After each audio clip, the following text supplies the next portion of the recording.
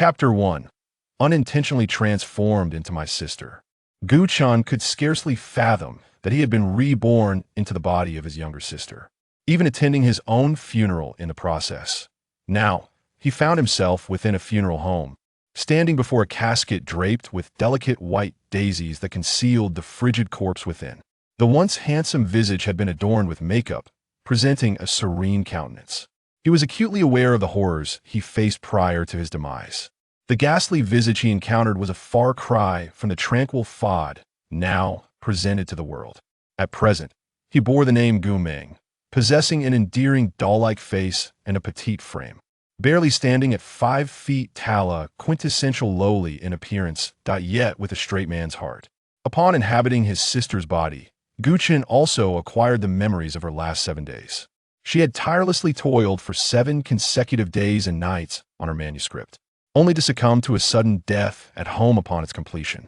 The tyrannical editor, who incessantly pressured her to meet deadlines and threatened to withhold payments if she failed, could be regarded as an indirect murderer in her tragic demise. Upon returning home, what should have been a somber atmosphere within the Gu household was instead bustling with activity, leaving him bewildered as to whether it was a funeral or a celebration.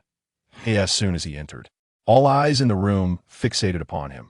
His mother's sister, Gu-chan's aunt, rose from the sofa, her eyes gleaming with excitement as she approached and vigorously patted Gu-chan on the shoulder. Yeah, so this is your daughter. I've seen your son more often, but I rarely get to see Ming Ming. She's quite charming, though a tad plump. Being a bit chubby is good for childbearing. That old man will surely adore your Ming Ming. She scrutinized Gu-chan from head to toe, touching him in a manner that made him immensely uncomfortable. Ming Ming, come sit over here.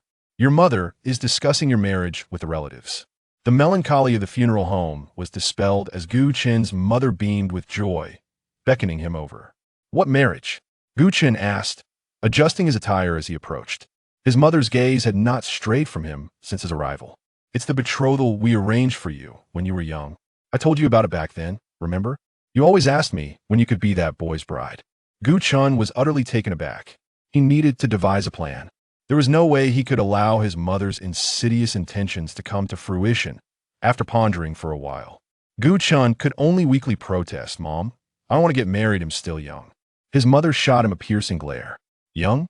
The girl next door is already dating at 16. You are a 21-year-old unmarried woman. When will you bring home a boyfriend for me to meet? Finally, someone has brought a bride price to propose to you. You must agree, indeed. Moreover, Ming Ming, you do have a boyfriend, don't you? What a splendid match. If you marry, your mother will have less to worry about. His aunt chimed in supportively. Yet Gu-chan remained motionless, dazed, seeing that a stern approach was ineffective. His mother resorted to a softer plea. Ming Ming, this bride price is our family's last hope. Your brother's situation has left us with considerable debt, and if you refuse, your father and I, along with your grandparents, will have to sell our home to settle it. Can you bear that? Had the misfortunes of his former life already begun to ensnare his family? Gu-chan fell silent. Fortunately, your brother had been sending us living expenses each month, which helped alleviate a portion of our debt. That money was meant for constructing a new home, but now it's all gone. With that, his mother covered her face and wept. Gu-chan felt an overwhelming sense of guilt, yet was rendered powerless. In his past life, he was one of the CEOs of a multinational corporation. Although his company had collapsed due to an unfavorable partnership, his capabilities would have allowed him to rise again. Yet now, he found himself lacking the means to assist the Gu family. If he outright refused, the relatives would surely deem him ungrateful. With a resigned sigh, Gu-chan remarked, then I suppose I should meet the person I am to marry, shouldn't I? Chapter 2. OMG, my blind date is my brother. After he agreed to the blind date, his mother immediately dressed him up beautifully and ushered him out the door. Strolling down the street under the blazing sun, clad in a thin cotton jacket, Gu-chan was drenched in sweat. He found it perplexing, clearly. This was not the only presentable outfit in Gu Ming's wardrobe. What was the significance of his mother insisting he wear this particular garment? In any case, on this sweltering day, he felt utterly ridiculous in such attire. Yet, this was not the crux of the matter. Not only was he adorned in a cotton jacket, but he was also wearing makeup and high heels. The worst part was the suffocating corset constricting his upper body, leaving him gasping for breath, and utter despair. From his recollections, such garments were meant to exude sensuality and feel delightfully comfortable, weren't they? Guchen seemed to finally comprehend the sigh of relief his former girlfriend had emitted when he had removed her undergarments. Perhaps it was a form of liberation. The thought of shedding such clothing evoked a sense of release, akin to the blooming of spring flowers and birds serenading joyfully in his ears. Awakening from his reverie, he found himself teetering in 10-centimeter heels, awkwardly navigating his way while adjusting the corset. Passers-by cast him curious glances. Guchen, wishing to preserve a semblance of dignity for his sister, attempted to maintain an air of normalcy.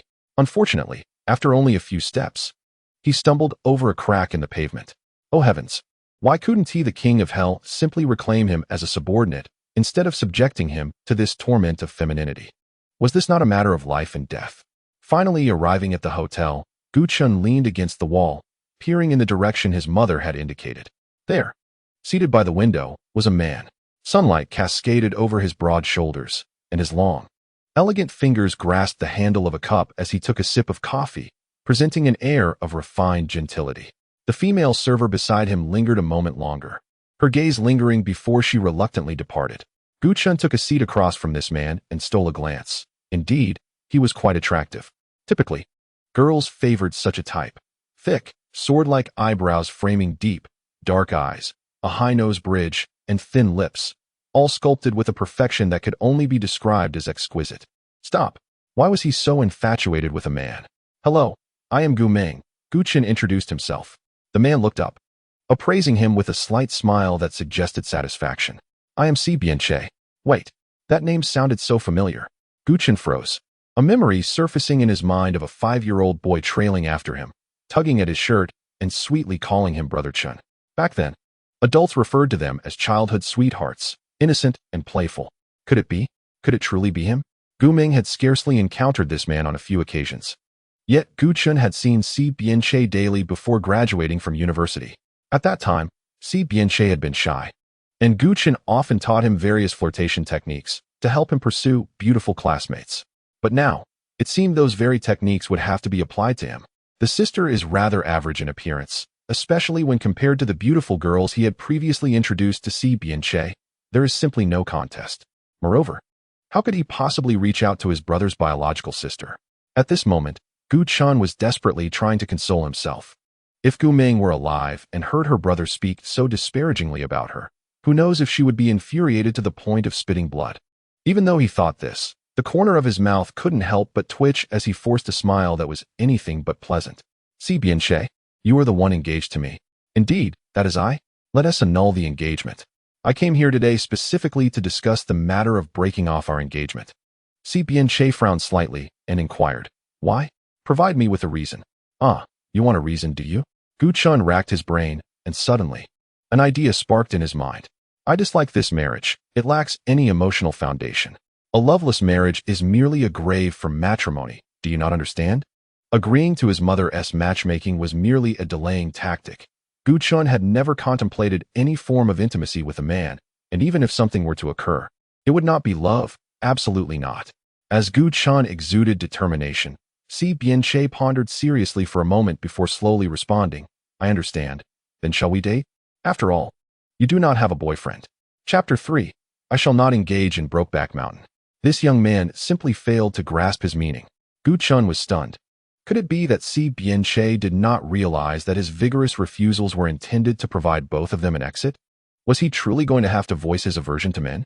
Yet, as he was currently in a female form, expressing such sentiments could tarnish his sister's reputation. Although one could argue that being a lesbian is not inherently shameful. Guchen wanted to shout at the blue sky and white clouds. Even if I am destined to be a woman in this lifetime, my affections are still for women. The conversation reached an impasse, and Si Bianche seemed to attempt to alleviate the awkwardness by saying, Meng Meng, this little cotton jacket you're wearing was a gift from me on your 15th birthday. I never expected you would wear it. It seems you take this matchmaking quite seriously. So it was him. Guchen widened his eyes, glaring at Si Bianche. This fool was the root cause of his current distress. Guchen wished to rip the cotton jacket off and smother him with it. Was this guy a complete simpleton? What kind of boy gifts a girl a jacket instead of a diamond necklace, a purse, or perfume? No wonder his sister had never harbored any fantasies about love. Otherwise, how could she have worked herself to death? Yet, oblivious to his blunder, Si Bianche continued to speak with the gentlest tone, attempting to tame Guchan, his eyes radiating a sense of indulgence. From now on, let me take care of you in place of your brother, shall I? Take care of a big-headed ghost. I can manage myself. Guchan was nearly ready to overturn the table in his excitement, rising to formally announce, I'm sorry, but I already have someone I like. Please do not pursue me any further. Thank you, goodbye. After speaking, Guchan left the hotel without looking back. In his haste, he stumbled at the entrance, falling awkwardly. However, he quickly regained his composure, angrily discarded his high heels, and hastily fled the scene. The man behind him narrowed his eyes and picked up his phone to make a call. Upon returning from the hotel, Guchan had already devised a strategy for facing his family. Yet, when the door opened, his mother merely glanced at him and instructed him to wash his hands in preparation for dinner. Guchan found this odd. Just yesterday, she had insisted he attend the matchmaking, and now she acted as if nothing had happened, as though the whole affair had been forgotten. Since his family did not mention it, Guchan felt no obligation to explain himself. Perhaps Si Bianche had already informed them of the situation. If that were the case, he had indeed escaped a calamity. At the dining table, his grandmother served him food, affectionately saying, Meng Meng, do eat more. You've lost weight. You rarely come out to dine with us, and it brings me such joy. Nearby, his mother shot a disapproving glance at her daughter's figure, retorting, Where have you lost weight? You spend all day snacking in your room, and you've grown quite round. Guchan silently focused on his rice, dismissing his mother's comments as irrelevant. After finishing his meal, he even helped himself to another bowl of rice. Accustomed to gourmet dishes, he found it hard to stop enjoying his mother's home-cooked meals. Suddenly, his food was taken away, prompting Guchan to look up in bewilderment at his mother. Mom, what are you doing? I was eating. All you do is eat. Look at how you've plumped up. Starting tomorrow, you can only have one bowl per meal, and half a bowl for dinner. At this rate, I can't afford to support you. You should find a boyfriend and get married. His mother chastised him sternly. Guchan reminisced about the times when his mother insisted he eat 3 large bowls of rice. Those memories were fond yet bittersweet. Now he felt helpless, realizing that girls indeed shouldn't have such hearty appetites, for it leads to being unattractive. Thus, he endured. Then I won't eat anymore.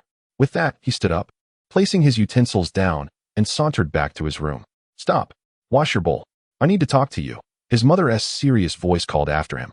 Reluctantly, Guchan returned to retrieve his bowl and dump its contents, internally fuming at the utter waste of food. After washing the bowl, Guchan sat before his mother, straight-backed like a dutiful child. When his father was absent, his mother ruled the household with an iron fist, and none dared to defy her. Mom, what is it? His mother coldly replied, Are you unaware of the good deed you did today? What good deed? Guchan thought to himself, wishing he could slap his own face for his tendency to walk into trouble. His mother's piercing gaze bore into him, as if it could slay him on the spot. Suddenly, mother sighed. Well, I shall not pressure you any further. After all, matters of the heart cannot be coerced. Had he misheard?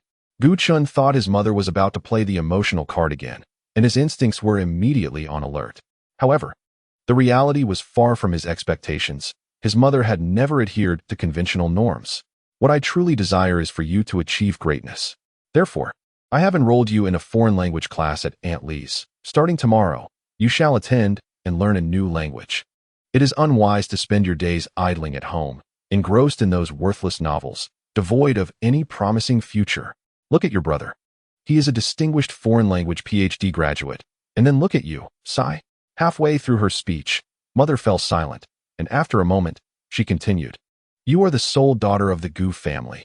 Cherish this opportunity and study diligently. Do you understand? Wasn't learning a foreign language his forte? His proficiency far surpassed that of the teachers. Yet, if he were to decline now, his mother, who seemed to have an endless agenda, would surely assign him another task. Since he had already found himself in the body of his sister, he resigned himself to his fate. Reluctantly, Guchan acquiesced to his mother's wishes.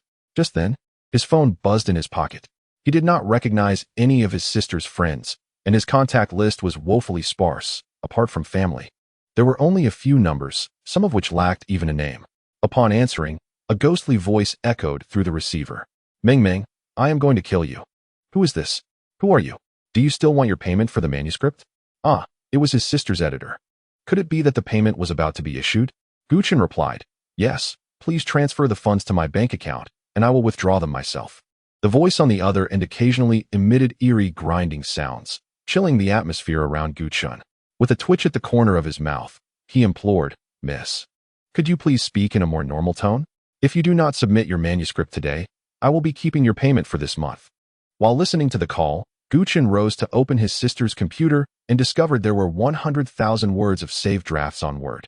"Understood. I will send it to you on QQ." The two ended the call.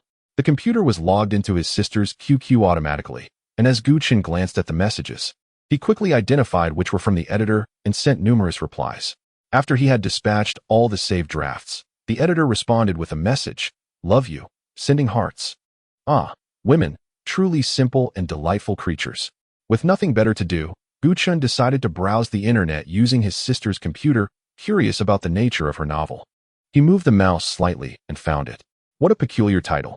This was his first encounter with such a web novel, a Mary Sue story, and as he read the beginning, he found it oddly fascinating.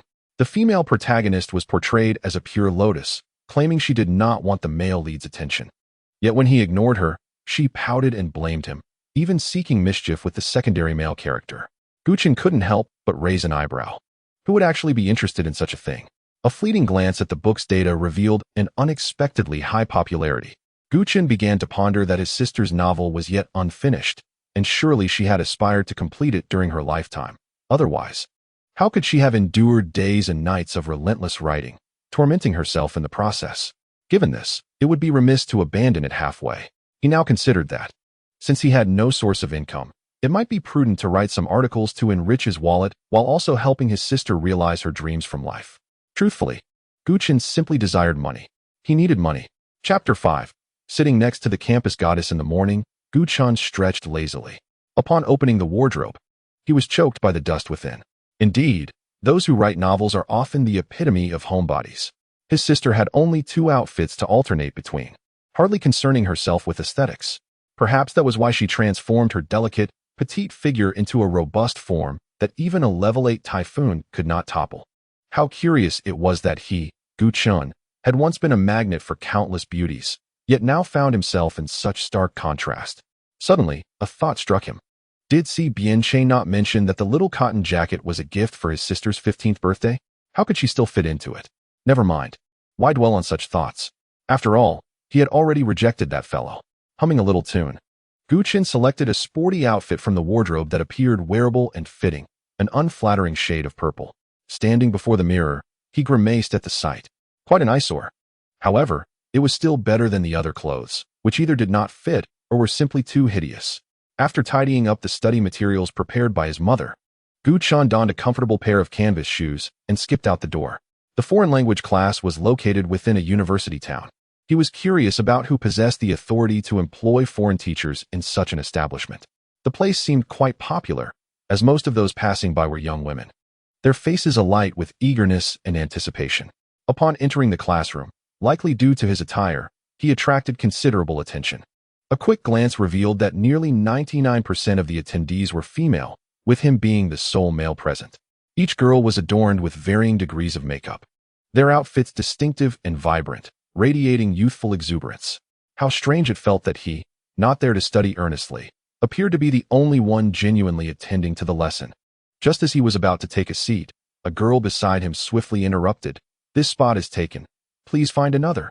Guchen shrugged nonchalantly and began searching for another place. Yet, every time he approached an empty seat, he was shooed away as if he were a bothersome fly. "Did you see that person? I can't fathom why she even bothers attending class. Her attire is so unattractive. We should keep our distance. I refuse to befriend someone so slovenly," whispered a group of girls behind him. At that moment, Guchen finally realized he was being judged unfavorably. Well, who cared? One cannot simply be treated like a mere plaything, tossed about at the whim of others, can they? Guchen, with remarkable agility, spotted an unoccupied seat and without a moment's hesitation, took a seat. Upon turning his head, he was instantly captivated by the appearance of his desk mate. My goodness, is this not the legendary campus goddess? With her tall stature, slender shoulders, delicate waist, and an oval face adorned with nearly flawless features, she was particularly enchanting when she offered him a subtle smile, utterly bewitching. Hello, fellow student. What is your name? Not only was she strikingly beautiful, but her voice was also melodious.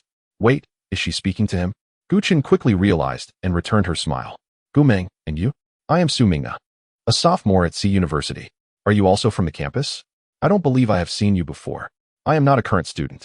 I graduated long ago and enrolled in this foreign language class. Really? Su Mingna exclaimed, her face a portrait of astonishment. The spots in this class are notoriously hard to secure. Most of those seated here are students from our school, with only a few from outside. And they had to go through a selection process to be here. Did you perhaps enter the wrong classroom? Hearing her words piqued Gu Chen's curiosity. He pulled out his registration form to verify, and indeed, this was the correct class. Su Mingna took a glance at it and confirmed that it was the same class. She smiled slightly, akin to a gentle ray of sunshine illuminating Gu Chen's heart. Well, I thought you might have genuinely taken a wrong turn. It seems we are to be desk mates from now on. I look forward to your guidance. Chapter 6. The unyielding confidence of a thick skin. While the two were enjoying a pleasant conversation, an unwelcome voice intruded. Nana, what's the matter? Isn't that seat beside you mine? Who is this girl? A rather plain-looking girl glared fiercely at Gu Chen. Su Mingna, with an apologetic expression, explained. I'm so sorry, Mimi. How about you sit behind me? I truly feel bad for taking your seat. But she is so unattractive, dressed like a country bumpkin. Sitting with her will diminish your status as the campus flower. Why is this being directed at him? Gu Chen felt a twitch at the corner of his eye. Although this body did not belong to him, such words were quite discomforting to hear. That's very rude. Please refrain from speaking about others in such a manner. Su Mingna chided, her tone gentle yet firm. Someone is defending him. Gu Chen looked at the goddess with gratitude, feeling as though he must have accrued some good fortune in a past life. Even in this sister's body, his charm with women remained intact. The girl named Mimi, in a fit of anger, stomped her foot and shouted at Gu Chen, Hey, I've already stated that this is my seat. Why are you so shamelessly occupying it? Are you oblivious to your own lack of appeal? Move to the back. Don't obstruct others from listening to the lecture with your hefty frame. Gu Chen straightened his posture, placing his hands on either side of the desk, and declared with righteous indignation, Where I choose to sit is my prerogative. Do you have any authority over it? Moreover, let us compare our figures and see who possesses a thicker waist. Mimi cast him a disdainful glance. You? Do you think you are worthy of such a comparison? How would you know unless we compare? Uncertain of the source of her confidence, Gu Chen's chin seemed to rise towards the heavens. A cold smile graced Mei Mei's lips as she tightened her loose clothing around her slender, almost delicate waist, triumphantly declaring, Do you see this? Such a slender waist. Do you possess one? Or are you brave enough to shed that drab sports attire and reveal your barrel-like waist? Gu Chen, with a disdainful glance, touched her own waist, the softness beneath her fingers immediately quelling her defiance. I concede. You win, she shrugged. Yet her form remained firmly planted in her chair. With her arms crossed, Mei Mei glared at Gu Chen with an air of superiority. You possess some self-awareness, don't you? Then why don't you vacate your seat? Gu Chen, idly picking at her nails and twirling a strand of hair, replied, I merely suggested a comparison. I placed no bets. It's your own foolishness. You, how can you be so shameless? Just wait until I drag you off that chair. Mei Mei's eyes flared with indignation as she prepared to act. Hailing from a rural background, she possessed considerable strength, and Gu Chen had overestimated her own. In an instant, she was yanked from her seat, but having trained in judo, Gu Chen twisted her hand, causing Mei Mei to yelp in surprise. Enough, Mei Mei, cease this commotion. You're obstructing the learning of your classmates, Su Mingna gently intervened. The scene quelled by her words, Mei Mei bit her lip in frustration. Casting a glance at the classmates who regarded her with peculiar expressions, and begrudgingly took a seat behind Su Mingna, her fury simmering. Leaning back lazily, Gu Chen shook her slightly sore arm, reflecting on the absurdity of their competition over seating arrangements, pondering why they could not simply allow others the opportunity to forge new friendships instead. After approximately 3 minutes, the class settled into a semblance of silence. It struck Gu Chen as odd. It was not a formal class setting, so why the solemnity? With a carefree spirit, she retrieved a packet of QQ gummies from her bag, deliciously silent as she chewed. One by one, she indulged in the sweet, sticky delight, unable to stop even as a grown man of 27. The scent was quite pronounced, and soon her classmates recognized the source, casting venomous glares in her direction. Su Mingna maintained an elegant posture, utterly unaffected by the antics of the little glutton beside her. Moments later, the door creaked open, and Gu Chun, still savoring her QQ gummies, popped the last one into her mouth.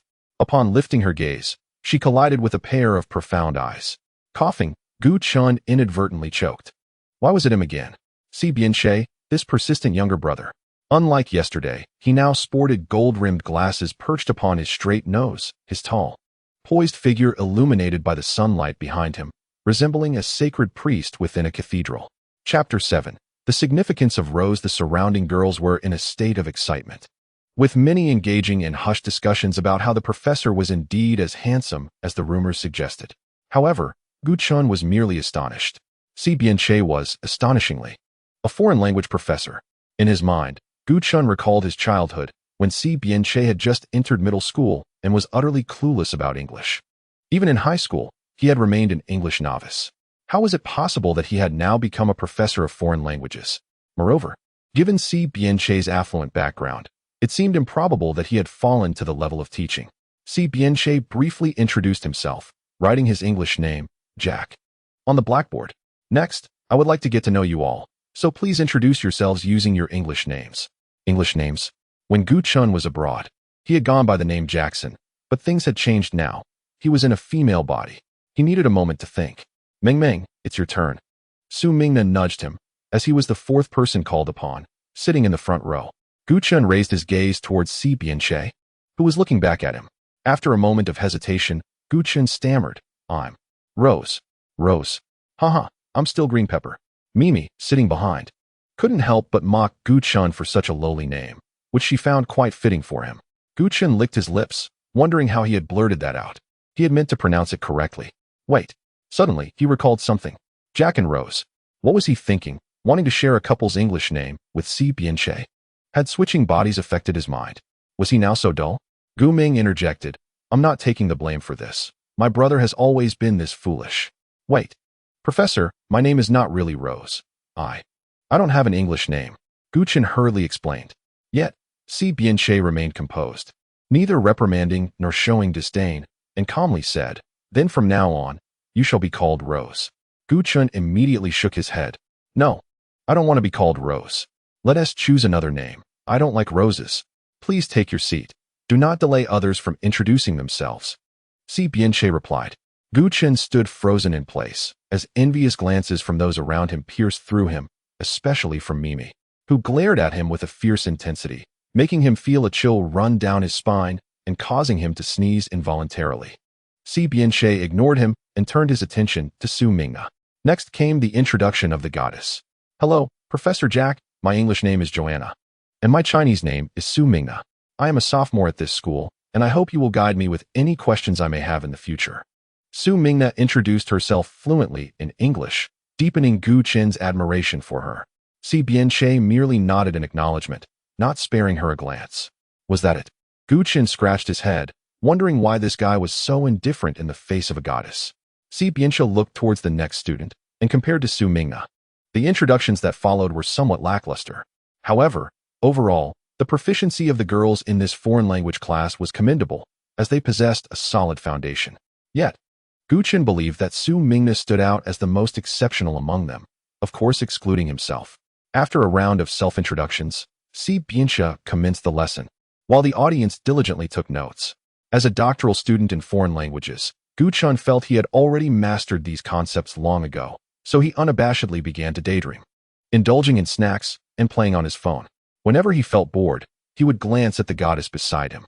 Observing Su Mingna's notes, he noted the stark difference. The diligent student's notebook was teeming with knowledge points, in stark contrast to the blank pages of his own. Chapter 8. A little extra help. Gu Chun was jolted back to reality when his arm was nudged. It dawned on him that Si Bianche was calling for him. He raised his eyes to the blackboard, where a question was inscribed. For him, these inquiries were exceedingly simple. Suddenly, a thought crossed Gu Chun's mind. Since he wasn't genuinely invested in this class, what was the point of revealing his capabilities? It would be wiser to feign ignorance and allow the goddess to teach him. Perhaps it would bridge the gap between them. Thus, he resolved to do just that. Gu Chun replied in Chinese, I'm sorry, Professor, I don't know this question. Don't know? Si Bianche's eyes darkened slightly. Gu Chun nodded. putting on a pitiful expression that resembled that of a small, innocent rabbit. Then after class, come to my apartment, and I will give you a thorough review of the previous lessons. Oh dear, please no? Gu Chun lamented, regretting that his cleverness had backfired. But it was too late to rectify the situation. Su Mingna, standing nearby, answered the question, prompting a satisfied nod from Si Biancha. Gu Chun was taken aback by her surprisingly accurate pronunciation, which sparked a newfound admiration within him. Perhaps this was the perfect moment to express his intentions. With a cheerful smile, Gu Chun asked her, Mingna, could you teach me how to excel in English? Just pay attention in class, Su Mingna replied nonchalantly. Okay. Gu Chun sighed heavily. Indeed, he was no longer the charming Gu Chun of yore, had it been in the past. They would have been on a date within an hour of meeting, rather than making no progress at all. He could even say that, aside from being friends, there was nothing else he could pursue with the goddess. Such was the sorrow of being in a woman's form. But could he compromise on this? Absolutely not. With today's advanced medical technology, once the opportunity arose, he would undergo transition to avoid others' lingering desires. Just as he was enjoying himself, someone snatched his phone away. Si Biancha turned and placed it on the podium, then calmly continued with the lesson, provoking discontent among certain individuals. Gu Chun felt a kick on his chair and turned to find Mei Mei glaring at him fiercely. Finally, when the class came to an end, Su Mingna stood up and addressed Gu Chun. Gu Meng, could you please move aside? I need to leave. Oh, Gu Chun nodded, contemplating that the tone of the goddess suggested she might be in a rather foul mood. After Su Mingna had just departed, Si Bianche approached him, his long fingers tapping twice on the table as he spoke. Come to my apartment. Gu Chun, with a face full of suspicion, inquired, for what purpose? Tutoring. Si Bianche replied. Gu Chun was bewildered. Was this guy being overly serious? It was merely an extracurricular class. Did he really need to oversee whether students attended? That's unnecessary. You don't have to worry about me. There are others with poor grades as well. Are you planning to tutor each one of them? Si Bianche leaned closer, the warmth of his breath palpable to Gu Chun. You are the weakest in the class. Of course, I am offering you this special attention. Besides, our relationship is not ordinary. Not ordinary. In what way? Gu Chun looked at Si Bianche's mischievous grin, and at that moment, he was reminded of a phrase to describe him. A cultured scoundrel. No, it should be a dapper beast. How could he possibly lay his hands on his brother's sister? Didn't his conscience ache? However, upon further reflection, perhaps it wasn't entirely out of the question.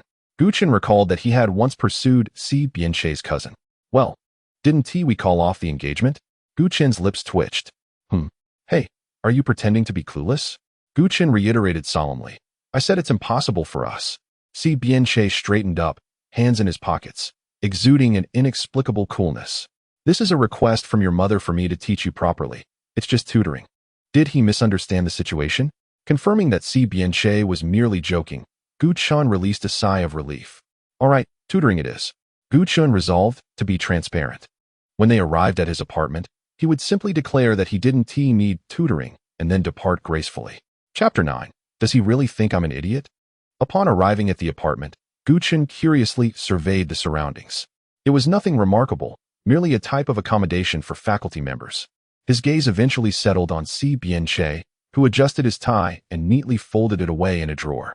Please, take a seat on the sofa and remove your shoes, Si Bianche instructed before walking in another direction. Okay. After removing his shoes, Gu Chun entered and sat on the sofa. Would you like milk, orange juice, or plain water?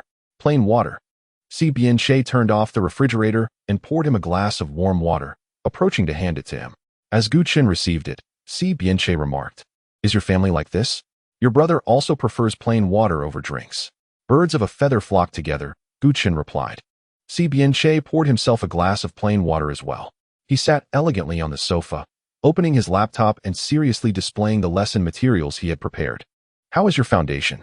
I heard from your mother that your English is quite poor, equivalent to that of an elementary student. Was he really that harsh right from the start? Actually, it's not as bad as my mom said. I have studied diligently afterward. Si Bianche looked at him, his expression revealing a contemplative silence. Do not doubt me. Test me if you will. Gu Chun exclaimed, puffing out his chest, resolutely striving to prove his worth. Si Bianche cast a fleeting glance at his flat chest, a flicker of intrigue crossing his eyes before he quickly turned away, taking a sip of water to clear his throat. Then why not compose an essay about our relationship? Brotherhood theme?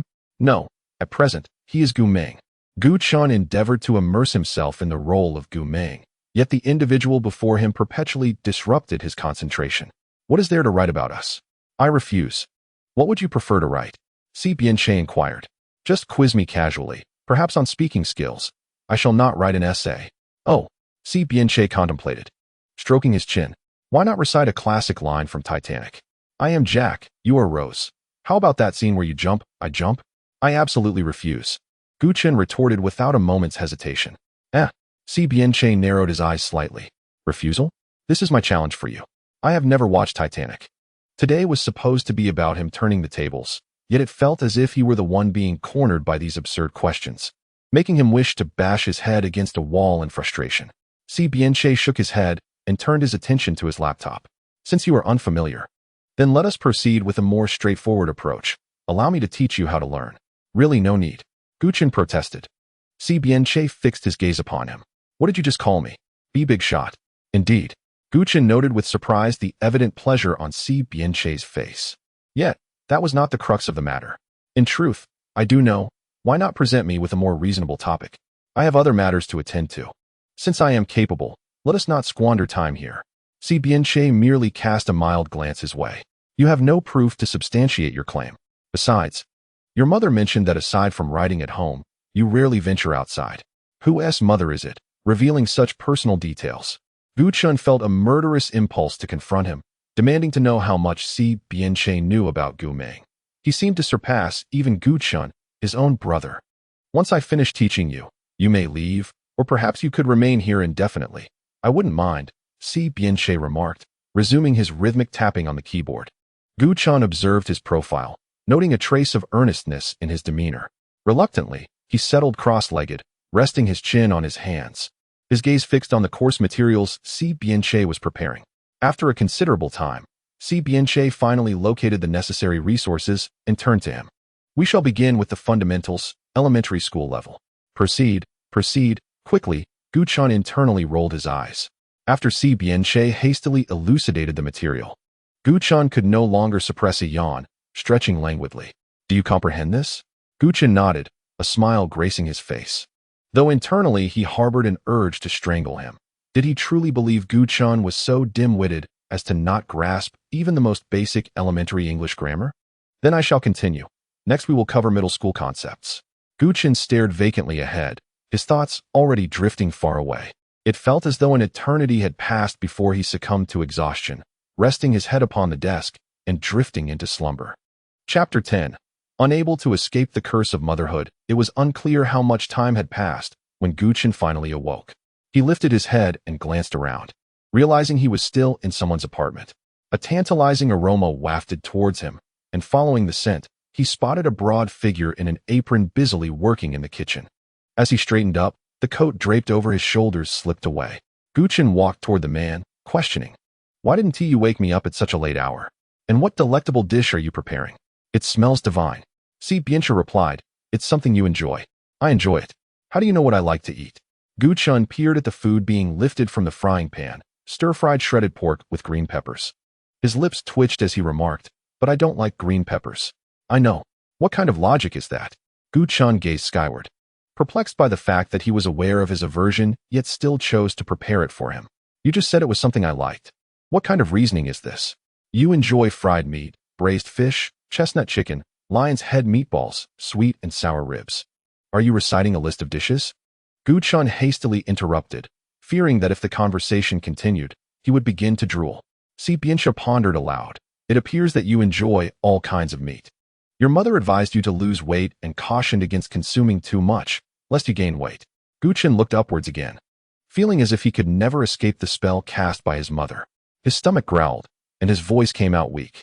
His mind was preoccupied with the need to replenish his energy, though his lips continued to engage in a final act of defiance. No, I'll exercise after dinner. Really? A glimmer of hope flickered in Si Bianche's eyes. Indeed, I shall run 10 laps around the school playground, provided you prepare something delicious for me. The moment Gu Chun envisioned those culinary delights, he couldn't help but lick his dry lips. I'll make it for you. Si Bianche placed the freshly cooked stir-fried pork with green peppers on the dining table and returned to the kitchen. Gu Chun sat at the table, staring at the dish before him. Although he harbored no affection for green peppers, the presentation was enticing enough to make his mouth water. He swallowed hard, his stomach audibly protesting, and couldn't resist the temptation to pinch off a piece of lean meat and pop it into his mouth. To his surprise, it was rather tasty, prompting even someone like him, who typically shunned green peppers, to ponder their flavor. "Weren't you just saying you didn't like it?" came a voice from nearby. "Since you've already cooked it, I might as well give it a chance. Besides, it would be a shame to waste it." Gu-chan replied nonchalantly, attempting to grab another piece. He paused and looked up at Si Biancha, asking, "Do you have chopsticks?" "The pair on the table is prepared for you," Si Biancha said, turning back to his culinary pursuits. Gu-chan glanced across the table and indeed spotted a pair of chopsticks along with a bowl. It seemed he had inadvertently seated himself at Si Biancha's spot. This dish of stir-fried pork with green peppers was likely intended for Si Biancha alone, he realized. Swallowing again, Gu-chan felt that as a girl, he ought to exhibit some decorum and restraint, yet all semblance of such qualities had vanished. After all, he was not a woman. Gu-chan, filled with indignation, leapt away from the chair and, after retrieving his phone from the living room, shouted towards the kitchen, "Stop cooking, I want to go home." Just as he opened the door, his arm was yanked back, colliding with a robust arm. The faint scent of cologne wafted around him, accompanied by the man's deep voice. "Your aunt hasn't left you any food, you might as well stay here. I've prepared shrimp fried rice for you." As he mentioned the dish, his breath brushed against Gu-chan's ear, sending a tingling sensation coursing through his body, causing goosebumps to rise. "No, I can't. I'm allergic to shrimp." Gu-chan trembled as he pushed him away, desperate to escape this troublesome place. Chapter 11. Evil against evil. A cold breeze swept past him, sending a shiver down Gu-chan's spine, leaving him in a state of numbness. He had previously been mildly allergic to shrimp, but it had worsened over time. Now, merely hearing the name would cause red spots to appear all over his body. It was a psychological allergy, unrelated to physical health. The wind howled mournfully as Gu-chan settled onto a bench at the school gate, his abdomen aching subtly. Amidst the rustling grass, a pair of hands suddenly emerged, grasping Gu-chan's ankle with a sinister grip, accompanied by eerie laughter from the underbrush. Startled at the sight of the pale hands, Gu-chan gasped, "Who are you?" Soon, the owner of the hands revealed himself, wriggling out from the foliage, clad in tattered clothing with sparse, unkempt hair, just an aging man with a feeble appearance. Seeing his frailty, Gu-chan approached to assist him. However, as soon as the old man was helped to his feet, he brazenly reached out, attempting to take advantage of Gu-chan. "What are you doing?" Gu-chan asked coldly. With a lewd grin, the old man lifted his head, revealing a mouth full of yellowed teeth, his gaze decidedly lascivious. "Little girl, why aren't you in your dormitory at this late hour, wandering outside? Why not come with me to my home? My family runs a noodle shop. I can cook you some noodles to warm your stomach."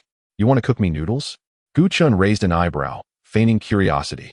The old man, seeing her lack of resistance, beamed with delight, convinced he had stumbled upon an opportunity.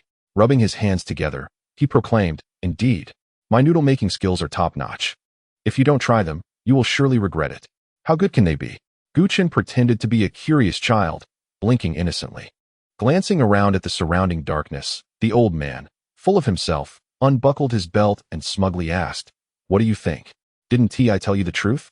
Gu-chan narrowed her eyes, a hint of disdain flickering within, and replied sternly, "How dare you expose yourself at your age? Get lost. Otherwise, I'll pluck your little sprout and use it to make noodles."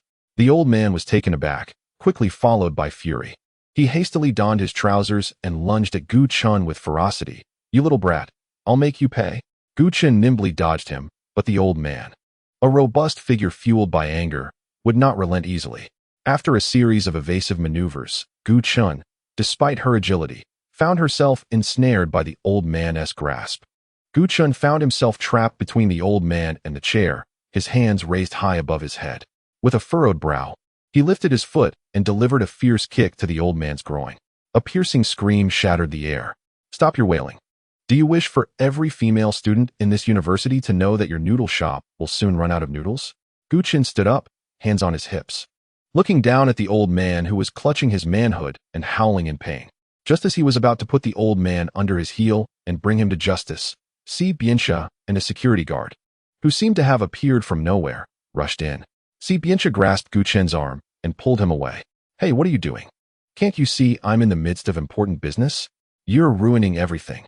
Gu Chun glanced back at the old man, who was now pinned to the ground by the security guard, his motionless form resembling that of someone pleading for mercy. Have you had enough? A cold voice came from above. Not yet. Don't interfere with me. Gu Chun attempted to shake off the bothersome figure, only to find himself hoisted up by Si Biancha, his struggles proving futile. They returned to Si Biancha's apartment, where Gu Chun was unceremoniously tossed onto the sofa. He attempted to rise, but Si Biancha blocked him, using his robust form to encase Gu Chun's smaller frame. Get off me. I'm leaving. Who are you to stop me? Gu Chun protested. If you keep this up, I'll inform the entire class that you, as their teacher, have behaved improperly towards your student. Fine. Let them know we are engaged, Si Biancha replied nonchalantly. We've already called off the engagement. How many times must I repeat that?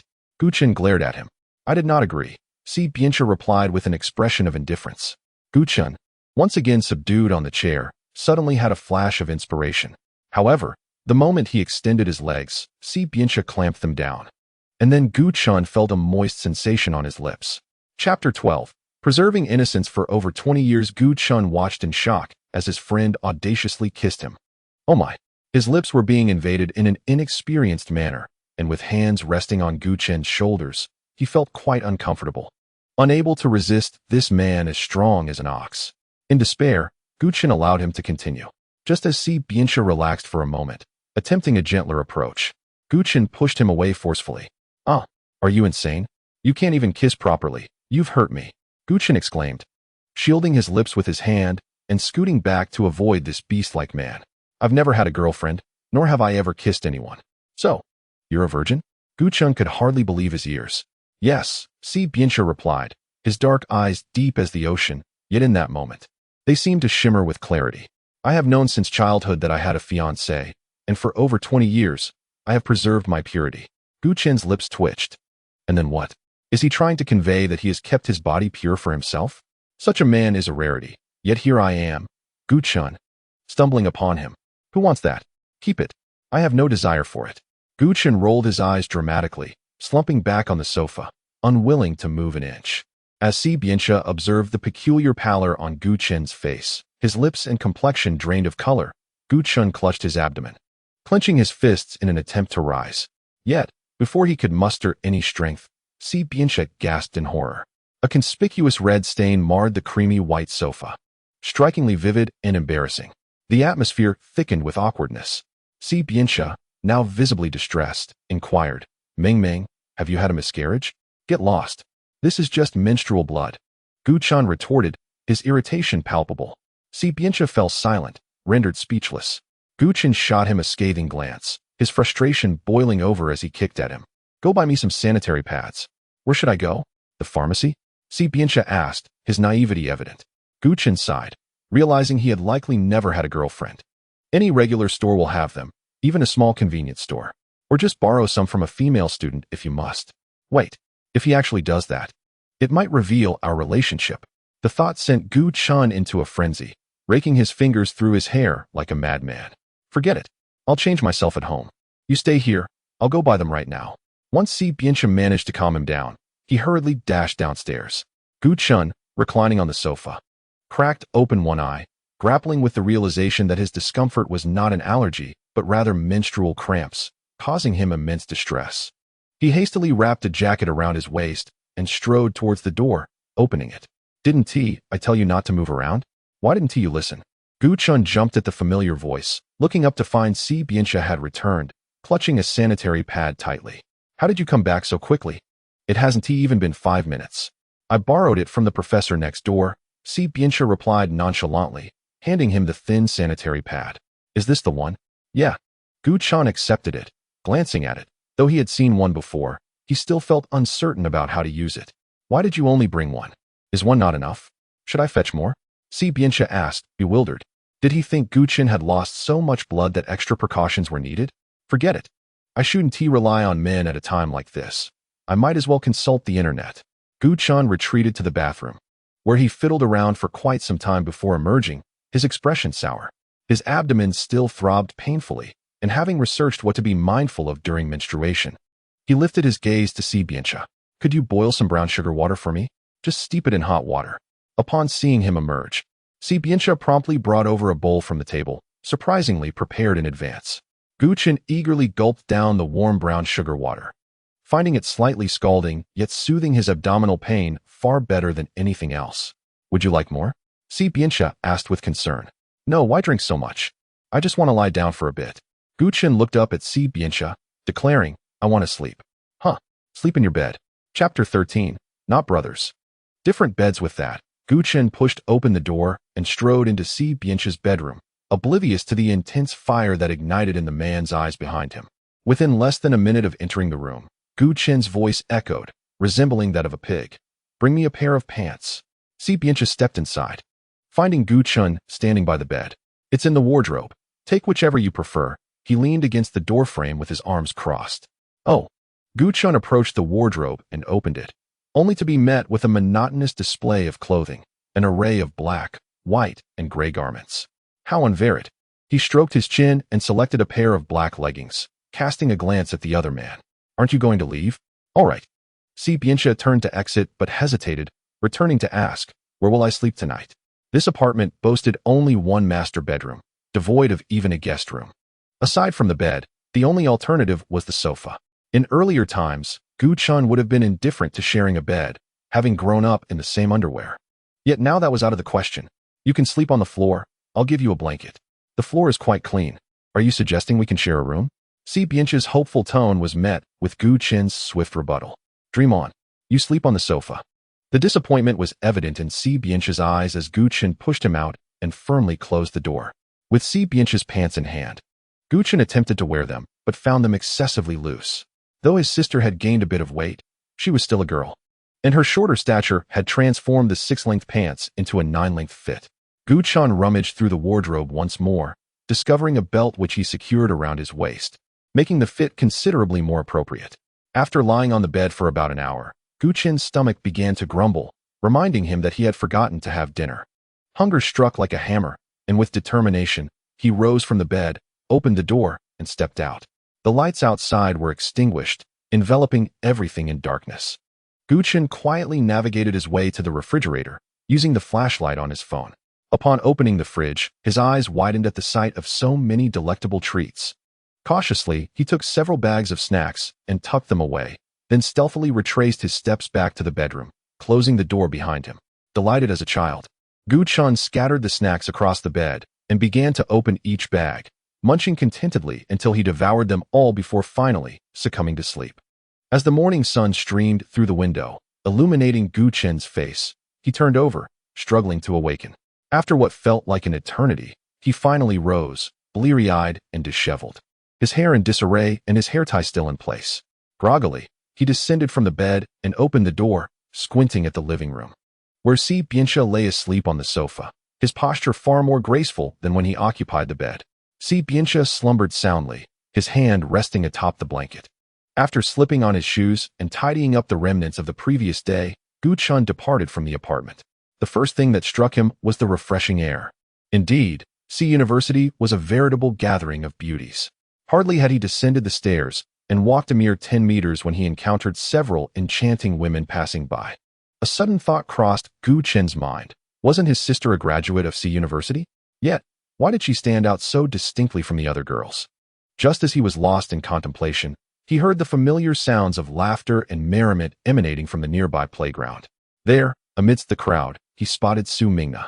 Her exquisite oval face was framed by elegantly parted, wavy hair, and under the sunlight, her skin appeared even more radiant and fair, particularly accentuated by her pink spaghetti-strap dress, exuding an aura of youthful innocence and vibrancy.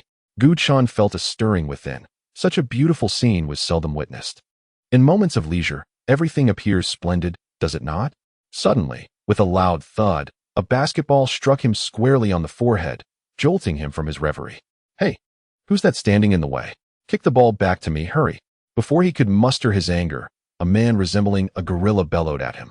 Gu Chen furrowed his brow, cradling his injured forehead while observing the ball rolling at his feet. The group that had been playing basketball was now fixated on him, clamoring for the return of their ball. Perhaps it was his attire that evoked a sense of pity and reluctance to confront him. He picked up the basketball, spun it a couple of times in his hands, and approached them. You hit someone with the ball and don't feel the need to apologize? Why should I apologize? You were just standing there, and the ball came flying. It's your own fault for not dodging. Besides, this is a ball signed by Curry. Consider it an honor to be struck by it. I'm the one who should be upset that you sullied my ball. The gorilla glared at Gu Chun with disdain before making a move to snatch the ball away. However, Gu Chun clutched the basketball tightly to his chest, thwarting his attempt. The gorilla, irate, snapped, "What are you doing? Can you afford to clean it? You ugly thing. You think that this is a basketball signed by LeBron James? Indeed. What of it? Do you even know who Curry is?"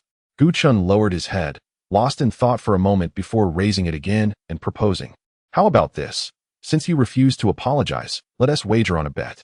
The gorilla erupted in laughter. "What do you intend to bet on?"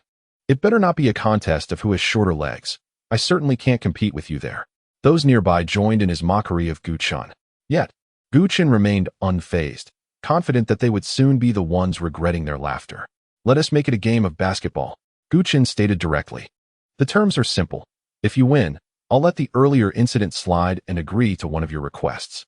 However, if you lose, the ball becomes mine, and you must sincerely apologize to me." The gorilla's eyes widened in disbelief. "You want my ball?" "Of course. I'm a die-hard fan of Curry," Gu Chun declared, standing with his hands on his hips, exuding an aura that overshadowed everyone present, despite his somewhat astonishing height.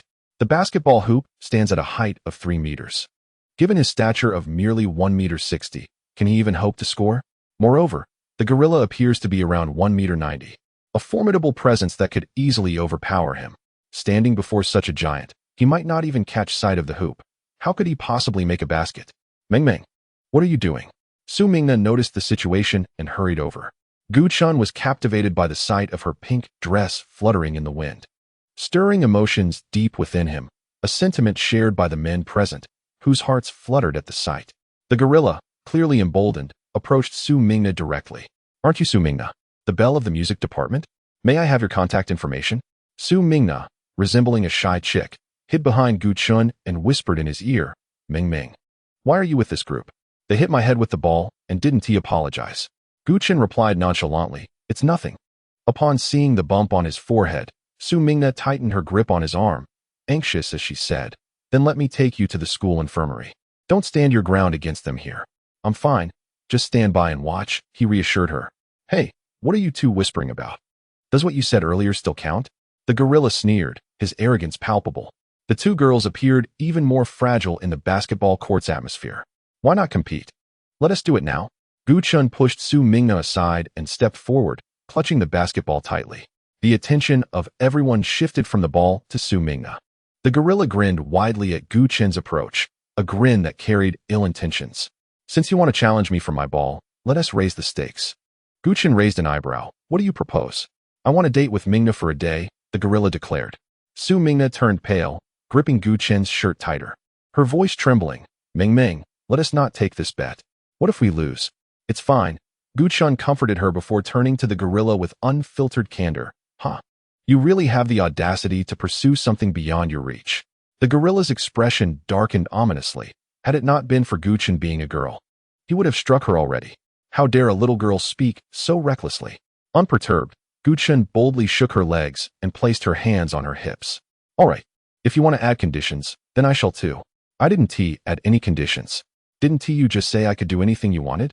The gorilla retorted, unable to accept her defiance. "I meant you could do anything to me, but is that relevant? Do you accept or not?" The gorilla found himself questioning his own existence. Feeling threatened by a mere girl, his demeanor seemingly overshadowed. Onlookers began to chuckle at his predicament. "Fine, state your terms. You still win. Chapter 15. Who's to say who will cry? If you lose, you must run 10 laps around this basketball court while shouting, 'I am a gorilla.'" "What?" The gorilla, seemingly incredulous, wore a look of astonishment, only to quickly adopt a challenging demeanor. "All right then, bring it on. Do you think I'm afraid of you?" Gu Chun's lips curled into a faint smile as the basketball spun between his fingers. "This ball won't be used for hitting, it will soon be mine. Bring me another." The gorilla pointed at Gu Chun's head, laughing heartily. "Do you really think you can win? Are you out of your mind? Why waste words? Hurry and find a ball." "Don't squander my time," Gu Chun retorted, rolling his eyes dramatically. Such a fool relied solely on his size to intimidate others, devoid of any true skill. The gorilla, incited by Gu Chen's words, strode forward with an air of confidence, clearly standing out in comparison. You better not cry for forgiveness later. Once I win this match, I will make you suffer. Gu Chen remained unfazed, aware that boasts like these were common on the court. Ultimately, those who spoke too much often ended up with bruised faces, begging for mercy. At that moment, he felt no sense of urgency. A gust of wind swept past Gu Chen's feet as he gracefully maneuvered around the gorilla's bulky frame, dazzling onlookers with his array of dribbling techniques. You've got some skills, girl. The gorilla's forehead glistened with beads of sweat. Despite the gorilla's attempts to use his strength to block the ball for a considerable time, he ultimately succumbed to fatigue. Gu Chen, showcasing his deft shooting technique, leapt effortlessly and scored inside the arc. This was merely the first round. Yet the gorilla sensed trouble looming. What's wrong? Are you coming or not? If you're this exhausted, perhaps you should just give up. My stamina is still intact. Your stubbornness is futile, Gu Chen taunted. Veins bulged on the gorilla's forehead, thoroughly incensed. Rolling up his sleeves, he glared menacingly at Gu Chen. Let us go again. I only let you score earlier because I thought you were just a little girl. You're pushing your luck. Watch as I make you regret this. Gu Chen beckoned the gorilla with a provocative gesture. The gorilla's furious eyes widened further, determined to unleash his full strength to take down this girl. Gu Chen dribbled the basketball a few times, showcasing his flair, but this time the gorilla was not fooled, his gaze unwaveringly fixed on the ball. Gu Chen, fully aware of his opponent's strategy, devised his own combat plan, having learned from the previous encounter. The gorilla not only used his body as a shield, but also kept his eyes on the ball, determined to deny Gu Chen any progress. Just as Gu Chen approached, ready to snatch the ball, he executed a stunning spin, dribbling behind his back and, with his back to the basket, successfully scored from within the three-point line. The crowd fell silent for a moment before erupting into raucous cheers. The accuracy with which that woman throws the ball is astonishing. And what mastery she displays in her dribbling. She is undeniably formidable, truly a heroine among women. Goodness, who would have thought that such a towering figure as Junwei could not impede her? Gu Chen clapped his hands together, brushing off the dust that had accumulated, and calmly approached the gorilla. My sincerest apologies for failing to arrange a date with the beauty. Since you lost, you must honor your promise and run 10 laps around the playground. Be sure to comply with the requirements. The spotlight now squarely on Gu Chen, the gorilla, unable to protest, lowered his head in defeat and silently acquiesced, running the prescribed 10 laps around the field. Under the blazing sun, after completing 6 or 7 laps, he collapsed onto the ground, rendered unconscious and unable to rise. Gu Chen shook his head and murmured, so useless. As he turned to retrieve the signed basketball from Su Mingna's grasp, preparing to leave, a weak voice from behind pleaded, Please, don't take that ball. It is not mine. Chapter 16, It is already mine. Regardless of its original owner, this ball represents our wager. It is now mine. Just as Gu Chen intended to make a graceful exit, a tall figure obstructed his path. He frowned, pondering why he was constantly being challenged today. That ball is mine, came a deep, resonant voice from above. Gu Chen looked up to see a face that did not match the voice, a rather handsome and sunny young man. Yours? Gu Chen inquired. The man swallowed, asserting, It belongs to me. That gorilla is my cousin. However, your cousin has already surrendered the ball to me. Surely, he cannot simply retract his word. Gu Chen raised an eyebrow in question. Such is one of the advantages of being a girl. If he were a man, he would likely consider the social implications and return the ball even to a stranger. But a girl stands firm. She won the ball fair and square, and, regardless of the situation, others would side with her, leaving him powerless against her. Gu Ming interjected, Are you implying that I lack dignity? Liang Yan, standing beside Gu Chen, spoke up, seemingly familiar with the young man. After glancing at her, a flicker of something unusual crossed his eyes, and his brows furrowed slightly as if burdened by a thought. He then turned to Gu Chen and remarked, You really admire curry, don't you? I have a curry-signed jersey at home. If you desire, I can give it to you as well. Gu Chen was taken aback. You would truly give it to me? Indeed. Liang Yin nodded without hesitation. Let us depart now. Gu Chen felt no trepidation and thus agreed. As someone tugged at his clothing, Gu Chen turned to see the lovely girl signaling him with her eyes, shaking her head. Let us go. Liang Yin, despite appearing slender, possessed considerable strength, pulling Gu Chen along as if he were a mere chick. Gu Chun felt discomfort.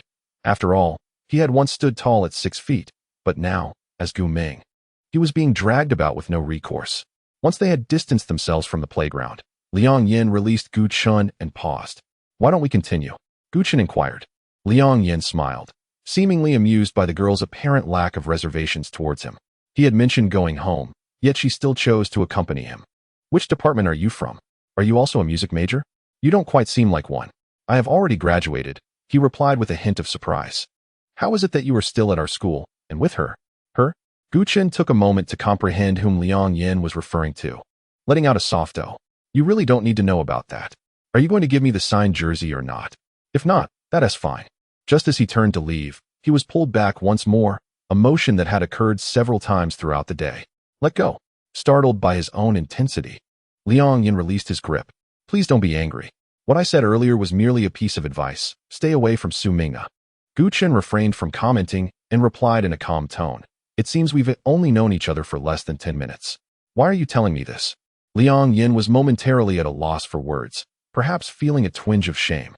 "If there is nothing else, I'll take my leave." Without looking back, Gu Chun departed with a certain nonchalance. The sunlight cascaded over his petite figure, casting a shadow upon the ground. As a pair of gentle dark eyes watched his silhouette gradually fade from view, a solitary leaf drifting down at his feet. Chapter 17. The Art of Deception. Upon returning home, Gu Chun hastily discarded the haphazardly worn garments from his body and rummaged through Gu Ming's wardrobe for something more suitable.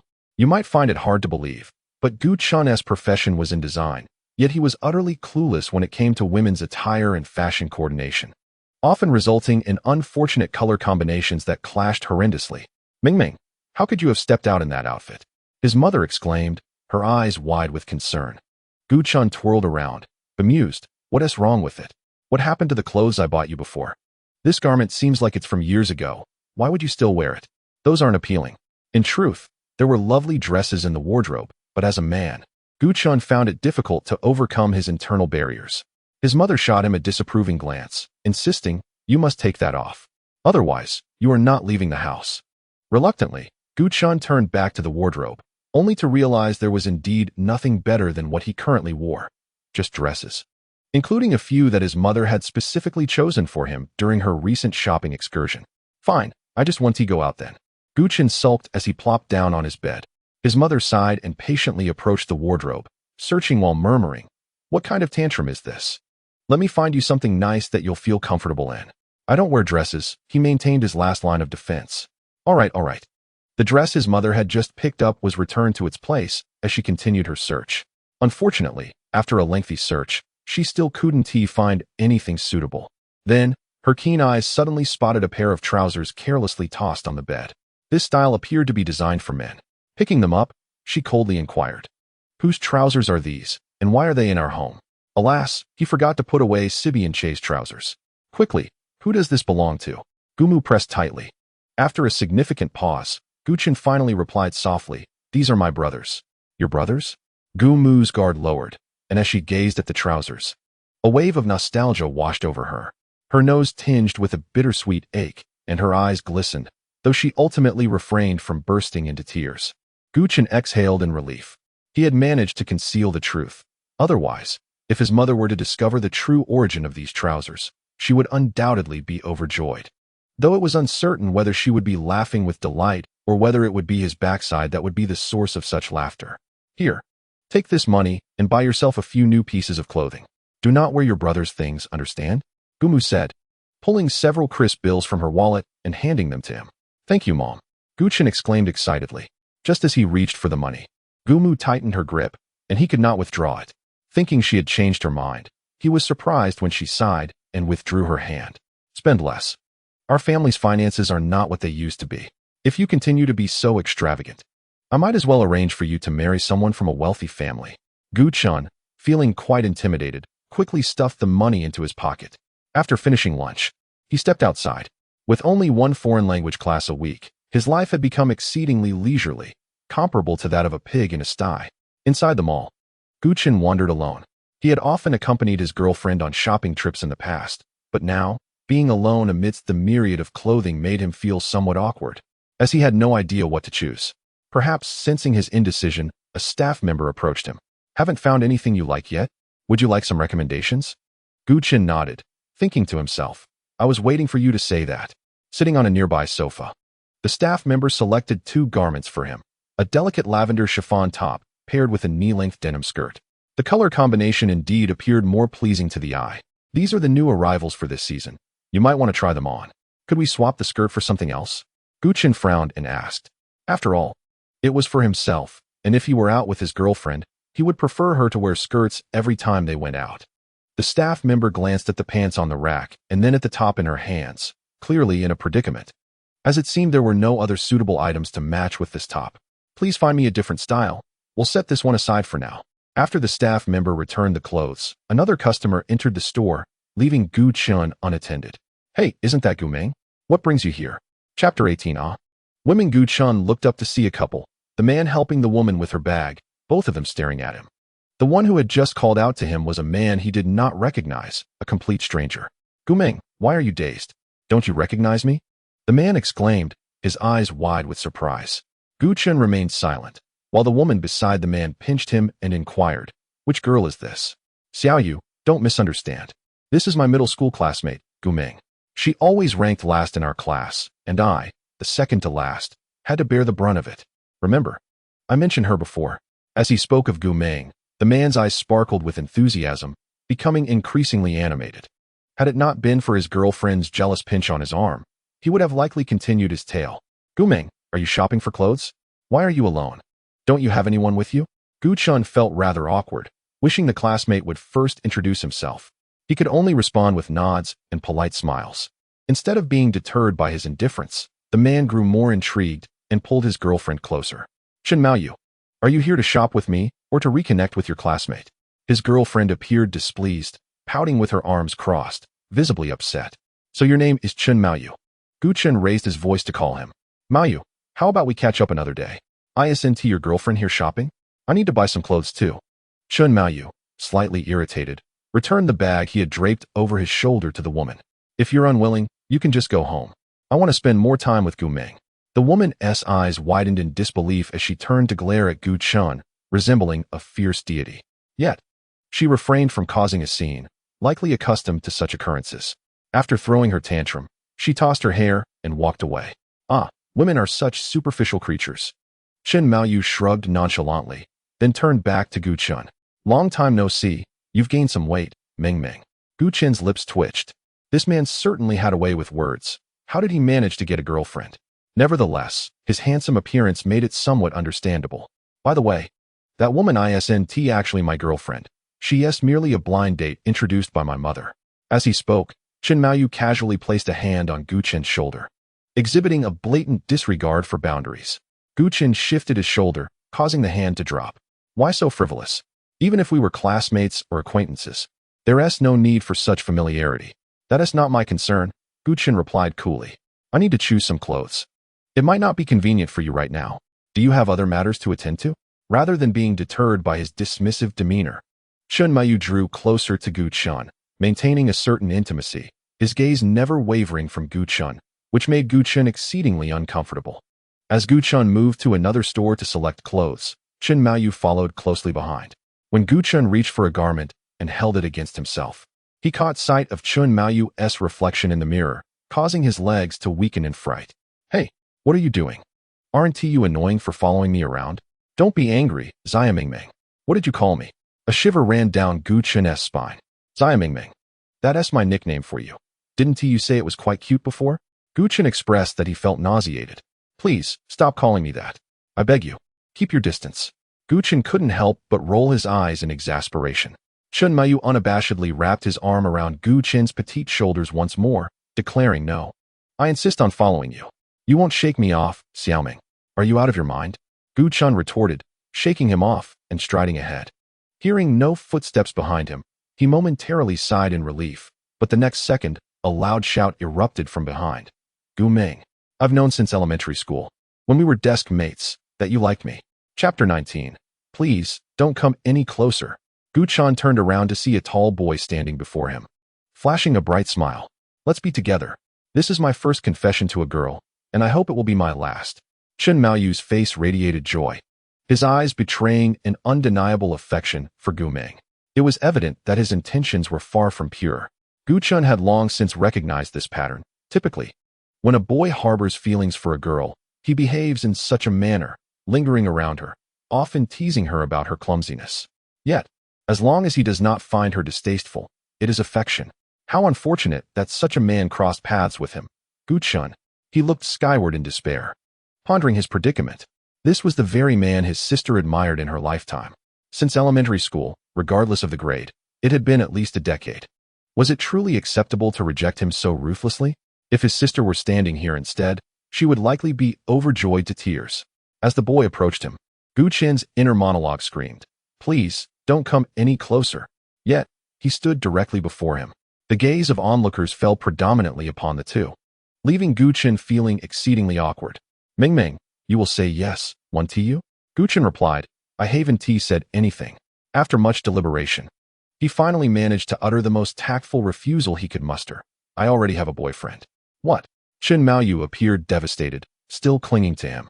"Why hasn't he come to accompany you shopping? Why are you here alone? Isn't it a boyfriend's obligation to accompany his girlfriend shopping?" Gu Chen countered. "He doesn't enjoy shopping, and besides, I need to go downstairs soon to buy him some clean underwear. Please don't follow me. I wouldn't want people to misunderstand." Chen Maoyu's face reflected profound disappointment and helplessness. Gu Chen selected a piece of clothing, paid at the counter, and quickly made his exit. Seeing that the boy continued to trail him, Gu Chen, feeling exasperated, ventured to the men's clothing floor, entered a store selling men's undergarments, and meticulously browsed, his selection skills so adept that the sales associate stared in disbelief. In full view of the public, he placed the purchased items into a shopping bag and exited the mall. "Ming Ming, wait a moment." Just outside the mall, Chen Maoyu called after him. Gu Chen turned back, and the boy approached once more. "Do you have something else to say?" Gu Chen inquired. Chen Maoyu let out a bitter smile and said, "Ming Ming, although our fate has come to an end, must you be so cruel? Could you at least leave me a means of contact? It has been many years since we last met. Perhaps one day we could arrange to dine together?" Gu Chen perceived his true intentions. This man was clearly attempting to undermine her relationship. Although the boyfriend was merely a figment of Gu Chen's imagination, she had to play her part convincingly to prevent such a scheming individual from seizing an opportunity. "My phone is shared with my boyfriend, so it may not be very convenient," she replied. "It's all right. Just say I am your middle school classmate. Surely he wouldn't be so petty as to forbid you from contacting a classmate? Are you certain it is only a platonic relationship?" Gu Chen thought, disregarding the boyfriend's potential jealousy. If it were her, faced with such an underhanded maneuver, she would want to slap the man into realizing his folly. Ultimately, after contemplating, Gu Chen decided to give him her number. After all, if he were to call, she would never answer. Upon receiving the number, Chen Maoyu beamed with childlike joy. "Are you coming to our middle school reunion tonight?" "I'm not going. I'm busy," Gu Chen flatly declined. "Ming Ming, do you remember our homeroom teacher from the 3rd year? He said he particularly misses you and insisted that we bring you along." Chapter 20. The persistent one. These men indeed have their ways. Before pursuing someone, their words are sweet as honey, but once they have achieved their goal, they quickly turn their backs. Don't ask how he knows so much. Men understand men best. At this moment, one must act decisively. Gu Chen shook the shopping bag in her hand. "As you can see, I am off to meet my boyfriend and have no time for you." Hearing him call her little Ming Ming sent shivers down Gu Chen's spine. "If I have time tonight, I will come. Just send the reunion address to my phone." After all, it was her sister's middle school homeroom teacher, not her own. Gu Chen resolved to employ her most cunning strategies and evade him for the time being. As for what came next, she would deal with it when the time arose, ensuring to keep her distance in future encounters. Chen Maoyu's face radiated uncontainable joy. "All right, I will contact you tonight." "Okay." At last, they bid farewell. As Gu Chen returned home, the sky had darkened considerably. She had purchased a piece of clothing and realized her folly in not opting for online shopping, subjecting herself to the ordeal of visiting a physical store. She had even attracted unwanted attention. Upon opening the door, she was met with a cacophony of voices. Guests had arrived. "Ah, it seems our Ming Ming is back. Come in, Ming Ming. Look who has come to visit." "Who is it?" Gu Chen slipped off her shoes and entered, engaging in conversation in the living room. Upon seeing someone seated on the sofa, a storm brewed in her mind once more. "Xiao Che, you must have met many times already. This is my Ming Ming. Her mother chimed with a smile akin to a mischievous matchmaker. The depths of her mysterious gaze fell upon Gu-chan, the corners of her lips curling upwards. Yet again, it was him. Why does this fellow linger about incessantly? As if he were owed a debt? Ming, why are you standing there in a daze? Come here quickly. Gu-chan, feeling exasperated, had no choice but to approach. He could not fathom the purpose of this individual's visit to his home. Was he perhaps coerced by his mother? If he were in Gu-chan's shoes, he would find such behavior entirely normal. However, he was now Gu Ming, and Gu-chan no longer existed in this world. Naturally, Si Bianxia was here to seek him out. Gu-chan intentionally chose to keep his distance, avoiding sitting together with him. What brings you to my home? Gu-chan's tone was rather unfriendly. Ming, why are you being so impolite? Gumu shot him a fierce glare before turning to Si Bianxia with a gentle demeanor. Xiaoche, would you like to stay for dinner? Auntie will prepare your favorite dish. I heard from your grandfather last time that you enjoy stir-fried pork with green peppers. Right? Auntie will make it for you. Mom, I don't like that. Be quiet. Gu-chan's protest was swiftly dismissed by his mother. Si Bianxia, however, was more considerate. He did not follow Gumu's lead to trouble Gu-chan, but simply replied, No, thank you, Auntie. I've already eaten. I'm here today only to discuss something with Gu Ming. What is it? Both mother and son inquired simultaneously. Gu Ming borrowed my pants yesterday. As soon as the words fell, Gu Mu's expression sharpened, and she turned to her daughter with a piercing gaze. Gu-chan could almost hear her grinding her teeth as she asked, Didn't you say that those pants belonged to your brother? Was there even a need for further explanation? He was utterly speechless. This fellow was undoubtedly doing this on purpose. Gu-chan suppressed the urge to strangle him, instead directing a glare at the true perpetrator. It's just a pair of pants. Why must you make such a fuss and come to my house to claim them?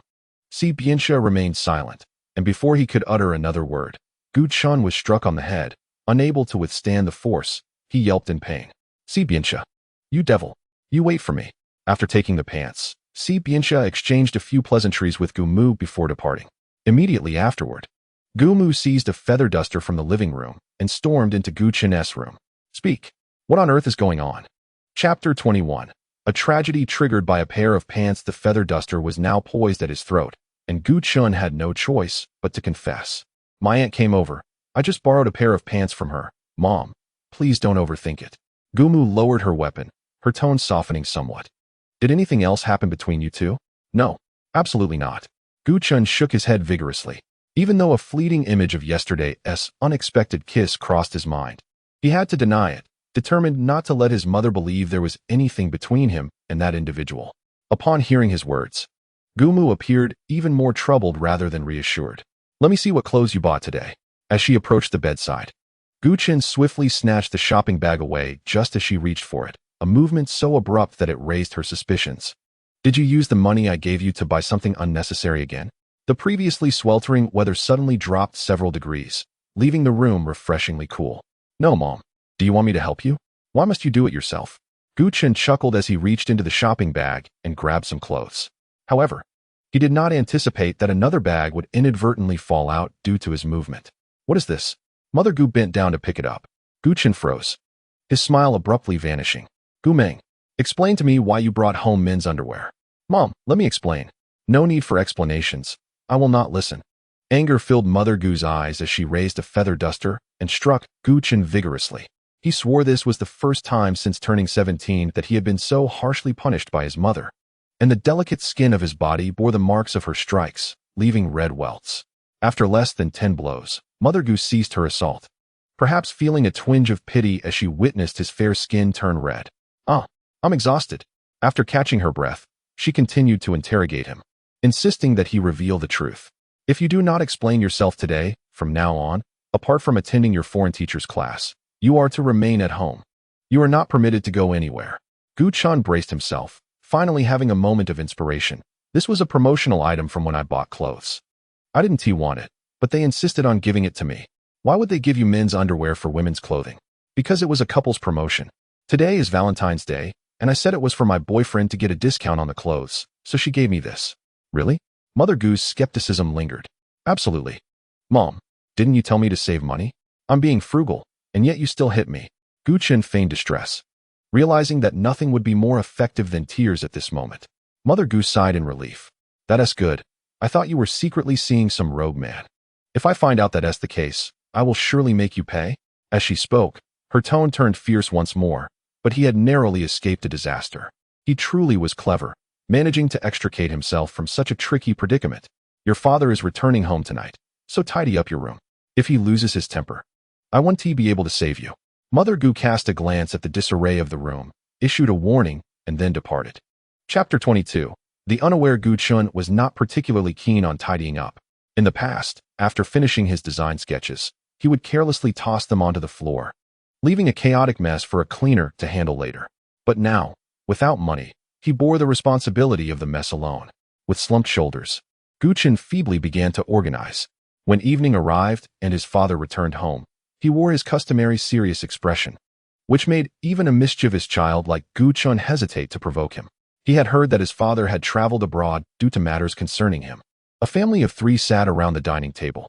With grandmother having returned to her hometown yesterday, only the 3 of them remained, and a palpable awkwardness filled the air. The mother, shedding her usual stern demeanor, adopted the demeanor of a devoted wife and dutifully served rice to the father. This was a routine occurrence. Though she often appeared fierce in front of her child, she transformed into a delicate, submissive figure when in the presence of her husband. "Do not serve so much. I cannot eat it all," the father remarked. Upon hearing this, the mother reshaped the mountain of rice in the bowl, returning a portion to the rice cooker before placing it before him. Typically, when the father was present, the dining table was shrouded in silence, and the 3 of them quietly finished their meal. After tidying up, Gu Chun retreated to his room. Within 10 minutes, the door creaked open. The father entered, surveying the room before fixating his gaze entirely on Gu Chun. The mother, sensing something amiss, followed closely behind. "Your room is quite tidy, I assent it," the father remarked, emphasizing the word tidy with a pointed tone. Oblivious to the underlying message, Gu Chun merely smiled foolishly. "Ming Ming, why haven't you tidied your computer desk? And what about your unmade bed?" the mother inquired. Gu Chun pondered the necessity of such scrutiny, reasoning that he would soon be sleeping again. Unbeknownst to him, his parents had always maintained strict standards for his younger sister, who lacked a proper job, thus they meticulously addressed such minor issues with her. The expectation was for her room to be immaculate and orderly, but more importantly, they were concerned with her moral education. Thankfully, their father had been away for the past few days. Had he known that Gu Ming had not returned home overnight, the consequences would have extended beyond mere admonishment. Gu Chun, in contrast, had always excelled academically. After gaining admission to a prestigious high school, his parents adopted a more lenient approach to his education, allowing him a greater degree of freedom. Consequently, his thoughts were equally liberated. Aside from being aware of his father's stern nature, he remained blissfully ignorant of other matters, wandering beyond the bounds of awareness. As the tension lingered, Gu Chun, feeling helpless, rose to casually tidy his computer desk, leaving the bed unmade. "Fetch me the feather duster," the father commanded. Upon hearing these words, Gu Chun's spirit plummeted, and a wave of terror washed over him. "Dad, what do you need the feather duster for?"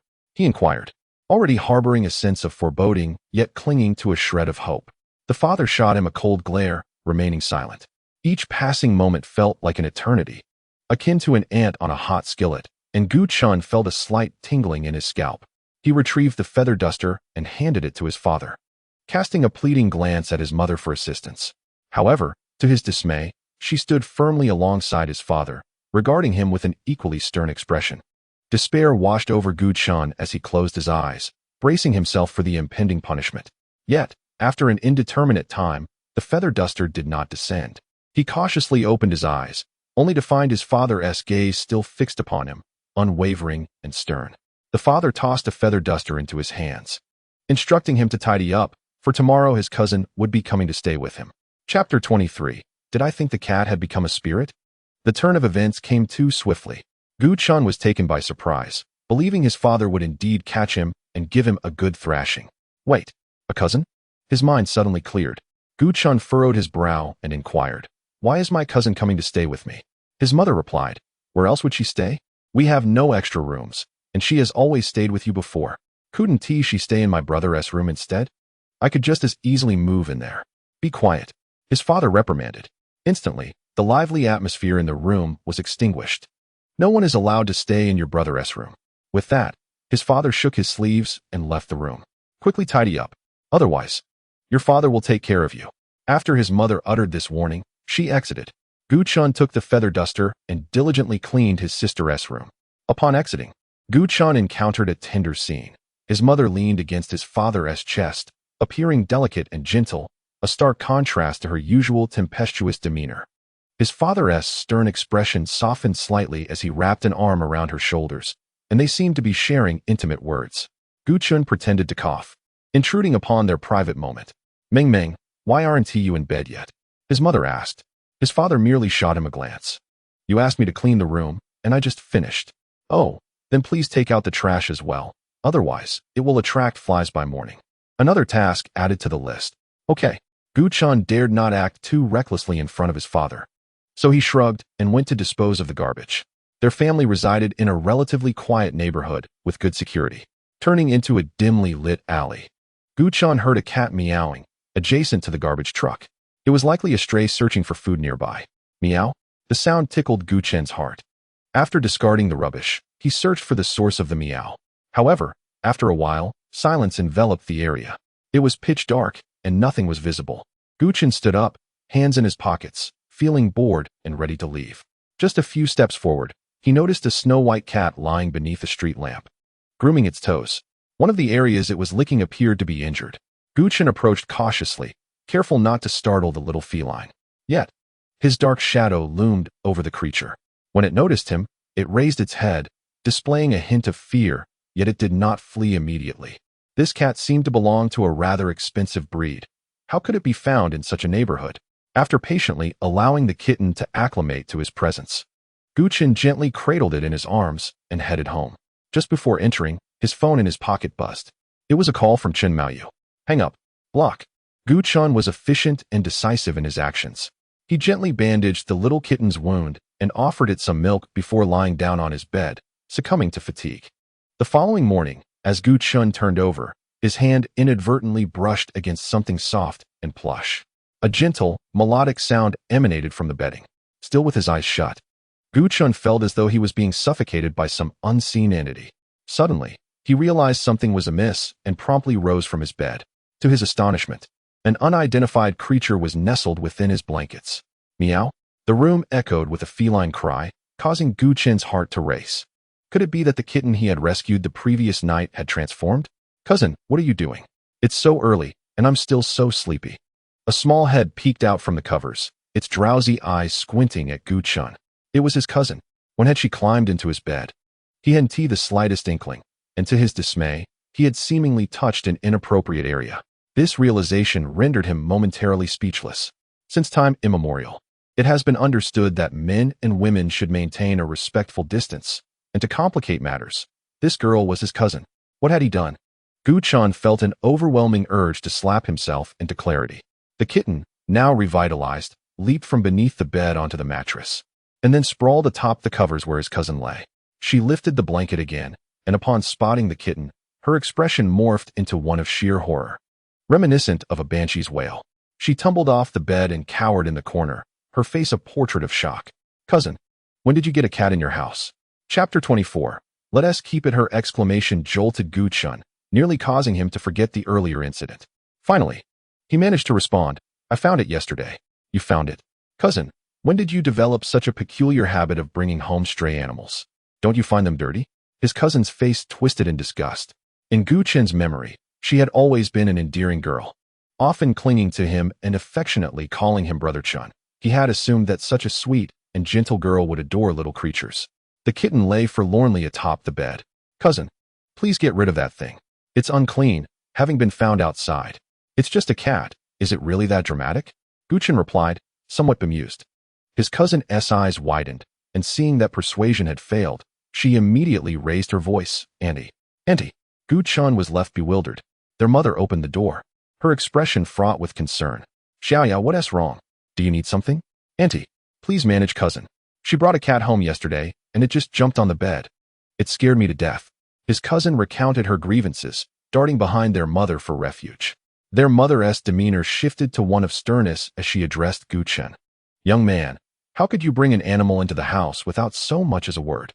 Regardless of your reasoning, you must take that cat outside immediately." The outcome was that both Gu Chun and the kitten were unceremoniously ejected from the house by their mother.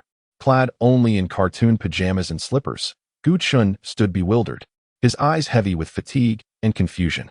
Cradling a cat in his arms, he trudged towards the spot where he had discarded the trash the previous night. Beneath the very streetlight that illuminated the scene, tenderly, he set the feline down, and it nuzzled against his feet. Gu Chun felt a pang of compassion at this sight. Yet, what could be done? He lifted the cat once more, its silky fur evoking disbelief that it was a stray. Perhaps it was not a stray after all. A thought crossed Gu Chun's mind. He exited the community with the cat in his arms and hailed a taxi. He was on his way to seek someone. When the door swung open, droplets of water cascaded from his freshly washed hair onto his bare chest, his gaze fixated on the figure standing outside. What brings you here? Si Bien Che's Adam's apple bobbed slightly. Gu Chun displayed no signs of bashfulness, even with someone standing before him in the nude. He could maintain eye contact without hesitation. I need to discuss something with you. As he struggled to articulate his thoughts, he first showcased the cat he held. However, before he could draw closer, Si Bien Che recoiled as if he had encountered a specter. What is going on today? It feels as though everyone is terrified of cats. Shouldn't these creatures be endearing? Gu Chun pondered, bewildered by their alarming reactions. This cat, I found it while throwing away the garbage yesterday. I thought it looked quite pitiful. Would you be willing to help me adopt it? The petite figure clutching the small cat appeared almost innocently cherubic, inadvertently evoking a sense of tenderness in Si Bien Che's eyes, even if Gu Chun was not consciously attempting to be endearing. Si Bien Che frowned slightly, remaining silent. Is that a no? Gu Chun felt a flicker of disappointment. Well then, I suppose I shall take it to an animal shelter. I was only considering that if its owner comes looking, I could return it to them if it were with you. Just as Gu Chun turned to leave, Si Bien Che grasped the back of his collar. Give it to me. As though haggling outside, Gu Chun's eyes sparkled with delight upon successfully negotiating. He swiftly placed the cat into Si Bien Che's embrace. Please take good care of it. I shall return home now.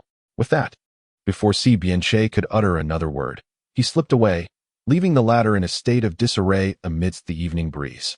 That night, the cat licked its wounds by the window, glancing at the figure lazily engrossed in a book on the sofa. Its eyes, illuminated by the moonlight, appeared remarkably clear and vibrant. Si Bien Che rose and made his way to the kitchen. Filling a white ceramic bowl with fresh water and placing a few biscuits on the floor, then standing at a distance. From now on, you and we shall be one family. Despite the discomfort of his allergies causing him to frown slightly, the corners of his mouth betrayed an involuntary smile, reminiscent of a gentle spring breeze. Chapter 25. A mother who loves all children as her own. His nimble fingers danced across the keyboard. And after half an hour had elapsed, they finally came to a halt. Gu Chun beamed with satisfaction at the sight of his completed novel. Although my sister's earlier portrayal of the female protagonist had nearly collapsed, a stroke of genius on his part successfully restored her intelligence to its rightful level. After parting ways with the scoundrel, she embarked on a grand venture, transforming from a delicate young lady into a formidable businesswoman. In such times, is a man truly necessary? Not at all. Ding, ding, ding. Less than 10 minutes after the update, messages on QQ began to flood in. Editor, Gu Ming Ming. I am going to kill you. With a cleaver. Gu Chun, what is the matter, cutie? Editor, the female lead has severed ties with the male lead so decisively. Are you planning something? Without the male lead, how can this CEO narrative continue? Gu Chun, hence. I intend to write about the female lead becoming a female CEO. ISNT, that's still a CEO story. To add some intrigue, I could even have her change her gender and pursue women. Editor, I will literally kill you. Do you believe me? Did the door hit your head? Gu Chun, I'm aggrieved. Editor, I roll. What is there to be aggrieved about? Hurry up and revise the manuscript and resubmit it. Gu Chun smacked his lips, wishing for a smoke to calm himself, but found nothing on the table. His head throbbed. Nevertheless, for the sake of earning that few hundred yuan in manuscript fees, Gu Chun scoured the internet for fundamental CEO storywriting techniques and finally grasped some skills. Fine, if the female lead is foolish, so be it. As long as the readers enjoy it. Gu Chun swiftly deleted the extensive passage he had written. The pretentious female lead was revived. This woman is infuriatingly sweet. Gu Chun maintained a fairly regular routine, typically succumbing to slumber before 10 in the evening and awakening promptly at 7 in the morning. He had no choice. The sun had already risen. After rolling out of bed and stretching, he leaped down with ease. Today marked a splendid occasion for foreign language classes. He would once again encounter his goddess. Brushing his teeth, washing his face, and enjoying breakfast, he hummed a cheerful tune, reveling in his good spirits. "Cousin." A small figure dashed out and wrapped her arms around his waist. Gu-chan attempted to pry off this octopus, but she clung even tighter. Sighing dramatically, he resigned to the struggle. Fortunately, she had slept in their mother's room last night.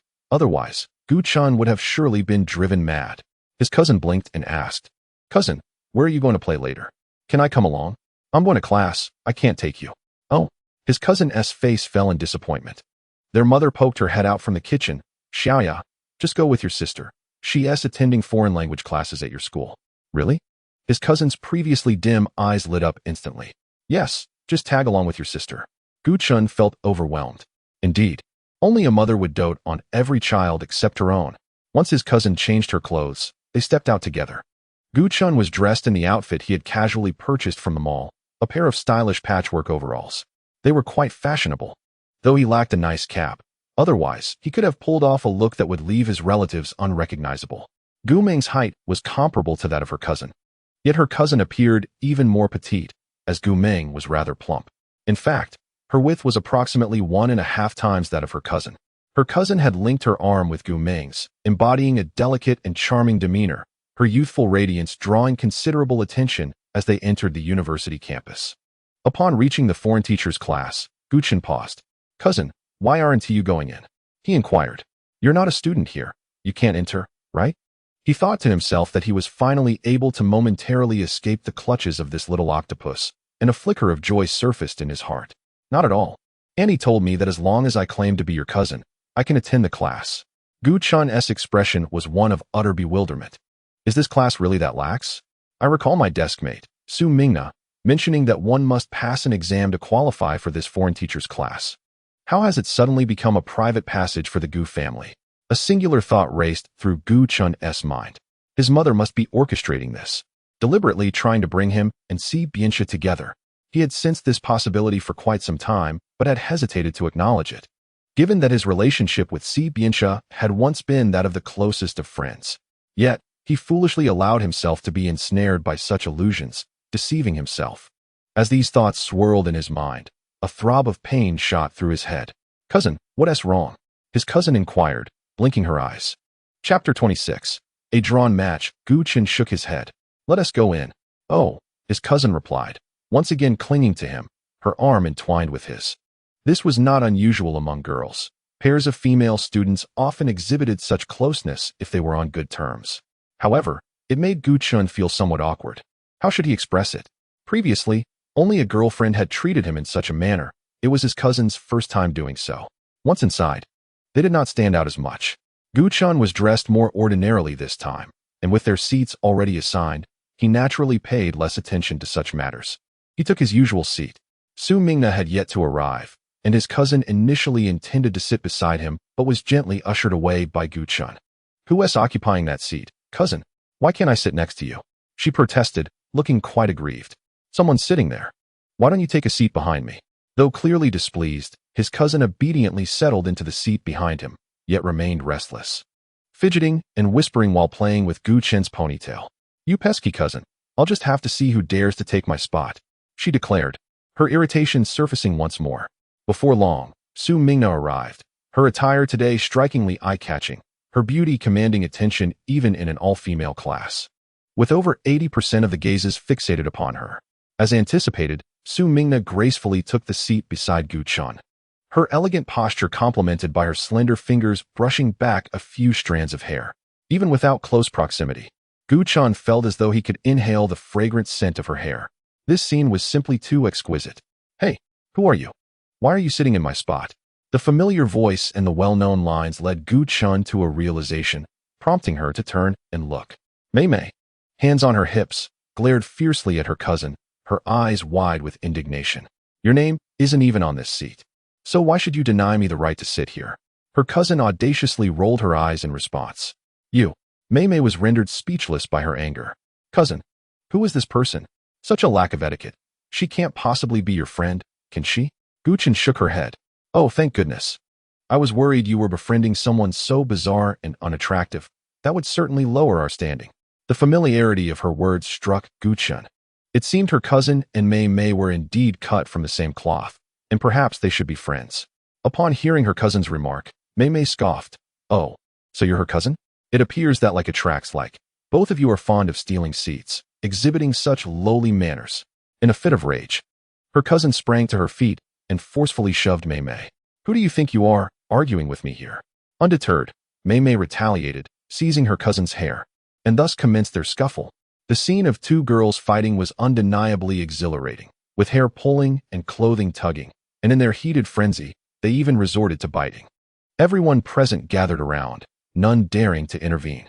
Guchun, helpless, reached out to separate them, but was swiftly rebuffed, her hands stinging from the impact. Stop fighting.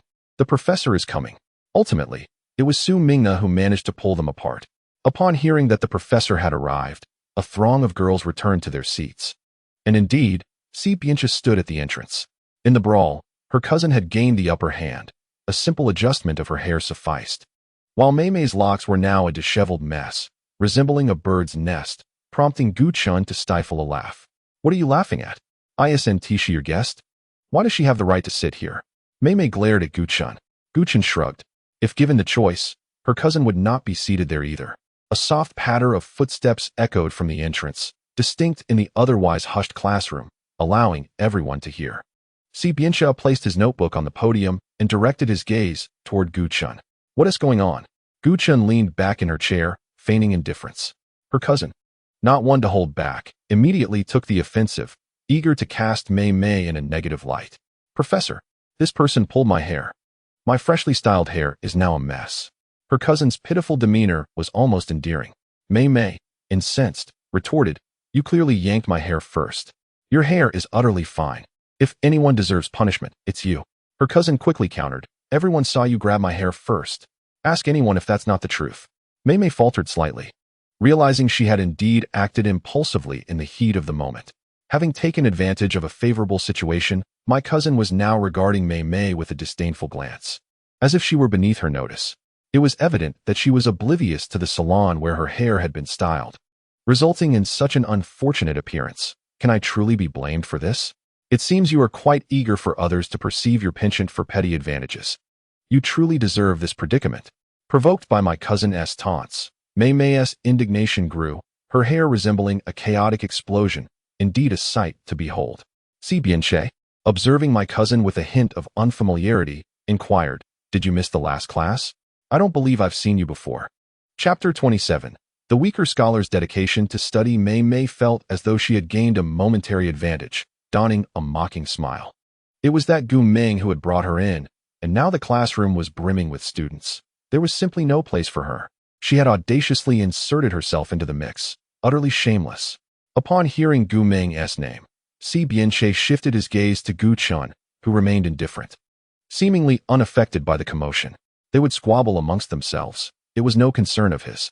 Moreover, he was disinclined to intervene, preferring to let them clash. My cousin retorted, so what? Do you even know who we are? What do you think you are? Pray tell, who do you claim to be? I am most curious to hear. Mei Mei feigned a startled expression. My cousin, sensing her provocation, directed her gaze towards Si Biancha. She then boldly left her seat, and no one could discern her intentions as she approached him, linking her arm with his as if to announce something of great significance. Raising her voice, let me inform you, the moment I mention my cousin's name, I will secure my place in this class. Surely, you all understand the connection between the professor and my sister. A wave of astonishment swept through the room, with every elegantly dressed girl displaying expressions of sheer terror, including Guchun. Su Mingna turned to the now petrified Guchun, asking, is it true that you are involved with the professor? Guchun, regaining her composure, shook her head in denial, standing up to address my cousin, who clung to Si Biancha. You need to come down and stop speaking nonsense. What nonsense? My aunt told me exactly this. Guchun found herself at a loss for words, as my cousin was not one to relent easily. Si Biancha pretended to clear his throat. All right, everyone return to your seats. Class is about to begin. What? Is he not going to clarify? Guchun regarded Si Biancha with a look of disbelief. My cousin swaggered down from her perch, huffing at Mei Mei, leaving her speechless with indignation. In this silence lay the unspoken truth. This fellow had tacitly acknowledged their supposed relationship. No. What relationship? Gu-chun had not consented to anything. Yet before she could voice her protest, another storm was brewing. Before my cousin could reclaim her seat, Mei swiftly occupied it, glaring at her cousin and pointing. Why are you sitting in my place? There's no name tag here. Why shouldn't I sit? Mei replied, countering her cousin's earlier remarks with her own. My cousin chuckled, a despicable and unattractive woman. She should take a look at her own disheveled appearance. Everyone else is seated neatly here, while your hair looks as though a dog has had its way with it. How absurd. I can hardly contain my laughter. Mei's expression grew exceptionally grim. Gu-chun rubbed his forehead, witnessing such a fierce confrontation between women for the first time. It was, in fact, somewhat thrilling. After finishing her mockery, my cousin felt a bit of ennui. She couldn't possibly continue to undermine Si Bianche during class, so she sought an easy way out. Never mind. I've already passed my English level 6. I'll let you, this little weakling, occupy this space to study diligently. With that, she turned to Gu-chun and said, Cousin, I'll wait for you outside. Having tossed a flurry of words, my cousin departed from the chaotic classroom she had stirred up. For Gu-chun, no word could more aptly describe the situation than awkward.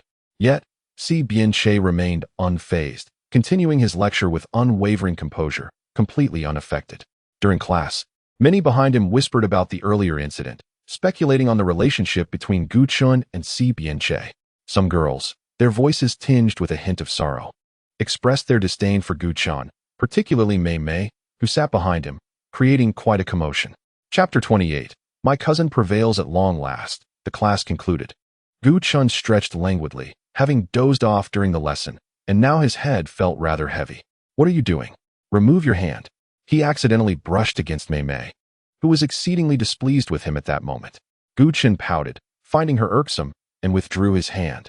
After a small yawn, he opened his eyes to find someone standing before him. More tutoring today, he heard. Gu-chun lifted his head and replied, I'm not going. Why didn't you explain earlier? Now others think there is something between us. Si Bianche narrowed his eyes. I mentioned before, I never agreed. What a rogue. Gu-chun shot him a disdainful glance. Ming, would you like to join us for some fun? Suddenly chimed in Su Ming-na. Are you inviting him? Gu-chun perked up, nodding vigorously. Sure. It's been ages since I went out. It's even better that the goddess is inviting me. However, his joy was not solely due to that. The most significant aspect was the prospect of escaping from Si Bianche. He looked up and said, Apologies, Professor, but I want to be attending tutoring. I'm not available right now. Si Bianche was finally leaving. It was truly a cause for celebration. Yet, it seemed they would have to bring along a certain woman. Nah, this is our class gathering. Why are you inviting her? Mei expressed her dissatisfaction. Su Ming-na smiled gently. It's all right. The more, the merrier. Besides, having an unfamiliar face might add to the fun. Mei, feeling helpless, pouted at Su Ming-na, but her pleas fell on deaf ears. All right. Mei, don't be so stubborn. Let us coexist peacefully, Su Ming-na reassured her. Upon witnessing her gentle demeanor, Mei decided to refrain from further engagement. Recognizing that it was only through Su Ming-na's influence that she was able to socialize with those handsome boys from the music department. Thus, she chose to endure in silence. As the three stepped out of the classroom, her cousin suddenly jumped out from the side. Cousin. Upon noticing Mei beside Gu-chun, her expression shifted dramatically. Why are you walking with this ugly creature? Mei's eyes reddened at her cousin's words. What is wrong with walking with me? It's none of your business. The cousin made a face, teasing her. So you admit you're an ugly creature, then? You. Gu-chun, feeling overwhelmed, pulled the cousin aside. Why don't you head home first? I'm going out to have some fun. Where are you going? I want to go too. The cousin shouted.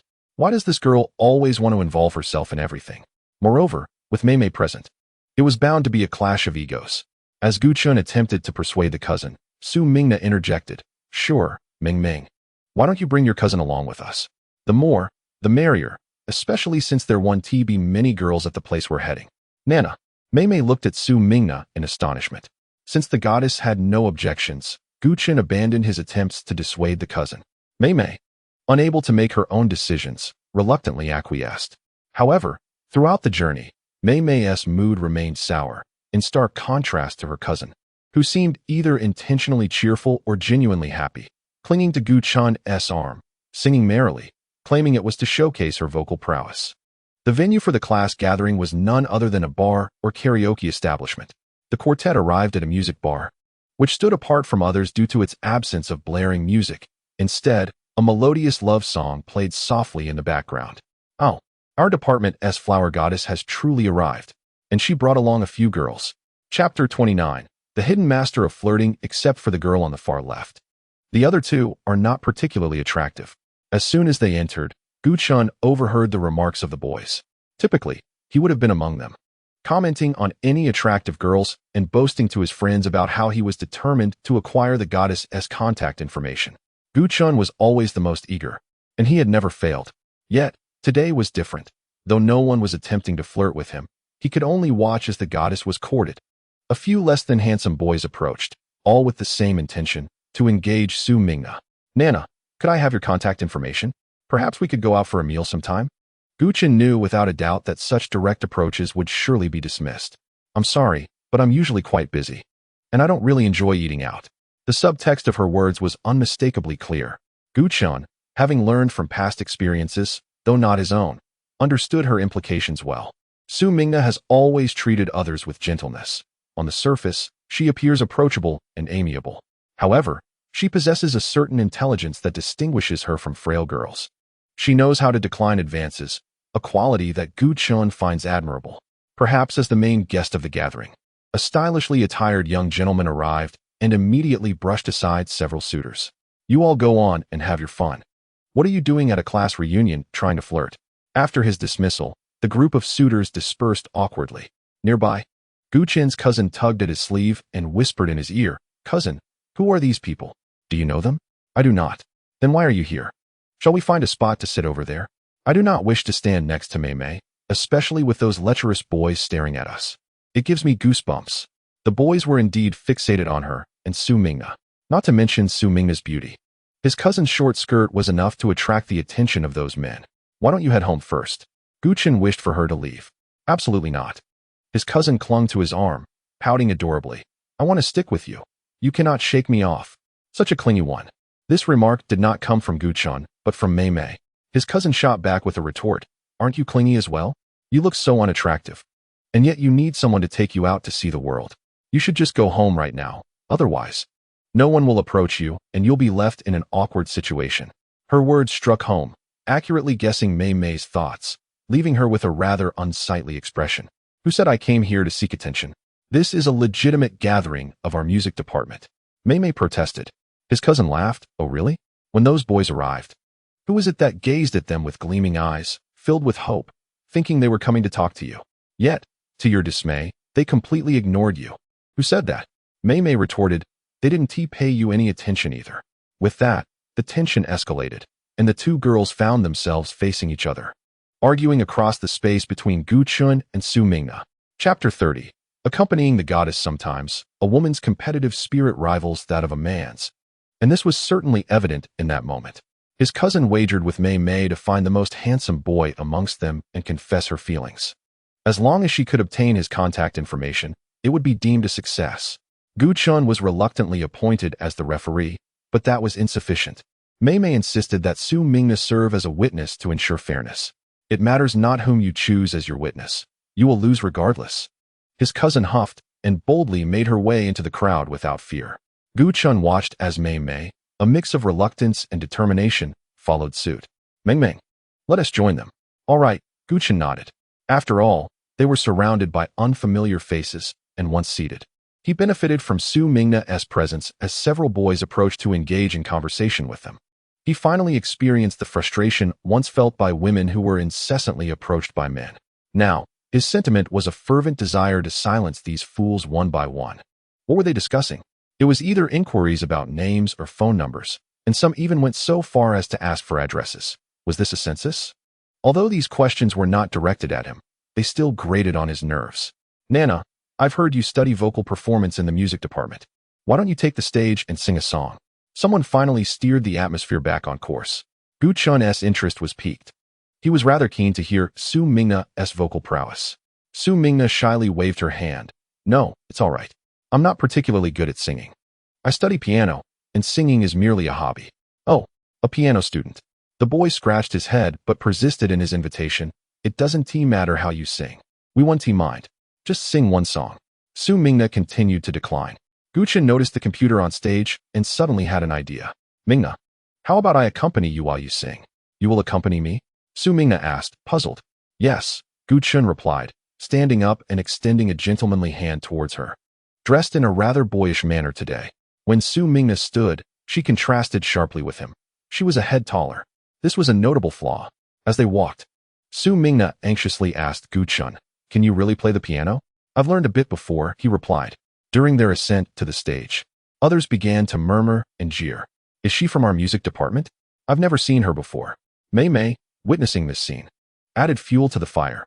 She is not one of us. Then why did she drag Su Mingna up there?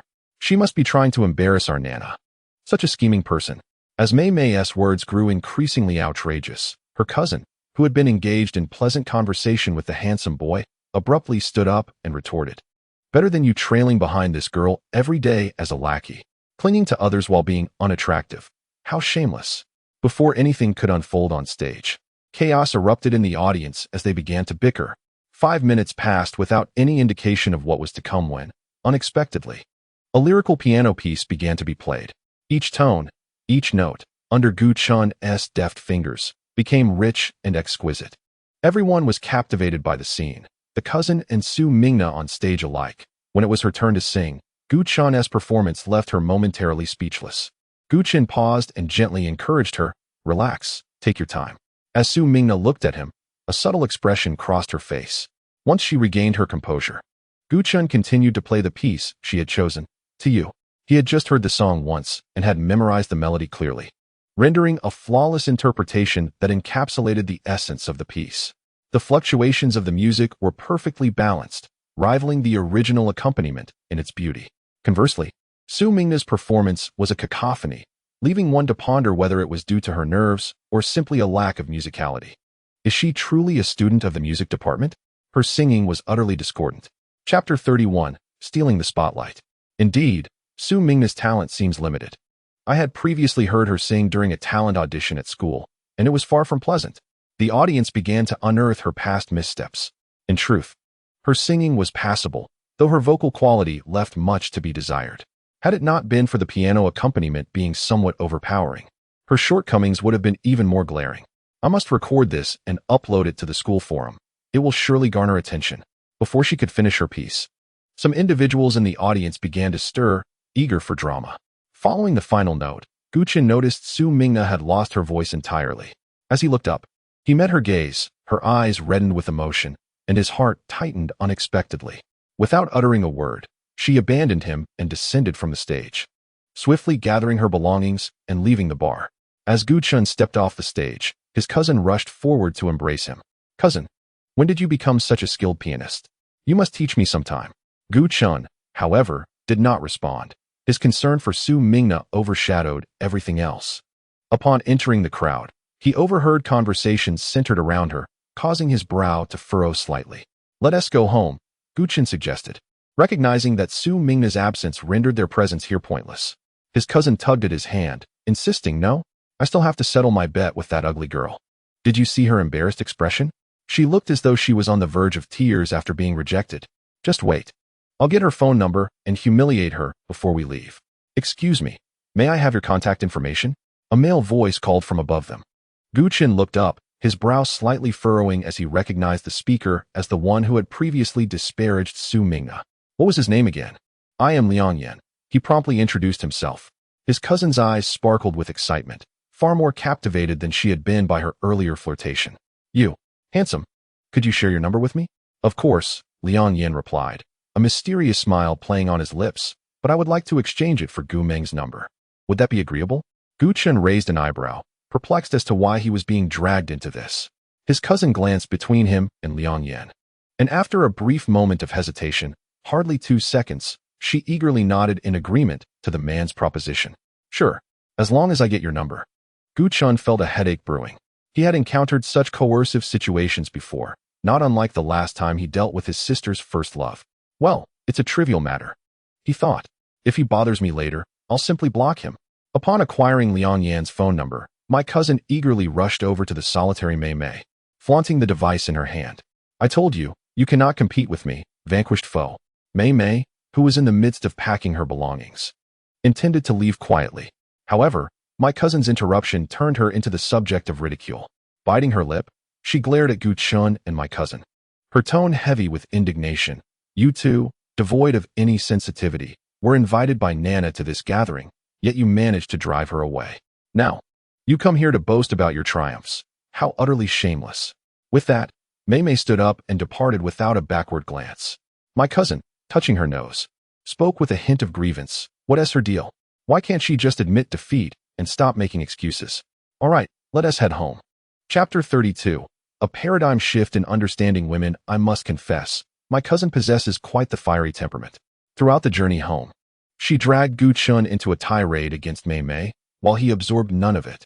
His thoughts consumed by the last glance Su Mingna had cast his way, one filled with palpable resentment. Do you think women ever get upset when their friends overshadow them? Gu Chun inquired of my cousin. Of course, she replied swiftly, causing his heart to flutter uneasily. Don't you understand women? They are the most easily jealous creatures. For instance, if you and another woman both fancy the same man, you'll resort to ruthless tactics to secure what you desire. Is it truly that exaggerated? If it were me, I would yield, he countered. But fundamentally, I have no interest in men. It's not merely about liking the same woman. It extends to other aspects as well. The principle remains the same. My cousin turned to Gu Chun, a look of concern on her face. Are you pondering the events from the bar? Let me tell you, you genuinely angered someone. You might not have heard it from up there, but the boys below were disparaging that girl, and I found it intolerable. Yet, I have no connection to her, so I couldn't be bothered to defend her. He had indeed overheard those hurtful remarks, which would be unbearable for anyone. That Mei Mei was equally odious. While others were disparaging the girl, she was right there, adding fuel to the fire. Such a friend is not worth having. As she spoke, my cousin shook her head, her expression growing more disdainful. The dynamics within the world of women are truly perplexing. Upon returning home, Gu Chun dialed Liang Yan's number. The response was tinged with surprise. Why are you reaching out to me? Do you have Su Mingna's phone number? I do. Liang Yan queried. Is that the sole reason for your call? What else would it be? Gu Chun rolled his eyes. Please send me the number. After a brief pause, the voice on the other end spoke again. Are you absolutely certain you want it? Yes. Then agree to one condition, and I shall provide it to you. Here we go again. Gu Chun realized that since inhabiting his sister's body, he had frequently encountered threats, feeling quite powerless in the face of them. All right, just state your conditions. Return my basketball to me. Gu Chun pondered for an extended period. Just then, a sound of amusement reached his ears, prompting him to furrow his brow slightly. Sensing something amiss. Haha, I was just teasing you. I didn't expect you to be so fond of curry. Consider that basketball a gift from me. Gu Chun was at a loss for words. It was rightfully his prize, won through fair means. Why did it now sound as if he had been granted a favor? Will you give me your phone number or not? On the other end, Liang Yan chuckled. You used the same tone last time, threatening to hang up. I've realized that girls like you can be quite endearing. I am a man. Gu Chun sighed in exasperation, feeling as though he was being flirted with, utterly powerless. So, will you give it to me or not? Gu Chun asked, slightly impatient. All right, I'll send it to you right now. Liang Yan, fearing his irritation, promptly ended the call. Within 2 minutes, Gu Chun received a text message. Upon acquiring the number, he hesitated again, pondering what he should say when he called. I'll just call and see. After a few rings, the call connected. Just as he was about to speak, he heard a loud crash as someone slammed their phone down, followed by a conversation with Su Mingna. Xiao Zai, pour a drink for Sister Mingna. A deep, masculine voice resonated through the receiver. Sister, please enjoy your drink. The sound of a lighter ignited, revealing that Su Mingna was smoking. I came to find you today to ask for your help with something. What is it? You know I'm always here to help you. Gu Chun frowned, sensing something was off. Help me teach someone a lesson. Su Mingna's tone was notably cold. The voice was faint, but Gu Chun could still discern it. Su Mingna was chain-smoking. People only smoke incessantly when anxious or craving a cigarette. Su Mingna didn't typically strike him as a chain smoker, indicating it was likely the former. He wondered who she intended to teach a lesson to. After exchanging a few words, perhaps in hushed tones, Gu Chun couldn't quite catch what they were saying. Listening in on someone else's conversation felt rather shameful, yet he couldn't bring himself to hang up. as if he had already glimpsed an astonishing secret. "All right, I'll take care of this for you. But you must promise me that you'll accompany me tonight." The man revealed his true, unsavory nature, reaching out to caress Su Mingna's delicate hand. "First, handle the matter, and then I'll agree to your request. But not tonight. My period just started," Su Mingna stated, lighting another cigarette. Gu Chan could hardly believe his ears. Was Su Mingna truly engaged in such a transaction with this man? If it weren't for the distinctiveness of her voice, he might have thought he dialed the wrong number. "Mingna, who are you talking to?" It seems the call is still connected. Just moments after he spoke, his phone was abruptly hung up. Su Mingna could hardly suspect him, considering the two had not exchanged phone numbers. After Gu Chun had the call disconnected, he refrained from attempting to call back. Lying on his bed, he pondered for quite some time. The only certainty was that Su Mingna had been dealing with individuals from the underworld, and their relationship seemed rather profound. His thoughts were in disarray. "Cousin." Suddenly, his younger cousin burst into his room, startling Gu Chun. "What's the matter? Making such a fuss?" That professor called. He seems to be looking for you," she mumbled, a piece of cake her mother had given her still in her mouth. Gu Chun emitted a grumbling protest. Why was he never invited to join in when food was around? He found himself questioning for the umpteenth time whether his sister was scavenged from a trash heap. With a weary effort, he rose to his feet and made his way to the living room. What could this Si Bianxia want with him? Why was he so intent on seeking out Gu Ming? Their previous connections had not been particularly deep. In Gu Chen's memory, Gu Ming and Si Bianxia had played together as children, but their interactions had been innocent and sparse. As they grew up, they had drifted apart, engrossed in their studies and careers. Yet, since the blind date, this fellow had been persistently appearing before him, seemingly intent on making his presence known. As was the case now. "What do you want?" Gu Chen asked, his tone irritable. "The cat you left with me devoured everything in my refrigerator. You need to bring some food over." Such a preposterous excuse left Gu Chun with no option to refuse. Staring at the ceiling for a moment, he lazily inquired, "I'm hungry. Can I come over to eat?" "Sure." After hanging up, Gu Chun cast a glance at the cake his cousin was holding. Humph. He was heading out for a delicious meal and had no interest in some pancake. With a haughty stride, he passed by his cousin, who observed his manner of walking while breaking the cake into small pieces to pop into her mouth. Her brows furrowing slightly as a phrase flickered through her mind, utterly perplexing. Gu Chen borrowed the car keys from his mother. Admittedly, it was merely a small electric scooter, yet it was still quite speedy. In less than 10 minutes, he arrived at the supermarket, using the remaining money from his previous clothing purchase. He acquired some cat food and treats. Surely that fellow would have milk stocked in his refrigerator, right? Never mind. He had no funds left on him anyway. So why overthink? After completing his shopping, Gu Chun carried the bags and made his way to someone's home. Chapter 34. Someone who resembles your brother. Within a minute of ringing the doorbell, it swung open. Upon seeing him, Gu Chun eagerly stepped inside, scanning for any signs of the cat. A meow echoed in the air. A fluffy white ball was curled up on the sofa, almost blending into the surroundings. The cat appeared quite lively, and upon noticing Gu Chun, it wagged its tail, exuding an innate aristocratic charm, its eyes half closed in a lazy, enticing manner.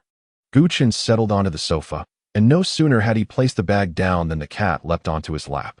Gently caressing the kitten's head, he, despite being a robust man, possessed a heart capable of melting for countless small creatures.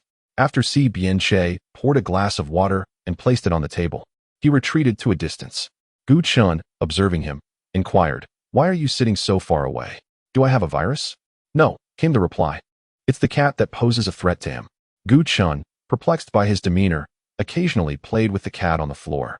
As a grown man, Si Bianxia was surprisingly meticulous. At least the floor was spotless, devoid of any dust.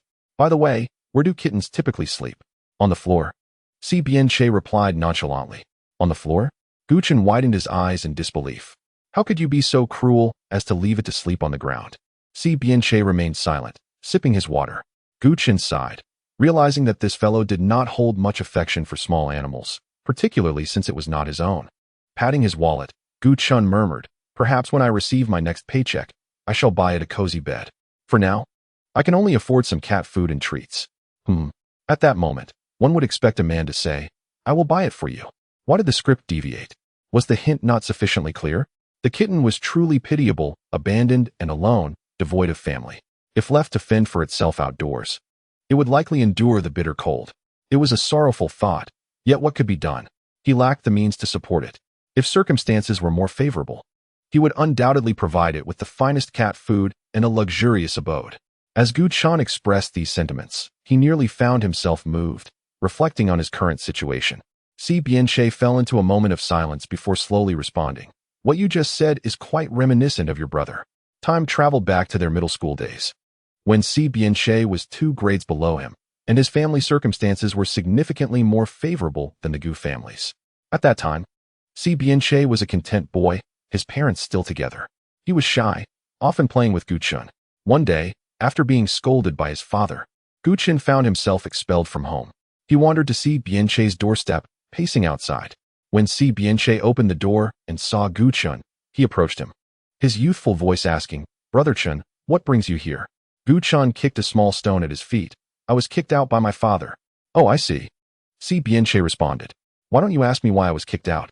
Si Bianche replied, "It must be because Brother Chin's grades are poor, right?" "Wrong. It's because I'm picky with food. My father got angry and threw me out." Oh, what oh. You little fool, no wonder you can't attract girls. Can't you see I'm all alone out here? At any moment, someone might be captivated by my beauty and whisk me away. Moreover, since being expelled by my father, I'm so hungry, and it's cold outside. I long for a warm bed to sleep in. Upon hearing this, Si Bianche lowered his head and pondered for a considerable time. "Then why not come to my house and sleep with me tonight?" he suggested. Gu Chun, slightly irritated, patted his shoulder and earnestly remarked, "At such a moment, this is precisely what you ought to say. Do you not realize how foolish you are?" Si Bianche responded, "Then Brother Chun, why don't you come sleep at my place?" From that moment onward, whenever Gu Chun made a mistake at home, he would wait at Si Bianche's doorstep, each time presenting a different excuse, to which Si Bianche would invariably reply, "Then you should come to my house and sleep tonight." However, this continued for less than a year before a significant change occurred in Si Bianche's household. His parents quarreled and divorced, and during that period, Si Bianche was merely a junior high school boy, seemingly transformed into a different person. Apart from Gu Chun, he had little inclination to converse with anyone else. Ultimately, after his grandfather took him in, the only place they could meet was at the same school. Chapter 35. Are all women demons? Gu Chun gazed at him, awaiting a response from someone. "Bye," he said. "Finally, this fellow has seen the light." Gu Chun felt a flicker of relief within. Suddenly, a figure lunged towards him, causing Gu Chun to retreat slightly, their breaths now merely centimeters apart. He could hear the rhythm of Si Bianche's breathing. "What are you doing?" Gu Chun asked, his hands flustered and unsure where to place them. Si Bianche rested a hand beside him and said, "Since I've paid, shouldn't you also contribute some effort? This fellow has become too aware." "What effort?" "Come to my house every day, clean up after the cat, and feed it." After making this demand, Si Bianche stood up and moved to sit on the nearby sofa, as Gu Chun was still cradling the cat in his arms. Gu Chun contemplated for a moment and asked, "Will I have meals?" "Yes. I want to eat green peppers stir-fried with meat. I'll eat the green peppers myself. You only need to eat the meat." "All right then." Gu Chun was not one to easily compromise unless it involved food, shelter, and rest. After finishing lunch and dinner, Gu Chun let out a loud belch, clutching his belly in satisfaction. "What a fulfilling meal. I will head home now," he declared, jumping down from the dining chair. Si Bianche was washing the dishes in the kitchen, not bothering to acknowledge him. How infuriating. Gu Chun shook his head. This younger brother of his, despite seemingly gaining some insight, remained fundamentally unchanged. He had lingered at Si Bianche's house long enough. If he didn't return soon, he would likely face reprimand. As soon as he closed the door, his phone rang from his pocket. A call from his mother. Gu Chun pressed the answer button. "Cousin," came the shrill voice of his younger cousin from the other end. This girl had previously pretended to be delicate and soft in his presence. Yet after spending these past few days together, Gu Chun discovered she was even more boisterous than he was. She even reached out to poke his chest, teasing that his was smaller than hers and claiming she could help him grow it larger so he could marry a good man. This left Gu Chun questioning his life choices. Had he previously been attracted to women with ample bosoms? It indeed seemed so. Gu Chun shivered, suddenly feeling a moment of realization. Women are all demons. "What's wrong?" Gu Chun inquired. "My aunt instructed me to call you and inform you not to return tonight." Gu Chun wore a puzzled expression, just as he was about to inquire about the reason. His cousin preemptively responded that no one was home, as his aunt had gone to his mother's house. Wait, did she not leave me a key? No, she did not. Is this truly my mother? Gu Chun was distraught. After hanging up, he leaned against the wall and rang the doorbell at Si Bianche's residence. It wasn't long before the door was opened. Si Bianche inquired, "What's the matter? Is there something you forgot to take?" Gu Chun replied, "Could you lend me some money? I need to stay at a hotel." Si Bianche narrowed his eyes and pulled Gu Chun inside, shutting the door. "You can stay here tonight. My aunt has already informed me that you cannot go back. You two must have conspired together." Gu Chun was infuriated, shaking off his hand and heading directly to his bedroom. Before closing the door, he declared, "You can sleep on the sofa tonight. I will take the bed." He then slammed the door with a loud bang. An hour later, Gu Chun emerged from his room and found Si Bianche indeed lying quietly on the sofa. Not asleep, but engrossed in a book. A cat emerged from beneath the sofa. Cradling the cat in his arms, he approached Si Bianche. Si Bianche did not lower his book. As Gu Chun attempted to lift the book, he was abruptly pulled down. The cat, startled, jumped away. He found himself pinned beneath Si Bianche. "What are you doing? I merely wanted to tell you to go sleep in your room. Let me go." To his horror, he realized that Si Bianche was not only ignoring him, but also inching closer, burying his face in Gu Chun's shoulder, inhaling his hair's fragrance. The weight of Si Bianche's imposing figure left him breathless. Just as Gu Chun was about to speak, Si Bianche interrupted with a low, husky voice. "Meng Meng, how long has it been since you washed your hair? Go to hell." Gu Chun squirmed, struggling to escape, but Si Bianche's strength was formidable, and he could feel Si Bianche's body temperature steadily rising. "Don't move." Was he? Gu Chun was paralyzed with fear. Then, he heard Si Bianche's rapid breathing and intermittent words, "I feel unwell." It dawned on Gu Chun that something was indeed amiss. Under the light, he noticed small red spots emerging on Si Bianche's neck, dense and alarming. Chapter 36. What do you like about me? I will change. Gu Chun immediately called for a car, laying Si Bianche flat on the sofa as he carefully assessed his condition. He recognized this phenomenon all too well. It was an allergy. The cat climbed onto the sofa, licking Si Bianche's hand and nuzzling against him. Soon, the situation worsened. Gu Chun realized what was happening and swiftly pushed the cat away, preventing it from getting any closer to Si Bianche. He truly had forgotten. He was aware of Si Bianche's allergy to animal fur since they were both 8 years old. Gu Ming had taken in a cat, but within a few days, it fell into Gu Chun's hands. Gu Chun took it to play with Si Bianche, and they were initially enjoying themselves. However, Si Bianche soon developed small red spots on his body. When Gu Chun returned home, he faced a reprimand from his mother. At that time, Gu Chun was still young and did not comprehend the situation, only knowing that Si Bianche had gotten into trouble while playing with him. They ended up in a silent dispute for several days.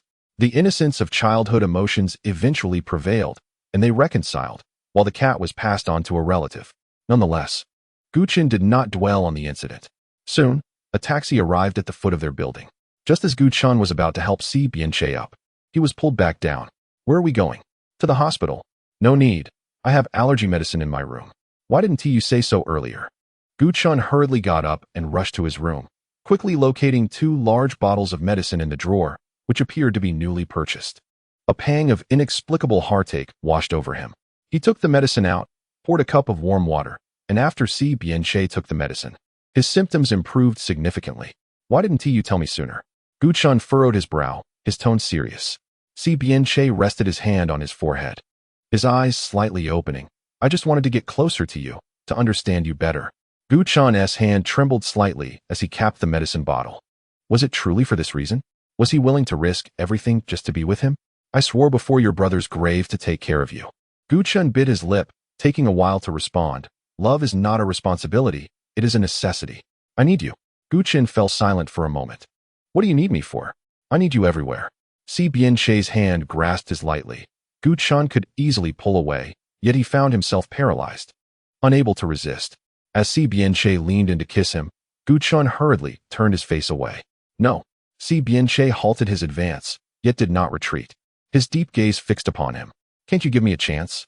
Gu Chun frowned, pulling his hand from Si Bianche's warm grasp. "You mustn't like me. I will never return your feelings." "What if I already do?" Si Bianche replied with a wry smile. Gu Chun was baffled. "What do you even like about me?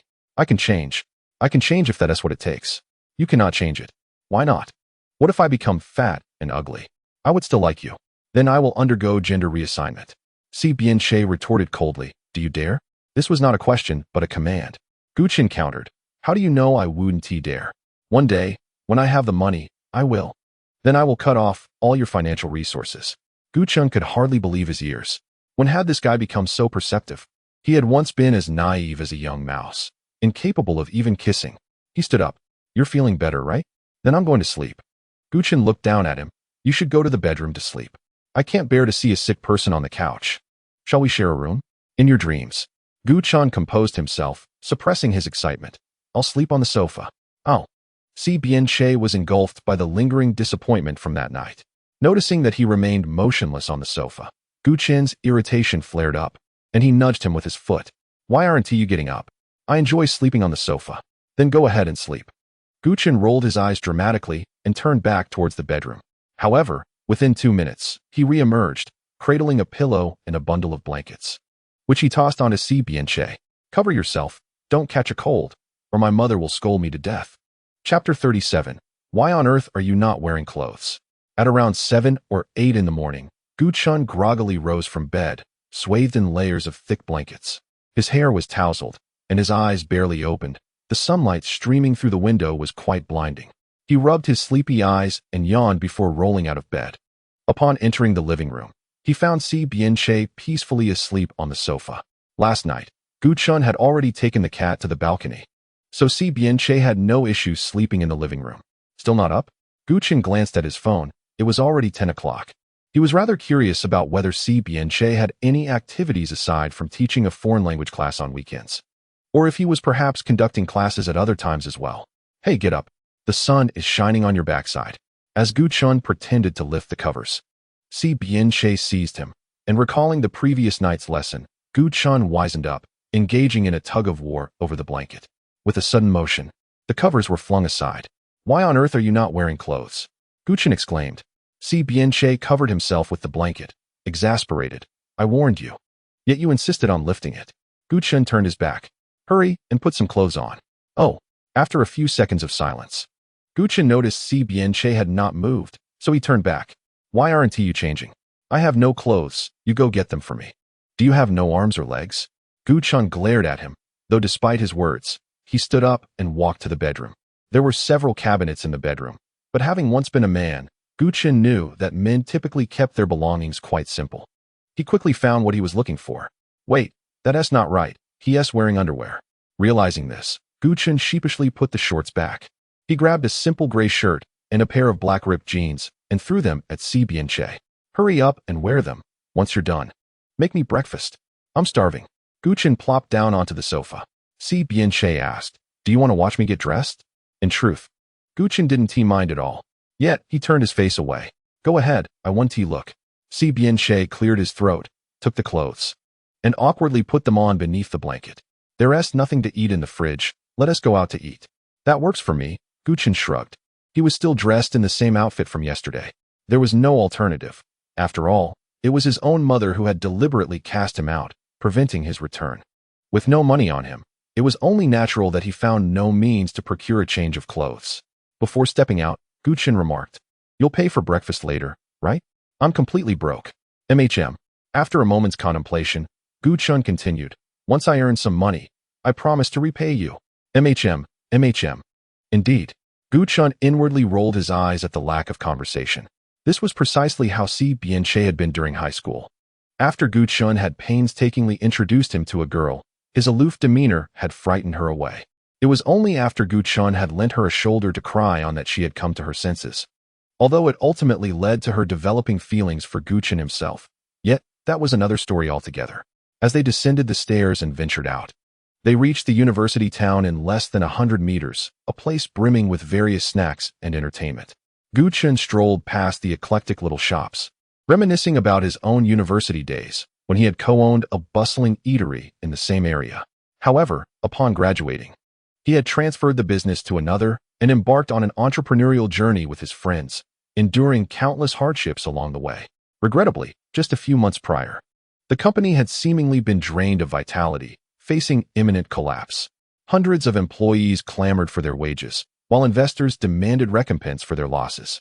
Reflecting on the day before the company's downfall, he recalled being blissfully unaware of the impending crisis, wishing someone had intervened to rouse him from his revelry, urging him not to indulge further, as the company teetered on the brink. Yet no one did. When he finally awoke from his drunken stupor the next day, all his rights and wealth had turned to ashes. Chapter 38. That one looks more appetizing. Let us have that. Gu Chen pointed to a shop. All right, Si Bianche replied. The two entered side by side. Due to Si Bianche's striking presence, coupled with many schoolgirls' familiarity with him, Gu Chen felt the weight of countless gazes upon them as they walked, and even while seated inside the establishment. I'll have a bowl of noodle soup, Gu Chen ordered, then turned to the person across from him. What would you like? The same as you. Oh, then I'll have another bowl of noodle soup. Gu Chen efficiently placed the order, then surveyed their surroundings, noting how the stares that had once lingered on them quickly dissipated. In truth, dining out with Si Bianche in his current appearance felt rather peculiar to Gu Chen, a realization that dawned on him belatedly. Within 10 minutes, a steaming bowl of noodle soup was placed on their table. During his university days, Gu Chen often ordered noodle soup, albeit from a different establishment. As he observed the garlic bits floating atop the broth, he frowned, having forgotten to request that the chef omit the garlic oil. Hesitant to take a bite, he simply pushed his bowl over to Si Bianche. You go ahead, I'll have the other bowl. Si Bianche showed no signs of objection, asking, how do I eat this? I've never had food from a place like this before. Gu Chen raised an eyebrow, surprised that this fellow could even be unfamiliar with noodle soup. Indeed, it is true that Si Bianche's family is quite affluent. He has been pampered since childhood, accustomed to having a chef prepare meals for him. Even now that he has moved out, he still cooks for himself at home, never having dined out. Wait a moment. I shall go over there and remind them not to add oil and garlic for me. Once Gu Chen had given his instructions, he returned to find Si Bianche's bowl of noodles untouched. Reluctantly, he decided to assist him, picking up a pair of disposable chopsticks from the table, and personally separated the noodles, presenting them to Si Bianche. You can eat directly with these chopsticks. Si Bianche accepted the chopsticks, but, feeling somewhat uneasy, inquired, is it sanitary to eat like this? Cleanliness aside, what matters most is filling one's stomach, Gu Chen replied, lifting a strand of noodles and watching as Si Bianche swallowed it down. Throughout the process, Gu Chen observed with a motherly smile of satisfaction. His own bowl was also brought to him, with additional pork liver and lean meat as requested. Si Bianche glanced at Gu Chen's bowl and remarked, why does yours look more appetizing than mine? Because it has more meat, Gu Chen replied. I want some too. With a sigh, Gu Chen relinquished a small portion from his bowl to Si Bianche. After all, he was the one paying for this meal. One should never bite the hand that feeds. Isn't that person a professor from the foreign teacher's class? What is he doing here for breakfast? And who is the woman sitting across from him? They appear quite intimate. Could she possibly be his girlfriend? Gu Chen vaguely overheard others discussing them. No matter where one goes, there always exists a group of gossips. Without gossip, life seems rather dull. However, hearing others speak of oneself can evoke discomfort. For instance, there was this remark. No way, he looks so unattractive and dresses so poorly. Just look at how dapper the professor is. He clearly has taste. How could he be with such a woman? Perhaps he is merely being kind. Taking her out for breakfast, maybe a distant relative. Gu Chen covered his face with his hand, pondering whether he truly appeared as ugly as others claimed. Wasn't he once an adorable child loved by everyone? Now, perhaps he was just a bit overweight and short, leading others to perceive him as unattractive. He desperately tried to reassure himself, yet the judgment of others was inescapable. Gumeng, do you mind if I share this table with you? A tall figure stood beside Gu Chen. He glanced up to see a man smiling at him like the sun. Do you mind? Liang Yin boldly inquired.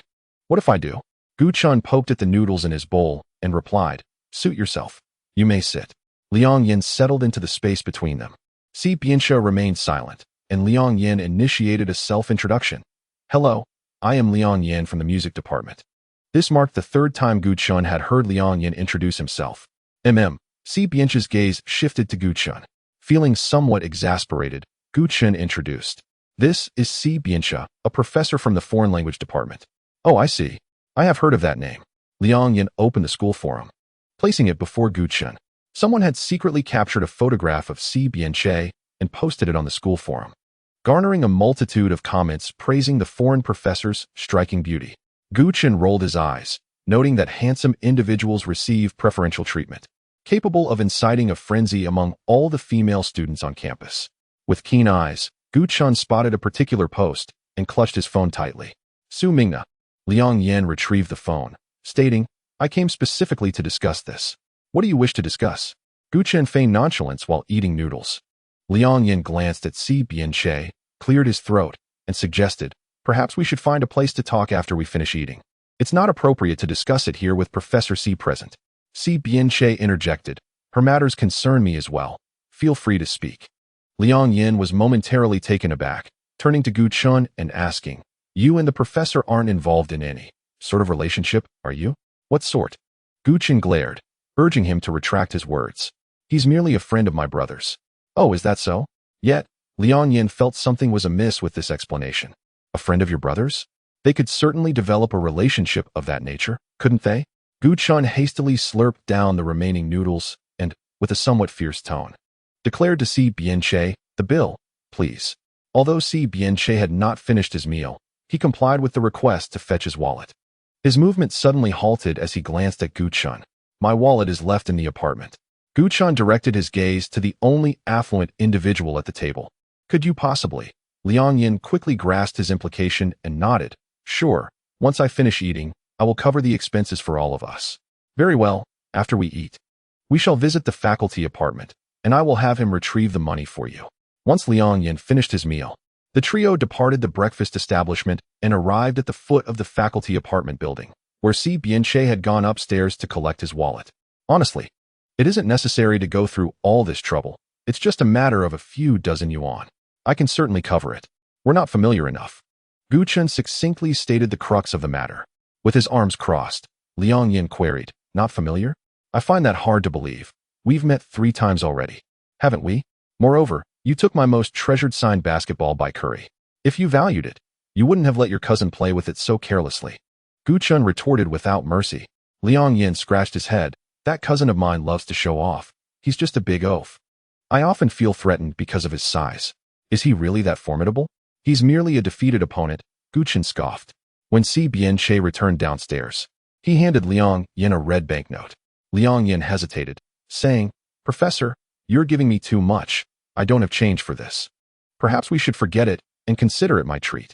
You can invite me next time. There won't be a next time." Chapter 40. Things take a turn for the worse. Liang Yin accepted the money, and an awkward and delicate atmosphere enveloped them. "Please leave." Gu Chen directed towards a certain individual. Si Bianche furrowed his brow slightly, asking, "Will you be returning for lunch?" "I am uncertain. If my mother returns today, I will certainly head back for a meal." Upon reflection, it seems that the matter is not as straightforward as it appears. "Oh, I shall leave a copy for you." Gu Chen nodded in acknowledgement. Subsequently, Si Bianche turned and ascended to the faculty dormitory. "Shall we find a place to converse?" Indeed. The two exited the school gates and sought out a quaint cafe, frequented more by office workers than students, thus allowing them to avoid the prying eyes of others, especially given the multitude of university students from C University in the vicinity. Gu Chen ordered an Americano, while Liang Yin opted for a distinctly different black coffee. However, when the coffee arrived, Liang Yin vigorously poured creamer into his drink, leaving Gu Chen somewhat perplexed. "If you dislike bitter flavors, why not select something mildly sweet?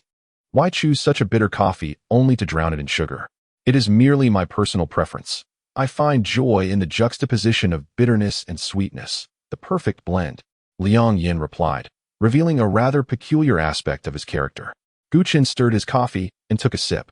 "Do you truly understand what sort of person Su Mingna is?" Liang Yin regarded him with interest. "Did you not express curiosity about this matter earlier?" "Indeed. I was not particularly interested before, but 2 days ago, I called her." Gu Chen hesitated, deciding against being too conspicuous. "Perhaps it is best if you share what you wish to discuss first." "It seems you have quickly discerned that," Liang Yin remarked, taking a sip of his coffee. Whether he was reminiscing about some unpleasant memory or merely reacting to the bitterness of the coffee, he furrowed his brow. "That woman is indeed not as simple as she appears. It appears there is quite a story to tell," Gu Chen said, reclining against the sofa, crossing his legs, and adopting the role of a quiet listener. "Actually, since high school." Liang Yin, a familiar female voice, suddenly interrupted. Both Gu Chen and Liang Yin turned in unison, and there she was, the very subject of their discussion, Su Mingna, approaching them. Liang Yan, are you speaking ill of me in front of others again? Liang Yan's eyes flickered with an unusual hue, and his expression darkened. I merely sat with someone you know. Why must you assume I am speaking poorly of you? Is your conscience troubled? Su Mingna clenched her fists and insisted, step outside with me. I have something to discuss. What is there that cannot be said here? Besides, what is our relationship? We are not even friends, Liang Yan retorted with a hint of acidity in his tone. Su Mingna, undeterred, replied, I do not care. You will come with me. Today we shall clarify this matter once and for all. Throughout their exchange, Su Mingna had not cast a single glance at Gu Chun, treating him as though he were a complete stranger, leaving him uncertain about how to interject into their conversation. Given the tranquil atmosphere, the tension between them did not last long before Gu Chun felt the awkwardness escalate. Perhaps you two should continue your discussion. I shall take my leave. Just as he attempted to rise, he was pressed back down. Where do you think you are going? Our conversation is far from over. Liang Yan suddenly adopted a domineering demeanor, firmly gripping Gu Chen's shoulder, rendering him immobile. Su Mingna bit her lower lip, the lipstick she had applied now slightly marred by her pearly teeth. Her gaze remained steadfastly averted from Gu Chun, instead directing a silent, yet intense pressure toward Liang Yan. Observing their standoff, Gu Chun felt utterly helpless. He retrieved his phone from his pocket and began to play a casual game. Liang Yan remarked, since you wish to converse, let us sit down for a discussion. I have no qualms about inviting an additional guest for coffee. Su Mingna remained rooted in place, neither moving nor taking a seat.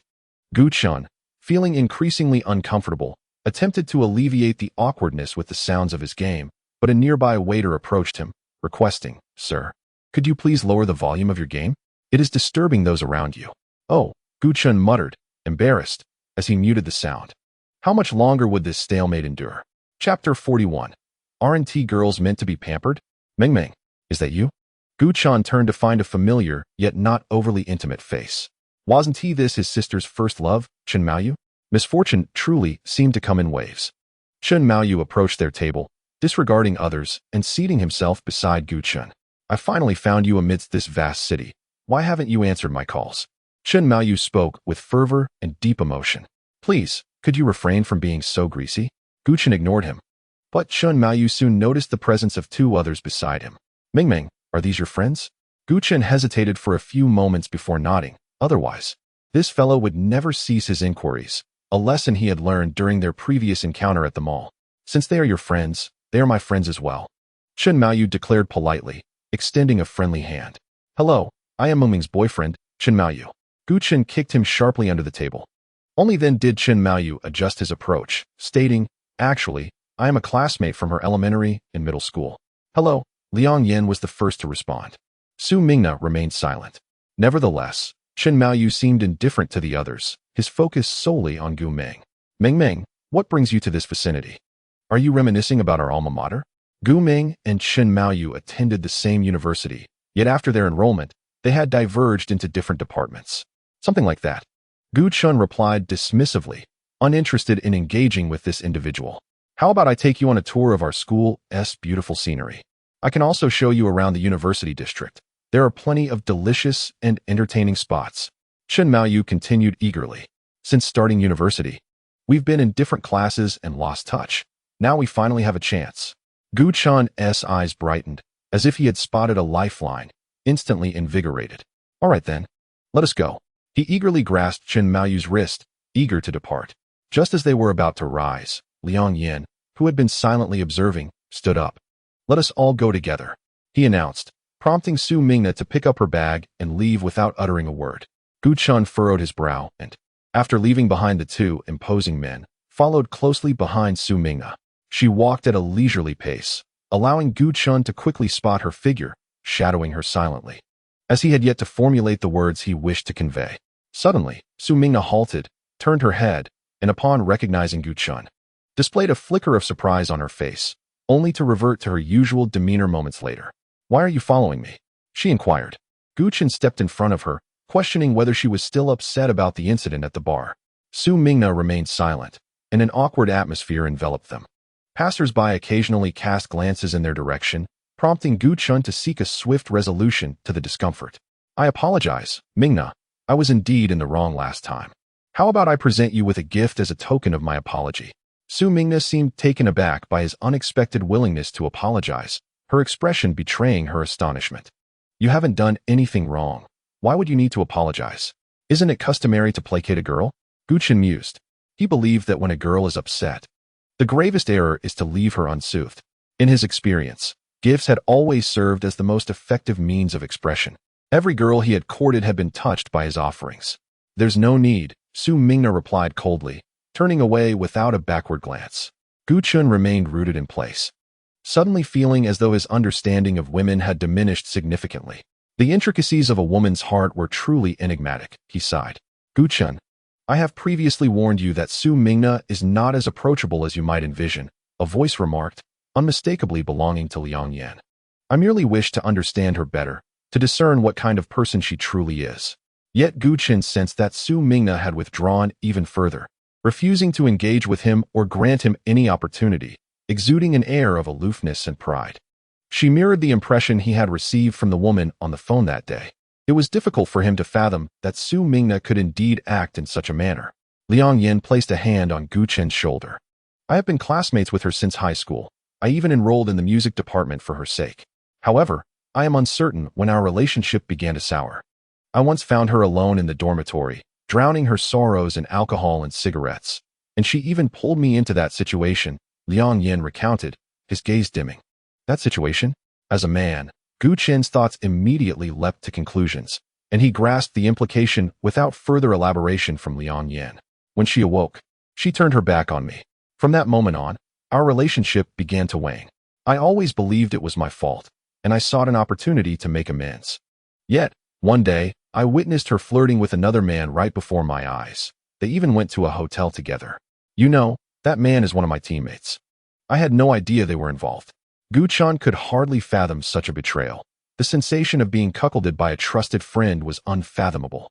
But what was even more daunting was yet to unfold. Liang Yin continued, after further inquiry on my part.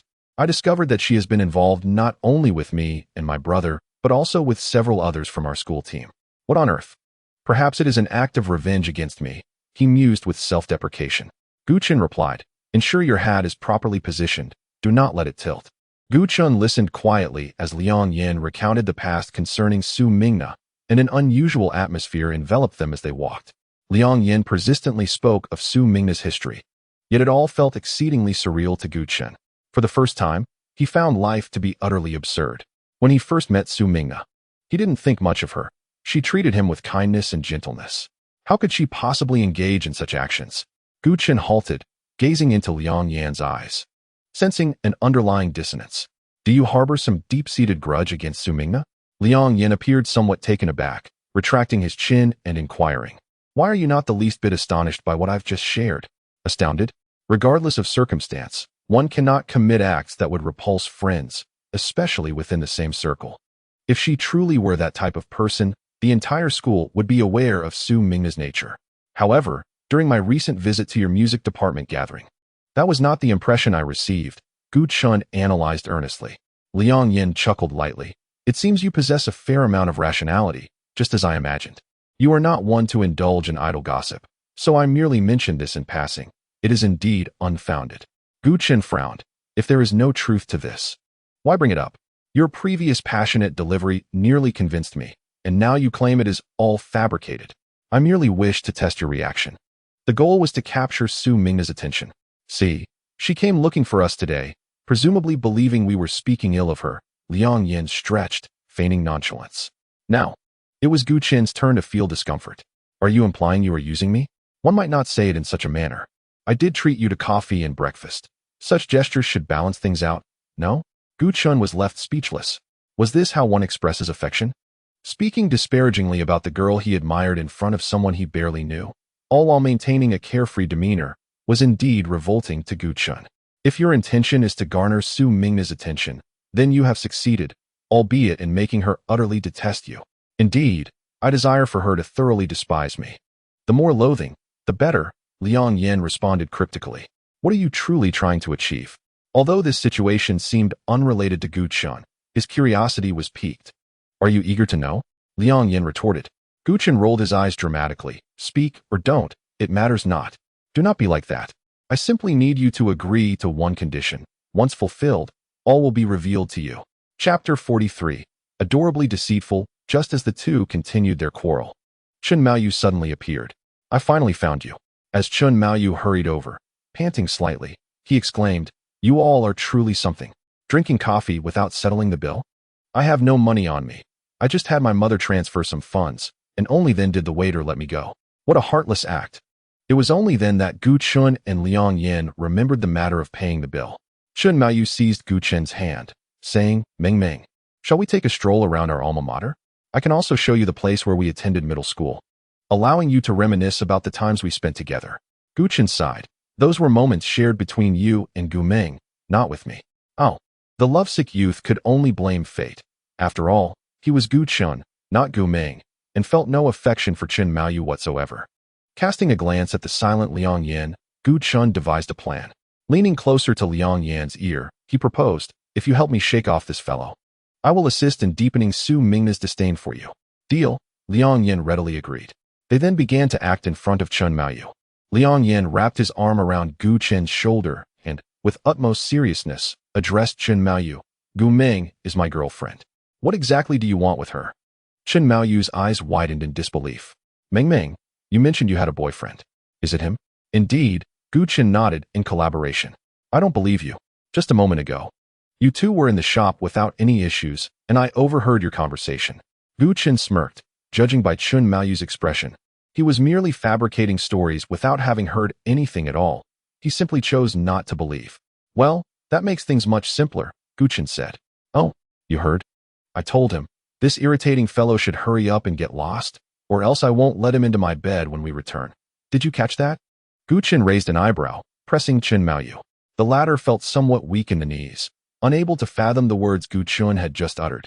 You must be lying to me. Gu Chen shrugged. I am now returning to our beloved rental together. Feel free to leave. Goodbye. Linking arms with Liang Yin. She didn't spare Chun Maoyu another glance as they walked away.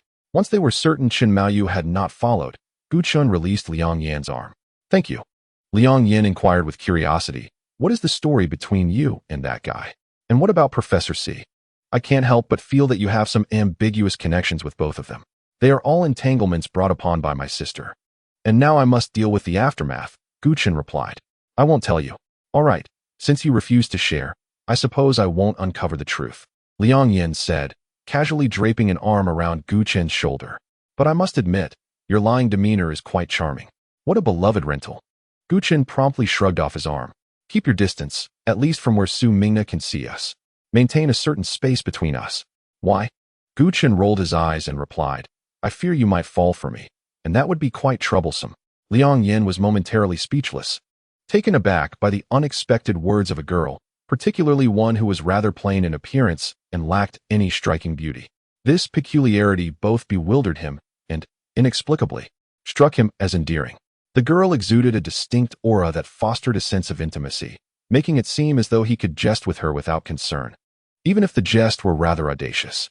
Why do you keep staring at my face? She inquired. I'm not. I just find you quite adorable, he replied. Gu Chun took a step back, shielding herself with her arms. You're not actually falling for me, are you? Liang Yin couldn't help but chuckle at her playful demeanor. Deep well ice. Gu Chun shot him a glare and briskly walked ahead, turning back to address the person left behind. Stop following me. I'm heading home. Upon arriving home, he was astonished to discover the door was firmly locked. No matter how many times he pressed the doorbell, no one came to open it. Is my cousin still at her place? Gu Chen pondered, dialing her mother's number, only to be met with silence. Great. Once again left out in the cold. Hello, si biencha. I'm too lazy to walk. Could you drive over and take me to your house? Chapter 44 Life? Why can't it be just a tad fair? In less than 10 minutes, si biencha appeared in a sleek black car.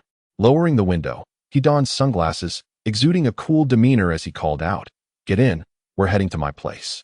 Gu Chen settled into the passenger seat, noticing that the vehicle was relatively new. Less than 5 minutes after they set off, she voiced her curiosity. Why aren't we going to school? I only stay there on weekends. Oh, Gu Chen found it odd. How did you end up teaching an English class there? You never mentioned it before. I used to be bad at English, he admitted. But you improved. My grandfather insisted I learn. I wasn't inquiring about that. I was curious as to why. Given your family's wealth and your father's business, you still choose to work? A silence enveloped the air for a few seconds before Si Bianca slowly responded, I don't wish to lead a life preordained. Preordained? Guchen struggled to grasp his meaning. Yes, a life where everything is arranged by one's parents. That is not what I want. His grip on the steering wheel tightened. Yet, his parents had already divorced. Why did such issues still linger? The complexities of the affluent world eluded her. Despite having grown up together, their family backgrounds were starkly different. Guchen's family had always been modestly comfortable, and it was only since she ventured into business that they enjoyed a taste of a more bourgeois lifestyle. Guchen's father valued her career, allowing her to manage her finances and pursue her aspirations, urging her not to let familial matters hinder her future. In reflection, after her rebirth, Guchen contemplated that had she invested her earnings back into her family earlier, she might not have found herself in such a desolate predicament now. Now, with aspirations that seemed distant and a dwindling motivation, she could only sum up her feelings in a single word: laziness. Si Bianca and he led entirely different lives. He was born with a silver spoon in his mouth, surrounded by immense wealth. His parents indulged him from a young age, and Guchen always believed that he was no different from the wealthy young gentleman he was accustomed to. However, since he came to know Si Bianca through Gu Meng's identity, everything transformed. It could be said that his perception of the affluent second generation underwent a profound revolution. In Guchen's memory, the wealthy heirs were typically extravagant and reckless, yet Si Bianca was not. He neither squandered his wealth nor indulged in fleeting romances. Everything about him was remarkably measured. The last time Guchen heard that this man had remained celibate for over 20 years for Gu Meng, his jaw nearly dropped in disbelief. He couldn't shake the feeling that there must be some unspeakable reason behind this, far beyond the simple fact of his parents' divorce. Guchen chose not to delve further. As a brother, he never pried into other secrets. The more one knows, the heavier the burden one must bear. Moreover, it was crucial to note that he was now Gu Meng, not Guchen. Speaking too much might arouse suspicion. As the luxury car entered the neighborhood, Guchen was astonished to find that most of the buildings were villas, far superior to his own home. Lush greenery surrounded them, a stark contrast to the towering buildings outside. Guchen felt a pang of envy. How had he squandered such wealth without ever purchasing a home of his own? While he stared resentfully out the window at what could have been his view, a weight pressed down upon him. What are you doing? Just unbuckling your seatbelt. As he watched that earnest head bend over to assist him, an idea for sudden wealth struck him like a bolt of lightning. Chapter 45. Other people's mothers upon arrival. They parked the car in the courtyard and stepped out. Guchen noticed an elderly butler in a suit at the entrance, which struck him as peculiar. Such scenes seemed to belong only in television dramas, yet here it was, unfolding before him. Young master, you have returned. And this young lady is? The aging butler inquired. From the Gu family, Guchen replied. A glimmer of recognition crossed the butler's eyes. Ah, Miss Gu Meng. It has indeed been a long time. Had Gu Meng met this individual? It felt awkward. Guchen merely offered him a slight smile, without further elaboration. Uncle Yin, how come you are here? Si Bianca asked. I accompanied Madame back. She is inside, the butler responded. My mother? Si Bianca furrowed his brow slightly. Indeed, she mentioned she wanted to see you. It has been quite a while. The butler's gaze shifted back to Guchen. This time, bringing Miss Gu Meng home will surely please Madame. As they opened the door to enter, Guchen hesitated. Perhaps I should head home first. Isn't your home empty? Then lend me some money. I could stay at a hotel or sleep in your apartment. Si Bianca ignored him and walked straight in, while Guchen followed behind with a sense of trepidation. The interior decor made Guchen feel as though even a single breath might be infused with the scent of wealth. The lofty crystal chandelier hung above, complemented by a bohemian carpet, beige sofas, and vintage furnishings, all exuding a warmth that starkly contrasted with the typically frigid demeanor of Si Bianca. This was merely the living room, and perhaps due to the infrequent occupancy, the furnishings appeared remarkably new. Guchen had spent considerable time at Si Bianca's residence before. Yet back then, the opulence was not as pronounced. The presence of Si Bianca's mother lingered in his mind, causing him to feel somewhat restrained. In truth, Guchen's impression of Si Bianca's mother was not particularly vivid. What remained etched in his memory was Si Bianca's father, a man even more austere than his own, whose presence would compel Guchen to retreat to Si Bianca's room, waiting until his father departed before daring to emerge. That familiar tension resurfaced within him.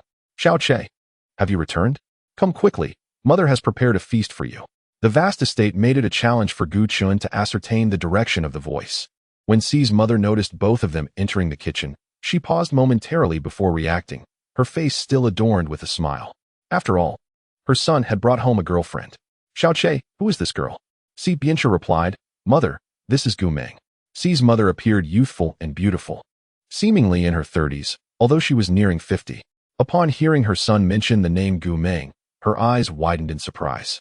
Even more exaggerated than that of old Yun, as she immediately set down her cooking utensils and approached Gu Chun. Taken aback by her enthusiasm, Gu Chun instinctively took a step back, yet was still caught by her grasp. Meng Meng, is it really you? Goodness, you've grown so much, she exclaimed. The last time I saw you, you were barely up to my waist, and now you've blossomed into such a young lady. Gu Chun scratched his head, feeling a bit bashful, and replied, Hello, Auntie. Not Auntie, call me Bumother. Gu Chun awkwardly complied, Bumother. Such a good child. CS mother then turned her gaze to Si Bianxia, her expression one of pride. I didn't expect you to bring Meng Meng home to meet me so soon. I had intended to devise a plan to bring this about, but you've surprised me by doing it ahead of schedule. I must say, my son has done remarkably well. You didn't scare the girl away this time, so I feel much more at ease. Are you really here to plot against him? Gu Chun thought, feeling a sense of impending doom, as if he were on the brink of being coerced into submission. Did she not understand that a forcibly bent fruit was never sweet? He was merely a hapless soul seeking a meal. Please, spare me. Since you've returned, Xiao Che, why don't you help wrap up things in the kitchen? Mother will take Meng Meng to the living room for a chat. Chapter 46. The first girlfriend brought home Si Bianxia. This fellow readily acquiesced without offering any explanation, leaving Gu Chun feeling quite embarrassed. He had no choice but to be led by Si's mother into the living room, her hand clasping his as they walked, appearing as intimate as a pair of sisters.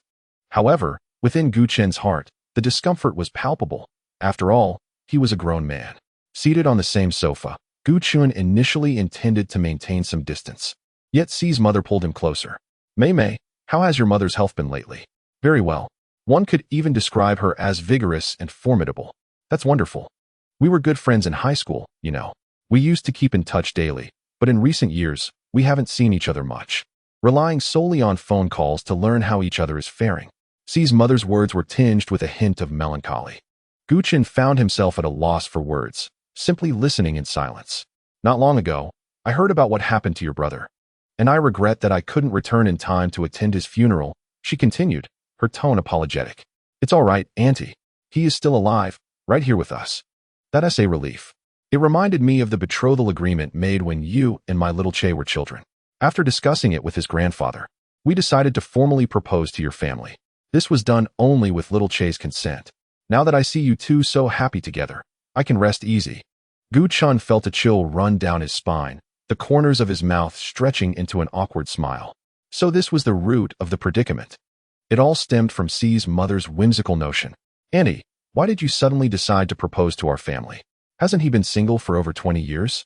That seems rather extreme, Gu Chun thought incredulously. It was hard to believe such peculiar circumstances could exist. It seems little Che had a girlfriend before. But he didn't like her and ended things, Si's mother said, suddenly realizing something and promptly closing her mouth. Oh dear, what am I saying? Mei Mei, please don't take this to heart. Although little Che has had girlfriends before, none were ever brought home, and their relationships lasted only a few days. Nothing significant occurred.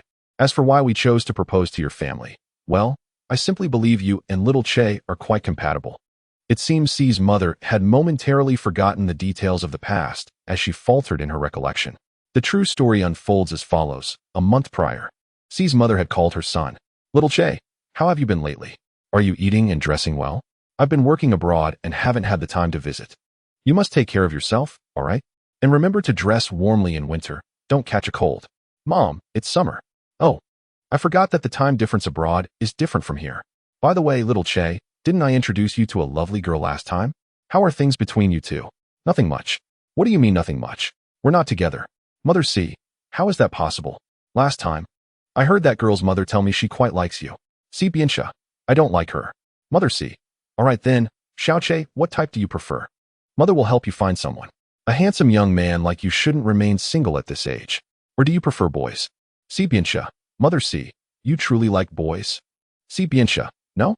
Mother Si, you nearly gave me a heart attack. Xiao Che? I genuinely believed that was the case. Mother Si continued to express her worries over the family lineage over the phone, and as Si Bianxia remained silent, she didn't want to press him further. She added that if he truly liked boys, she wouldn't oppose, but he must bring them home for her to meet, as she was quite anxious. After a lengthy silence, Si Bianxia finally spoke. I think Gu Meng is quite nice. Chapter 47. I have no intention of having children with him. Mother Si did not intentionally omit this matter. She genuinely forgot about it. Initially, it was Si Bianxia who proposed it, specifically mentioning Gu Meng. The Si family had made grand arrangements for the betrothal when they coincidentally received the news of Gu Chen's passing. They had intended to delay the proposal for a few days, but under grandfather Si's command, they promptly delivered the substantial betrothal gifts to the Gu family. At that time, the Gu family was in dire straits due to the issues surrounding Gu Chen's company, and that money was akin to a lifeline, pulling them back from the brink. Gu Chen was unaware of these circumstances and thought that his mother merely meant they could live comfortably after accepting the money. What he didn't realize was that this sum was actually a crucial aid in rescuing the Gu family from their plight. To this day, Gu Chen remains oblivious to the magnitude of the favor he has received, and he internally resists the idea of marriage. Fortunately, Mother Si is a gentle woman. Her voice soft as she held Gu Chen's small hand tightly. Meng Meng, once you marry into our Si family, I will be the best mother-in-law in the world. I will ensure you are treated well. All I wish is for you and my son to have 2 healthy little boys for me to hold. And then I will be at ease. The thought of having children had never crossed Gu Chen's mind. It must be painful. He had heard that childbirth is excruciating, and some have even died from it. The mere thought frightened him. Although he had escaped death once, he still harbored a natural fear of it. No. Why was he thinking so much about this? He had no intention of having children with Si Bianxia. Mother Si continued her earnest monologue, her demeanor reminiscent of someone discussing final affairs, such as the heart of every parent. Gu Chen understood, which is why he refrained from telling Mother Si that he held no interest in her son and was merely there for a meal. To secure that meal, he remained silent, enduring a degree of discomfort. After Si Bianxia had set the dishes on the table, their conversation came to a halt. My son is indeed a dexterous soul. Meng Meng, you need not exert yourself to learn the culinary arts. You may entrust these tasks to him. It is a rare sight to witness a mother so lavishly praise her son, yet for Gu Chen, it was quite heartening. Alas, Si Bianxia is not a woman. Were he of the fairer sex, perhaps I would consider the possibility. The 3 of them gathered around the dining table when Si's mother suddenly rose and stepped outside, calling in Uncle Yun, who was standing at the door. Gu Chen had a faint recollection of Uncle Yun, who was once the family's chauffeur rather than their steward. Uncle Yun, please join us for a meal, Si Bianxia offered, handing him a pair of chopsticks and a bowl. Uncle Yun took a seat, and Si's mother served him a generous portion of rice, demonstrating her nurturing nature. At my age, I feel I am more of a burden to you, miss, he remarked. Not at all, Uncle Yun. You have cared for our Xiao Che splendidly in the past. You deserve all the kindness in return now that he has grown up. Si's mother replied, her smile radiant as she continued to serve him dishes. It is my duty, truly. It is not a matter of hardship. Did not old Master Si also compensate me for my efforts?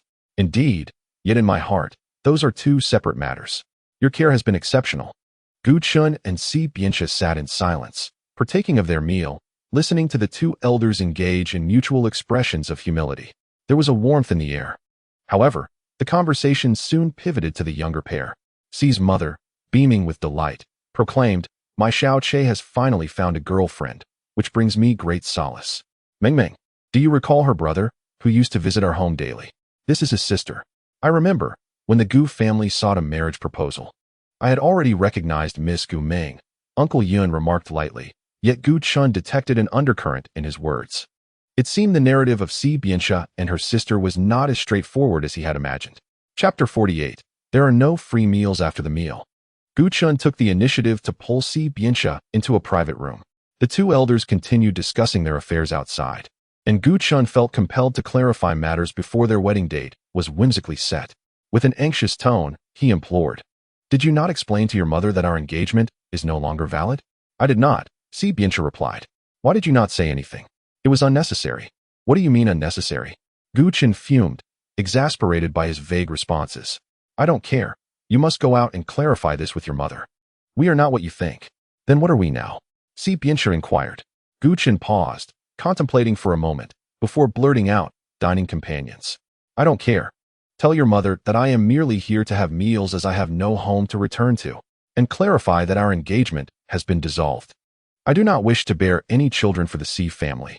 No sooner had the words left his mouth than Si Bianxia silenced him with a kiss, pushing him down as they both tumbled onto the bed. Gu Chen was taken by surprise, his hands held aloft by the man pressing down on him. With wide eyes, he stared at the man, who, just like that day, forcefully kissed him again. This time, the intensity was such that it rendered Gu Chen's frail body immovable.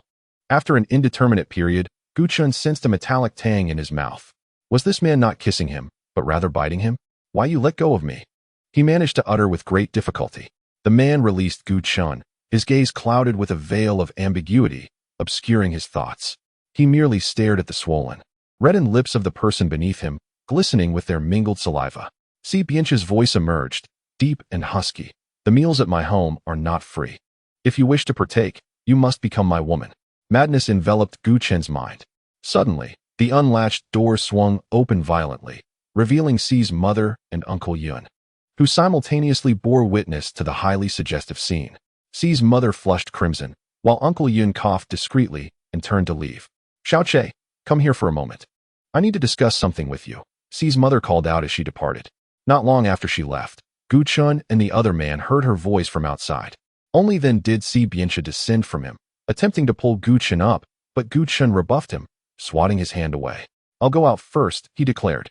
Gu Chen did not respond, simmering with indignation. Once Si Bianxia exited, Gu Chen's emotions erupted. He seized a pillow and hurled it at the door, muttering, If you ever do that again, I swear I'll bite your tongue off.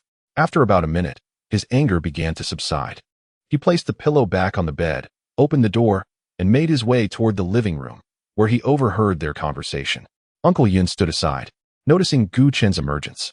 He intended to inform Si's mother, but was silenced by Gu Chen's shushing gesture. The mother and son shared a moment of awkwardness. After a prolonged silence, Si's mother finally spoke to Si Bianxia. Xiaoche, I'm only considering your best interests. After all, you haven't even brought Meng Meng home yet. If something were to happen and she were to become pregnant, how would I explain it to the Gu family? Si Bianxia lowered his head, offering no response. Where are you two in your relationship? Si's mother prodded gently at her son's hand. Just now, he replied. That is not right. What was that posture you two were in earlier? Upon hearing Si's mother's inquiry, Gu Chen thought to himself. Was she not the least bit embarrassed? Si Bianxia was a robust man in his 20s. Such matters should be quite normal. Yet, her tone resembled that of scolding a middle school boy, reminiscent of how she had spoken when he was younger. Please, just leave my affairs alone. I'll be more careful in the future, Si Bianxia replied in a low voice. Si's mother, visibly agitated, even rose from the sofa. How can I not be concerned?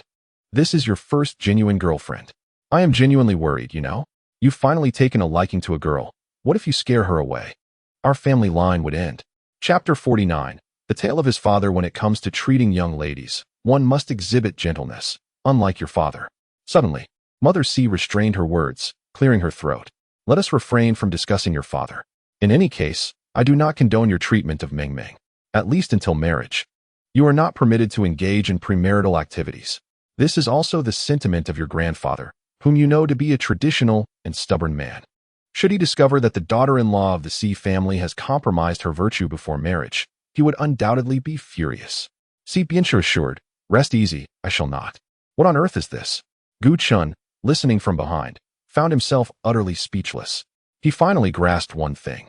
As long as he did not marry this fellow, nothing excessively inappropriate would occur between them, right? Yet, marriage is a matter that intertwines two families. Given the current trajectory, it seemed inevitable that he would be bound into wedlock with Si Bianxia, even if it felt like being kidnapped. Gu Chen was at a loss, his frustration prompting him to bang his fist against the wall. Miss Gu, you have arrived, Yun Bo announced, betraying him at the height of his despair. The conversation between mother and son abruptly halted. In the living room, Mother Si gently called out, Meng Meng, come here and sit. Auntie is leaving soon. Let me have a good look at you. Reluctantly, Gu Chen approached. Noticing his dazed demeanor, Mother Si kindly inquired, What is the matter, Meng Meng? You seem rather unhappy. Come sit beside me. I have a few words to share." Her manner of calling him was reminiscent of coaxing a child, leaving Gu Chen feeling quite uncomfortable. He could not fathom how Si Bianxia endured such treatment, or if he had always been coddled by his mother as if he were still a child. Scratching his head, Gu Chen settled beside Mother Si. No sooner had he sat down than she leaned in closer, grasping his chubby little hand. "Xiaoqie, please step aside with Yunbo. I need to have a heart-to-heart with Meng Meng," Mother Si instructed. "All right," Si Bianxia nodded, rising to leave. Thus, the vast living room was left with only Gu Chen and Mother Si. She gently squeezed his hand, speaking earnestly. "Auntie is about to depart, and I wish to share a few heartfelt words with you." Such earnestness from the outset caught Gu Chen off guard, yet he refrained from interrupting her, allowing her to continue. "After my divorce from Xiaoqie's father, I sent him to live with his grandfather. His grandfather, a man of military background, later had Xiaoqie serve in the army for 2 years, which helped to temper his shy disposition. However, it also resulted in him becoming quite similar to his grandfather and father." When she mentioned Si's father, Gu Chen distinctly perceived a flicker of sadness in her eyes, though she quickly masked it, continuing, "Both his grandfather and father are devoted men, possessing a singular flaw. They can only ever love one woman throughout their lives." Gu Chen paused at this revelation. Could it be that if Si Bianxia's father was truly devoted, then how could he have divorced Si's mother? This seemed implausible. "Do you know why I divorced Xiaoqie's father?" Just as the thought crossed his mind, Mother Si broached the subject. Gu Chen shook his head. "My marriage with Xiaoqie's father was orchestrated by Grandfather Si. We are not in love, but rather united for the sake of our families. My father, being quite obstinate, had only me as his daughter, and thus, he devoted considerable effort to finding a son-in-law who would meet his expectations. It was then that he set his sights on Xiaoqie's father. With the mediation of my father and Grandfather Si, we eventually came together. Later, I uncovered a secret of his. Before Xiaoqie began elementary school, I remained oblivious to the fact that his father had a first love. As Xiaoqie entered middle school, the bond between his father and me began to fray, for the woman he cherished was succumbing to a terminal illness. Her dying wish was to become his wife. I granted them this wish, for over the years, I had felt no love from him. I would rather let him go than allow him to squander time on me." Chapter 50. Not the least bit womanly when Mother Si reminisced about the past. Her gaze bore no trace of emotion, suggesting that she had either moved on or felt nothing for that man. She appeared relaxed, conversing with Gu Chen as though discussing trivial matters.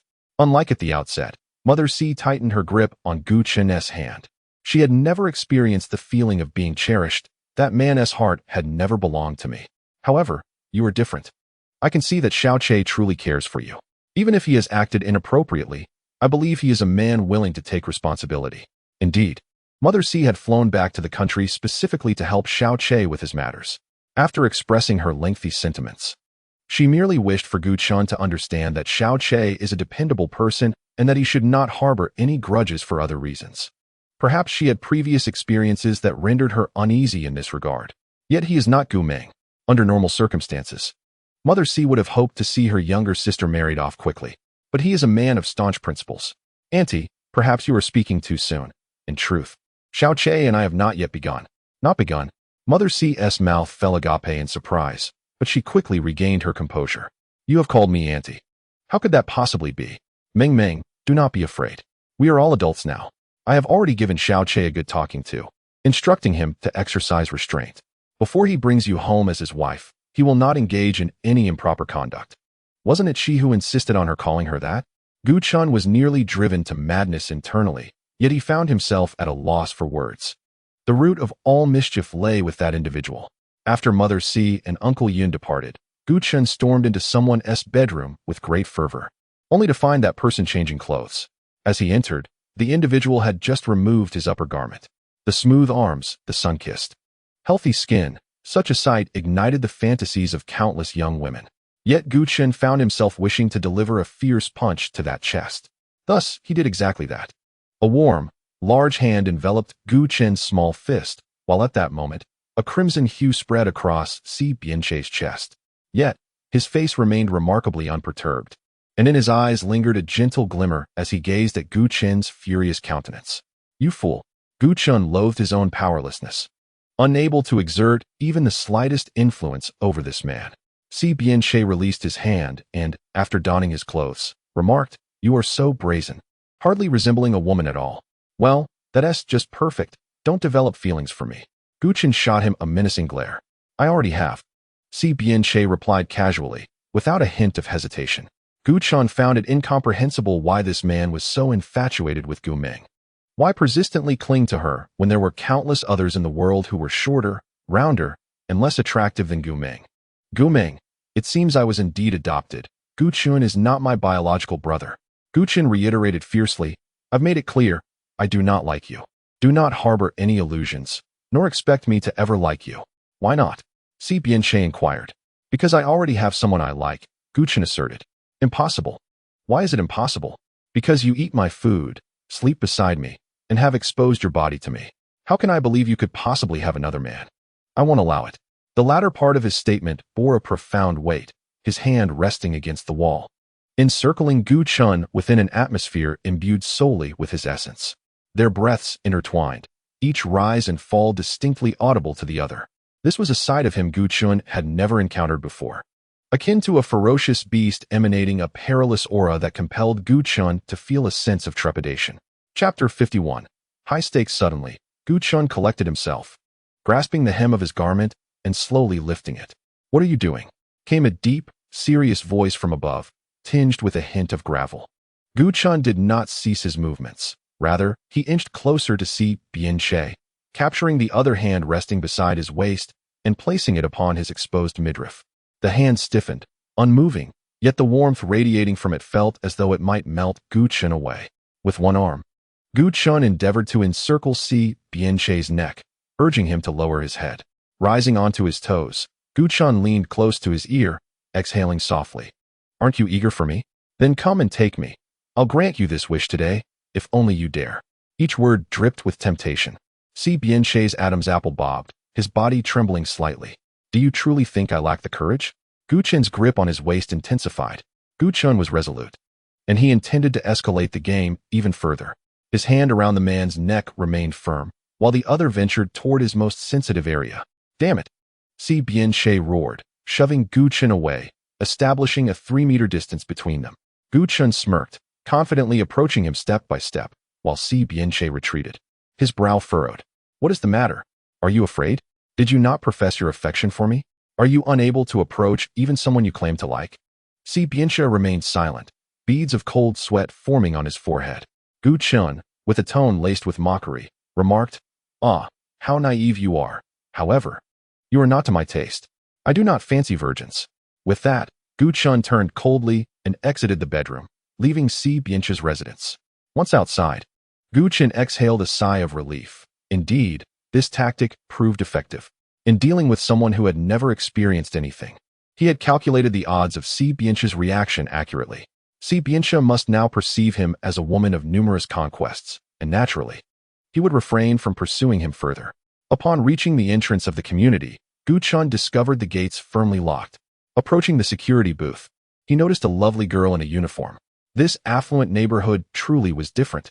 Instead of an elderly guard, a beautiful young lady stood watch. Gu Chen leaned against the window and inquired, Miss, could you kindly open the gate for me? I wish to leave. The girl glanced at him and replied, Do you have a key card? No, he responded, taken aback. Wasn't a key card only necessary for entry? Why must it be required for exit as well? Without a key card, I cannot open the door for you. You need a key card to enter and exit. Please return and retrieve it, she explained calmly. Return?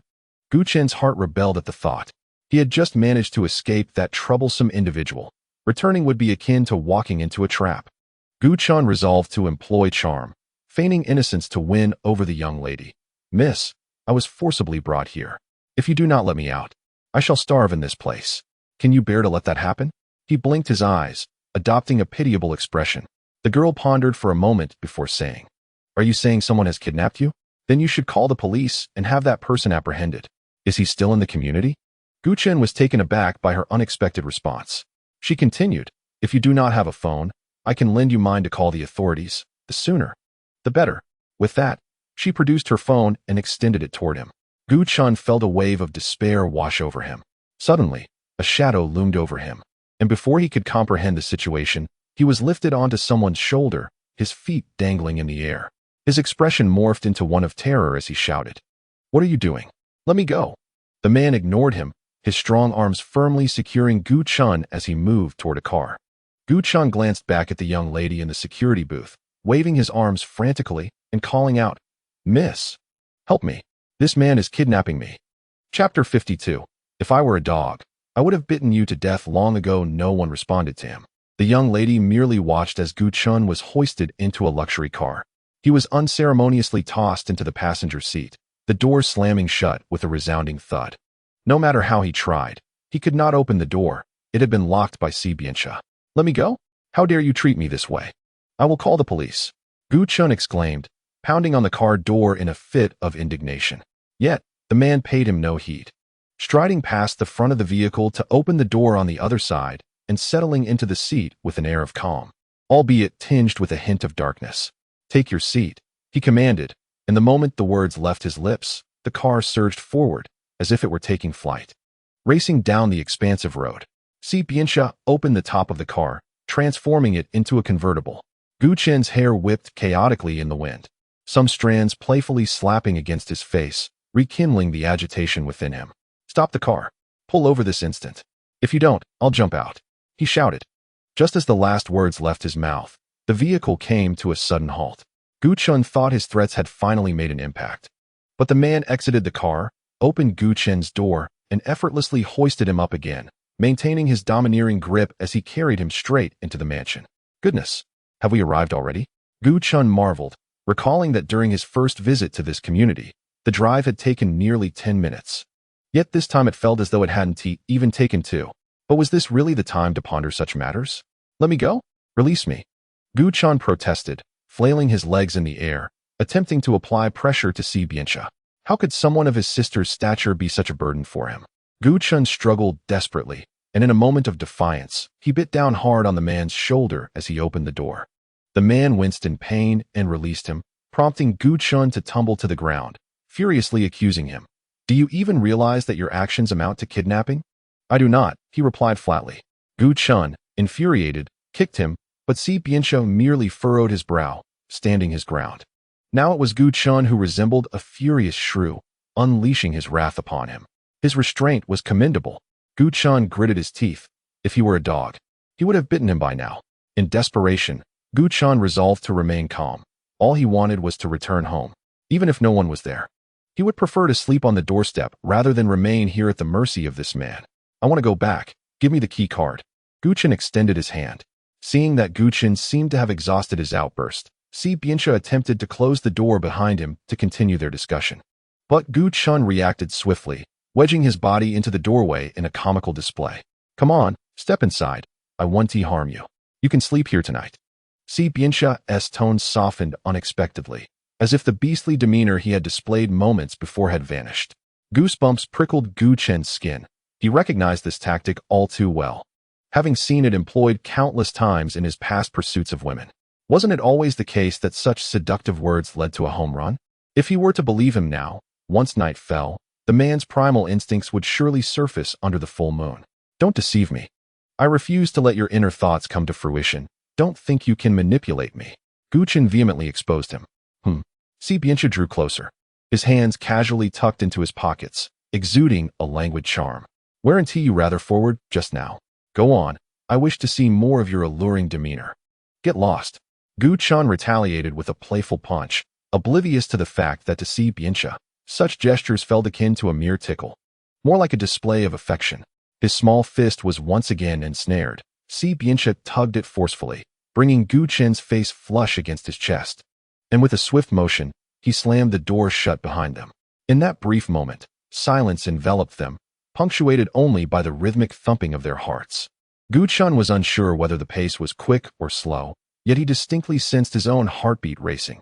How utterly bewitched he felt, suddenly rising from Si Bianxia's embrace.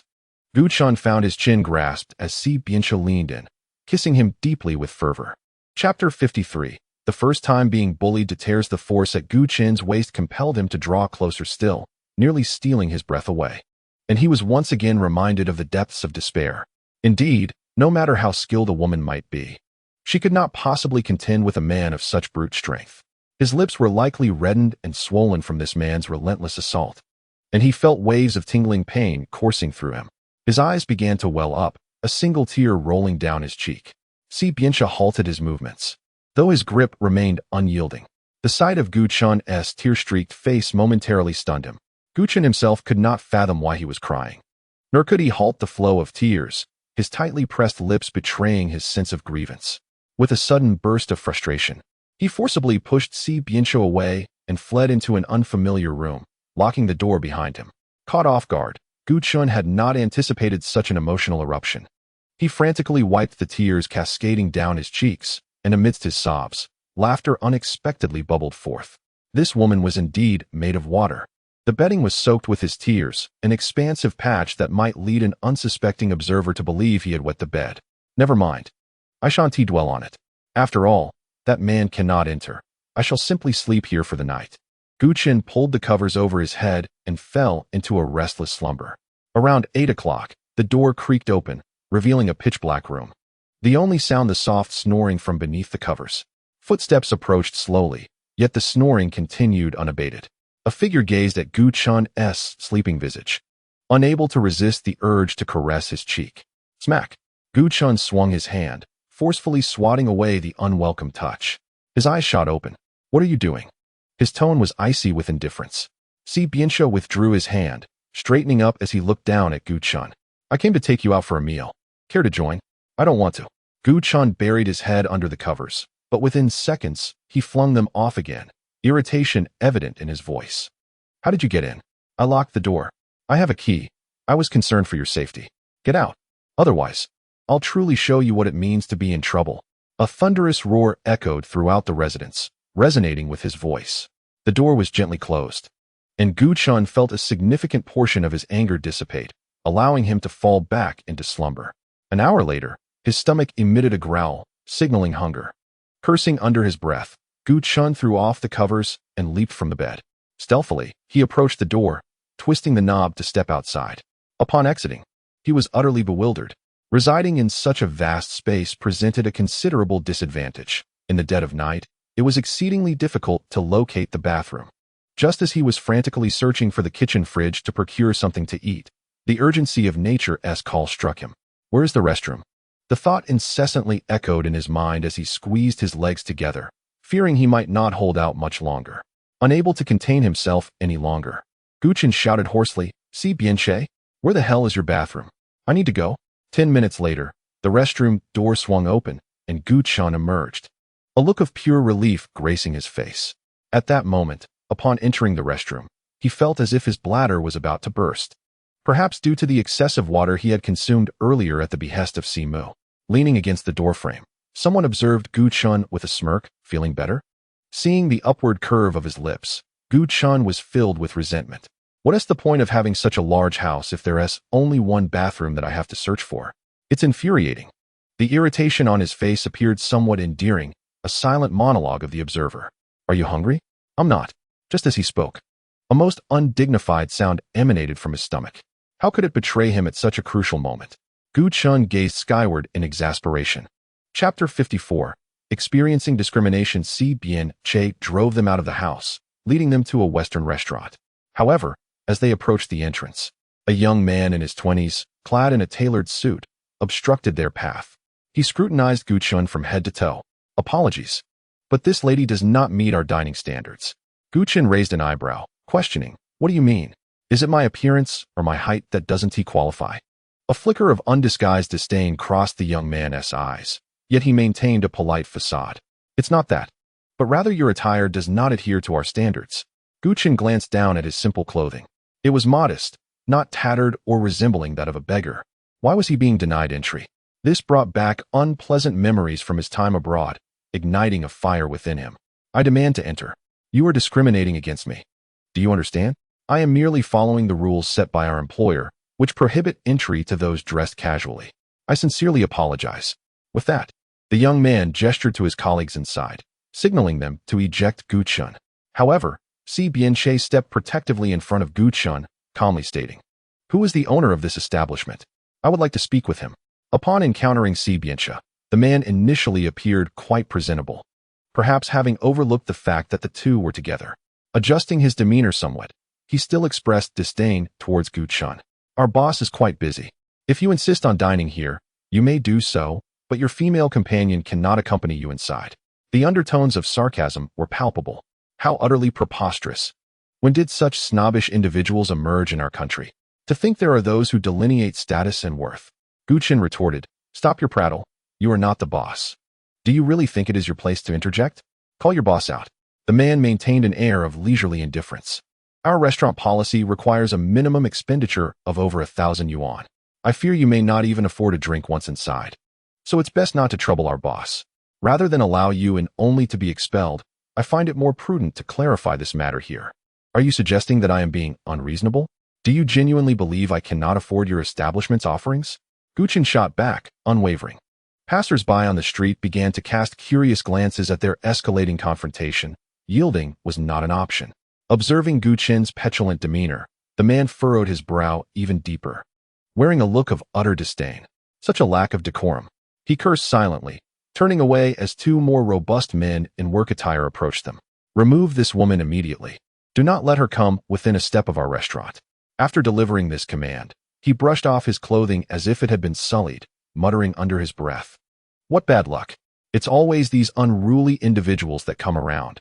It's no wonder our business has been suffering lately." Guchun was pulled behind Sibiancha, who positioned himself to obstruct the two men. "Boss, should we remove both of them?" one employee inquired. Sibiancha coolly replied, "You are the boss?" The man flicked his hair back and said, It seems I can't hide it any longer. I am indeed the owner here. But I have no desire to engage in a street quarrel with this harpy. If you have any sense of self-preservation, you will take this woman and leave. Otherwise, I assure you the ensuing scene will not be pleasant." His excessive confidence and arrogance were infuriating to Gu Chun, a restaurant owner who looks down upon the less fortunate and abuses his power. How utterly revolting. Just as she was about to unleash a few scathing remarks, the typically reticent Sibiancha spoke first. "Perfect. From this moment forward, you are officially dismissed from C's Corporation. Return your employee badge." Chapter 55. A dog's eye cannot discern a mountain. At that moment, the owner could scarcely believe his ears, and Gu Chun wore a similarly bewildered expression. "Why, you are from above?" the owner stammered, trembling. Sibiancha's expression was impassive as he retrieved a black and gold card from his wallet. Upon seeing this card, the owner collapsed to his knees. "Indeed, I apologize for my lack of discernment. I was unaware that high-ranking executives would be inspecting such a modest establishment. Feel free to reprimand or penalize me, but please do not dismiss me from my position. Earning a living is no simple feat, especially since I have only recently embarked on this journey. It is puzzling. Were they not here to dine? Why is their visit transformed into an inspection?" Gu Chun felt a sense of bewilderment. However, observing the sudden sincerity in the boss's demeanor softened her heart unexpectedly. Sibiancha remarked coldly, "I believe there are no regulations prohibiting patrons from dining at the restaurants under the C Corporation, am I correct?" The owner, with his head bowed, replied, "There were none initially, but since the chairman returned from abroad, he has mandated a thorough reform of establishments like ours, strictly forbidding such occurrences. If this is discovered, I shall face dismissal, and it is not just my establishment that would suffer." Sibiancha furrowed his brow slightly. The chairman of the C Corporation, C.E. Jun, is none other than Sibiancha's father, meticulous, serious, and devoid of humor. Even Gu Chun would navigate around him, as he exuded an aura akin to a formidable tiger prowling through the forest, while she felt akin to a mere rabbit. Noticing Sibiancha deep in thought, the owner, being a sensible individual, sought to dispel the tension. "I apologize for my previous oversight. Might I invite you both inside, so we may discuss how to address this matter more appropriately?" The owner's tone was cautious, fearing further offense. "I have lost my appetite for Western cuisine. Let us have hot pot instead," Gu Chun interjected, interrupting their dialogue. The owner became flustered. "Miss, I sincerely apologize for my earlier rudeness. I did not grasp the situation fully. What need is there for apologies? I simply found myself suddenly disinterested in Western food," Gu Chun replied. This statement sent a chill down the owner's spine. The pride he had exhibited moments ago was now met with a stark reality. "If you wish to forego our Western dishes, I can certainly arrange for Chinese cuisine. Just name a few dishes, and I shall oblige. I simply want hot pot. Will you serve it to me in a Western restaurant?" "I would not mind that," she retorted. The owner felt utterly cornered, regretting having entangled himself with such an imposing figure. If he allowed her to cook hot pot inside, the other diners would surely flee, and he would be on the brink of resignation. However, he was somewhat fortunate. Guchan was not the type to hold a grudge, understanding that the owner was merely a cog in the wheel, and such incidents were not solely his fault. Very well, let us proceed with Western cuisine. Guchan decided to relent. Upon hearing this, the owner's face brightened. He had finally found a glimmer of hope. Si Bianche gently stroked her hair, his tone softening. Meng Meng, I will follow your lead. You may choose whatever you desire. Guchan swatted his hand away. Keep your distance. The second floor of the restaurant generally attracted wealthier patrons, offering a quieter atmosphere and a more refined environment than the first floor. This is the finest and most tranquil spot I have selected for the two of you. I hope you find it to your liking. The restaurant owner, eager to please, approached with a smile as bright as a blooming flower, rivaling even the red roses adorning the table. Guchan, however, ignored him, engrossed in the menu. Noticing Guchan's prolonged contemplation, the owner kindly offered, "This menu is entirely in English and lacks images. Would you like me to fetch a different one?" "No, thank you," Guchan replied coolly. After a couple of minutes, he had decided on his order and fluently recited the names of the dishes, leaving both his companion and the restaurant owner astounded. Chapter 56. A bottle of 1982 Lafite. What kind of extraordinary person have I encountered? The restaurant owner was filled with regret, though he maintained a cheerful facade.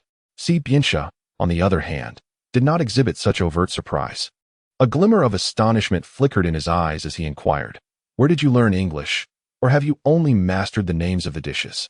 Guchan's lips twitched slightly. After handing the menu to Si Bianche, he chose to disregard him.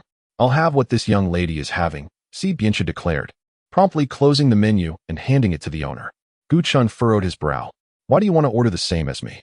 "Because I like it," he replied. Guchan rolled his eyes and chose not to press the matter further. By now, it was already 10 o'clock at night, and the number of diners at such an hour was scant. Within minutes, the owner had served several appetizers, which were quite palatable, and Guchan indulged heartily. When the main course arrived, Guchan's appetite surged. With no concern for appearances, as it was just the two of them and no one else around, he dug into a large steak with unrestrained enthusiasm. His voraciousness left the restaurant owner speechless and anxious.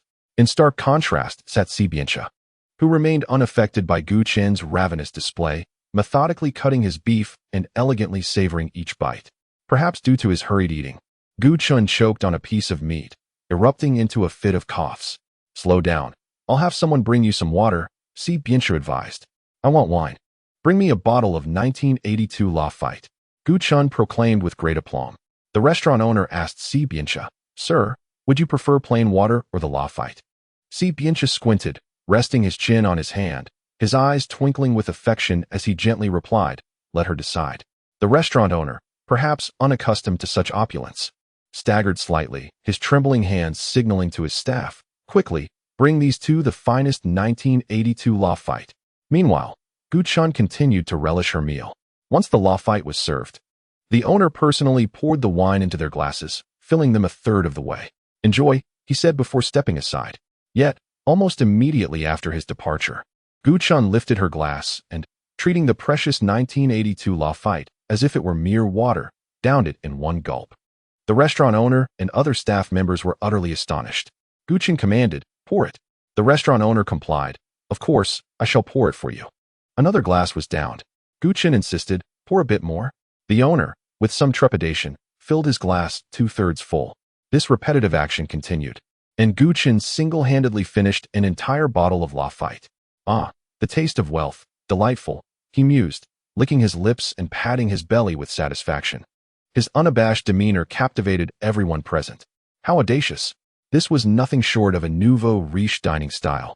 Si Bianche, who had been silent since the Lafite was served, observed Guchan as he dined, taking only a small sip from his own glass, which was a third full. "Are you full?" he inquired. Guchan replied, "I could manage more, but I have another stomach for dessert." Si Bianche turned to the bewildered owner and instructed, "Quickly, serve this lady her dessert." Without a moment's delay, within half a minute, the dessert arrived at the table. This time, Guchan exhibited a semblance of decorum, delicately savoring each bite, yet suddenly found himself unable to stop, even snatching Si Bianche's portion to consume it as well. Finally, he set down his fork, leaned back in his chair, cradled his belly with both hands, and let out a most unrefined belch. "Are you full now?" came the inquiry for the second time. Guchen shot him a sidelong glance, then surveyed the half-eaten food before him, entering a mode of mockery. "Why are you eating so slowly, like an old woman?" Chapter 57. The different perspectives of each other unfazed by Guchen's influence. Si Biancha continued to eat at his leisurely pace. Guchen, observing his cultured demeanor, recalled their previous encounter, where Si Biancha had exuded an air of politeness and refinement. However, he realized he had been gravely mistaken. Whether in the past or in his current appearance, Si Biancha was utterly misrepresented. As he had previously described, this fellow was indeed a wolf in sheep-esque clothing. Guchen vowed never to be deceived by his looks again. It took Si Biancha 10 minutes to finish his steak. Thankfully, Guchen had already consumed his dessert. Otherwise, he would have been left waiting indefinitely. "Let us settle the bill," Guchen announced. Si Biancha produced his wallet, revealing a black card, which he handed to the restaurant owner. After 5 minutes, the owner returned, his face a mask of confusion, saying to Si Biancha, "I'm sorry, but it seems this card cannot be processed." "That is impossible." Indeed, it could not be processed. Guchen knew that this card, issued by the C Group, had no limits. However, it appeared to be frozen, rendering it unusable. The restaurant owner returned the black card to Si Biancha and asked, "Sir, do you have another card?" Si Biancha pulled out another card from his wallet and presented it to the owner. Guchen anxiously inquired, "You haven't forgotten to bring enough money again, have you?" The restaurant owner, having overheard the conversation between the two, was consumed by profound doubt, his brow furrowing deeply. He slammed the recently acquired bank card onto the table with considerable force, his expression betraying a great deal of anger. "Are you two attempting to dine and dash in my establishment? This disdainful behavior is utterly intolerable," he exclaimed. "Indeed, one cannot change their inherent nature," Guchen mused silently, shaking his head in disapproval. "Perhaps you have been deceived in the past. Why else would you assume everyone is a fraud?" Guchen boldly retorted. The restaurant owner, his countenance darkened, struggled to accept the notion that someone like Guchen could afford a meal costing upwards of 10,000 yuan. Even a nouveau riche would find such a concept utterly astonishing. "I have been thoroughly deceived. And are there not countless others like you who seek to exploit and consume without payment? Our restaurant is on the verge of enforcing a policy of prepayment for meals, all due to individuals like you." His words were delivered with the force of a roar, resonating throughout the expansive second floor. Guchen plucked a petal from a rose resting on the table, casually remarking, "Do not categorize people into such rigid classes. Every individual is born equal, devoid of distinctions of high or low status. Those who harbor such divisive notions are clearly flawed. Perhaps you were bullied in your youth or influenced by your family, leading you to this sorrowful state." The restaurant owner stared, wide-eyed. "What did you just say? Is this not the truth? People like you have returned again." "What do you mean by people like us?" Guchen met his gaze unflinchingly, her eyes unwaveringly fixed upon him, perhaps intimidated by her fierce demeanor. He found it difficult to articulate a response, rendered speechless by the unexpected strength emanating from a petite woman. Si Biancha, too, was introduced to a side of Gu Meng he had never witnessed before. Previously, he had perceived her as delicate and in need of protection. However, it was clear now that she was capable of standing her ground, fiercely asserting her desires, even exhibiting a fervor that surpassed his own. Unlike her, he was driven by a possessive desire, wanting only her. Chapter 58. The restaurant owner reaps what he sows in any case. "If you do not settle your bill today, you shall not leave my restaurant. Do not suggest that you will wash dishes or clean floors. We do not hire staff. If you cannot pay, I shall escort you to the police station." The restaurant owner rolled up his sleeves, ready to confront Guchen. With a cold laugh, Guchen replied, "By all means, call the police. I shall remain here and see this through to the end. Indeed, you are simply here to exploit our hospitality. And what of it?" "I am not deceiving you," she retorted, rolling her eyes. Leaning back comfortably in her chair, Guchen appeared quite at ease, savoring the aftermath of her meal. The night view was delightful, and though a bothersome individual sat beside her, she found the ambience quite pleasant. Si Biancha, observing her carefree demeanor, could not help but smile slightly at her mischievousness. The restaurant owner was utterly infuriated, ready to call the police at any moment. Si Biancha stood up and addressed him. "You need not come to work tomorrow." The owner, frowning in anger, retorted, "Are you trying to scare me again? Once was enough. Do you wish to deceive me a second time?" Without engaging in further idle chatter, Si Biancha swiftly retrieved his phone and made a call. No need to alert the authorities. I have summoned someone to facilitate your termination. As the words left his mouth, the restaurant owner's eyes widened in disbelief. He could barely hear the operator on the line as he was caught in a state of shock, evidently intimidated. However, this time, it was not merely a scare. Assistance was genuinely on its way. To the owner's dismay, it was not the police who arrived, but rather a well-dressed man in a suit, holding a briefcase and sporting a professional demeanor accentuated by spectacles. Upon seeing this individual, the restaurant owner's legs weakened in fear. How could he not recognize him? This was the assistant to the chairman of the C Corporation. The man approached Si Biancha and bowed respectfully. Good day, young master. Si Biancha nodded curtly. Young master. The restaurant owner's mind reeled as he felt as though he had plunged into an icy abyss. If this man was the young master of the C Corporation, then the chairman must be his father. Despite the confusion swirling in his mind, he grasped the gravity of the situation and felt compelled to kneel. What was happening? Why was he being toyed with in such a manner? Si Biancha's expression remained impassive, indifferent to the restaurant owner's pitiable state, as he proceeded to explain all necessary procedures to the assistant. Understood. I will draft a contract immediately, allowing him to leave with his compensation, the assistant replied with precision. His demeanor meticulous, reminiscent of Si Biancha's father. The restaurant owner felt an overwhelming urge to prostrate himself before the three of them. Please, it was my mistake. I should not have failed to recognize greatness, he pleaded. Guchen seized upon the owner's statement, initially intending it to be humorous, yet delivered it with utmost seriousness. The owner's embarrassment was palpable, yet he continued to grovel for his position. You acknowledge your error, yet moments ago you bore such an attitude. Frankly, you are unworthy of being the owner of this establishment. You should be serving tables instead. Guchen admonished him harshly, affording him no quarter. Despair enveloped the restaurant owner as he realized he had not merely provoked a privileged heir of the C Corporation, but rather this formidable woman. What misfortune had befallen him? What madness was this? While Guchen spoke, the assistant turned to Si Biancha, inquiring, Who is this young lady? Si Biancha replied leisurely, She is my fiancée. As if, You must be joking. Guchen rolled her eyes dramatically, standing up to leave. Having absorbed enough of the situation, she was determined to return home, vowing never to encounter the insufferable Si Biancha again. Yet, Guchen was acutely aware that even if he left first, that clingy fellow, Si Biancha, would undoubtedly follow him. As predicted, just as he reached for the doorknob, a hand swiftly opened it, revealing the familiar warmth of the other's presence behind him. Guchen did not glance back. He could not be bothered to exchange words and stepped out. Suddenly, he halted, retreating a few steps only to step on someone's shoe, hastily pulling the person aside to hide. Chapter 59. Seeing is believing. Wasn't he that Su Mingna? What was she doing here? Moreover, there was a man in his 40s, his arm draped around her shoulder, while her expression remained cold, her eyes devoid of life. From her attire, the man did not appear to be Su Mingna's father.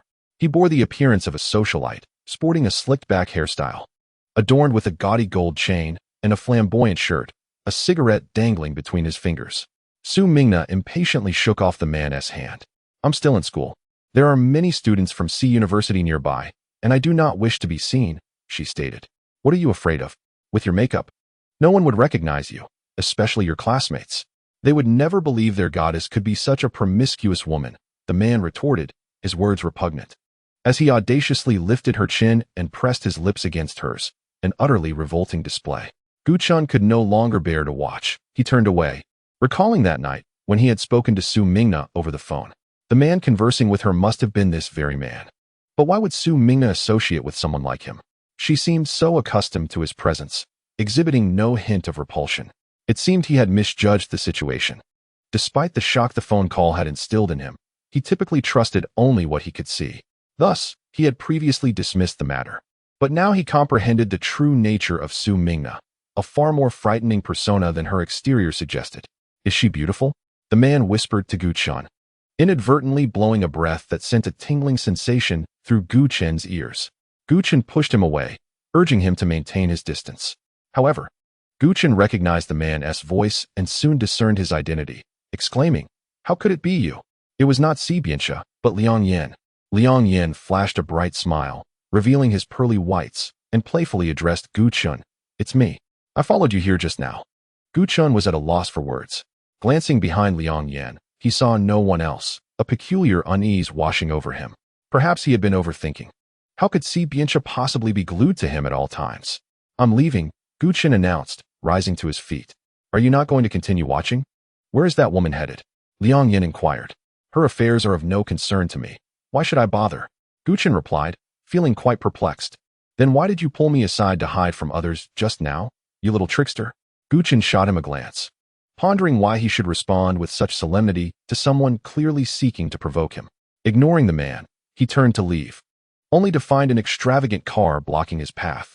A tall, striking figure emerged from the vehicle, and while Gu Chun had grown accustomed to such encounters, Liang Yan beside him gaped in astonishment, unable to reconcile the domineering CEO, Si Biancha, with the genteel professor from school.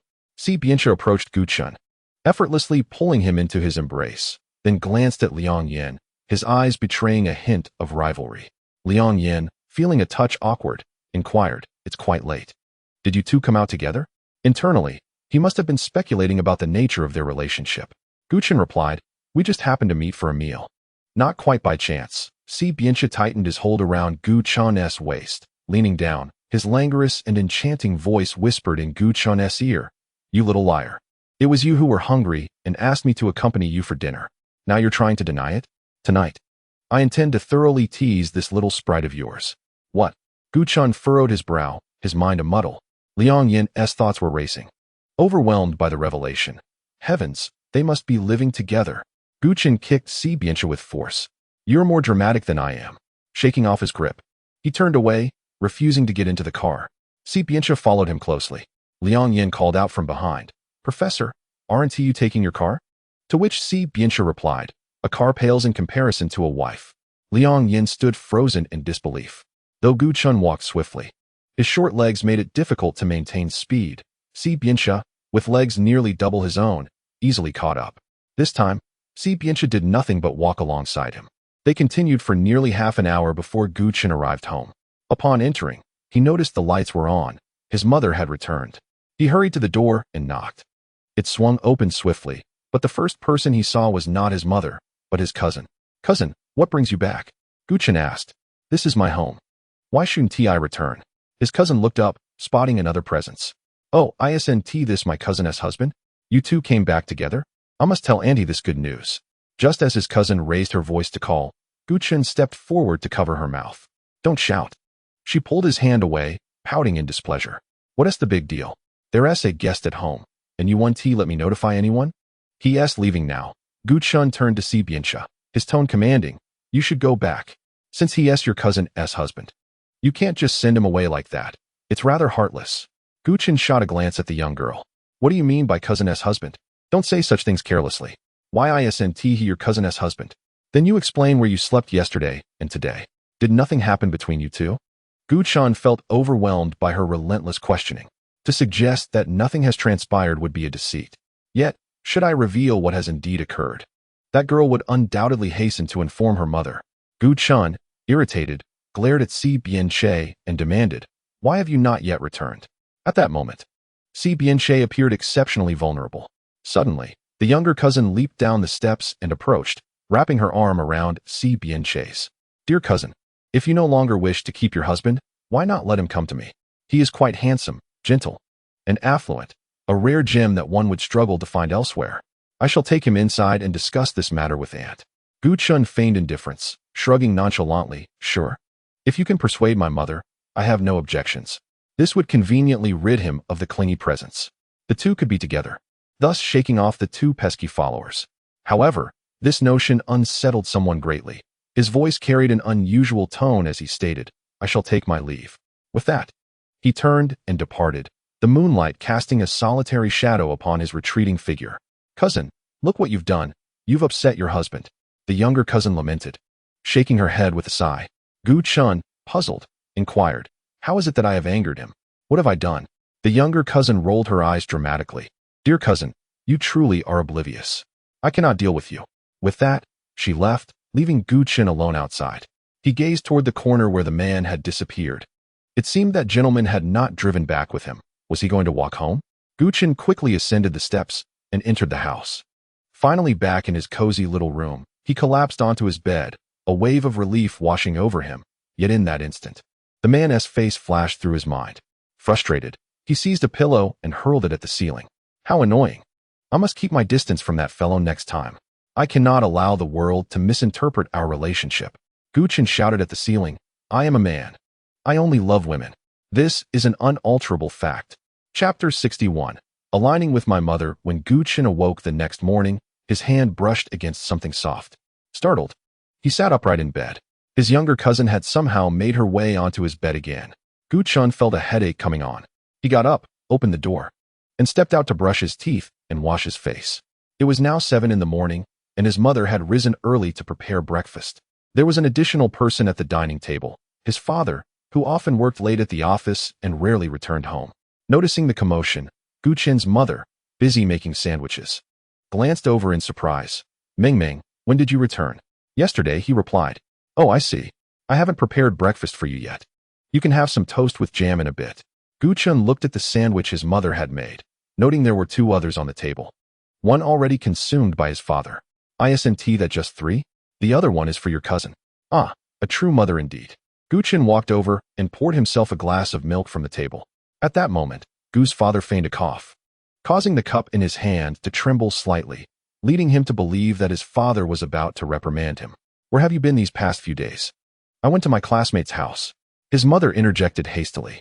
However, Gu's father's furrowed brow deepened. I saw you yesterday. Was it Xiaoxi who brought you back? Yes. Guchin replied, a hint of trepidation stirring within him. So, have you been staying at his house all this time?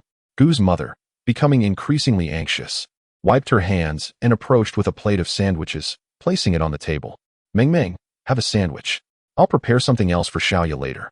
There are other foods in the fridge. You should eat quickly and head to your foreign teacher class. As she spoke, she cast subtle glances at Guchin, urging him to be cautious with his words. Gu's father had always been a traditional thinker, adhering to the values of the older generation, particularly those of Grandpa Sibiancha.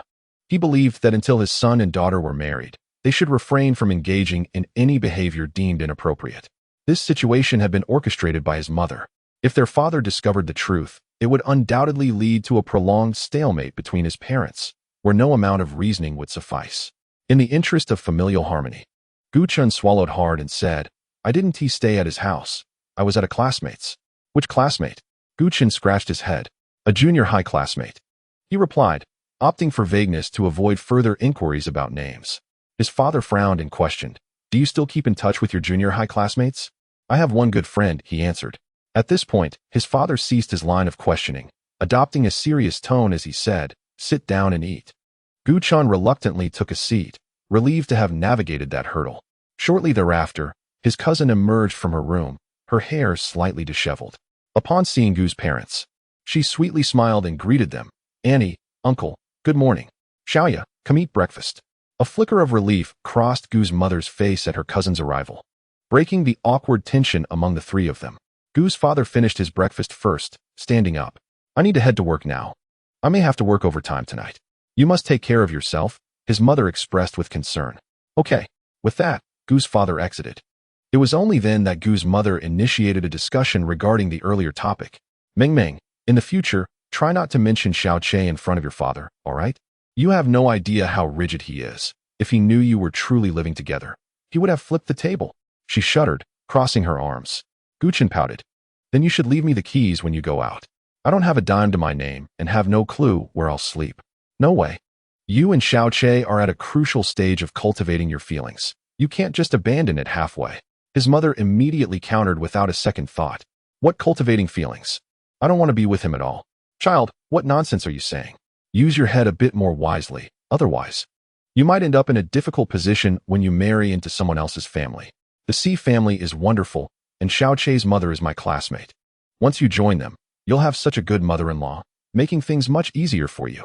Auntie, cousin, he is blissfully unaware of his fortune. Perhaps I should take her place and marry into the C family instead. Chapter 62. Has someone gone bald? Look at your sister. She is far more enlightened than you. Mother shot Guchin a fierce glare.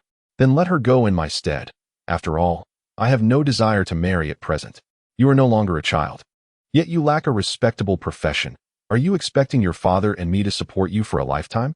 Gu Chun, sandwich in mouth, rose and declared, I must be off to class. Despite his mother's incessant chatter trailing behind him, Gu Chun tuned it out.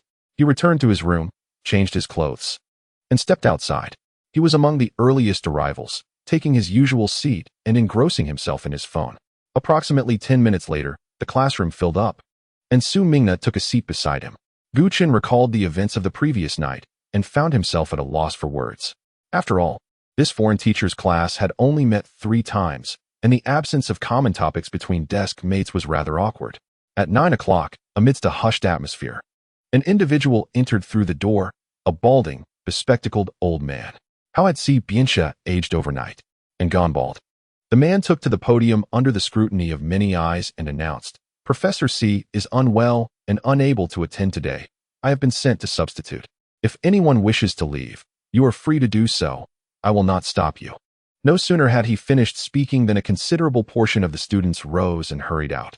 The remaining few included Gu Chun, Su Mingna, Mimi, and some girls still willing to attend the class. Mimi patted Su Mingna on the shoulder from behind and suggested, Nana, shall we step out as well? If you want to go, then go. I intend to stay and listen, Su Mingna replied coolly. Mimi made a small sound of acknowledgement and stood up. She shot a derisive glance at the back of Gu Chun's head and mocked, with such poor English, why pretend to be a good student? It's disgusting. Gu Chun ignored her. In moments like this, the disparity between individuals became apparent. If he were to retort, he would merely be as petty as Mimi. Why escalate a trivial matter? Once Mimi exited the classroom, the balding man commenced his self-introduction. At least it felt somewhat like attending a foreign teacher's class. Gu Chun, oblivious to his surroundings, continued to engage with his phone while the man performed a monologue, neither posing questions nor inviting anyone to contribute. He merely recited the lesson content in a dismissive manner. Su Mingna, who had initially been attentive, began to yawn. After 30 minutes, he declared, Let us conclude the class here. With that, the balding man departed. With little left to discuss, Su Mingna took her leave first. Gu Chun stretched and followed suit, making his way outside. As he walked through the university town, he suddenly recalled that man. He claimed to be ill, yet he had seemed perfectly fine when they were together yesterday. How could he have fallen sick? Wandering aimlessly, Gu Chun found himself coming to a halt, puzzled. As I lifted my gaze, I spotted 2 figures not far away beneath the faculty apartment building, Si Bianxia and Su Mingna, with a shyness that was almost palpable. Su Mingna extended a box of cold medicine towards him and said, Professor, I heard you were unwell, so I bought you this medicine. It's quite effective. I often took it when I had a cold before. You should give it a try. Si Bianxia hesitated briefly, but ultimately accepted it. Thank you, he replied in a subdued tone. Su Mingna bit her lip, appearing incredibly charming under the sunlight, her enchanting eyes occasionally glancing at Si Bianxia, her fingers nervously entwined. Professor C, might I have the opportunity to invite you to a movie tonight? I have 2 tickets for a film that just premiered. Gu Chun suddenly grasped the situation. Su Mingna had affections for this man. No wonder she had been ignoring him. Yet, it didn't add up. Wasn't Su Mingna in a cold war with him due to that incident at the bar? Previously, when he had shared intimate moments with Si Bianxia, Su Mingna had been quite gentle. Gu Chun found himself utterly perplexed. Ever since he had become a woman, understanding the intricacies of a woman's heart had become increasingly elusive. What time tonight? Chapter 63. The sisterly disguise what? He must have misheard. This man had actually accepted Su Mingna's invitation for a date. Gu Chun widened his eyes as he observed the 2 of them. Si Bianxia's face remained impassive, and if it weren't for Su Mingna's evident joy, he might have doubted his own hearing.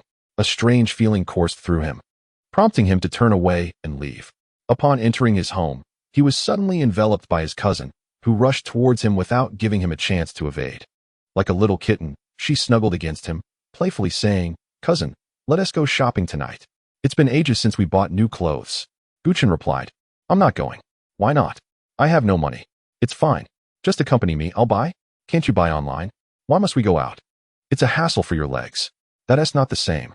At the mall, I can pick out more beautiful clothes, and I can try them on. If they don't fit, I can choose something else.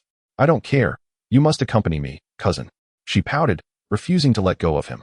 With a deep sigh, Gu Chun relented. All right. Yay. You're the best, cousin. She planted a quick kiss on his cheek before darting off. Oh, this feeling isn't so bad after all. After dinner, His cousin changed into a different outfit and prepared to head out. Just before they left, his mother handed him 1,000 yuan. Have Xiaoya help you pick out a few suitable items. Don't bring back any men's underwear again, understood? His mother said coldly. Gu Qin tucked the bills into his pocket and left with his cousin. They headed to the same mall as before. His cousin linked her arm through his, and they resembled a pair of blooming sisters, browsing through the store.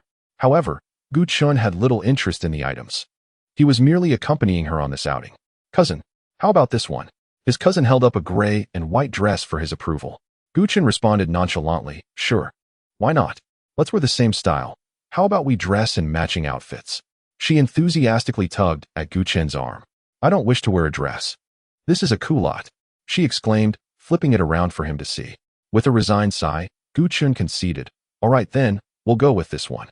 After agreeing to her suggestion, his cousin was so elated that she nearly leaped with joy, rushing to the service desk to request the appropriate sizes for both herself and Gu Qin. Although Gu Ming had a slightly fuller figure, the loose fit of the garment made their sizes quite compatible. All right, cousin, we'll wear this tonight, and don't you dare take it off, she declared, hands on her hips, a satisfied expression adorning her face. Gu Qin could only facepalm. He truly felt threatened by this little girl. As they donned identical skirts, they attracted quite a bit of attention while walking, especially as Gu Qin overheard some comments. Look at those two girls in matching skirts. One of them is rather cute, while the other, well, that is hard to describe. Gu Qin, self-aware, was almost certain the latter remark referred to him, but he shrugged it off, having grown accustomed to such remarks. His cousin, however, was a different story. As a fierce protector, she shot back intimidating glares at the onlookers. Her fierce demeanor surprisingly effective despite her cute appearance. These people are absurd. They have nothing better to do than gossip behind others' backs. I can't stand such individuals, she muttered. Though she had previously had a falling out with Mei Mei, Gu Ming rarely spoke ill of others behind their backs, always addressing matters openly, which Gu Qin found endearingly admirable. Cousin, aren't you upset by their comments? If they were talking about me, I would have scared them off with just a glare, or perhaps resorted to more direct action, she inquired. Gu Qin replied calmly, what is there to be upset about? Let them say what they wish. Their mouths are their own. You're so magnanimous. She rolled her eyes. If I weren't here, they would have bullied you long ago, humph. Did she think he was that easily intimidated? She certainly underestimated him. After perusing the clothing, Gu Ming's youthful exuberance led her to drag him into a boutique filled with items that appealed solely to young girls, which Gu Qin found utterly uninteresting. Cousin, come here quickly, she called softly from a short distance, deliberately hiding. What is it? Gu Qin approached her. Just as he reached her side, she yanked his arm, pulling him beneath a lower display. With a conspiratorial whisper, she pointed in a particular direction. Cousin, look over there. Who is that mysterious person? Gu Qin glanced in the direction she indicated, momentarily taken aback. This was the second time today. That fellow was shopping in the mall with Su Mingna. Who was that woman? Su Mingna was facing away, making it difficult for Gu Ming to discern her identity.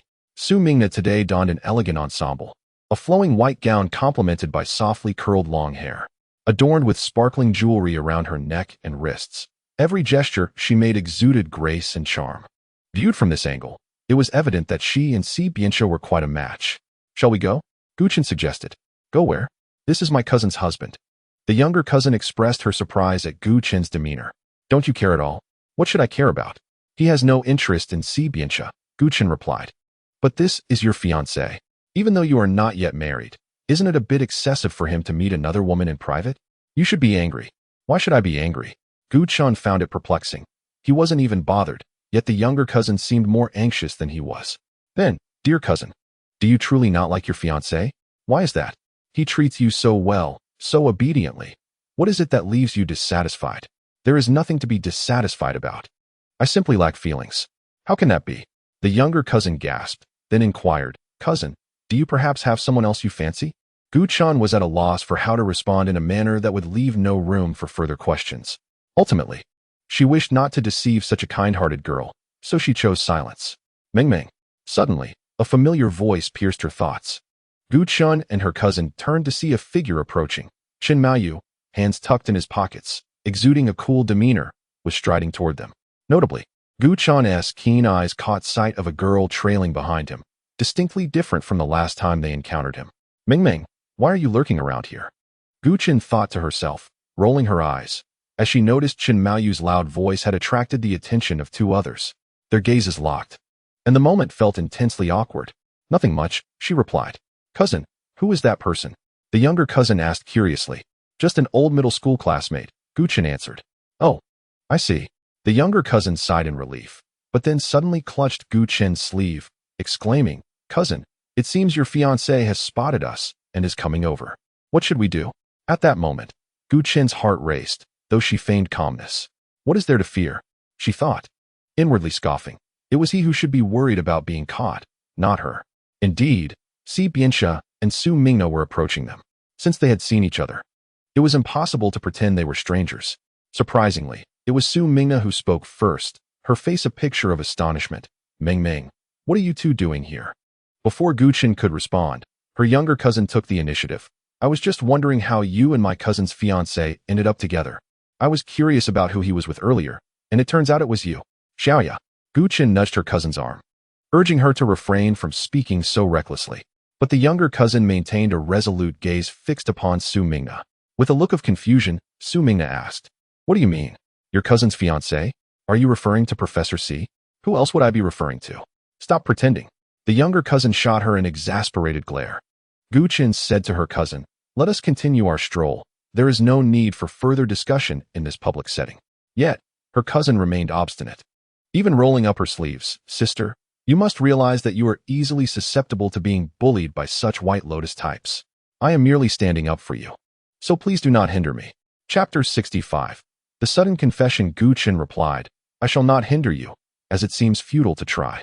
Just as her cousin was preparing to confront Su Mingna in a fierce battle, Chen Maoyu interjected, Ming, what do you mean by fiancé? Do you not have a boyfriend? Boyfriend?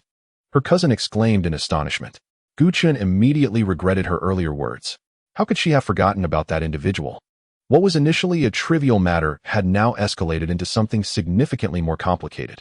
Chen Maoyu, undeterred by the tension, grasped Gu Chen's arm with a hint of agitation. Ming, what is going on here? Are you possibly seeing two people at once? This cannot be true. You are not that kind of girl. Her cousin, now visibly anxious, chimed in, Sister, what is the truth? Who is your boyfriend? Faced with this dual interrogation, Gu Chen felt overwhelmed. The girl accompanying Chen Maoyu had also approached, adding to the pressure, and all eyes were now fixated on Gu Chen, creating an atmosphere thick with tension and awkwardness. When she raised her gaze, she met a sharp stare directed at her, and her fists clenched tightly. Perhaps today was the day to clarify matters once and for all, to extinguish any lingering hopes for someone, which would ultimately benefit everyone involved. With unwavering determination in her eyes, Gu Chen declared, Yes, I do have a boyfriend, but I do not have a fiancé. As her words hung in the air, an immediate silence enveloped the group. It was as though everyone had collectively ceased to breathe, and no one dared to speak further, achieving her intended purpose. Gu Chen seized her bewildered cousin by the arm and departed without looking back. Sister, you haven't explained anything to me. What is going on? What about this boyfriend? You cannot deceive me. I have been living with you for nearly a week, and I know your habits well. You lounge around at home like a salted fish. And during the few days you weren't home, you were with brother-in-law. Where did this boyfriend come from? As they exited the mall, her cousin launched into a flurry of questions. Gu Chen replied, I indeed do not have a boyfriend. I merely said that to rid myself of that individual earlier. The man? But why did you even mention that you don't have a fiancé? This has put me in an awkward position. Her cousin pouted, clearly displeased. I never intended to become engaged to Si Bianxia. It was all orchestrated by my mother and the Si family. Yet, her cousin was momentarily at a loss for words, struggling to formulate a response until she finally managed. Even so, you need not undermine me. That girl clearly knows you have a connection with brother-in-law and deliberately intervened. She is clearly not a good person. Gu Chen pinched the bridge of her nose. Xiaoya, he is neither your brother-in-law nor my fiancé. What purpose does this quarrel serve? But, her cousin bit her lip, looking quite frustrated. It is simply that I cannot accept this. What is it that you cannot accept? Gu Chen inquired, puzzled. I wish for your happiness, dear cousin. Gu Chen was taken aback by her words, feeling a mix of emotions that were both touching and bewildering. Why would you strive for my happiness? His cousin suddenly turned bashful, fidgeting as she confessed. I have liked you since childhood, and I vowed to become Brother Chen's bride. Gu Chen could hardly believe what his cousin was saying. Although he had always known that their relationship was impossible, he couldn't suppress his secret affection for her. But Brother Chun has left and will never return. So I hope for your happiness, dear sister. The complexity of their relationship left him somewhat perplexed. As the person involved, Gu Chen knew he had never done anything inappropriate with his cousin. Even though she was younger than Gu Ming, her emotions were akin to a mother's. Gu Chen finally understood why she had always supported him. There was an ulterior motive. It was almost laughable. His cousin gazed into the distance, her sadness palpable as she reminisced about the deceased, the first man she had ever loved. Gu Chen placed a gentle hand on her shoulder and softly said, "Let us not dwell on this. Let us return home." Chapter 66. A flirtation upon returning home. Gu Chen took a shower and was preparing to retire for the night when he found that his cousin had already settled into bed, clad in a charming nightgown. Her petite form lying on the bed, stirring thoughts in his mind. Remembering her earlier words, Gu Chen shivered with discomfort. He still couldn't accept it. "Sister, please remember to turn off the lights before you come up," she murmured sleepily with her eyes closed. Gu Chen switched off the light, grabbed a blanket, and retreated to the sofa. Despite his current body being Gu Ming's, his soul remained Gu Chen's. He felt that if he were to exploit this peculiar situation and act inappropriately towards the girl beside him, it would be utterly disgraceful. Tonight, he would simply have to endure sleeping on the sofa. In the middle of the night, Gu Chen felt a presence touching him. Startled, he opened his eyes to find a pair of sleepy eyes staring back at him. He quickly sat up. "Xiaoya, what are you doing?" His cousin murmured, "Brother Chun. I want a hug. I want a hug." Not only that, but after a moment, she suddenly lost control of her emotions, crying, "Brother Chun, why don't you like me? Xiaoya is so sad, boo-hoo." Seeing her in such a dreamy state, Gu Chun took a while to realize that she was sleepwalking. "Brother Chun, don't go. Xiaoya misses you." Before long, she clung to him tightly, calling his name. It felt surreal. It is not advisable to awaken someone while they are sleepwalking, and Gu Chun felt utterly helpless, unsure of what to do. So he allowed her to remain clinging to him. Finally, after about 10 minutes, she calmed down, collapsing onto the sofa in slumber. "Well, it seems I must return to my room to sleep tonight." The following day arrived. As Gu Chen rose from his room, he encountered his mother, who had just awakened and was standing in the living room, gazing at his cousin, who lay sprawled on the sofa, seemingly reluctant to rouse her. Upon noticing Gu Chen, she inquired, "Why is your cousin sleeping on the sofa? Did she not share the bed with you? Or did you lock the door last night, preventing her from entering?" Gu Chen sighed in exasperation. She sleepwalked last night and ended up outside. His mother refrained from probing further, merely stating, "Wake your cousin for breakfast. We have a place to go today. Also, change into something more presentable. Don't embarrass me in front of the windows." The last remark carried a hint of threat, but Gu Chen had grown accustomed to it. Approaching the sofa, he nudged his cousin, who resembled a jelly, sliding off the couch and landing on the floor with a thud, letting out a pained yelp before finally opening her eyes. "Cousin," she ceased calling him Brother Chun, causing Gu Chen to wipe his brow in relief. "Xiaoya, get up. Breakfast is ready," his mother gently called from the kitchen. Trembling, his cousin struggled to rise from the ground, and Gu Chen could not bear to watch, offering her his arm for support until she stood upright. "My back hurts," she lamented. Given her sleeping position, it was no wonder. Gu Chen sighed. "Do you need me to assist you to the bathroom?" "Yes," she replied without hesitation. In that moment, he regretted his offer. This girl had clearly been awaiting those words. "Oh well," he thought, resigned to his fate. He shook his head inwardly and guided her to the bathroom. "Cousin, you haven't brushed your teeth yet, have you? Let us do it together." She handed him a toothbrush. "All right." After applying a bit of toothpaste, they stood shoulder to shoulder. Midway through brushing, he heard his cousin emit a dreamy giggle. Addressing their reflections in the mirror, "Actually, you resemble Brother Chun in some ways. Standing like this together, don't we look a bit like a couple?" Gu Chun nearly choked on his toothpaste. "Child, wake up. Have you lost your mind?" Chapter 67. The old house from childhood. After breakfast, Gu's mother led the two children out. It seemed that both his cousin and mother were aware of their destination, yet they chose not to disclose it to him. "Here we are. Driver, please stop the car," his mother instructed. Under her direction, the taxi driver soon pulled over to the roadside. Gu Chun and his cousin peered out the window. A sea of flowers stretched before them, swaying gracefully in the gentle breeze. "This place is beautiful," his cousin exclaimed. Indeed, it was stunning, yet it also felt oddly familiar. As Gu Chun alighted from the vehicle, he deliberately took note of the surrounding scenery. He recalled that this area once seemed to be populated by modest households, yet now, those homes had been transformed into villas. Undoubtedly, these residences exuded a charming pastoral elegance.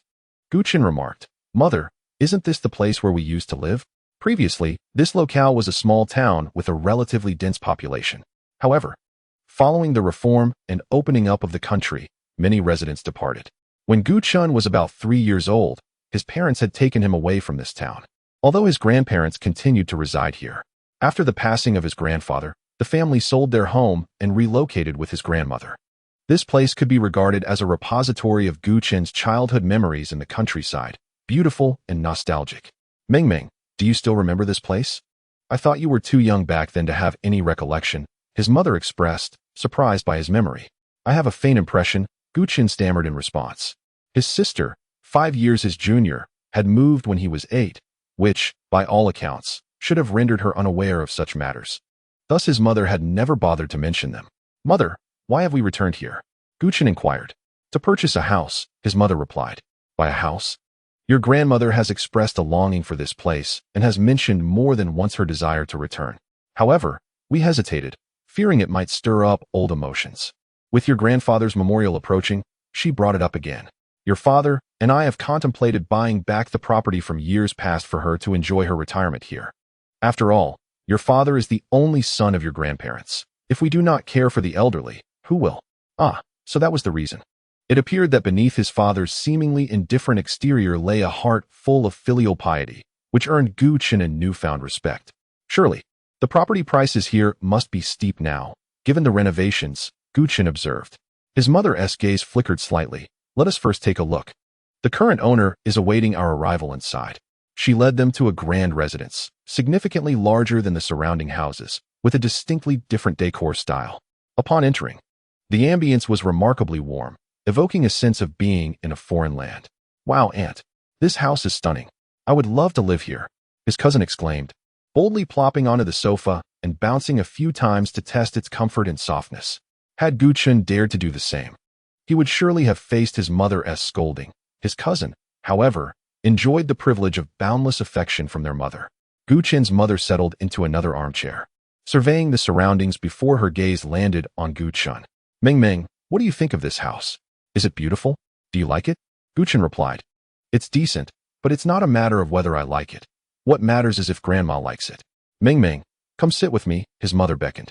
Suddenly, Mother displayed an unusual tenderness towards Guchen, a rare sight. Although it felt somewhat unsettling, Guchen nonetheless trudged over and sat near his mother. Mengmeng, the reason I summoned you here today is not without purpose, she began. Guchen inquired, what is it? The current owners of this residence are the C family, she continued. Upon hearing this news, Guchen's brow furrowed. His mother pressed on. The C family has agreed that this house will be part of your dowry. Once you and Xiao Che are wed, you shall enjoy an abundance of wealth and a kind-hearted mother-in-law. You need not worry about family matters, as the C family has already settled your brother's debts. All you need to do is focus on being a good young mistress. Guchen, filled with agitation, sprang to his feet. I haven't even agreed to this. How can you unilaterally decide my future? Mengmeng, your mother is considering your future, she implored. You spend your days idly at home, attending only weekend classes with a foreign teacher. Have you ever done anything to ease my mind? Should we, your elders, support you for a lifetime? Tears welled in her eyes as she cast her gaze elsewhere, while her cousin comforted her. Yet, despite her words, Guchen could not accept the reality of marrying a man. Moreover, hadn't they made their feelings clear just yesterday? How could Si Bianche tolerate someone like him lingering in his vicinity? Taking a deep breath, Guchen resolved to seek a different approach. Mother, why not invite Si Bianche over so we can discuss this marriage face to face? This is not just a matter for our families, but for us as individuals. If there is no love between us, what is the point of being together? With a newfound determination, Guchen decided to take a risk. They will be here shortly. Your father has gone to the countryside to fetch your grandmother as well, Mother said, wiping her tears and regaining her composure. However, Guchen grew anxious. Why are so many people coming? Mother fell silent as sounds emerged from outside.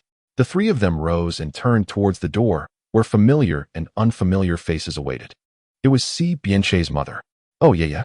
My dear Yaya, it has been so long, Si's mother exclaimed, her eyes sparkling as she rushed toward Guchen's mother.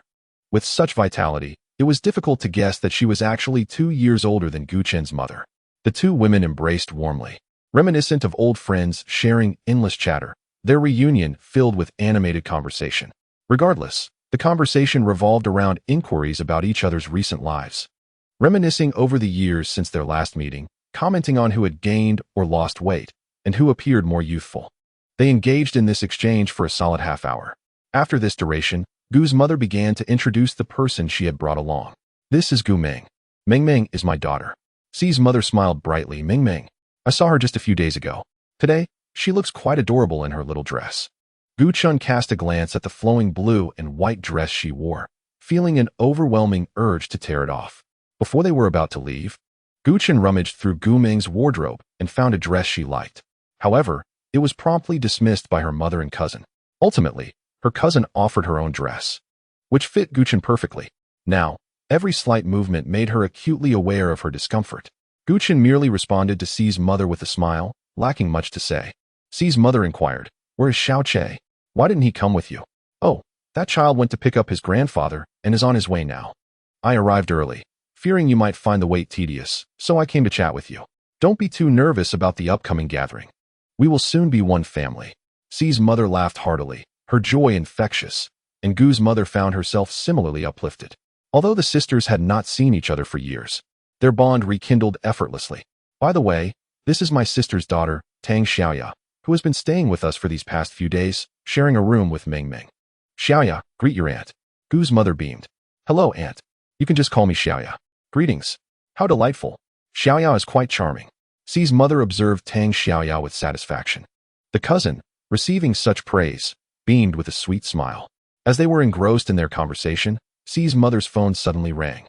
Chapter 69. The Unacceptability of Marrying into the Xi Family. Xi's mother glanced at the caller ID, her expression remaining unchanged as she answered the call. "Xiao Che, have you arrived?" After a brief exchange, her demeanor shifted drastically. She stood abruptly from the sofa, eyes fixed on Gu Chun, her expression one of disbelief. Xi's mother's tone turned urgent. "No, Dad. How did you find out about this? We have no evidence and should not slander others recklessly. What is happening?" Gu's mother asked in a hushed voice. Xi's mother wore a serious expression and did not respond. The voice on the other end continued speaking softly. But the room fell into an intense silence, allowing them to catch fragments of the conversation. "I absolutely cannot allow such a woman to marry into our Xi family." After this pronouncement, the call ended abruptly, leaving Xi's mother visibly distressed. Gu's mother, having overheard the remark clearly aimed at Gu Ming, felt a sense of unease creeping in. Uncertain of what to say next, the camaraderie that had flourished moments ago now rendered them both speechless. After calming down, Xi's mother explained to Gu's mother, "Yeah, you know how traditional and old-fashioned Xiao Che's grandfather is. He cannot tolerate even the slightest hint of impropriety. I'm not implying anything about Ming, but it seems the old man has heard some malicious gossip. He now believes Ming is dating a man and even cohabiting with him. Is there any truth to this?" "What?" Gu's mother could hardly believe her ears, springing up from the sofa in agitation. "Where did our Ming get a boyfriend? Cohabiting? Who spread such rumors?" I don't know." Xi's mother's tone softened, her concern mounting. Given the old man's temperament, once he firmly believed something, the engagement would surely be doomed. In her ire, Gu's mother turned to her daughter. Ming, what is going on?" Suddenly pressed for an answer, Gu Chen's thoughts immediately darted to a certain individual. Chen Maoyu. Who else could possibly know about this? She had confided in Chen Maoyu that she had a boyfriend and was living together with him. She even bought a pair of men's underwear for him from the mall and later pretended Liang Yin was her boyfriend when she had to shake off Chen Maoyu again. It must be him. Gu Chun felt a surge of anger, but it quickly extinguished. Wait, if the Xi family rejects her as a daughter-in-law, wouldn't that mean she would not have to marry Xi Bianxia? From another perspective, this fellow might have inadvertently done her a favor. With a calm demeanor, Gu Chun replied, "That's exactly it. I have a boyfriend." Both Xi's mother and Gu's mother widened their eyes in unison, exclaiming, "What?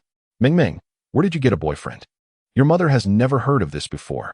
You spend all your time at home. How could you possibly have a boyfriend? Please don't deceive your mother." Suddenly, Gu's mother crouched down and grasped Gu Chen's hand. Her hands, contrary to their delicate appearance, bore calluses, perhaps from recent household chores, which inexplicably tugged at Gu Chen's heartstrings. Mom, please stop pressing me. As Gu Chen's voice cracked, the atmosphere grew tense. Si's mother was at a loss for how to handle the situation. Feeling a sense of disappointment within her, she shook her head, picked up her handbag, and left the house. Cousin, you really don't have to go this far. You don't have a boyfriend. Her cousin stammered nearby. Gu's mother lifted her head and asked her cousin, Xiaoya, what did you just say? She doesn't have a boyfriend. She just doesn't want to marry into the Si family. Gu Meng, you owe me an explanation. Gu's mother glared at Gu Chun, demanding an answer. Gu Chun wiped away the forced tears, realizing that her previous emotions were all an act. She had been cornered with no other options. I don't want to get married. Don't want to get married? She seemed to have heard some amusing joke, chuckling lightly, yet in the next moment, she raised her hand and struck Gu Chun forcefully on the back, causing him to yelp in pain. However, Gu Mu showed no hint of sympathy, launching into a scolding. Just because you don't wish to marry, does it mean you can brazenly tarnish your reputation? You are a young lady. How can you act so thoughtlessly, creating such a scandal? When your father arrives, how am I to explain this to him and your grandmother? Do you want your father to be furious with you? Not satisfied with just one slap, she continued to hit Gu Chun relentlessly. He endured it all silently, waiting for Gu Mu to tire, while he knelt on the ground, not daring to rise. Suddenly, a group of men in black entered, dressed in formal suits, marching in with an imposing presence. Please leave this place at once, one of the men asserted. No one anticipated the Si family would turn so swiftly against them, going so far as to send people to expel them after the engagement fell through. Gu Mu's face darkened as she stood from the sofa. Let us go home. The three of them summoned a car.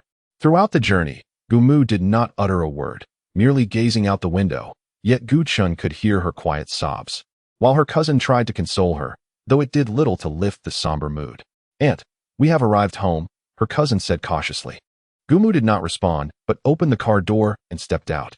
Just as they were about to enter the house, Gu Mu's phone rang. It was a call from Gu Fu. The Si family has annulled our engagement. I'll explain the details when you return. Gu Mu hung up the phone. Gu Chun sensed that trouble was brewing. Given her father's temperament, she was certain that she would face dire consequences. Once inside, they settled in the living room. To alleviate the tension between them, her cousin thoughtfully poured water and placed it in front of Gu Mu. Aunt, please calm down. Shouldn't we discuss how to explain this to Uncle when he comes back? Otherwise, Sister might be in for a beating. Gu Mu sneered. Perhaps it would be better if he did.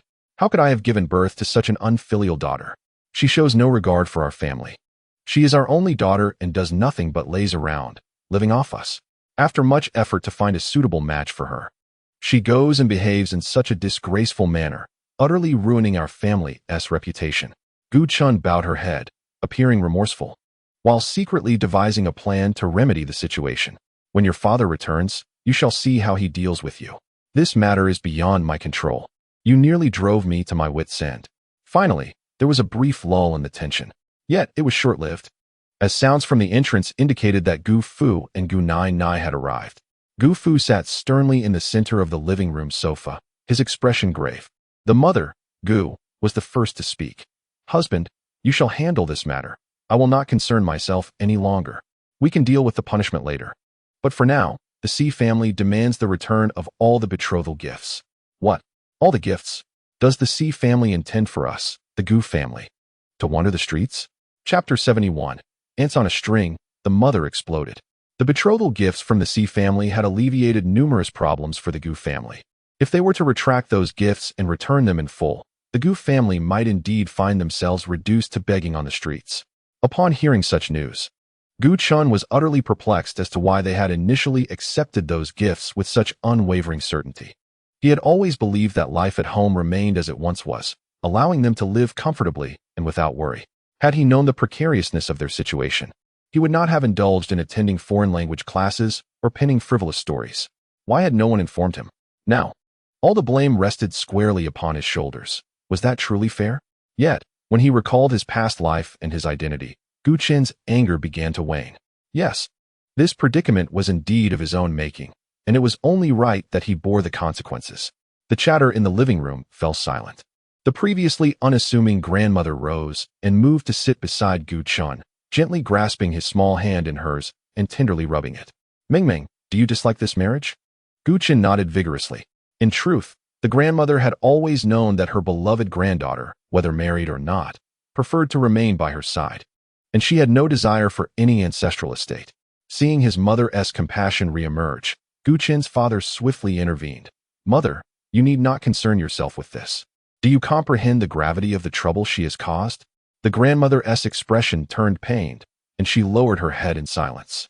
Realizing that even his grandmother was of no help, Guchen, faced with his family, found himself unable to escape this predicament and resolved to speak openly. "Dad, Mom, I do not understand how this situation is my fault. What have I done wrong? From the very beginning, I expressed my unwillingness to marry. Yet you insisted that I meet him. Subsequently, you took extreme measures to bring us together, enrolling me in foreign language classes and concocting excuses to keep me at his home. Do you know what he has done to me? Why must I accept this fate imposed upon me? I do not wish to marry him. This girl infuriates me. What have I done to deserve this? He is to be your husband. What difference does it make? All I wanted was to nurture the bond between you and your future husband. Why do you refuse to listen?" Guchen's mother raised her hand, ready to strike him again, but was immediately halted by his father's stern command, leaving her frozen in fear. "What is happening? Just days ago, you told me you were staying at a classmate's house," Guchen's father said, narrowing his eyes dangerously. Guchen bit his lip, reluctant to continue, as his mother began to tremble beside him, filling the living room with an atmosphere fraught with tension. Upon observing his son's silence, Father Gu turned his gaze towards his previously agitated wife, his voice low and somber as he inquired, "Yeah, please elucidate the nature of this situation." Mother Gu, taken aback by his fierce demeanor, was nearly brought to tears, her legs trembling as she softly responded, "My dear, I merely wish to foster a connection between the young one from the C family and our child. After all, they have only just begun to understand one another, and I thought this method might expedite their union. How long must we wait for their marriage otherwise? It is truly bewildering." Enraged, Father Gu slammed his palm against the sofa and rose abruptly, fixing his gaze upon Guchen. "We are going to the C family." No one could impede the determination that fueled Father Gu at that moment. With fervor, he dragged Guchen out the door, leaving the others to watch helplessly as Guchen entered the vehicle, disappearing around the corner. Chapter 72. Seeking justice from the C family. The car arrived before a grand mansion, where Father Gu seized Guchen's arm and propelled him forward. Guchen felt as though his legs were no longer his own. It had been years since his father had treated him with such ferocity. He had almost forgotten the sensation, yet today it seemed that haunting nightmare was to resurface. "Who are you? You cannot enter here freely." A group of individuals clad in black emerged, blocking their path with a stern demeanor. Father Gu's expression was even more grave as he declared, "I am Gu Mingliang, and I demand to see the C family." The black-clad figures exchanged glances, clearly aware of the Gu and C family's affairs. Yet, given that the elder C was currently in a foul mood, none dared to let them through. "You must wait outside. We will inform the elder and see if he permits your entry," one of the more astute guards stated. Father Gu acknowledged with a curt "HM," settling into a tense silence. The two guards proceeded into the mansion. They stood waiting outside for an interminable period, but no one reappeared. The sun blazed overhead, and after merely 15 minutes, beads of sweat began to form on their foreheads. Father Gu checked his watch, his brow furrowed as he remarked, "Why have those two not returned? Were they not tasked with reporting?" The guards shook their heads in unison, indicating their ignorance. Unable to contain his frustration, Father Gu erupted, "I believe the C family is purposefully keeping us waiting. This is outrageous. They have committed such grievous acts, and I shall seek justice today. Without orders, we cannot allow you entry." The guards remained resolute, forming an unyielding barrier before them, refusing to budge. In a fit of rage, Father Gu charged at them, and chaos ensued. "What are you doing?" A frail but commanding voice resonated from a distance. A gust of wind swept by, and Guchen looked up to see the elder of the C family, supported by a cane, standing at the entrance of the C residence, unwavering and stern, exuding an air of authority. The moment became profoundly silent. Upon seeing someone emerge, Gu's father, acknowledging the elder status of Master C, restrained his impulsive demeanor and performed a slight bow. However, a trace of disdain flickered across Master C's face. "What brings you here to create such a commotion at the doorstep of the C family?" he inquired. Gu's father clenched his fists and replied, "I seek justice for my daughter. I demand your grandson C Bianchi to come forth, so that I may confront him directly." Master C furrowed his brow slightly, yet his expression remained largely unchanged as he said, You seek my grandson? Is this regarding the betrothal gifts? Those were presented by our family when we came to propose. Now, after your family has acted inappropriately, you wish to reclaim that money? How utterly laughable. Suppressing the imminent eruption of his emotions, Gu's father stated. Since the engagement between our families has been dissolved, we shall return the betrothal gifts to the C family intact. But you must summon that rascal C Bianca to explain what he has done to my daughter. Master C, perplexed, responded. What could my grandson have possibly done to your daughter? I have always instructed him to uphold his principles, and he has consistently obeyed my teachings. It is inconceivable that he would have wronged Gu Meng. At this moment, Gu's father could no longer contain his fury. Is my daughter not a person of integrity? What wrongdoing has Gu Meng committed in our engagement with your family? Bring Si Bianchi out. He cannot deny his actions. Master Si remained composed, standing firm as he remarked. Gu Meng has a boyfriend and is cohabiting with him. How do you plan to explain this to the Si family?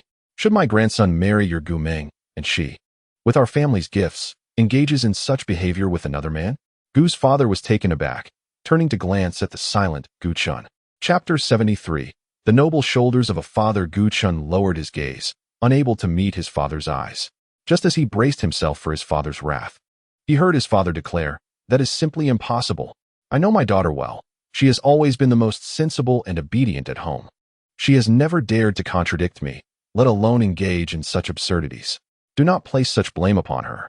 Gu Chun looked up at his father's sturdy and broad shoulders, feeling an unexpected surge of emotion. Alas, he struggled to contain the tears that welled up within him. What was happening? Master C let out a cold laugh. I anticipated that your family would not let go easily, which is why I commissioned an investigation into these claims. Soon, the truth will be revealed. If you wish to continue this ruckus, feel free. You may even join me for tea inside. The C family has always treated our guests with utmost respect. With that, the elder leaned on his cane and walked inside. Gu's father steadied himself and followed suit, with Gu Chun trailing behind. The three settled in the living room, and Gu Chun found himself weary, having endured such scenes 3 times already that day. In a stalemate, silence enveloped the room. The elderly gentleman, a man of simple desires, sat alone savoring his tea, seemingly untouched by the palpable tension. Yet, Gu Chun felt a subtle restlessness gnawing at him. Why must he endure such circumstances? And what was his father truly seeking by coming here? His mind was a whirlpool of confusion. A sleek black sedan came to a halt outside the residence, and a man clad in a suit emerged from the driver's seat, striding purposefully into the house. Gu Chun recognized him. It was the assistant he had encountered previously at the restaurant, impeccably attired as before. The assistant approached the old master, presenting a document with a level of formality. He leaned in to whisper a few words into the elder's ear. The elder's expression fluctuated between surprise and an awkward discomfort. I shall review this before making any decisions. He coughed softly, his demeanor softening from its earlier severity. As he perused the document, his brow furrowed deeper with each page turned, until he ultimately closed the file and quietly instructed the assistant, "Please summon Xiao Che and his mother."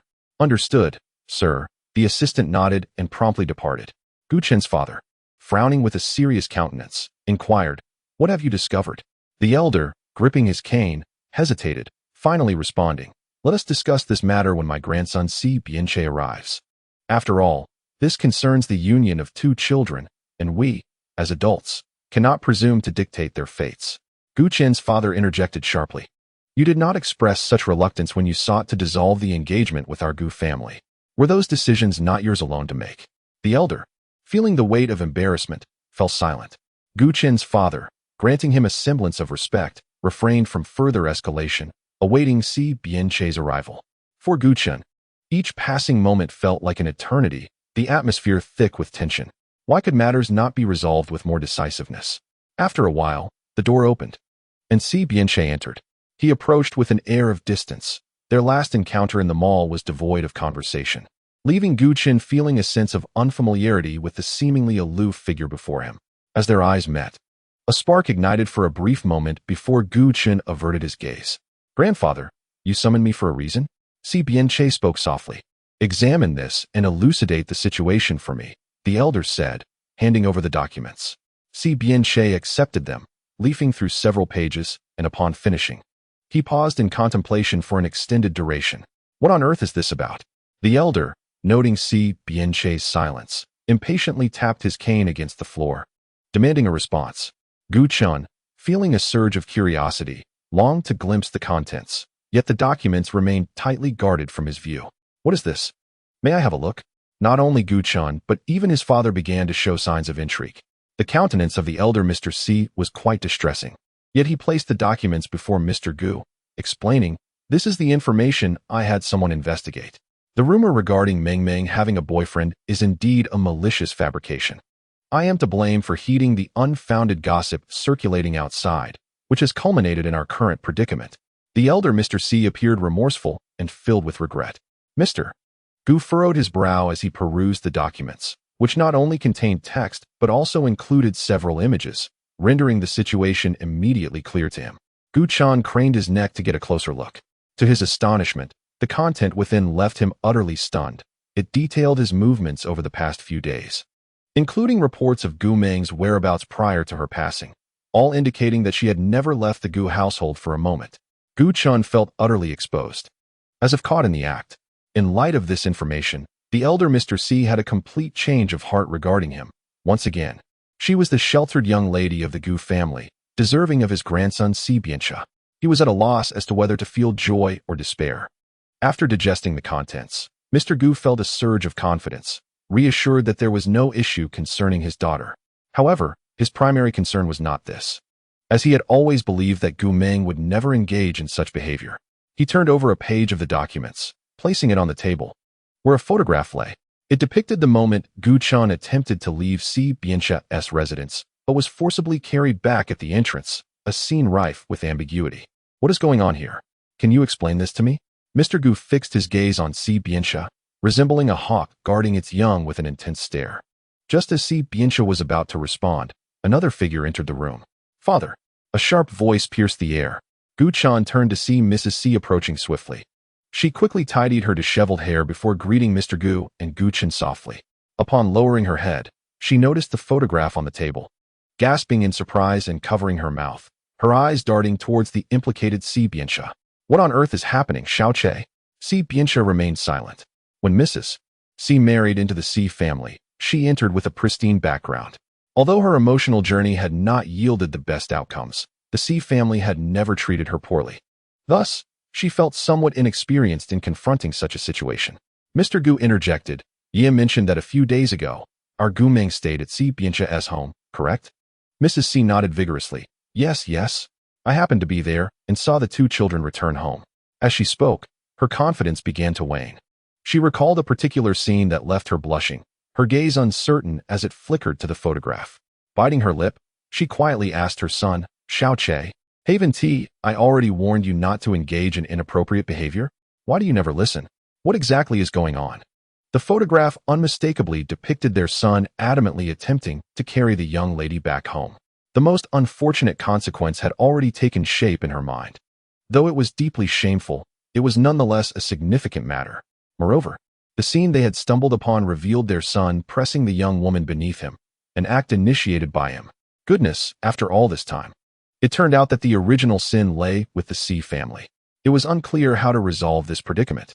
Seeing Si Bianxia still silent, Father Gu's anger surged, prompting him to rise from the sofa and confront Si Bianxia by seizing his collar. "You wretched boy, before you even marry my daughter, you dare to act in such a manner toward her? Do you think the Gu family is to be trifled with?" Si Bianxia offered no resistance, remaining in a state of silence. This situation seemed rather peculiar. Gu Chen suddenly realized that they might have misunderstood something. Chapter 75. Someone, I am willing to take responsibility for Gu Meng. "Dad, the situation is not as you imagine. Please let me explain." Silence. "It is not your turn to speak." Father Gu bellowed, cutting off Gu Chen's words.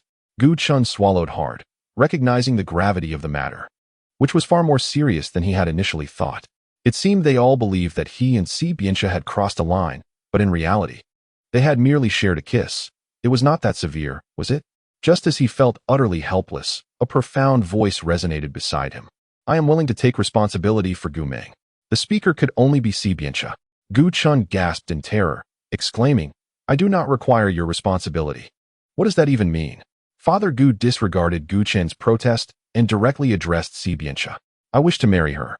At that moment, Simu, who had just taken a sip of tea to calm her nerves, erupted in surprise, spraying tea everywhere. Father Gu had not anticipated that this boy would so swiftly admit his fault. He feigned composure, cleared his throat, and resumed his serious demeanor. Do you think that simply stating your desire to marry Gu Meng can absolve the actions and harm you have inflicted upon the Gu family? Uncle, you may impose any punishment you find suitable. I am at your disposal, provided you allow me to marry your daughter. Si Bianxia gazed earnestly at Father Gu. Speaking with utmost sincerity, Father Gu paused, loosening his grip on Si Bianxia's clothing, lost in contemplation. Gu Chen sensed the shift in the atmosphere and immediately stood to object. Si Bianxia, are you out of your mind? Why would I ever marry you? Absolutely not. Enough nonsense. Father Gu reprimanded, asserting his authority. You shall sit down. I have yet to finish speaking. The weight of his father's command forced Gu Chen to reluctantly take a seat, prepared to hear their discourse. At that moment, Simu rose from the sofa and approached, speaking gently to Father Gu. Oh, please do not be angry. Let us sit down and discuss this matter calmly. After all, this is merely a misunderstanding. I am unsure who relayed these words to our elder, resulting in such a situation. I sincerely apologize for any distress caused to Gu Meng. As for how we might compensate for Meng Meng's losses, let us sit down and discuss it properly, if you would be so kind. Gu's father was not an unreasonable man. After some persuasion, he took a seat on the sofa. Xiaoche, you should sit down as well. Si's mother signaled to Si Bianxia. As the atmosphere turned harmonious, it ironically made Gu Chen feel somewhat uneasy, with beads of cold sweat trickling down his forehead.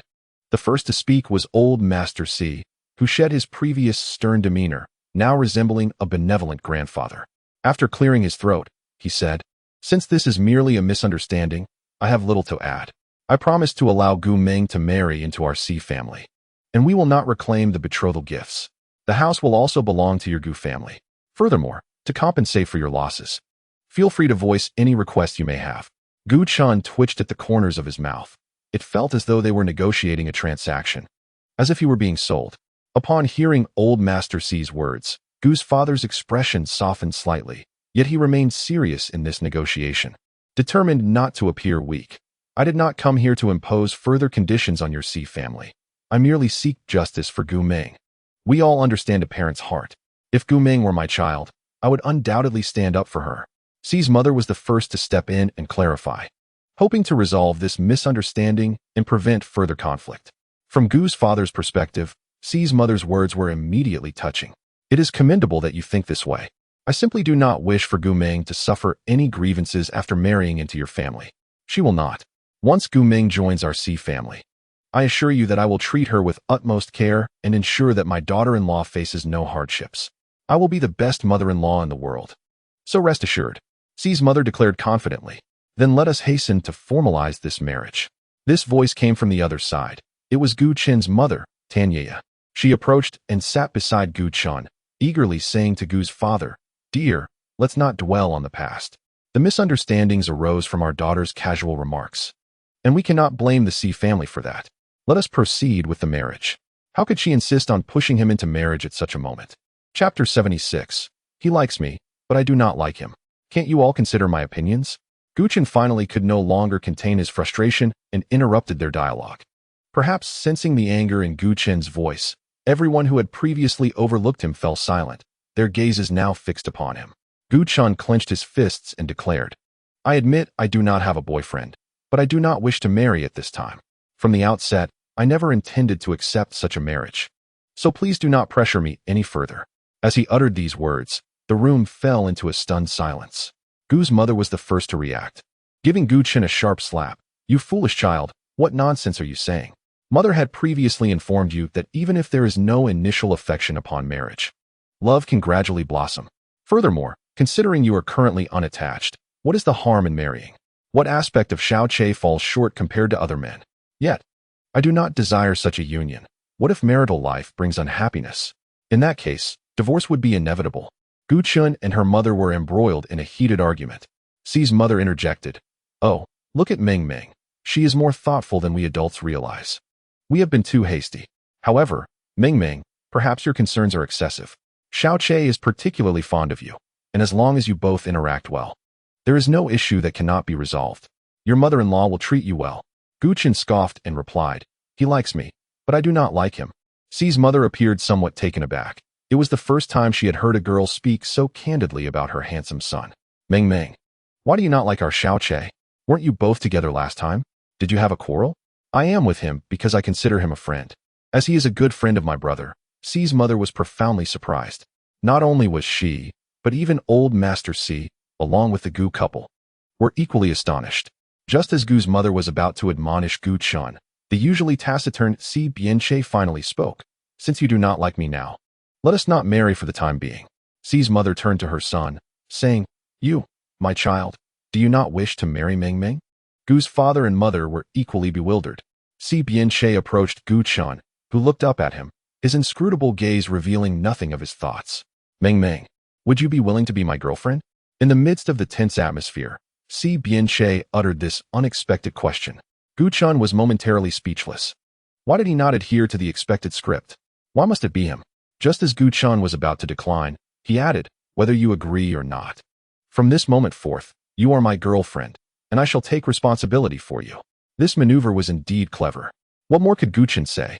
To refuse would be futile, as he had already been silenced.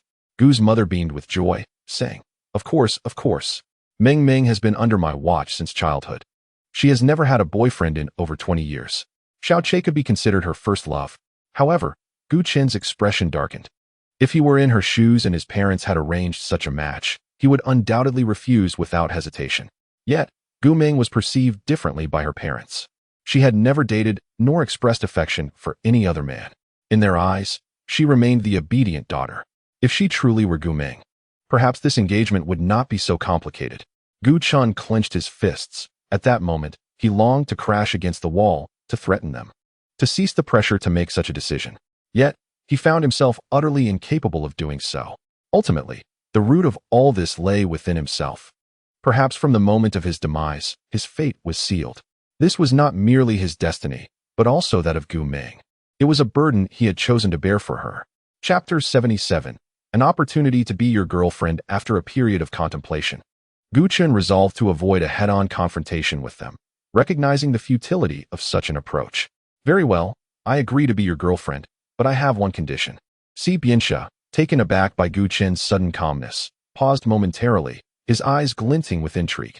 "All right, go ahead.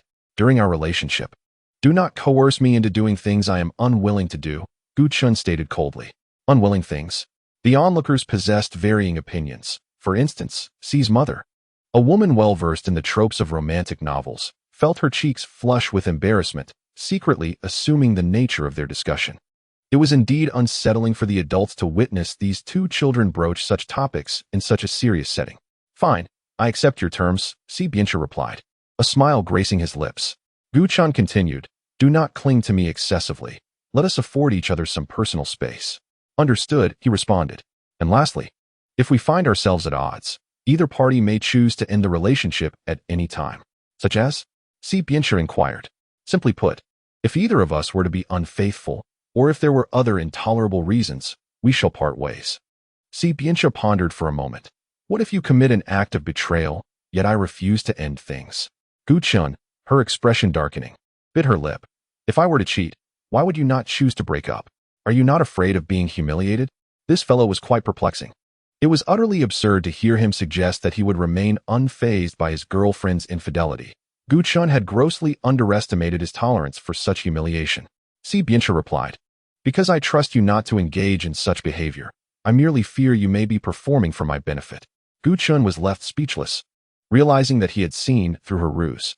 All the performances she had put on were now laid bare before him. Very well, she thought, rolling her eyes internally. After their agreement, the matters of marriage between the Si and Gu families were temporarily set aside. However, the bride price remained with the Gu family, and it was established that if Si Bianxia were to wrong Gu Meng in any way, the bride price would not be returned. Upon returning home with her parents, Gu Chun was immediately accosted by her younger cousin, who grasped her hand tightly and refused to let go. Cousin, what happened?" "Nothing much," Gu Chun replied with a stoic expression. "Ah, what do you mean, nothing? You must tell me. Aunt won't let me visit the Si family, and I am so eager to know what you discussed." Her cousin feigned a pitiful demeanor. Indeed, women are inherently gossipy creatures. willing to resort to childish antics to extract the information they desire. You may inquire with my mother. I am tired and shall retire to my room, Gu Chun declared before retreating into the sanctuary of her space. Exhausted, she collapsed onto her bed, delivering a resolute punch to her pillow. After a day of suppressing his emotions, they finally erupted once more. To hell with my boyfriend, Gu Chun exclaimed. I considered you a brother. Yet you dare to pursue me. A cacophony of sounds erupted from within the house. Xiaoya, please check on what your cousin is doing in there and why it's so noisy, came his mother's voice from outside. Gu Chun tightened his grip on the object he was about to throw. There's no noise from Auntie anymore. Perhaps I should refrain from entering, his cousin remarked at the door before footsteps gradually faded away. Gu Chun sighed. His emotions had been increasingly unstable of late. Never mind, the days ahead are long. He resolved that he must make that person completely lose interest in him. It was time for him to strive and transform from a mediocre individual into an exceptional one. From this moment forth, Gu Ming would cease to exist. He would be Gu Chun. Chapter 78. While others mock my madness, I smile at their inability to perceive. A new day dawned, and Gu Chun still had to attend the foreign teacher class. Having promised his parents to date Si Bianxia, he naturally wouldn't neglect this facade. At least not to an obvious degree. He made some adjustments to his appearance, intentionally making himself look more unattractive than before. The previous day, he had gone to get his hair done with his cousin, dyeing it a vividly eye-catching shade of green. He also donned trendy, hip-hop style clothing. His cousin remarked, Cousin, this isn't just a slight adjustment. It's a complete transformation. That has precisely the effect I desired, he replied. Just a heads up. You're bound to face your mother's wrath with this look. No worries, I can handle it. His cousin shot him a disdainful glance, declaring that she would pretend not to know him in public henceforth, without his cousin's interference. This was merely the first step, a demonstration that the change would indeed affect those around him, and naturally, that person would be no exception. Gu Chun felt a surge of joy. As he entered the university town, nearly every gaze was fixed upon him. After all, he was exceedingly conspicuous. Even with a hat atop his head, it could not conceal his brilliance. The vibrant green locks spilled out from beneath it. Furthermore, his hip-hop attire and swaggering gait were enough to capture ample attention. Look at that person. Who are they? Why are they dressed like that? What do you know? They think this is fashion. Their words dripped with a hint of mockery. Yet, Gu Chun was unfazed, hands in his pockets as he sauntered into the foreign teacher class. Hey, isn't that the person I just saw at the school gate? Who are they? Are they new here? A group of girls inside began their discussion. Gu Chun paid them no mind. Since his arrival, they had never taken a liking to him, and he had long grown accustomed to such treatment. He retrieved a piece of bubble gum from his pocket, tore open the wrapper, and casually tossed it into his mouth, chewing as he ambled forward while blowing bubbles. Look at that individual. He seems to be seated in that position known as Gu Ming. As he settled down, others nearby began to converse. Su Mingna had arrived early, and, upon noticing an unusual person beside her, couldn't he help but gently inquire, Excuse me, are you in the wrong classroom? How could someone just wearing a hat and a touch of makeup render himself so unrecognizable? Gu Chun removed his hat, revealing his entire face, and turned to Su Mingna. Her eyes widened in terror as she stammered, Why, you're Gu Ming? He nodded. In truth, he no longer harbored any feelings for the goddess. His heart was tranquil, even contemplating blowing another bubble. With a pop, a bubble burst, sticking to his lips, which he licked off before continuing to chew and blow. Once Su Mingna recognized him as Gu Ming, she ceased further conversation. Mei Mei had just returned from outside, and, spotting the peculiar individual in front of her, furrowed her brow and queried, Hey, where did you come from, you weirdo?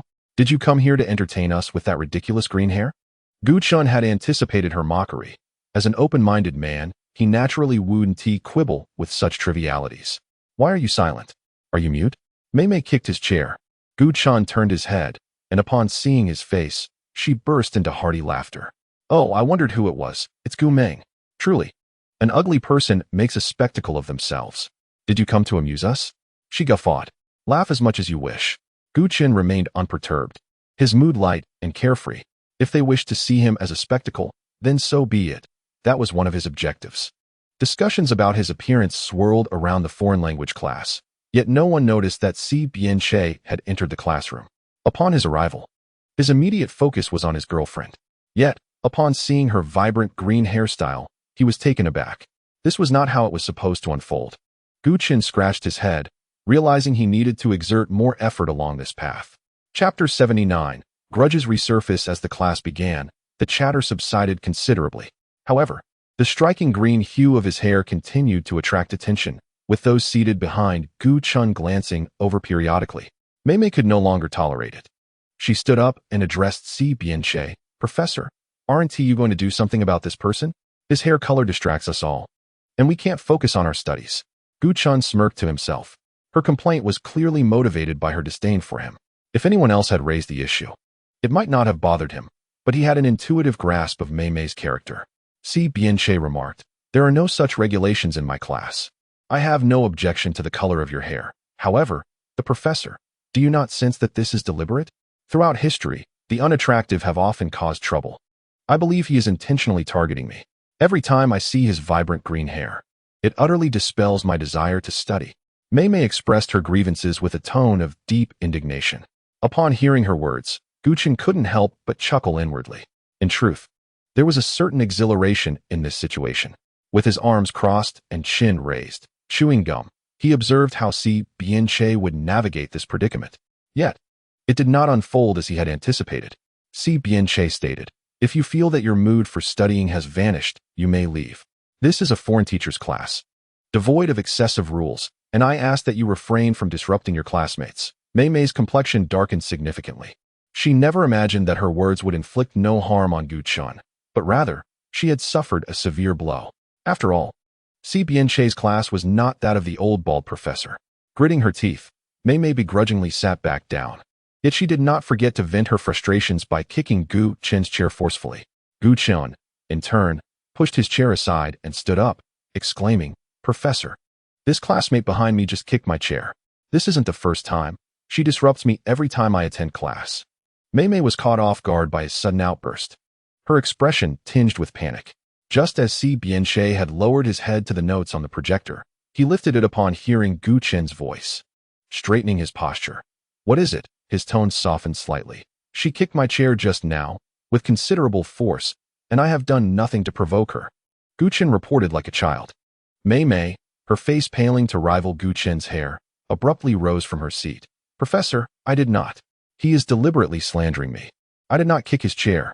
Gu Qin retorted, "Clearly you did. Ever since my first day in this class, you have harbored resentment, believing I took your seat, and just now, you acted out your frustrations on me. I have never encountered someone so unreasonable." Their gazes clashed, igniting sparks as neither was willing to relent. It was a conflict devoid of gunpowder, a silent war of wills, while outwardly, they both feigned innocence. To onlookers, however, Mei Mei clearly had the upper hand. After all, Gu Qin's appearance rendered him an outlier, and no one wished to associate with someone so different.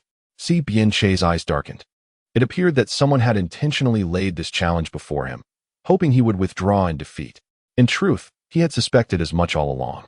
Chapter 80. Someone, what do you wish me to do with you?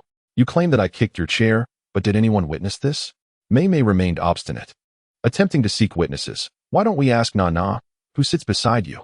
If I were indeed kicking your chair every time, she would surely have noticed. Wouldn't she? Gu Chun. All right, then you may inquire.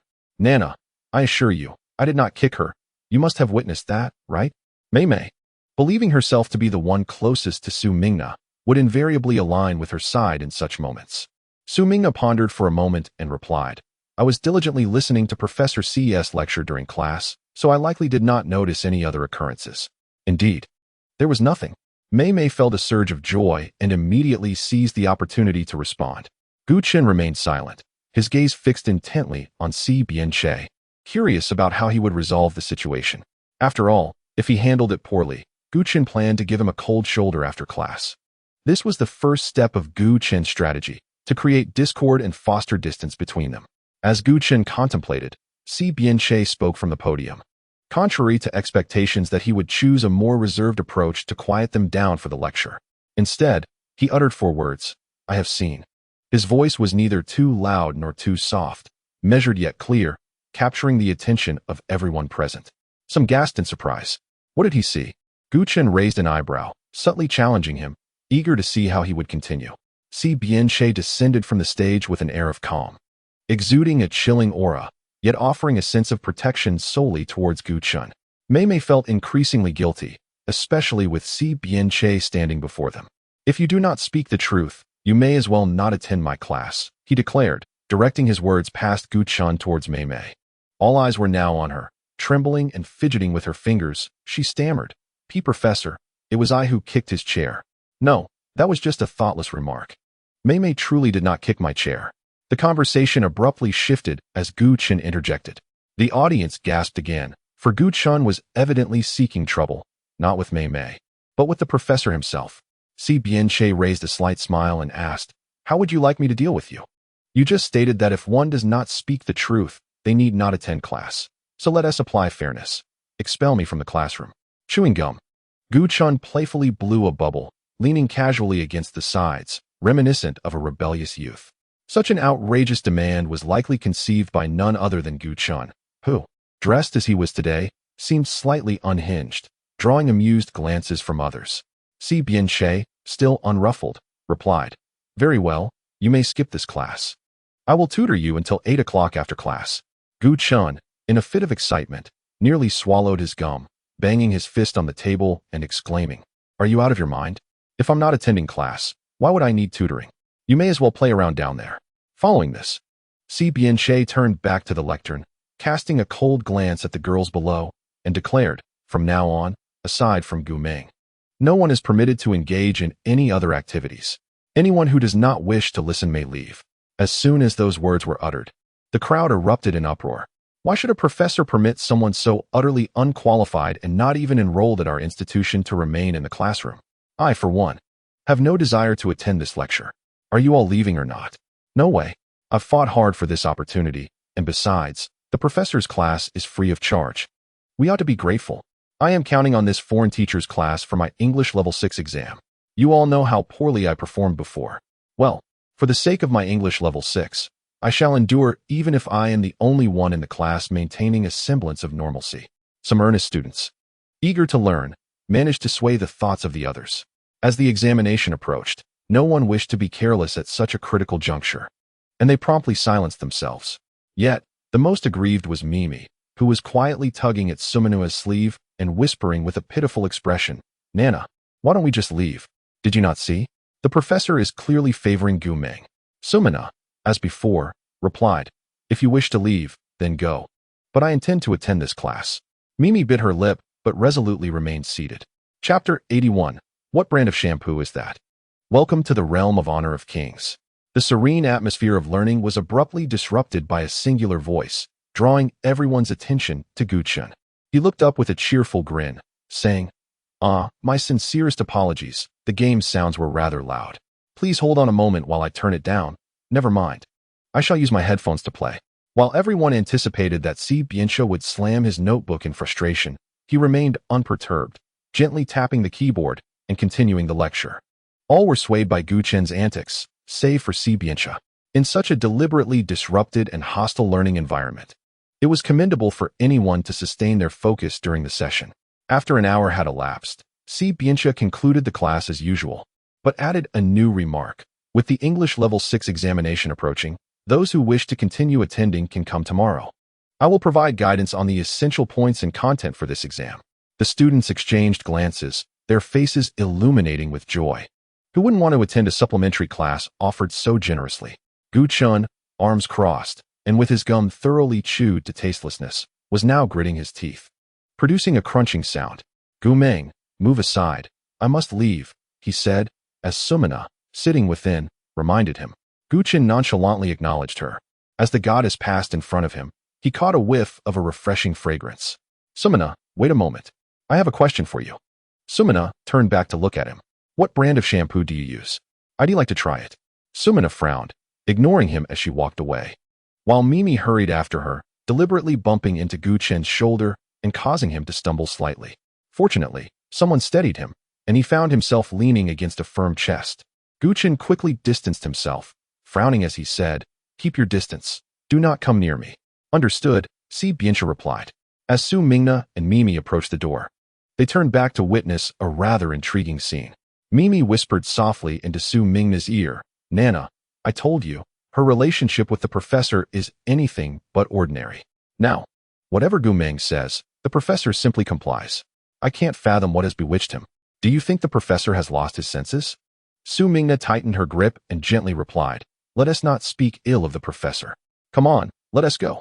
Gu Chen noticed Mimi's discontented expression and raised an eyebrow in a provocative manner, giving her an exaggerated eye roll. Frustrated, she stomped her foot at the entrance. This childish display did not escape the keen observation of someone present. Do you prefer I instruct you here, or shall we return to the apartment? He asked. Teach you? No way. I just want to go home. Gu Chen was indifferent to the conversation, and had it not been for the threats from his mother, he wouldn't be sitting here awaiting the end of class. Si Biancha remarked, are you dissatisfied with the entertainment I arranged for you? Entertainment? Gu Chen made a face of disdain. You've kept me occupied with games throughout class, preventing me from performing adequately. My teammates constantly berate me, and I can't even retort. Do you truly expect me to praise you? Do you have any idea how many ranks I lost in just 1 hour? Next time, feel free to play however you wish, without concern for others.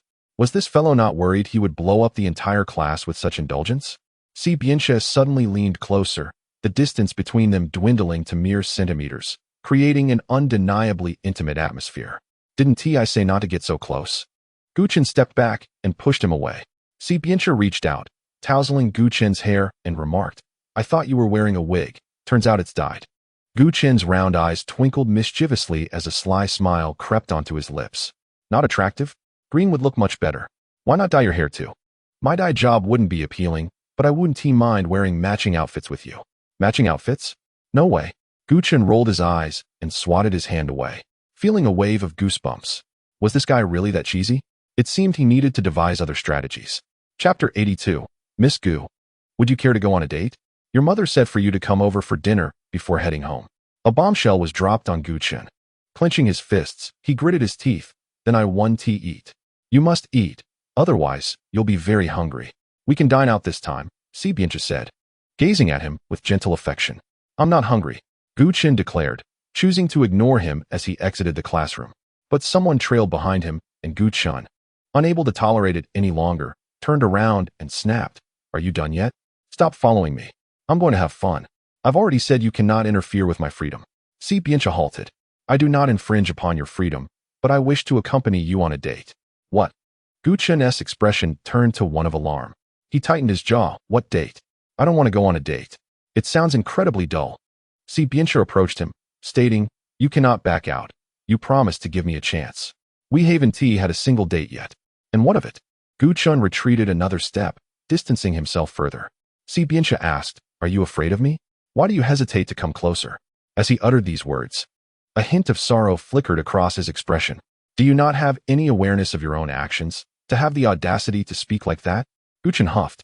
Turning her face away, Si Biancha replied, I assure you, under the condition that you are unwilling, I will not treat you that way. Gu Chen inquired, really? Si Biancha nodded, indeed. That is more like it.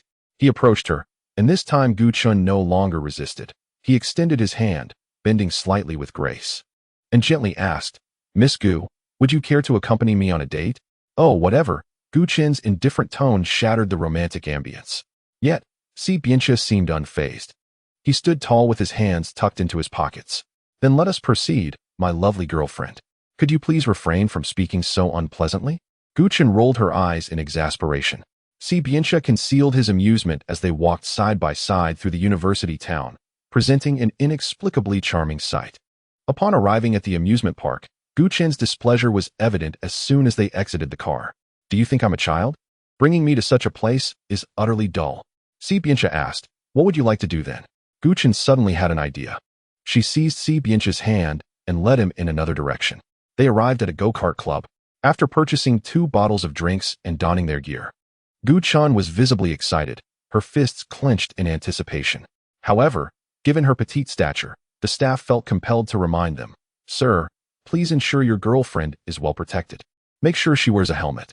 Of course, Si Biancha nodded, affectionately ruffling Gu Chen's hair. She swatted his hand away in annoyance. I'll take you to see the cars. There aren't many people around at this hour, so you can choose any you like. They followed the staff to the garage. Upon arrival, Gu Chen was greeted by an array of dazzling race cars, their designs rather avant-garde. She recalled that during her university days, the equipment had seemed quite outdated. Now it appeared remarkably new. Had the ownership of the club changed? Furrowing her brow, she remarked, "Why are there only children's cars? I want to drive a professional race car." The staff, slightly embarrassed, responded, "We don't have professional cars here, only semi-professional ones."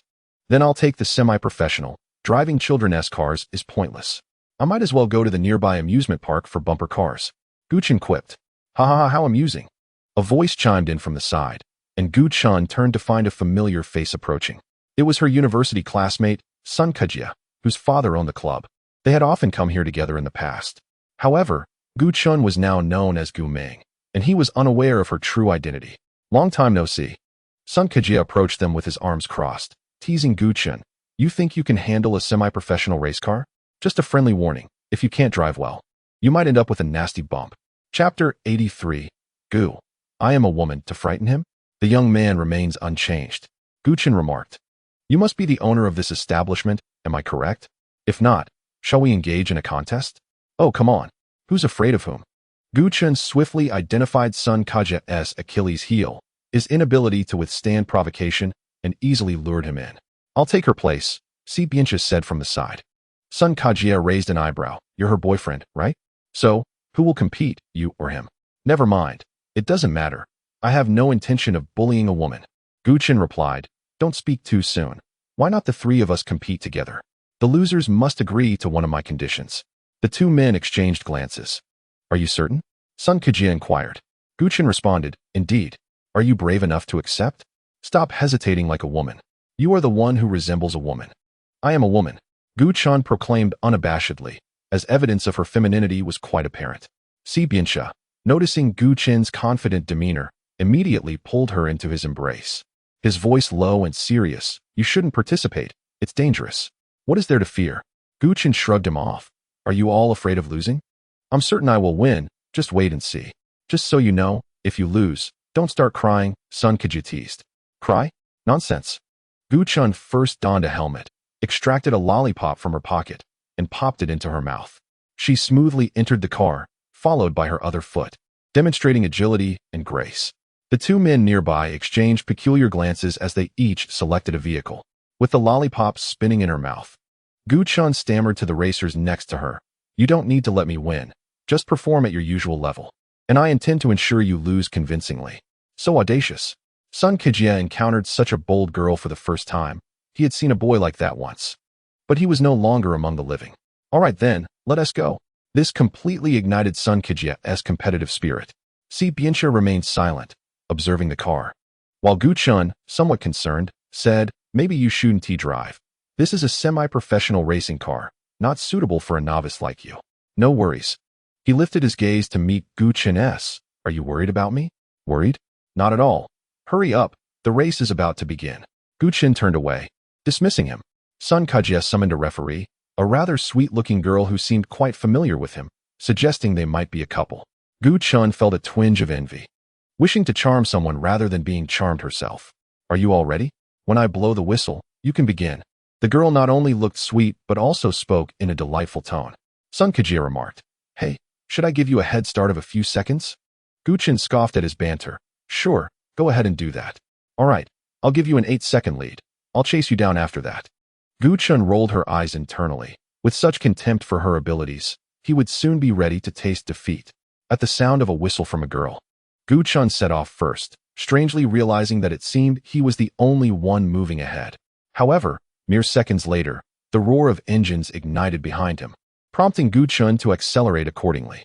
3 minutes later, he had completed a lap, and he could hear the sounds of pursuit drawing near. A smile crept upon his lips as he pressed down on the accelerator, his car soaring past others like a rocket. The competitors were hot on his heels. Not more than a meter away. How could they be so fast? Sweat trickled down Gu-chan's forehead, but he maintained his composure, vowing not to let that scoundrel Sun Kajia succeed, thus quickening his pace even further, nearly surpassing his own limits.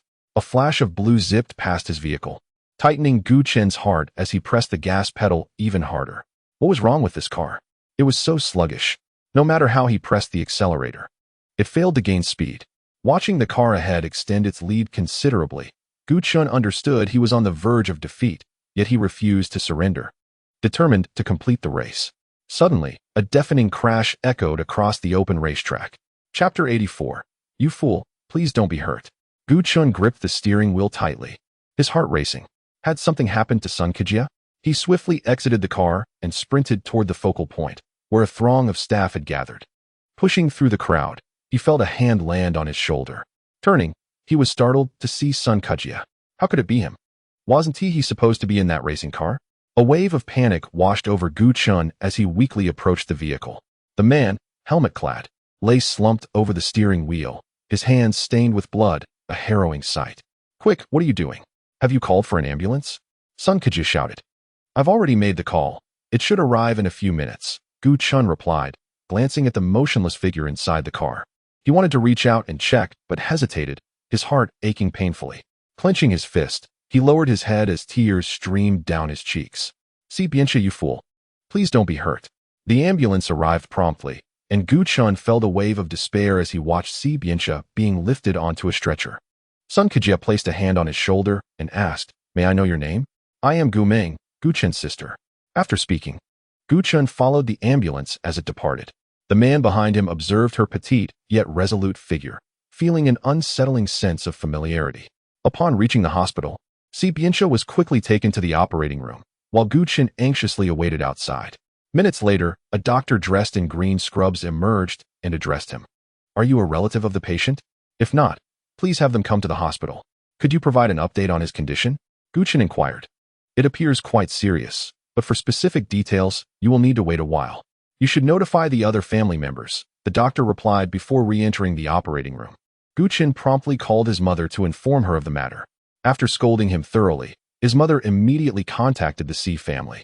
You must return home at once. She spoke coldly over the phone. Reluctantly, Gu Chun headed home. As soon as he stepped through the door, his mother approached him fiercely. Brandishing a feather duster and without uttering a word, unleashed it upon him. Gu Chun, lost in thought, failed to evade her blows and endured a thorough thrashing. Look at the trouble you've caused. Why on earth did you drag someone into a race? Was it not bound to end in disaster? How could I have given birth to such a reckless child? Her words were laced with a fury that could almost pierce through him, showing no mercy. Gu Chun gritted his teeth in silence, suppressing his cries of pain. After a few heavy strikes, his mother finally ceased, shaking her hand. If I hadn't been exhausted from housework earlier, I would have truly dealt with you more harshly. You little rascal, you infuriate me. Gu Chun remained silent, his head bowed. Go to your room and reflect on your actions. If the Si family decides to confront us, we can all prepare to beg on the streets. His mother shot him a menacing glance before turning away. Dejected, Gu Chun's weariness was evident on his face. He wondered why he felt so drained when he should have been full of energy. From the moment he witnessed that scene, a shadow loomed over his heart, an overwhelming sense of guilt engulfing him. What would happen if he truly got into trouble? Chapter 85. The runaway girl. Gu Chun spent the entire day in his room. The outside world silent. He couldn't sleep, lost in a whirlwind of thoughts. Suddenly, a knock on the door startled him upright. Cousin, would you like something to eat? Aunt just went out, and I made some noodles for you, his cousin whispered from outside. Why was she speaking so quietly if everyone else was gone? He approached the door, attempting to unlock it, only to find it secured. I thought you had locked yourself in, his cousin exclaimed, unable to open the door from the outside. I don't want anything. His inner turmoil was not due to hunger, but stemmed from a pervasive anxiety. Just as he settled back on the bed, the door swung open abruptly. His cousin, awkwardly smiling and holding a key, explained, Aunt forgot her bag when she left. Gu Chun stood up again and stepped outside. I need to go out for a bit. Please lock the door behind me and don't let my mother know I've left. Huh. His cousin was taken aback. Without further explanation, he patted her shoulder and exited the house. As he descended the stairs, he spotted his mother hurrying back home. Quick on his feet, he concealed himself to avoid being discovered. Upon leaving the neighborhood, he suddenly realized he was still clad in an adorable set of pajamas, with his hair in a disheveled, greenish mess. Oh dear, how could he possibly go out looking like this? A wave of embarrassment washed over him, prompting him to find a place to hide momentarily. Fortunately, despite the hurried circumstances earlier, he managed to bring his phone along. He dialed a number. 30 minutes later, a young boy arrived at the entrance of the community, riding a bicycle. Upon seeing Gu Chun's peculiar appearance, he burst into laughter. Ha ha ha, what happened to your hair? Liang Yen exclaimed, doubling over with mirth. Gu Chun, with his hands tucked into his pockets, rose from the bench and inquired, Did you bring what I asked for? After regaining his composure, Liang Yin produced a bag, waved it in front of Gu Chun, and handed it over. This is my jacket. It's a gift for you. However, you must tell me why you dress like this. I'm quite curious. Gu Chun retorted, you're more nosy than a woman. Liang Yin playfully nudged his arm, insisting, just tell me. It would make my half-hour bike ride worthwhile. The journey from school to here only took a few minutes. Liang Yin scratched his head. I hadn't eaten yet, so I had to wait until after my meal, which caused a bit of a delay. Gu Chun replied, you made me wait this long. It's even. Liang Yin, unable to argue further, relented. Gu Chun took the jacket out of the bag and put it on. The coat, intended to be mid-length, hung well past his knees, and with his arms outstretched, it resembled a child donning an adult-esque clothing. Liang Yin stifled a giggle. Why is this jacket so big? Gu Chun frowned. Liang Yin teased him. Who told you to be so small? You're the small one. Gu Chun rolled his eyes. Liang Yin continued. Do you want to wear it? Or should I take you back to exchange it for something else? Gu Chun replied, no need. He wrapped himself in the oversized jacket, looked at Liang Yin, and asked, can I borrow your bike? My bike. Sure. Liang Yin dismounted and handed it over. Gu Chun accepted the bicycle and then asked, could you lend me 100 yuan? 100 yuan? Sure, Liang Yin said, pulling a red bill from his wallet. Gu Chun took the money and placed it into his pocket. Liang Yin stroked his chin thoughtfully before commenting, Gu Ming, do you realize that you look like a runaway girl right now? Gu Chun dismissed him, riding off on the bicycle. Hey girl, are you just leaving me behind like that? What am I supposed to do? Gu Chun did not look back, ignoring Liang Yin's desperate calls as he pedaled faster. Weaving between passers-by. Chapter 86. Come see if you're dead. A suspicious figure appeared within the hospital, clad in a black overcoat, with their face obscured, wearing pink Hello Kitty pajama bottoms. This individual was loitering outside a patient's room, attracting the attention of many. Excuse me, a hand rested on their shoulder. When they turned, the vibrant green hair nearly blinded those nearby. Hello, are you here to visit a patient? Why are you lurking outside? Asked a beautiful nurse. Swallowing hard. She now likely regrets initiating a conversation with him. What if he suddenly produced a knife from his coat? Such enigmatic individuals often evoke fear. This man is Gu Chun. Noticing someone observing him, Gu Chun slipped his hands into his pockets and began to hum a tune, momentarily distancing himself from the attention. Yet, others' gazes remained fixed upon him, and one could hardly blame them. His attire was undeniably striking. He settled onto a bench in the hospital, his mind in disarray. His phone nearly drained from absent-minded fiddling, leaving him incapable of making any decisions. He yearned to see how someone was faring. Ultimately, he could not shake off the nagging worry. These circumstances were fundamentally his fault. He should not have mentioned the competition, for this individual was so determined, willing to go to great lengths to secure victory. The phone buzzed with a shutdown notification. As the screen gradually darkened, he rose from the bench, hands once again retreating to his pockets, and retraced his steps back to where he had just been. Upon arrival, he noticed that Si Bianche's mother had already departed, leaving him alone inside. Gathering his courage, Gu Chun pushed the door open and entered. It was midday, and the sunlight flooded the room, his footsteps barely making a sound. At last, someone came into his view, lying quietly. Were it not for the sunlight illuminating his pale cheeks, he might have appeared lifeless. Gu Chun approached, pulled up a chair beside the bed, and lifted the hat to reveal the man's face. Leaning in to observe him closely, his ear pressed against the man's face, listening to his steady breaths. Thank goodness he was still alive. Suddenly, Gu Chun's arm was yanked sharply, and he found himself pulled onto the bed, the other person pinning him down, the white sheets enveloping them both. Panic surged within Gu Chun. He intended to scream, but was silenced by a hand over his mouth. You've come. The low, husky voice from the shadows resembled the gentleness of a predator. Gu Chun gazed at him. Although the light had dimmed from around his eyes, the brilliance of his gaze still shone through, causing Gu Chun's heart to race with anxiety. In a hushed tone, he protested, Let me go. I can't. I'm afraid you'll escape. The man buried his head into Gu Chun's shoulder. Gu Chun struggled beneath the weight, gasping for air, his face flushed with heat. Despite his attempts to resist, he ultimately succumbed to the man's strength. Exhaling in resignation, I came to find you. Are you truly so afraid I might flee? Then may I stay like this with you for a while? Just 5 minutes. Was this fellow being coy? He dared not move. After a few minutes, the man finally released his hold. Gu Chun eagerly rolled out from under the covers, having nearly suffocated under the dual pressure. And with so many layers of clothing in such sweltering heat, he was drenched in sweat. He shot a fierce glance at the man on the bed, who appeared completely unaffected. How could he cause such worry, making Guchen think he was on the brink of death? Given the current state of affairs, it seemed he was better off than that. Is your head all right? Guchen inquired, masking his concern with feigned irritation. I'm fine, just a concussion. Bianca pointed at his unscathed head. Guchen inquired, then how come you are bleeding so profusely? Bianca replied, it's my hand that's bleeding, not my head. Guchen responded with an O.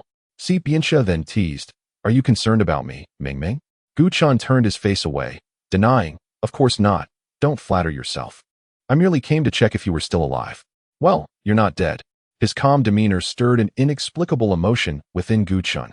The two fell into a comfortable silence.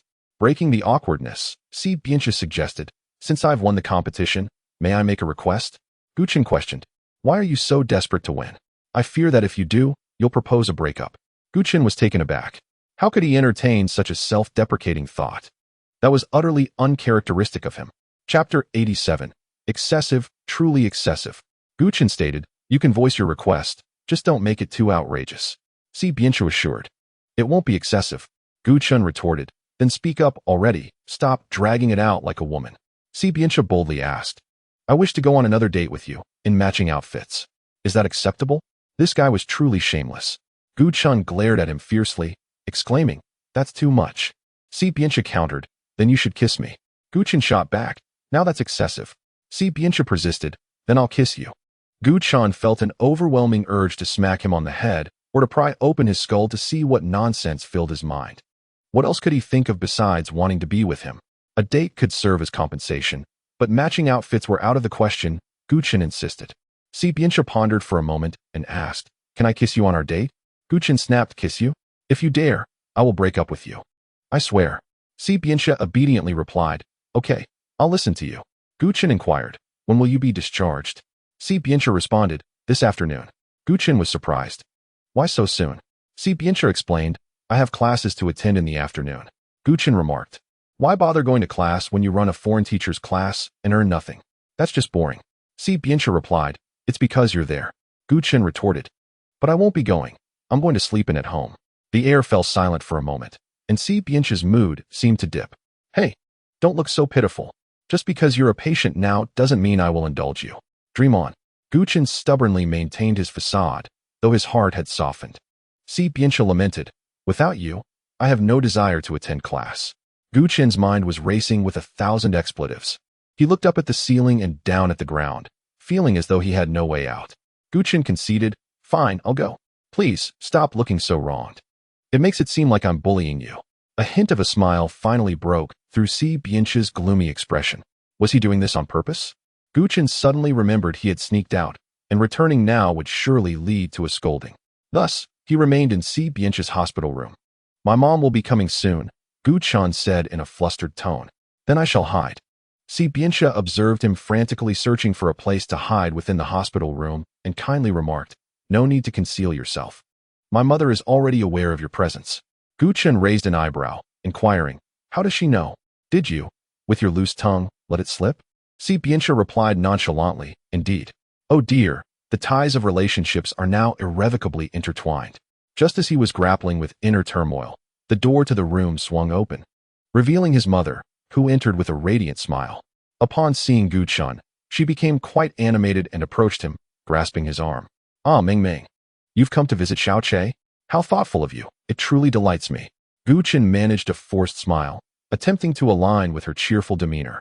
Xi's mother continued exuberantly. Xiaoche mentioned your visit, and I was initially skeptical. Nevertheless, I had the kitchen prepare a meal for you as well. Have you eaten yet? Guchen shook his head, withholding the fact that he had snuck out from home. Then sit down and eat with Xiaoche. I've already had my meal. I'll merely watch over you both. By the way, I need to call your mother. She just contacted me, inquiring about your whereabouts. Upon hearing this, Guchen became instantly agitated and halted her actions, exclaiming, no need to call. Annie, please don't inform my mother. I sneaked out here, and I don't want her to find out.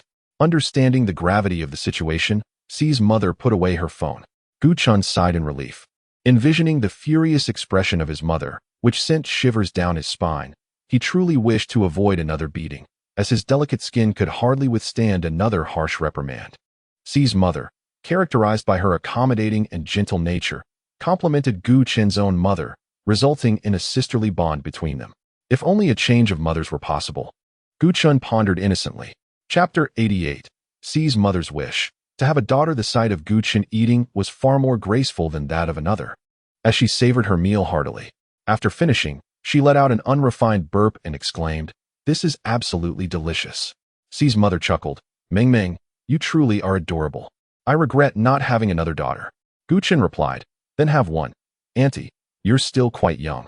C's mother responded, "Your sweet words are delightful. It is often said that daughters are their mother's little treasures, and I envy Yaya for having such a charming daughter like you. Alas, I may not have that opportunity." Gu Chen recalled the circumstances surrounding C's mother's divorce from C Bianchi's father and fell silent. What had he just said? C's mother gently patted Gu Chen's head and suggested, "How about you and our Xiao Che have a lovely daughter together?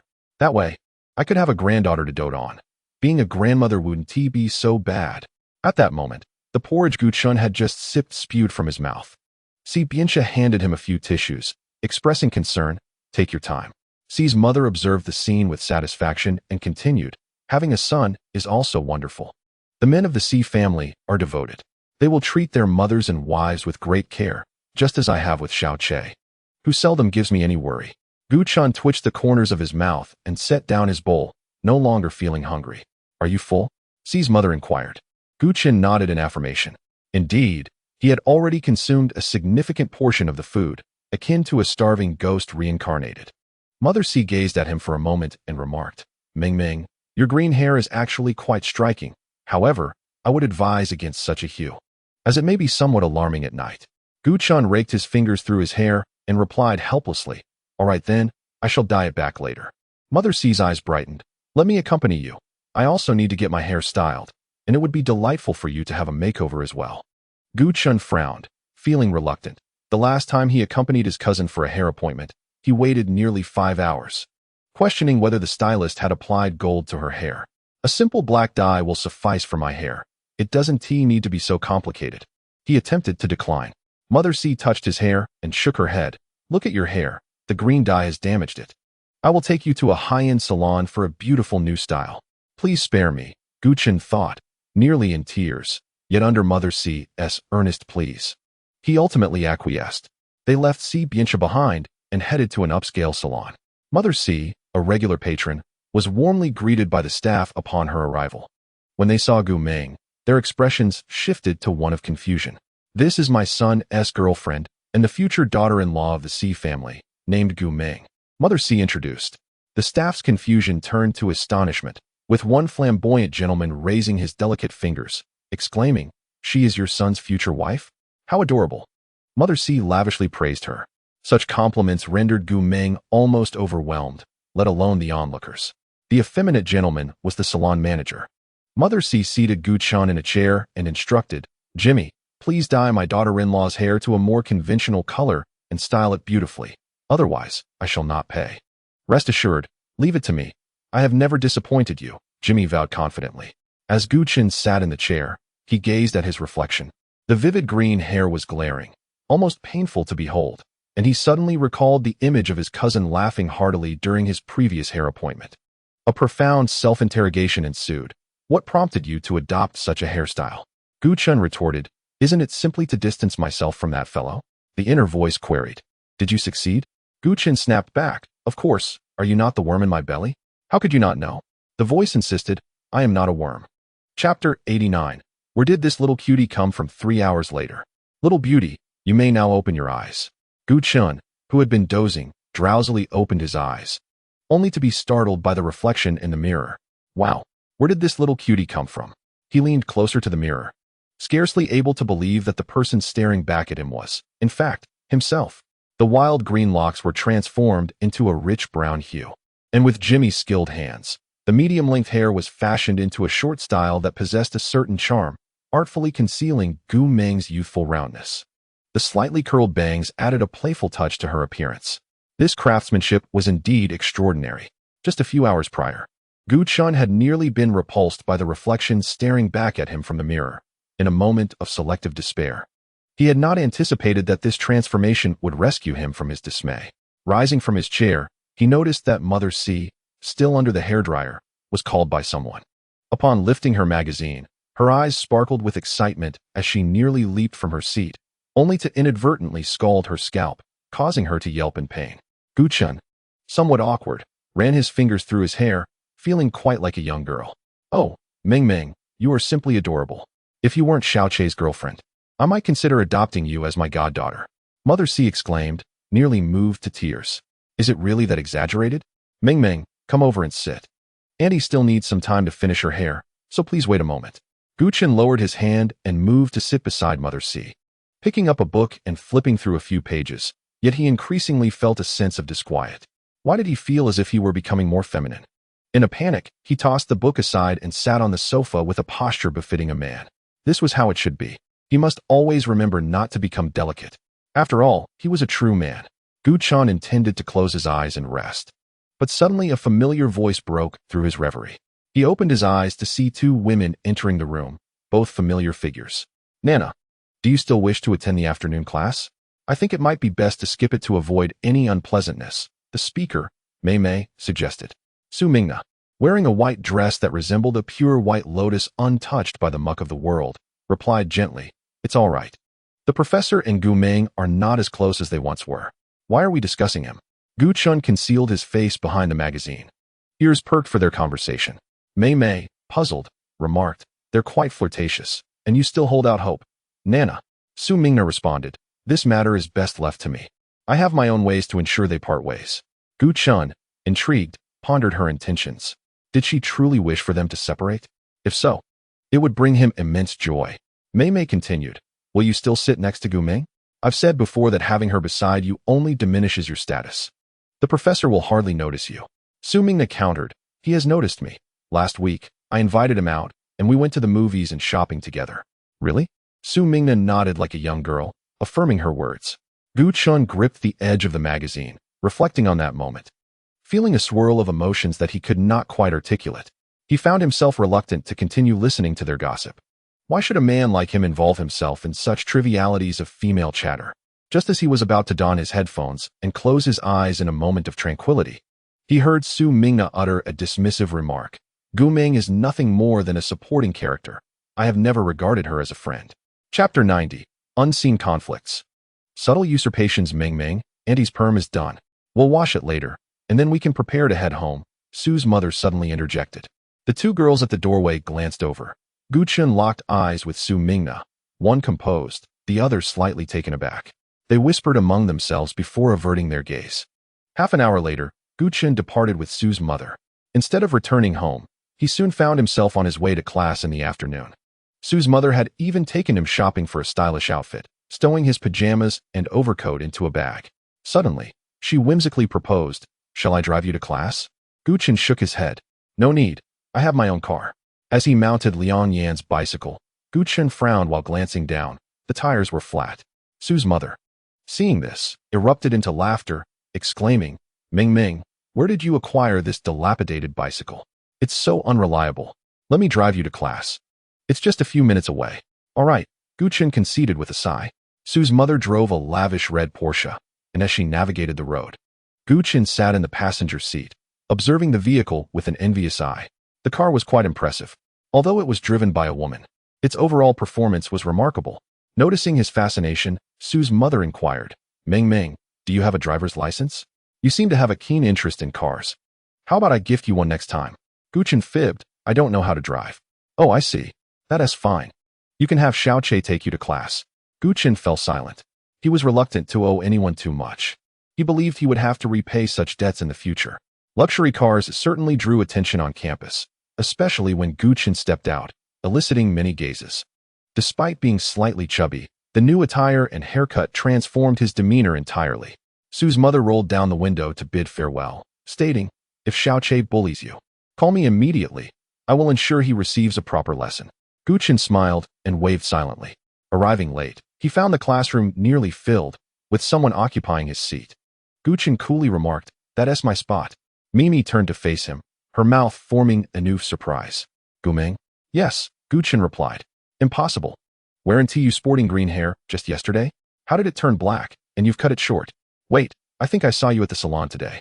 Suddenly recalling something, Mimi shook Su Mingna's arm excitedly. Nana, I told you. The person we saw earlier was him, and you didn't believe me. Su Mingna, far more composed, adopted an air of aloof superiority, resembling an ice queen as she addressed Mimi. So what if it is? Sit down, the professor is about to begin. After the sudden change in attitude, Guchen couldn't help but feel a tinge of irony within himself. He paid it little mind and took a seat in the spot previously occupied by Mei Mei. Having had no restful sleep over the past 2 days, he slumped onto the table, fatigue overtaking him as he closed his eyes. Moments later, he vaguely heard voices discussing him. Nana, do you think Gu Ming intentionally dressed up for this class to catch the professor's attention? Why else would he look so different? Attractive? I don't think so. No matter how he looks, he can't compare to you. Nana, you and the professor are the perfect match. Don't say that. It sounds like I'm vying for someone else's affection. Him? Does he even stand a chance against you, Nana? I reckon the professor was just amused by him before. But this new look must have some ulterior motive. But think about it. If the professor found him dull, would he even bother with him? Haha. The thought of that scene is quite amusing. Su Mingna remained silent, yet Gu Chan could envision the corners of her mouth curling upwards. Everything seemed orchestrated by them. And such a Su Mingna filled Gu Chan with utter disdain. Chapter 91. The Deceit of Men. Today, the professor looks different than usual, but still quite dashing. A nearby girl gazed dreamily at Si Bianxia as he entered the room. Gu Chen glanced up, his heart fluttering as he caught sight of those deep, dark eyes also fixed on him. No, this was a mistake. He certainly did not harbor any fondness for him. Gu Chan turned his face away. Yet he couldn't resist stealing glances at Si Bianxia's attire. It was merely a simple t-shirt paired with jeans, yet it exuded a casual charm, less refined and more sun-kissed than usual. Indeed, he looked rather good. He was, after all, quite handsome. Wait, why was he developing a crush on a man? Gu Chen snapped back to reality, pouting in disdain, mentally scoffing. What is so handsome about him? He is not even half as good-looking as I am. He pulled out his phone, opened a game, but felt irritated and closed it again. His mind lingered on the conversation he had overheard between Su Mingna and Mei Mei. What was it that truly concerned him? During the lecture, someone audaciously raised a hand and asked Si Bianxia, Professor, why this change in attire? Are you in a relationship? The entire class held its breath, and though Gu Chun felt the atmosphere grow tense, he feigned composure. Si Bianxia looked towards the girl at the back, then shifted his gaze to Gu Chun, replying, Such matters are best discussed privately. We are here to focus on the lesson. However, the girl was relentless. But Professor, if you are in a relationship, what about me? To be honest, I didn't come here solely for the education. I came here for you. No one has ever spoken so directly, not even Gu Chun, who felt a twinge of surprise. A certain individual standing at the podium furrowed his brow, his fingers hesitating over the keyboard, before finally uttering, I do not harbor any affection for you. The audience erupted in a chorus of boos. Upon hearing Si Bianxia's words, the girl crumbled instantly, covering her face as she fled the scene. What had once been a lively class was suddenly shrouded in a heavy silence. Si Bianxia remained unfazed, continuing his lecture, while murmurs of discussion began to ripple through the crowd, all of which reached Gu Chen's ears. How cruel of the professor to so bluntly reject a girl's confession. Isn't it admirable? I appreciate such decisiveness in a professor. Gu Chen still felt that Si Bianxia's approach was rather too direct. Had it been him, he would have chosen a more tactful method. At the very least refraining from a public rejection that left the girl feeling humiliated. Suddenly, someone stood up in front of him. It was Su Mingna. Professor, may I pose a question? Si Bianxia nodded. Su Mingna inquired in English, a query that most could not comprehend, prompting a flurry of whispered questions among peers. Yet Gu Chun understood perfectly. With a graceful tone, she asked Si Bianxia, Do you have time this evening to accompany me to a movie? Publicly flirting with a man in class? Gu Chun found Su Mingna's current demeanor rather aggressive, a stark contrast to her previously conservative nature. Si Bianxia regarded her, then glanced at Gu Chun, who feigned indifference, even picking up his phone, seemingly ready to engage in a game. Very well, he replied. Gu Chen's hand trembled slightly. Did he actually agree?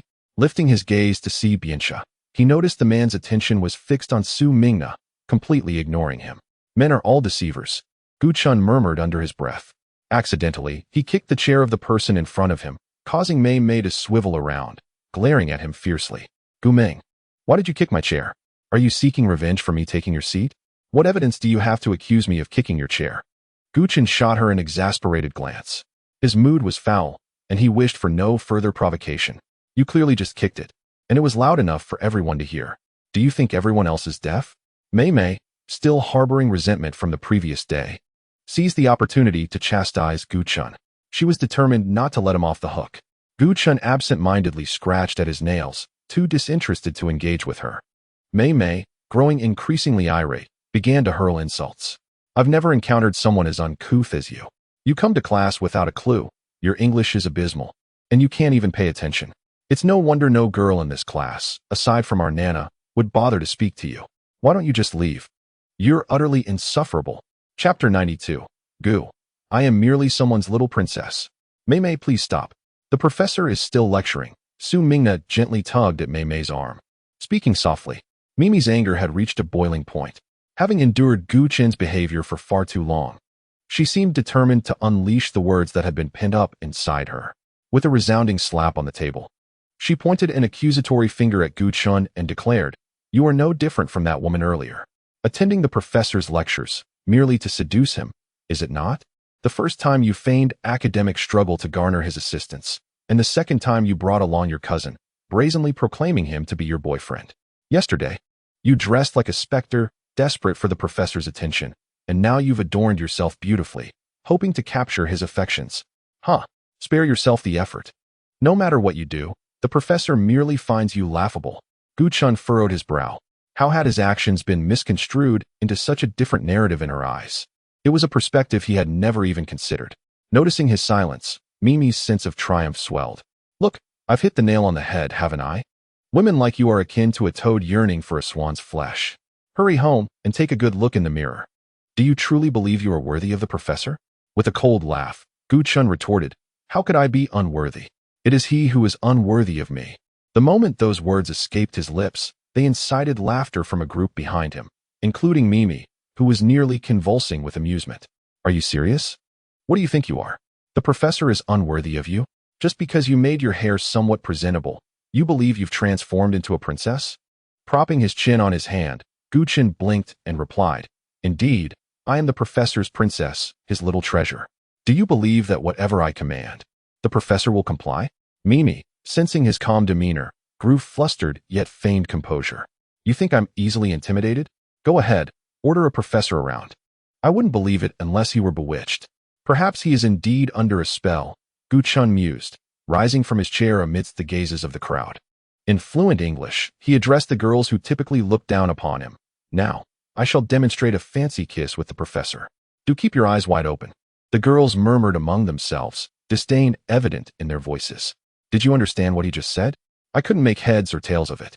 His English is the worst. And he expects the professor to tutor him? What is he even doing here? Exactly. Is he here to entertain us? Guchen, brimming with confidence, began to feel a tinge of embarrassment when standing next to the towering Si Biancha, who was 182 meters tall. He quietly urged, Hey, could you bend down a bit?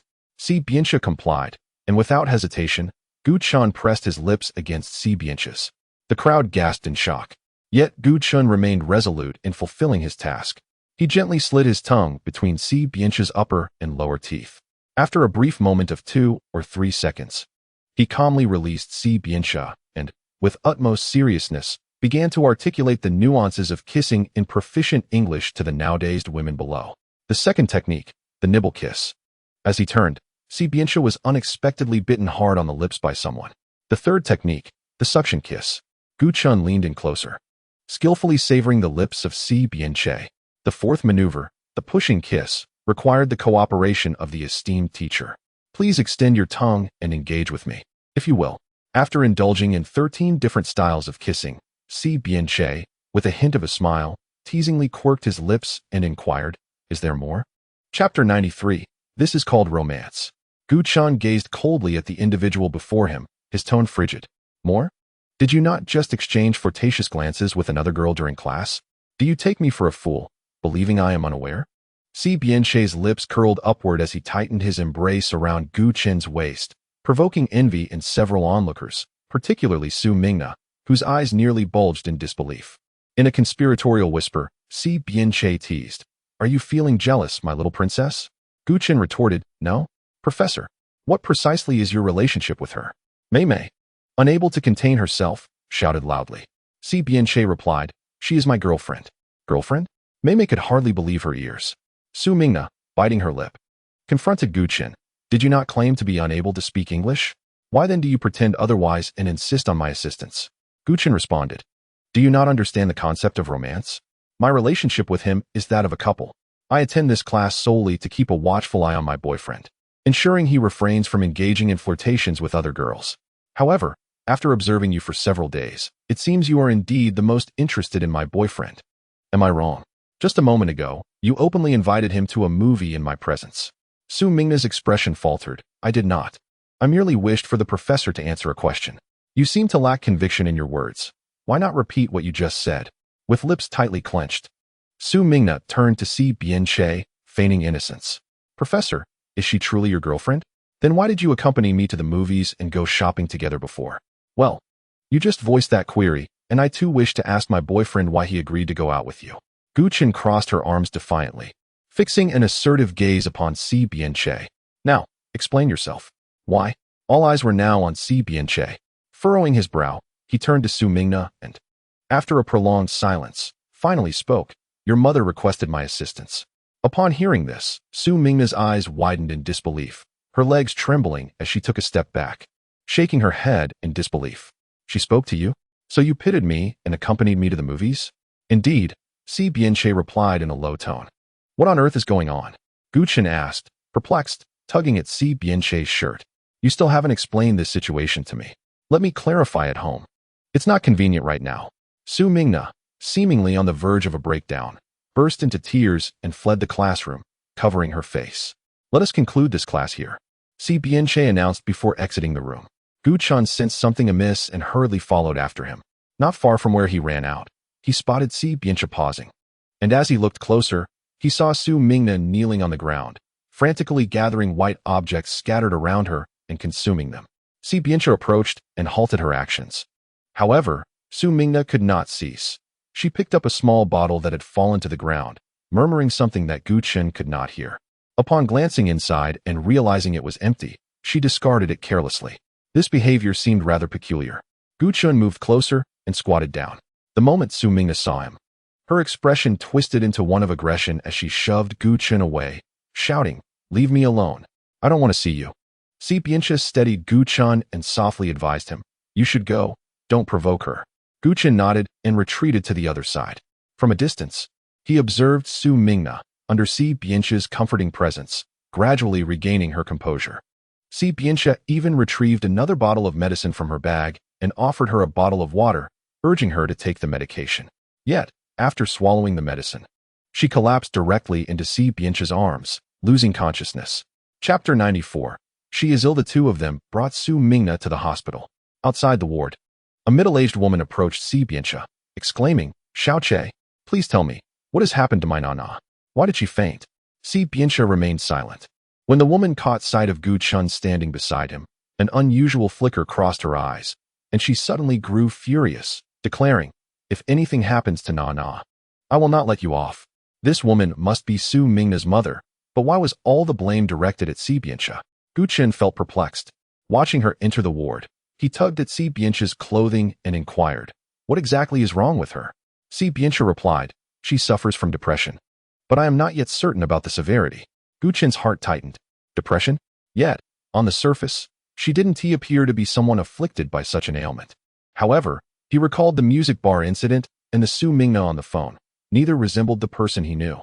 Those suffering from depression often excel at concealing their true selves, shielding themselves from harm and retreating into their own world. It is precisely this quality that renders them more frightening than others, as one cannot predict their next actions, which could either harm others or themselves. Gu Chen fell into silence, feeling a twinge of guilt. Had he known earlier, he would have acted differently. Someone wrapped their arms around him, softly reassuring him, It's all right, don't carry any burdens. This is not your fault. You merely did what was right. What did I do that was right? Gu Chen asked, furrowing his brow in confusion. With a hint of amusement in his tone, Si Bianche replied, You were jealous. Can I kick him? Gu Chen threatened. If you're not jealous, then if you say it again, we'll break up. Gu Chen warned. The grip around his waist tightened, and Si Bianche leaned closer, whispering in his ear, "You are not allowed to mention breaking up again." Gu Chen forcefully struck his hand, exclaiming, "Let go of me." Just as the two were enveloped in their tender affection, a stern voice interjected between them. "What are you two doing?" Upon raising his gaze, Gu Chen beheld a man of a stature akin to Si Bianche, albeit appearing slightly older. Suddenly, a realization dawned upon him, and he turned away, panic-stricken. "Oh no. Why is your father here?" In the presence of Si Bianche's father, Gu Chen felt akin to a child caught in wrongdoing, consumed by fear. Si Bianche discerned his trepidation and softly reassured him, "Do not worry, I am here." Si's father approached them, scrutinizing Gu Chen's back, and inquired, "Who is she?" "Gu Meng," Si Bianche replied. After a moment of silence, Si's father chose not to dwell on Gu Chen's matter. "What is the situation inside? Why are you still standing outside instead of checking in?" Si Bianche retorted coldly, "There is no necessity." "How can it not be necessary? Did I not instruct you to take good care of her and ensure she is not subjected to any distress? Have you forgotten that she nearly attempted suicide?" Si's father's expression was exceedingly grave. "What do these matters have to do with me? Why should I bear such burdens?" Just as he finished speaking, a resounding slap echoed through the long corridor. Gu Chen turned to see a vivid red handprint emblazoned across Si Bianche's face, astonished by his father's severity. Si Bianche grasped Gu Chen's hand and swiftly led him out of the hospital. Chapter 95. Do I like women? Do you believe it? Upon exiting the hospital, Si Bianche halted, yet still clutched Gu Chen's hand tightly, the warmth radiating from his palm palpable. "Are you all right?" Gu Chen inquired cautiously. They settled on a long bench, and as his emotions began to steady, Si Bianche turned to him. "Were you frightened by what just transpired?" "A little, perhaps. But I was not entirely surprised," Gu Chen admitted. "I have witnessed such scenes in my youth, though it is rare to see a father resorting to violence with a child of this age. May I embrace you?" Si Bianche gazed into his eyes, his expression filled with longing and resolve. In that moment, Gu Chen felt a pang of softness and, almost unconsciously, nodded. The next second, he found himself enveloped in a wide embrace, his head resting on Si Bianche's shoulder. Gu Chen gently patted his back, and at that moment, Si Bianche resembled a child, while Gu Chen took on the role of a nurturing mother. "Wait, this feels wrong. Even so, this affection is paternal, not maternal." "Strike out the maternal reference, do you hear me?" Gu Chen exclaimed. With indifference, Si Bianche replied, "I refuse." After a considerable time, Gu Chen found himself somewhat breathless beneath Si Bianche's weight and tentatively asked, "Hey, have you fallen asleep?" Si Bianche lifted his head, and in that instant, their eyes locked, mere centimeters apart. Gu Chen felt a tinge of nervousness as he pushed him away, his tone laced with arrogance. "Let me make this clear. Do not attempt to feign misery in hopes of gaining any advantage from me. My previous words still hold true. If you dare to lay your hands on me without my consent again, I absolutely will not permit you to utter those two words." His low, husky voice interrupted Gu Chen. Observing his unwavering stance, Gu Chen swallowed those two words, opting instead for a different expression. "As long as you are aware of the truth within yourself, it suffices. I am well aware of the reasons I agreed to be with you. Just wait for me to repay your family's debts in full, and we shall have no further ties. Do not place excessive hope in me, for I shall never love you." Gu Chen, unable to remain seated, stood up, but someone caught hold of his hand. "Why do you say you can never love me?" His tone betrayed a hint of disappointment. Inwardly, Gu Chen screamed, "Because you are my brother. If I were to say I fancy women, would you believe me?" After casting this remark, the other fell silent. Gu Chen broke free from his grasp and departed. Wandering aimlessly down the street, Gu Chen's pockets jingled with a few coins, remnants of the 100 yuan given to him by Liang Yan, now dwindling to a meager amount. Suddenly, he halted before a newly renovated shop, the prominent M sign catching his eye. It was not merely the letter that drew his attention, but rather the logo's design. Furrowing his brow, he entered the store. "Good day, miss. We specialize in men's clothing. How may I assist you today?" Upon entry, the staff greeted him warmly. Gu Chen pointed outside and inquired, "I noticed your recruitment notice outside, stating you are looking for a designer, correct?" The staff's initial enthusiasm waned slightly, yet she responded with patience, "Indeed. Our headquarters is seeking a designer to oversee this new chain store." "Oversee? Do you mean a store manager rather than a designer?" Gu Chen questioned, perplexed. The staff clarified, "It is indeed a designer, as per our headquarters instructions. What is the interview process? The staff appraised him, asking, "Are you here to interview? What's wrong? Do I not look the part?"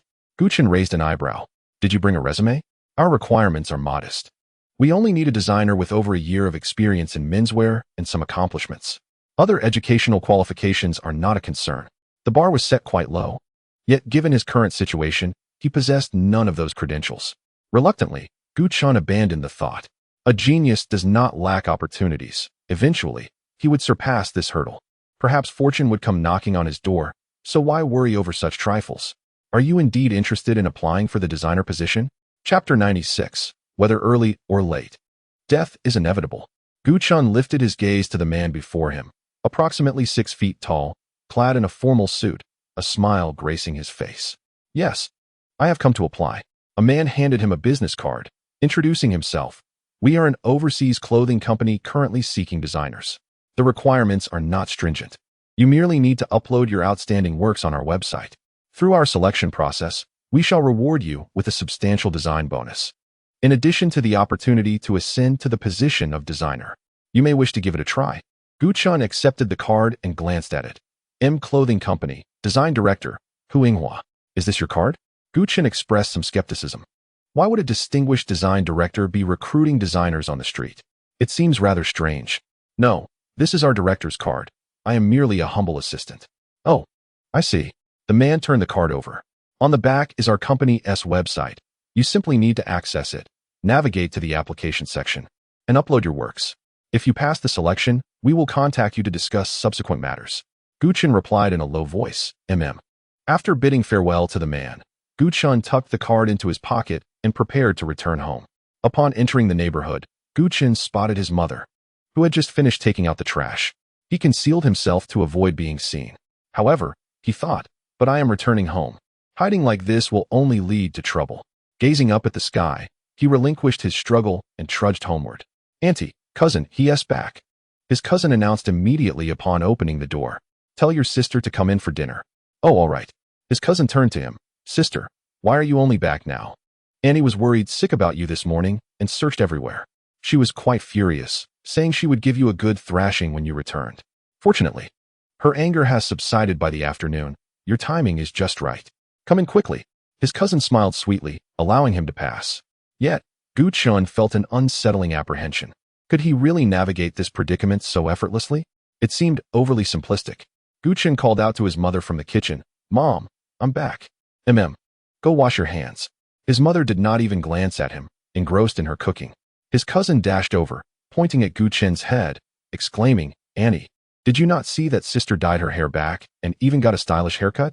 Only then did his mother lift her gaze to him, her stern expression softening somewhat. "Where did you get your hair done?" What had to come would inevitably arrive. Guchan steeled himself. "It was Si Biancha's mother who took me." His mother was taken aback. "You mean you want to see Xiao Che?" Guchan dared not conceal the truth. His mother frowned. "Why was I not informed about this? I thought you had run off to meet some rogue." Guchan was speechless. Indeed, those earlier moments were mere facades, the calm before the storm. "I went to check on his condition. Fortunately, he only injured his hand and was discharged in the afternoon. After which I attended a class." Gumu cast a glance at him before resuming her task of washing vegetables. "It seems you have finally come to your senses. In the future, do not conceal such matters from your mother. I am aware of everything. Whatever feelings you wish to cultivate with Xiao Che, I shall not hinder you." Guchan offered no reply to her words. After washing his hands, he retrieved an apple and made his way to the living room, where he turned on the television. Engrossed in both eating and watching. "Cousin, you seem rather dull. Why are you watching a science fiction film?" "I want to see a romantic drama."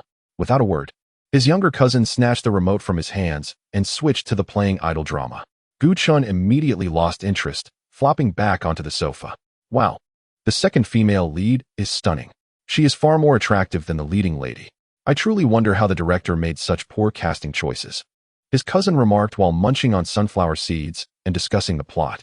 Guchan opened one-eyed to glance at the unfolding scenes on the screen, which had just transitioned to a confrontation between the male and female leads. "Indeed, the leading lady is rather unimpressive," he commented blandly. "I told you, if they had cast the second female lead, this drama would surely be a hit." His cousin eagerly urged him to join in the discussion. However, Gu Chan held little interest. In the absence of beautiful ladies, he preferred to indulge in slumber. Just as he settled down, the home telephone rang. Chapter 97. On the matter of women's makeup. Hello, this is the Gu household. May I ask who is calling? His cousin answered the phone. After a brief interval, she hung up, her face alight with excitement as she rushed to Gu Chan, shaking him awake. Cousin, something monumental has happened. Gu Chan, groggy, blinked his eyes open and inquired, what is it? His cousin, her voice sharp as if she were being choked, exclaimed, your novel has been noticed. They just called and expressed interest in purchasing the rights to adapt it into a television series. You must be joking, Gu Chan mumbled, turning back to sleep without a second thought. She pulled him upright, shaking him insistently. Cousin, this could be true. I know the director quite well. He's the one behind the drama we just watched. He said the second female lead will be cast as the main character. You could be famous. Stop shaking me. My head truly aches. Once released, he rubbed his temples, slowly coming to. How did he contact you? Surely, to buy rights, he would reach out to our website. Not me. Gu Chan remained skeptical, unable to believe such fortuitous news could fall into his lap. He was self-aware. His novel was hardly worth reading. Not even the author could bear to look at it. Who would be interested? Yet his cousin remained resolute. Cousin, whether it is true or not, you will find out soon enough. He mentioned inviting you to sign the contract tomorrow, and your representative editor will accompany you. My editor? Gu Chan recalled the terrifying voice of the lady who had called him that day. Indeed, I have shared your mobile number with him. Shortly, he shall send the address to your phone. Tomorrow, you should dress a bit more formally. I have heard that the leading actress of this play might also be present. Just thinking about it fills me with excitement. I wish I could go too. My cousin is almost bouncing with joy.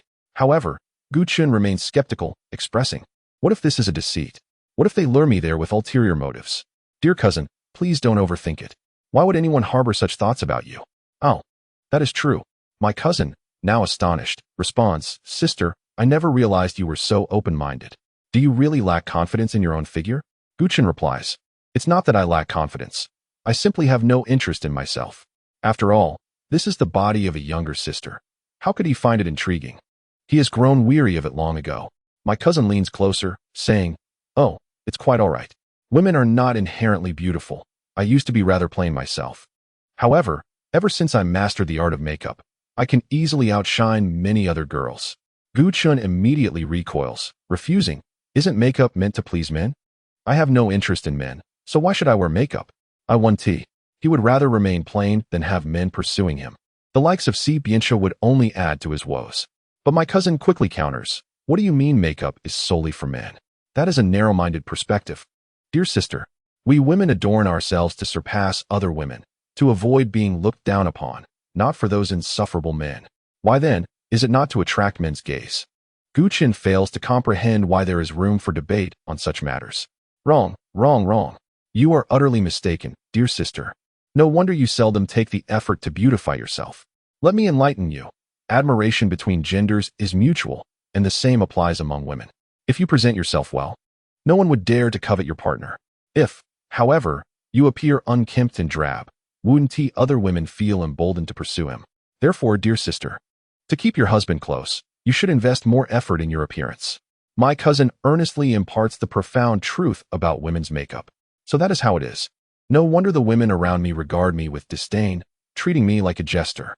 Even Su Mingna, who once treated me kindly, belongs to the same category. Gu Chan gazes at the ceiling and sighs. Being a woman is truly difficult. Chapter 98. A deep connection with beautiful women as they converse. They seem to drift away from the topic. Gu Chan redirects the conversation. Well then, I shall go and see tomorrow. After all, staying at home all day serves no purpose. If this is genuine, I could truly find fortune. If false, I lose nothing. Then, dear sister, let me do your makeup beautifully. You are going to meet the second female lead, who is exceptionally stunning. You cannot afford to be overshadowed. Upon mentioning makeup, my cousin's eyes light up. Let's discuss it tomorrow. I am indifferent. Tomorrow morning, I shall assist you with your makeup before you depart. Gu Chan replied nonchalantly, whatever. Xiaoya, Ming, come over for a meal, stop chatting. At the dining table, his cousin animatedly discussed the events of the day's phone call. And Gu's mother felt a swell of pride, declaring that her daughter had finally made some progress. Gu Chan, however, felt little connection to this praise. It's not as if they are complimenting me. The following morning, Gu Chen awoke early. He reasoned that perhaps it was best not to wear makeup. His skin was clear without blemishes and possessed a fair complexion. He concluded that there would be little difference whether he adorned himself or not, thus deciding to leave early to avoid his cousin's relentless meddling. Grabbing a bottle of breakfast milk from the refrigerator, he stepped outside. The sun had yet to rise, but the air was refreshingly crisp. He inhaled deeply, invigorated and full of energy. His attire was simple, a pair of previously purchased overalls, complemented by a stylish cap. One hand rested in his pocket while the other held the milk, which he sipped leisurely, headphones nestled in his ears as he strolled comfortably. The signing location was quite near, and he anticipated reaching it in about 10 minutes on foot. Suddenly, he was jolted from behind. Though he managed to remain upright, someone grasped his clothing, causing his balance to falter, and he tumbled to the ground alongside the individual. To his surprise, his hand appeared to have brushed against something soft. Upon opening his eyes, he beheld a strikingly pure and beautiful face, indeed, a vision of loveliness. Her cheeks were flushed, reminiscent of a ripe apple. She pushed Gu Chen away, stood up, and dusted herself off, exclaiming, "Why didn't you move? Didn't you hear me calling you from behind? Honestly, with that." She shot him a disdainful glance. Gu Chen, feeling helpless, responded, "I was listening to music with my headphones. I truly apologize." The girl, clearly disinterested, ignored him entirely and climbed into a car, departing swiftly. Gu Chen scratched his head, pondering the familiarity of her voice. By noon, Gu Chen arrived at the address indicated in the text message, which turned out to be a grand entertainment company. He was somewhat taken aback by the imposing structure. It seemed highly probable that this was indeed a genuine opportunity. Who would have anticipated such a stroke of fortune landing at his feet? Adjusting his attire, he entered the building. Upon his arrival, everyone inside turned to look at him. Gu Chen offered them a smile as he made his way to the elevator, hands in pockets. The individuals present, be they actors, agents, or even assistants, were all somewhat adorned, and as he stood amongst them, the disparity between himself and the others became glaringly evident. In the elevator, he felt as though he had been relegated to a forgotten corner. Suddenly, a voice called from outside, "Wait, someone is coming in." Just as the elevator was nearly at capacity, another person squeezed in, adding to the already cramped space. The petite Gu Chen found himself overwhelmed, especially after such a long absence from such commercial settings. The elevator was saturated with an array of potent fragrances, which he found somewhat intolerable. Amidst it all, someone was on the phone, saying, "Hello, I have arrived. I will be seeing Ming Ming shortly. Indeed, I had previously mentioned to you all that she must be an adorable girl. Shortly, I shall take a photo with Ming Ming to share with you." That voice sounds remarkably familiar. Gu Chen recalled the recent encounter in the elevator as the number of people gradually dwindled, leaving only him and the girl on the phone. At that moment, Gu Chen had already deduced her identity. Chapter 99. Peachy, not Peppa Pig. When the girl caught sight of Gu Chen, her expression morphed into one of surprise, accompanied by a frown, as she continued her call. "Hold on, I can't talk right now. I just collided with someone while riding my bike, and it turns out we are in the same elevator." Despite her efforts to lower her voice, Gu Chen could still hear her words, along with the astonished response from the other end of the line. "You really are quite unfortunate." Gu Chen's lips twitched. Why not say that he was the unfortunate one, always facing exclusion wherever he went? Furthermore, the individual before him was the editor of his own sister. No, it could now be said that she was indeed his editor. The forthcoming recognition would undoubtedly be awkward. Gu Chen feigned a cough, diverting his gaze elsewhere. However, the editor was not one to remain idle and directly addressed Gu Chen. "Excuse me, are you an employee here? Do you remember me? I'm the person who bumped into you just now." Gu Chen replied, "I remember." At that moment, the elevator came to an abrupt halt, having reached the final floor. The girl stepped out and glanced back at Gu Chen. "Are you getting off on this floor as well?" "Yes," but she suddenly paused, her mouth agape as she pointed at him. "You must be Ming Ming." Should he affirm or deny it? Gu Chen exited the elevator, cleared his throat, and formally introduced himself. "Indeed, I am the charming Ming Ming you spoke of on the phone." The girl was momentarily speechless. Her bright, expressive eyes widened in astonishment, struggling to reconcile the image of the soft and adorable Gu Ming with the figure before her. Gu Ming replied, "What's wrong? I have always been quite adorable." "Oh, it's you, Ming Ming." The girl gave an awkward smile. Gu Chen was indifferent to her reaction and inquired, "You must be the editor?" "Yes, that's right. I am Peichi, the one who constantly urges you to submit your manuscripts. Peichi, a name that conjured vivid imagery, prompted Gu Chen to chuckle. Peichi hurriedly clarified. Please don't associate me with Peppa Pig. I am the Peichi composed of the character for King in Truth. Not that Peppa. Understood, Gu Chen replied. Peichi approached him and said, then, Ming Ming, shall we proceed inside? Her ability to adapt was quite impressive. Gu Chen had previously witnessed Peichi transform from a tempestuous figure to a gentle and amiable presence.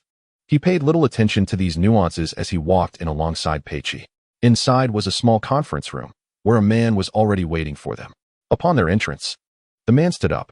One of you must be the author, and the other the editor, correct? Both nodded in unison. The man then turned to Peichi, asking, You are Ming Ming, are you not, dear lady? The atmosphere grew slightly awkward. The man exuded an air of insincerity, instantly extinguishing the atmosphere. Gu Chen interjected. I am Gu Ming. Yes, he is Gu Ming, and I am the editor, Pecky. Oh, my apologies, I mistook you for someone else. Please, take a seat. The man, showing no inclination for pleasantries, swiftly returned to his previous position. Gu Chen and Pecky simultaneously pulled out their chairs and sat down. The man snapped his fingers, prompting Gu Chen to wonder about his intentions. However, he placed the contract directly in front of them, adopting a slightly arrogant tone. This is the copyright contract. Once you've reviewed it, please sign. We shall bypass unnecessary procedures and transfer the funds directly to your account. Chapter 100. Why her? Yu Jiang Gu Chen took the signing contract, and upon glancing at the first page, his brow furrowed. Are you certain you haven't made an error with this amount? Indeed. Just sign it, he replied. Observing Gu Chen's hesitation, Pecky leaned in to scrutinize the contract, her mouth agape in astonishment, voice trembling. This is excessively generous. The man's lips curled into a smirk. At Huaxing, we naturally offer a substantial price, commensurate with the quality of the work. We do not sign frivolously. As Gu Chen perused the subsequent pages, he found little to contest. Gripping the pen, he was poised to inscribe Gu Ming on the final page when the meeting room door swung open. The man removed his sunglasses and stood. As Gu Chen and Pecky turned to see two figures at the entrance. One was a woman clad in a simple yet elegant attire, and the other, presumably an artist, had gently curled long hair and an oval face, her skin radiant and translucent, though she appeared quite youthful, in her early 20s. When the girl lifted her gaze, Gu Chen was taken aback, not by her beauty, but by the realization that he recognized her. Sister Lan, what brings you here? Upon seeing them, the man suddenly became tense.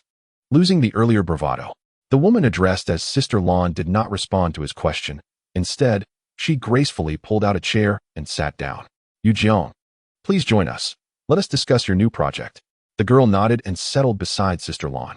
Gu Chen discreetly observed her. Yu Jiang was an exceptionally adorable girl, her distinctive small tiger teeth adding charm to her smile, which radiated sweetness. However, Gu Chen sensed that she was not merely as innocent as she appeared. Their eyes unexpectedly met, and while Gu Chen felt a flutter of nervousness, the girl gifted him a sweet smile. You must be Gu Ming, the author of this novel, correct? She inquired. Gu Chen, feeling somewhat anxious, nodded, saying yes. Then she hesitated, as if to ask something further, but shook her head, deciding against it. Gu Chen, puzzled, wondered what her unspoken thoughts conveyed. The fleeting shadow of melancholy in her eyes hinted at reminiscences of the past. Yet, her sorrow dissipated within moments, replaced by the same cheerful smile as before, inexplicably evoking a sense of compassion within him. Why did she choose to become an artist? The last time I contacted Yu Zhang was several months ago, during a phone call when she was still under his protection, living as a delicate princess untouched by the mundane world. Even though he faced bankruptcy, she should have been able to live there carefree. So why has she emerged now? Lan Jie presented the contract to Gu Chen and immediately mirrored his earlier frown. She looked up, her gaze sharp, and inquired of the man, why have you set the price so high? We haven't even finalized the script yet. What if the reception is poor?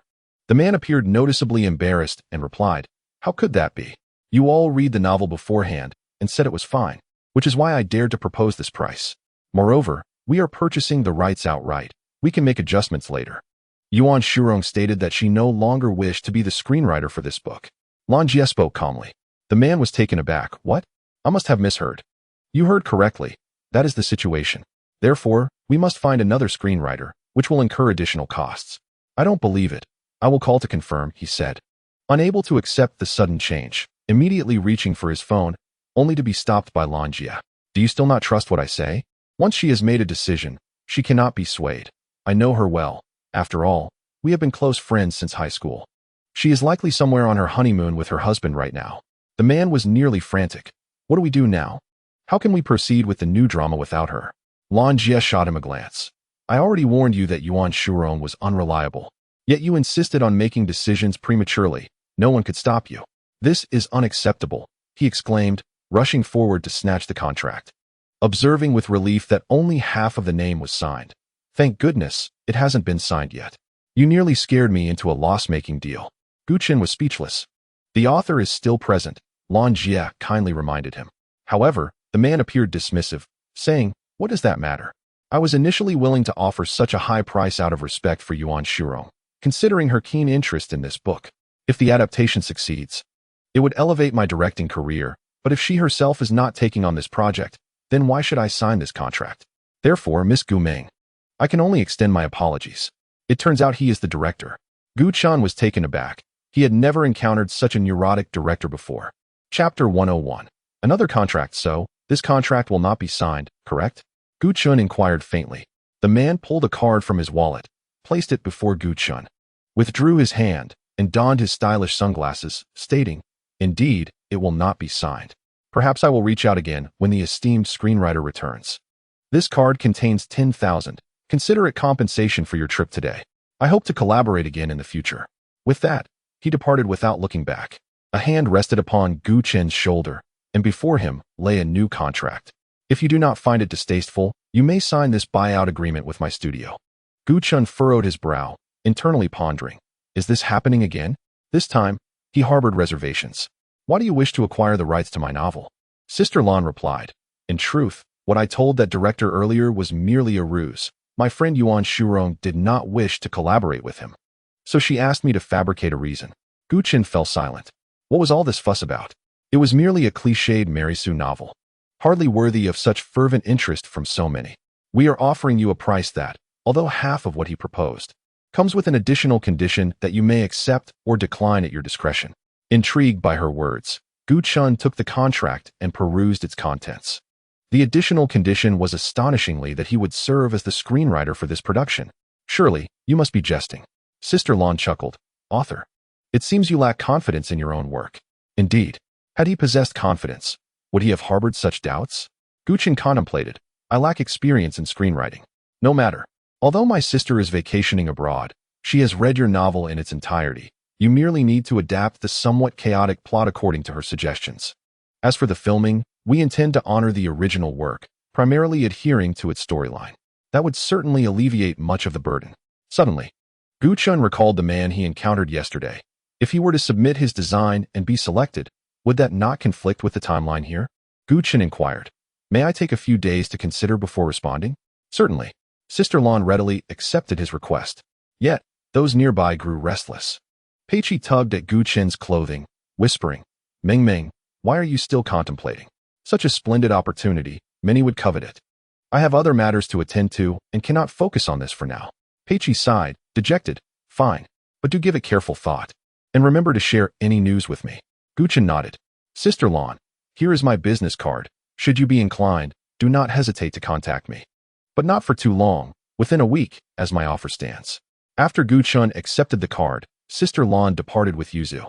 Watching Yuzu's retreating figure, he fell into contemplation. Upon returning home, his cousin immediately clung to him, and Gu Chen found himself ensnared by her tenacious grip, surrendering to the inevitability. Cousin, what time did you leave this morning? Why didn't you wake me to help with your makeup? His cousin exclaimed excitedly. Gu Chun wiped the sweat from his brow, redirecting the conversation. The discussion is concluded. How did it go? Was it successful? His cousin was even more enthusiastic than he. One might say it was a success, though I have yet to agree to sign. Cousin, why haven't you agreed? Cousin, have you lost your mind? Gu Chen refrained from offering an explanation and directly proceeded to his room. He retrieved the business card he had received the previous day, powered on his computer, and entered the website address inscribed on its reverse side. Indeed, there was a selection event taking place. with numerous individuals from all corners of the earth submitting their works, piquing Gu Chen's interest. It is well known that the design industry places great emphasis on academic credentials. Companies that overlook educational backgrounds are exceedingly rare. This circumstance provided a unique opportunity for him in his current position. However, even in his former self, he had not engaged with design for quite some time, rendering him somewhat out of practice. As Gu Chen contemplated, he stood up from his desk. "Cousin, what are you stealthily doing in front of your brother's door?" Chapter 102. The Guilt of a Thief. Gu Chen shushed her, urging her to lower her voice. "I'm merely going in to retrieve something. Please keep quiet." Once he noticed his cousin had quieted down, he tiptoed towards the door, only to discover it was locked. Naturally, the key was with his mother, but informing her of his intention to fetch his belongings would undoubtedly incite her wrath. This was an outcome he could easily foresee. "Cousin, what exactly are you planning to do in there?" She couldn't suppress her curiosity any longer. Gu Chen shook his head. "It's pointless to discuss it now. The door is locked. I know where Aunt's key is." His cousin's eyes sparkled with mischief. "Where?" Gu Chen inquired eagerly. With a haughty snort, she replied, "You must first tell me what you intend to do. Otherwise, I won't divulge anything." Gu Chen fell silent and retreated back to his room. True to form, it wasn't long before his cousin rushed in, playfully pleading with him. "Oh, cousin, it's not a significant matter. Just tell me what you wish to do. I promise I won't inform Aunt." "Truly, is it the nature of women to be so inquisitive?" Gu Chen sighed, exasperated. "It's nothing serious. I merely wish to use my brother's computer." "Your brother's computer?" His cousin's interest was instantly piqued. "What do you need it for? Don't you have a computer in your room? Is there some undisclosed secret within your brother's computer?" Her barrage of questions left Gu Chen feeling overwhelmed. "It's nothing. You should just go play." "No, cousin, I'll help you get the key." Without further ado, she stepped outside. Gu Chen, perplexed, followed her out. To his surprise, she was faster than he had anticipated. After quickly locating the key from the shoe cabinet by the door, she dashed back to his room and unlocked it with impressive agility. One couldn't help but wonder if she had engaged in such activities before. "Cousin, hurry inside. Aren't you looking for the computer? I'll help you search." His cousin called out softly from within, perhaps feeling a twinge of guilt for her actions.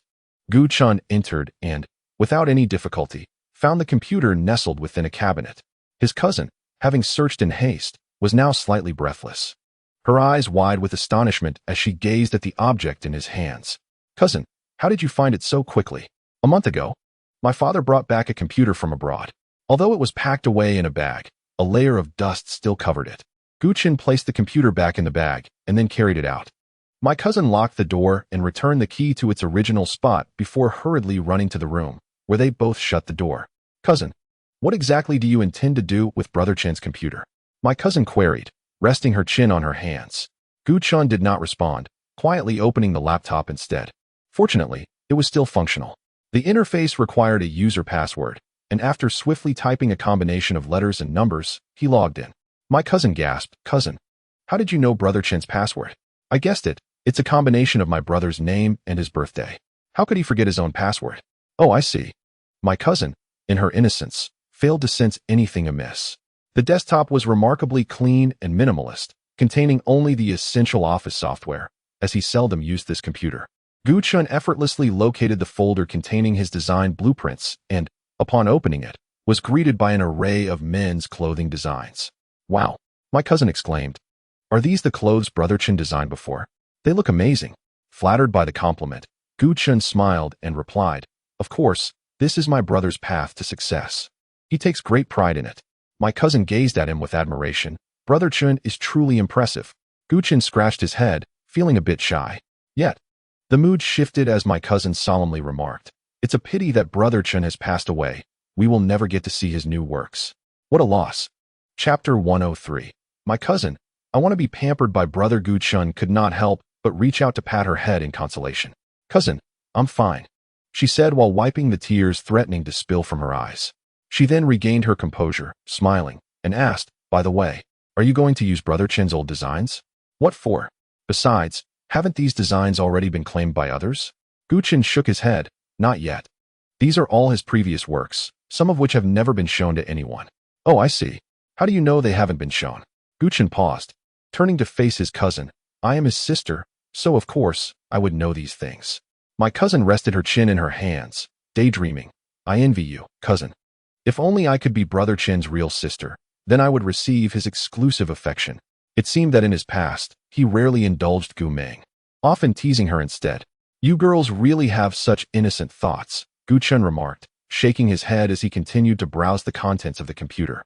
After saving a few blueprints in a folder, he connected the laptop to his other computer to transfer the files, completing the task. He shut down the computer, tucked it away securely, and placed it in a discreet spot in the room. Please don't tell Mom that I took my brother's computer. Gu Chun expressed his concern to his cousin. His cousin let out a reluctant "oh," her expression betraying her discontent. You won't tell me what you intend to do. What if it's something nefarious? Gu Chun sighed deeply. I'll tell you later. It's not convenient to discuss right now. She responded with another "oh" before rising to exit the room. Could this girl truly keep his secret? Gu Chun found himself feeling somewhat apprehensive about women. After dinner, he endured a thorough interrogation from his mother before retreating to his room. He opened his computer and spread out the design sketches that had been sent from that computer earlier that day. These were creations that had consumed much of his time and effort in the past. However, after the establishment of the company, he had essentially entered into a commercial agreement with that individual, and these designs had been forgotten in the recesses of his mind. Now, as he revisited them, a profound sense of satisfaction welled up within him.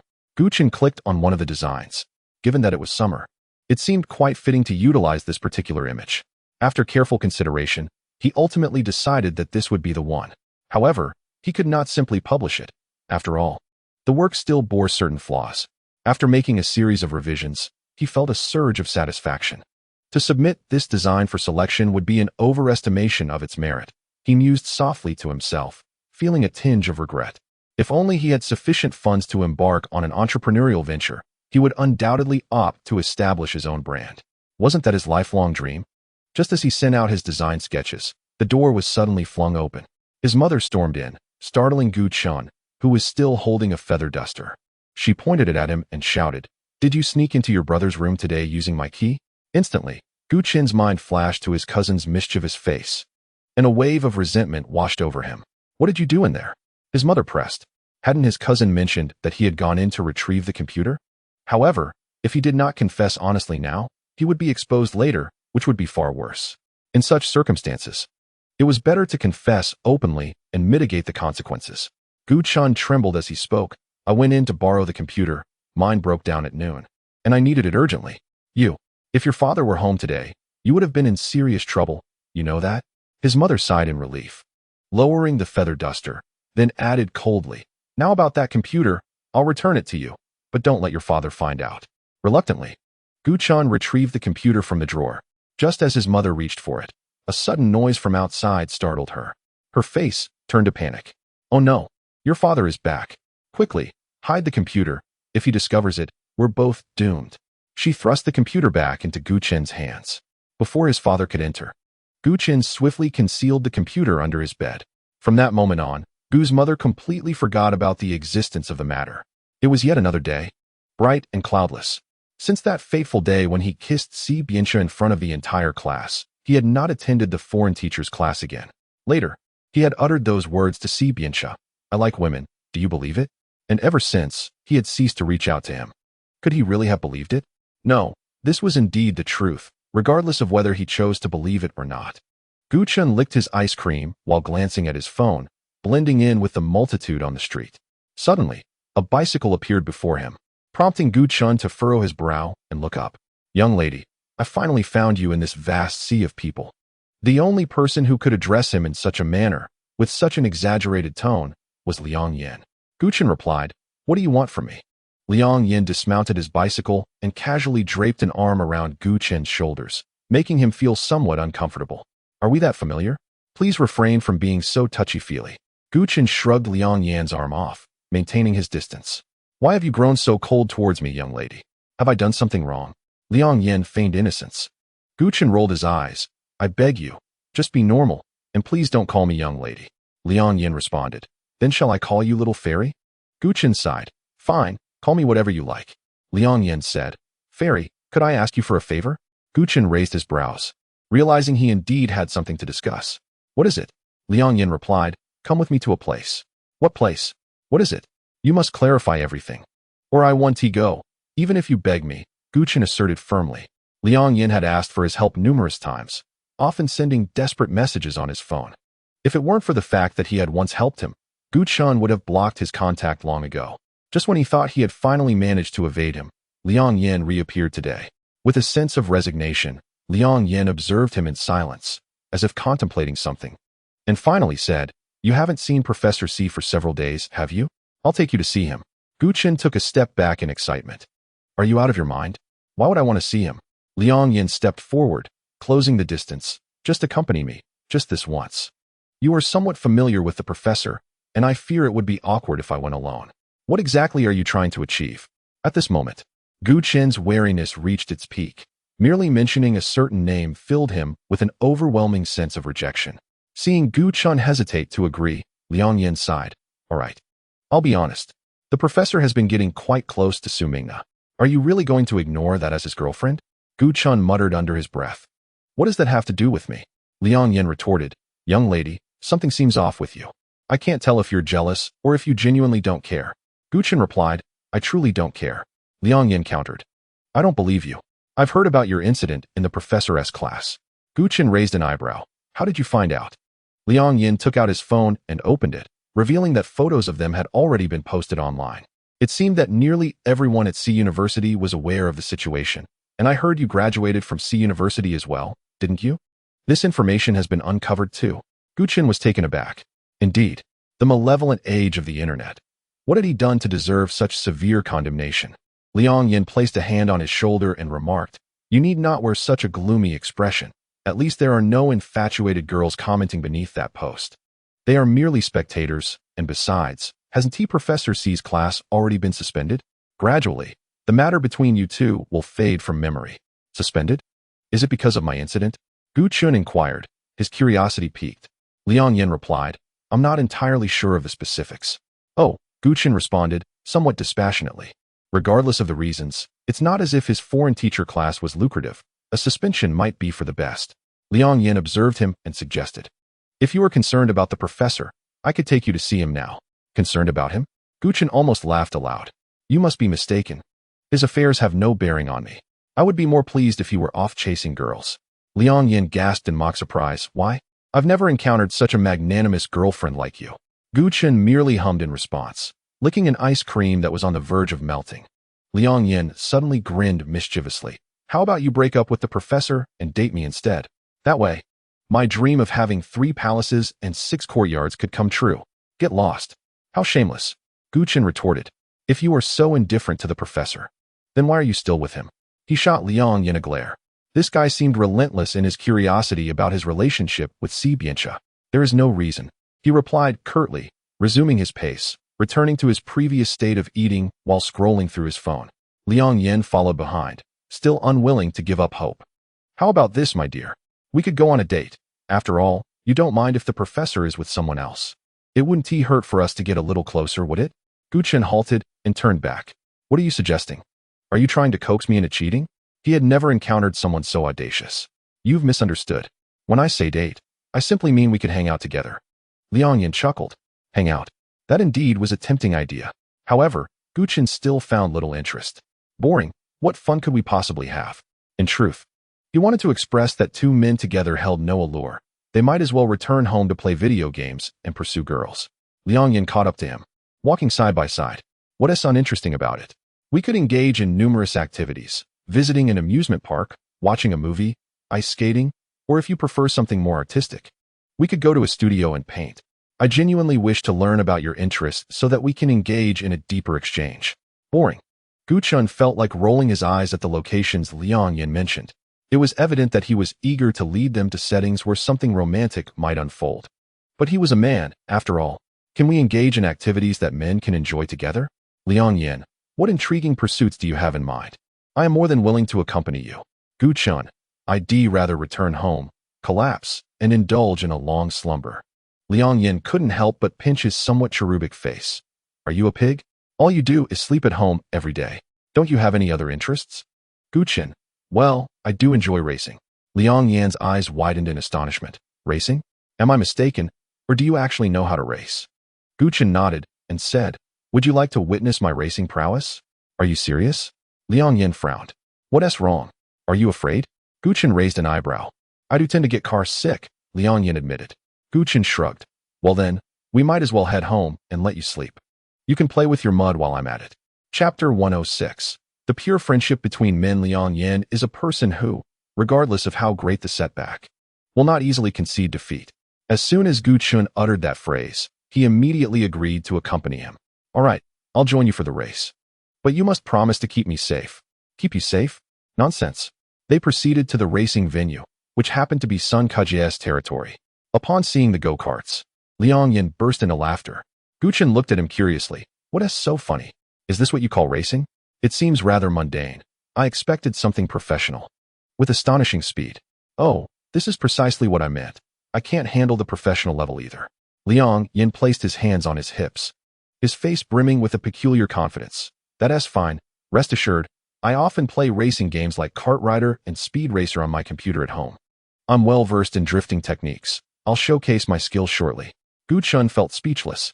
This guy better not end up in the hospital due to overconfidence like Si Bianchi did. Gu Chen, perhaps you should drive a children's car instead. It's best not to be with me. Liang Yin, what do you mean by a children's car? Who do you think you're looking down upon? It seems my advice has fallen on deaf ears. From the other side, a voice called out. It seems you're not heeding my warnings. Gu Chen knew without looking that it was Sun Kejie approaching. Liang Yin eyed this towering figure with caution. Sun Kejie stood at 1.9 meters while Liang Yin was only 1.8 meters, a significant disparity when they stood side by side. He tugged at Gu Chen's shirt and inquired, "Who is this man?" Gu Chen ignored him and walked directly towards Sun Kejie. Upon noticing the unfamiliar man beside Gu Chen, Sun Kejie jokingly remarked, "I didn't realize you had such charm, switching men every time you come here. Is this your new boyfriend?" Gu Chen shot him a glare. Must relationships between men and women always be defined in such a manner? Not necessarily. Sun Kejie scoffed, observing the two of them. However, it is indeed true that pure friendship between men and women is a rarity. Gu Chen's inner monologue. We are all just pure men. Liang Yan, who had been left behind, casually draped his arm over Gu Chen's shoulder and spoke with a hint of bravado. Indeed, our relationship is quite extraordinary. I am merely the spare boyfriend of this little lady. Sun Kejie, having just taken a sip of water, sputtered and coughed violently. Gu Chen brushed off Liang Yan's arm, retorting, "What do you mean by spare?" Liang Yan feigned innocence and replied, "Isn't that the case? Aren't you still dating the professor?" Though this was all in jest, outsiders could perceive the tangled web of relationships. For instance, Sun Kejie's girlfriend, who had arrived with him, was equally incredulous upon hearing Liang Yan's words. "Sister, you're impressive. You even have a backup, and so openly. Are you planning to cheat?" the young girl asked innocently. Sun Kejie interjected, "They're just joking around, right, Gumeng?" Gu Chen was at a loss for words. Could he refuse to answer? The sister wasn't inclined to respond. The girl continued to chime in. While Gu Chen awkwardly smiled, Liang Yin suggested, "All right, let us play some racing. We shouldn't just stand here." How dare he say that when he was the one who initiated this? Sun Kejie asked, "Shall we play semi-professional go-karting like last time?" Gu Chen replied, "Yes. The kiddie carts are dull." Sun Kejie's girlfriend chimed in, "Last time, I judged for my sister. She was amazing, even faster than Kejie." The girl gazed at her sister with admiration. Gu Chen smirked, "Of course, I taught Sun Kejie how to drive." Sun Kejie couldn't help but ask, "Did your brother teach you how to drive?" "Sort of," he replied vaguely. To claim it was hereditary would be a stretch. Sun Kejie had seen Gu Ming before, but that was ages ago, and he had no clear recollection. Gu Ming was not fond of going out, and naturally, her athletic abilities were not as developed as his. Sun Kejie remarked, "Your brother is quite mischievous, teaching you to kart, and even better than me." Gu Chen raised an eyebrow, not intending to let him off easily. "So, does that mean you concede? In our last race, I was ahead of you, wasn't I?" Sun Kejie sheepishly scratched his head. "Why bring that up? It was utterly humiliating to have lost to a woman. We did make a bet, right? Do you intend to back out?"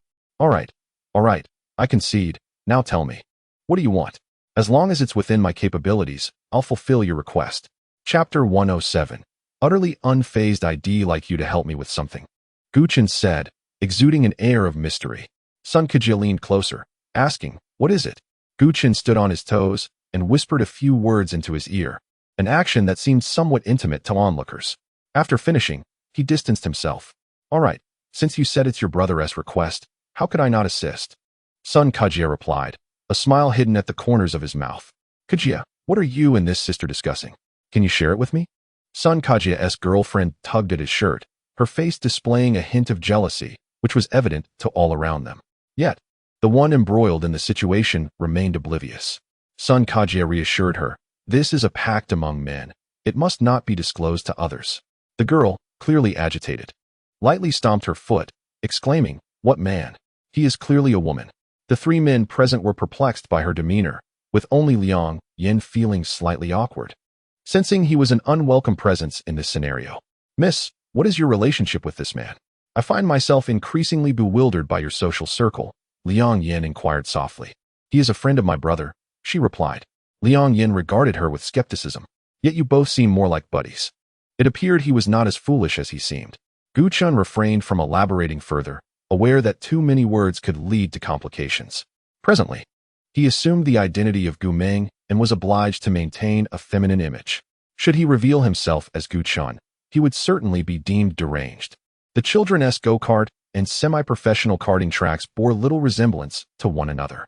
Gu Chun initially accompanied Liang Yin to see if he could adapt to the children's go-kart, but the moment Liang Yin sat down, he was utterly bewildered.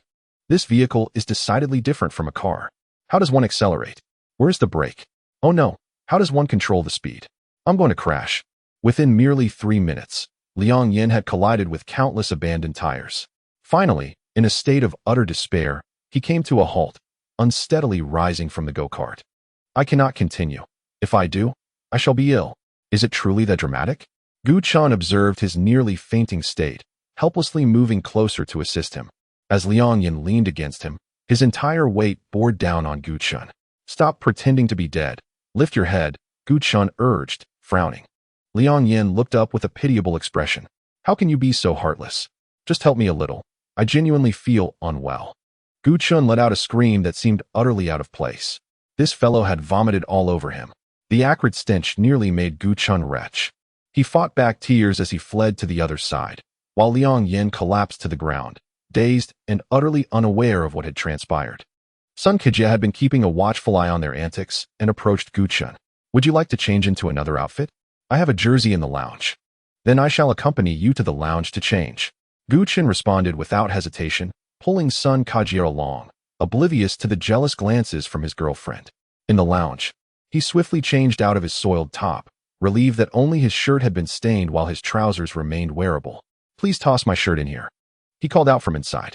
The shirt was tossed over the door, and Gu Chun pulled it in and donned it, standing at a towering height of 1.9 meters. Even a single jersey worn by Sun Kejia appeared almost like a dress on Gu Chun. Once he had changed, he emerged from the lounge. An unexpected discovery revealed that Sun Kejia was still outside. He inquired, "What are you doing standing here? Are you not afraid your girlfriend might misunderstand my relationship with you?" With a sudden slap, Gu Chun found himself pinned against the door. In that instant, he was momentarily startled. Sun Kejia slowly spoke, "Do not deceive me. You are Gu Chun, aren't you?" Chapter 108. Let this world still know that I am alive. Gu Chun asked, "How did you know?" Sun Kejia replied, "Have you forgotten how we met? It was during our first year of college when Gu Chun provocatively challenged Sun Kejia to a basketball match, which led to Sun Kejia conceding defeat. From that point on, they became good friends. However, Gu Chun had a habit of frequently betting with Sun Kejia during their time together, usually with odds favoring Sun Kejia. This tendency made the easily provoked Sun Kejia intimately familiar with Gu Chun, and he could recognize him immediately that first time. Since you have already seen through my disguise, I shall not conceal it any longer." A flicker of surprise crossed Sun Kejia's eyes. "Why?" Gu Chun shrugged. "There is no need for further explanation. I am currently inhabiting my sister Gu Meng's body, which is why I have been concealing my identity for the sake of others." Sun Kejia responded, "Yet you have shown no reservation towards me. I recognized you instantly. Moreover, what you just told me is something only the two of us would know. Was that intentional?" "Well, sort of," Gu Chun nodded. "I simply wanted someone in this world to know that I am still alive, and you will certainly help me keep this secret, right?" Sun Kejia smiled. "Of course, we are brothers." Suddenly, a shrill voice pierced the air. "What are you two doing?" Both turned to see Sun Kejia's girlfriend standing at the doorway, her eyes wide with disbelief at their ambiguous position. Sun Kejia naturally released Gu Chun and cheerfully began. "Xiao Yu, Let me explain. Before he could finish, a slap landed on his face. I don't want to hear it. You big jerk. How dare you sneak around with this woman behind my back? I will tell my brother. With that, the girl turned and stormed off, covering her face. Guchen observed Sun Kejia's motionless state and prompted, aren't you going to go after her? Sun Kejia turned back. What's the worry? Girls are like this. I can always coax her later. The most important thing now is to enjoy a reunion with my good brother. Such matters can be addressed later. Guchen couldn't help but roll his eyes. This guy had never shown interest in romance before, and now that he finally had a girlfriend, he managed to drive her away. Sun Kejia unabashedly draped his arm over Guchen's shoulder and declared, what does it matter? Brothers are more important than women. Wouldn't you agree? Guchen was at a loss for words. Men truly are oblivious. The two individuals stepped out of the lounge and beheld Liang Yan, who lay sprawled on the ground, clutching his stomach in evident discomfort, struggling to rise. Young lady, could you lend me a hand? Liang Yan's voice trembled. Unable to bear the sight, Guchen moved forward and grasped one of his arms, while Sun Kejia joined in to assist, and together they helped him to a nearby chair. Are you all right? Guchen inquired. Liang Yan, his complexion pale, replied in a hoarse voice. Do I look like I'm fine? This go-kart experience was nothing like I envisioned. It nearly took my life. Guchen retorted with a frown. I told you not to overexert yourself, yet you refused to heed my advice. You brought this upon yourself. How is this fair? Young lady, your words are so heartless. Liang Yan pouted, appearing quite aggrieved. Guchen suggested, shall I escort you home? No, I can manage. Help me up. I want to enjoy the day with the young lady.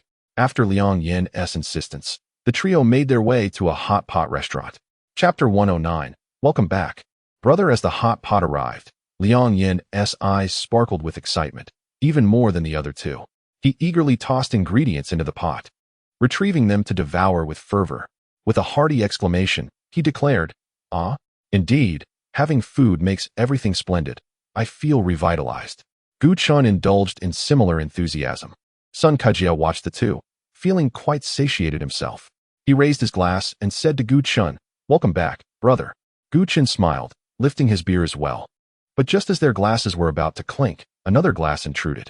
Why didn't you include me in your toast? Don't isolate me. It would make me very sad. Liang Yan, flushed from eating, resembled someone intoxicated, despite having consumed no alcohol. Guchen, unperturbed, casually clinked glasses with them and downed his drink in one go. Refreshing. Liang Yan continued to feast on the hot pot, seemingly consumed by the food alone. Seizing the moment, Sun Kejia initiated a conversation with Guchen. What is it like being a woman? Guchen shot him a glance, questioning whether he was intentionally seeking amusement with such inquiries. I was quite despondent at first, but now I've grown accustomed to it, Guchen replied, opening another bottle of beer. Sun Kejia chuckled. I believe there isn't much difference between you as a woman and you as a man. Merely your appearance has changed. But everything else remains the same. Really? Don't deceive me, Guchen responded, although he claimed to be accustomed to it. There were times when it rendered him somewhat uneasy, especially concerning family and emotional matters. It was only in front of Sun Kejia that he felt a modicum of relaxation. In any case, your return adds a sprinkle of joy to my life, Guchen remarked, sensing an underlying meaning in his words. It sounds as if your life has been quite dull. Have you called your girlfriend yet? Sun Kejia's expression darkened. What does it matter to her? I'm merely concerned for you, worried that my presence might scare off your newly acquired girlfriend. Sun Kejia remarked. Wasn't it common for such things to happen before? I tell you which girl I like, and when I confess, it turns out she likes you instead. At times, I genuinely wish to learn from you how to charm the ladies, but then I reconsider and realize it's unnecessary. Despite Sun Kejia's seemingly cheerful exterior, he is quite similar to Sibiang Che. Both are rather single-minded when it comes to women. Such men tend to be more devoted. Yet it appears that Sun Kejia has yet to encounter the one he truly adores. Guchen, seeing through everything but choosing not to voice it, took a sip of his drink. When he lifted his gaze, it was met by a piercing stare directed at him. You know, I think it wouldn't be so bad if you turned into a woman. Why not consider us as a pair? At that moment, Guchen spewed the drink he had just swallowed. His face flushed, and he began to cough vigorously. The instigator, Sun Kejia, patted his back with his long arm, chuckling. I was just joking. Was it really necessary to be so dramatic? Ha. I beg you, do not make such jokes. One Sibiang Che is more than enough. Please. No more. Just as they regained their composure to continue enjoying their hot pot, a burly man accompanied by several subordinates menacingly approached them. Chapter 110. The boyfriend who didn't steal your sister Sunkajia. Stand up. The leading man bellowed, his voice deep and resonant, startling everyone in the hot pot restaurant. Sunkajia furrowed his brow and stood up. Xiao Gu, what brings you here? How dare you ask me that? The man, known as Xiao Gu, shot a fierce glare at Sunkajia before turning his attention to Gu Chun. Is it for this woman that you abandoned my sister? It seemed to be a personal vendetta. Gu Chun was utterly speechless. He had just advised Sunkajia to mend things with the girl, and now the situation had spiraled into chaos. He felt no sympathy for Sunkajia. Rather, he thought he deserved it. I didn't abandon Xiaoyu. We were just having a quarrel. I intended to call and comfort her later, Sunkajia explained. Xiao Gu's anger remained unabated. You still have the leisure to dine here? And with a woman no less? Don't you know my sister is prone to jealousy? How could you engage in such behavior? Sunkajia fell silent. Gu Chun, feeling anxious about the unfolding situation, wanted to interject but was restrained by Liang Yan, who had stood up first. Pointing at the group, he brazenly declared, What do you want? Who are you to interrupt the enjoyment between me and my lady? Can't you see we are having a delightful dinner? You've ruined my appetite for hot pot. How much had he drunk? Gu Chun quickly pulled Liang Yan's arm down, apologizing. I'm sorry, he has had too much to drink. However, it was too late. Xiao Gu stepped forward and slammed his hand on the table, startling everyone, though thankfully, the table remained upright. The place was bustling and crowded, and those sitting close to their table were either demanding a seat change or had already gone to the front desk to settle their bills. The waiter sensed something amiss and called the manager over. In a public setting, even if they were accompanied by many, one would expect them to be mindful of their surroundings. Gu Chun calmly advised them, if there are personal grievances, we can resolve them outside later. It is not appropriate to discuss them here, is it? Upon hearing Gu Chun speak, Xiao Gu immediately sought to assert himself, saying, Why should I heed the words of a mere girl, especially when you have taken my sister's boyfriend? Don't you owe her an explanation? Gu Chun remained composed, responding, I did not take your sister's boyfriend. Perhaps you should first understand the situation. Xiao Gu, failing to grasp his meaning, retorted, Are you implying that my sister stole your boyfriend instead? What? It was a waste of his muscular build to cast baseless accusations. Gu Chun clarified, Sunkajia and I are merely friends, nothing as you have imagined.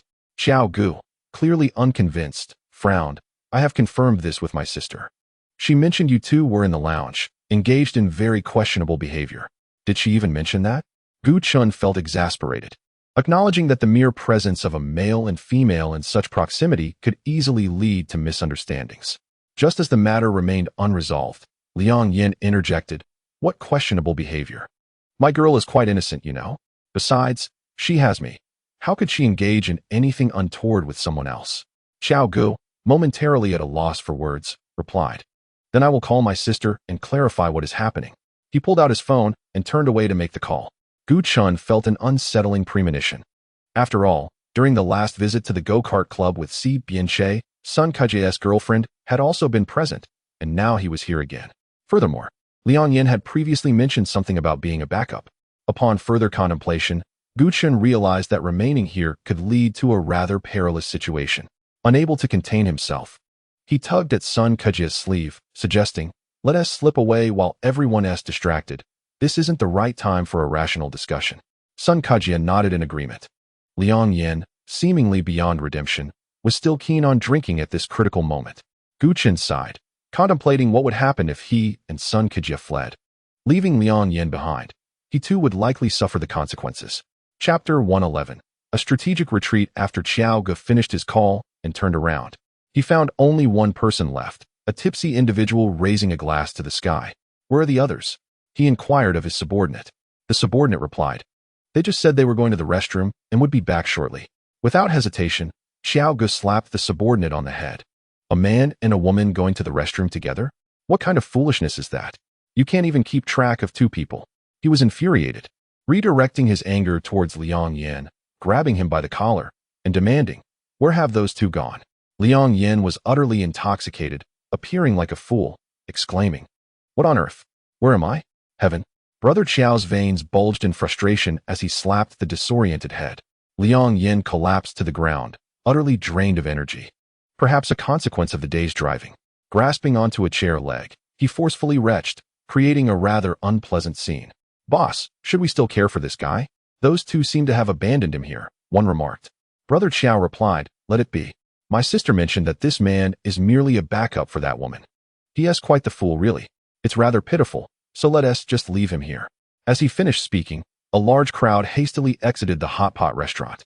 The waiter approached the prostrate Liang Yin with the bill, inquiring, "Sir, considering your state, will you be able to settle the payment?" Liang Yin, bewildered, responded, "Huh?" Thus, the reunion dinner of this brotherhood ultimately fell upon Liang Yin's shoulders, an unfortunate turn of fate to have such a burdensome friend. After Gu Chun and Sun Kajia fled through the back door of the hot pot restaurant, they continued their escape without pause. It wasn't until they traversed 3 streets and found themselves in a dim alley that they finally halted. Gu Chun, panting heavily, struggled to catch his breath, the physical exertion weighing heavily on Gu Ming's body. Sun Kajia, however, remained unbothered, chuckling. "I remember when we raced the 400 meters back in school. I never once beat you. Now it seems I might have a chance." Gu Chun shot him a glare. At such a moment, he still had the leisure to reminisce. "Even if we escape now, won't they find you at your club tomorrow? You can't evade forever, right? Have you considered how to deal with that brute tomorrow?" Gu Chun spoke between breaths. Sun Kajia casually rested his hands behind his head, embodying an air of relaxation in stark contrast to Gu Chun's distress. "Let them make a ruckus. I'll just call the police and have them pay for it. It's not the first time. Are you asking for a beating?" Sun Kajia smirked, casting a sidelong glance at him. "You know me well. I've been chased before. Have you forgotten?" Gu Chun conceded. "Indeed, you are quite the troublemaker. Even I feel compelled to strike you. But you used to help me deal with those thugs, and now that you've turned into a woman, we're left with no choice but to flee." Sun Kajia's tones suddenly deepened, evoking memories of their reckless youth. How many foolish deeds had they committed in their youth? In retrospect, those times felt exhilarating. Sun Kajia leaned against the wall, hands in his pockets, the streetlight casting a cold glow on his face, giving him an air of cool detachment as he gazed at Gu Chun. "Hey, how about we grab another drink? Just the two of us? We won't stop until we're drunk." Gu Chun looked down, kicking a small stone at his feet, watching it roll beneath a car tire. With a glint of melancholy in his eyes, he replied, "Let us save it for another day. It's getting late." "Oh." In Sun Kajia's response, a hint of disappointment was difficult to conceal. Gu Chun straightened his back, preparing to leave, when suddenly someone grasped his arm, forcefully pinning him against the wall. Just as Gu Chun's lips were about to be claimed, a shadow rushed in from the side. Chapter 112. Someone, do not flirt with other men. A heavy fist struck Sun Kajia squarely in the face. Still reeling from the shock of the moment, Gu Chun gazed at the fallen Sun Kajia, only to be met with a pair of furious eyes. "What are you doing?" The man exuding an aura of terror was none other than Si Biancha, his brow furrowed in restraint. He did not inflict excessive harm on Sun Kajia, merely delivering a blow that left him unable to rise. Si Biancha approached Gu Chun, seemingly intent on taking his hand, but Gu Chun evaded him. He withdrew his hand. Gu Chun then moved forward to help the fallen Sun Kajia to his feet, softly reprimanding him. "Who told you to joke with me? You got what you deserved." Sun Kajia managed a bitter smile as he stood. The two men locked eyes, unmistakably brimming with mutual anger and dissatisfaction. "What are you both doing?" Gu Chun asked in confusion. Sun Kajia was the first to regain his composure, looking at Gu Chun. "It seems your boyfriend is angry. Isn't this all you're doing?" Yet, Gu Chun did not seem overly concerned about whether Si Biancha was angry, stating, "All right, let us all go home and wash up before sleeping." However, as Gu Chun tugged at Si Biancha's arm, he found he could not budge him. Lifting his gaze, he noticed that Si Biancha was not looking at him, but rather at Sun Kajia. It was unfortunate that he was too short. From this angle, he could not discern his expression. Were they truly going to fight here today? He abhorred dealing with such situations. "You should go home first. I'll return with him," Gu Chun suggested to Sun Kajia. But Sun Kajia frowned, remaining rooted in place, and replied, "You don't live with him, and my home is not far from yours.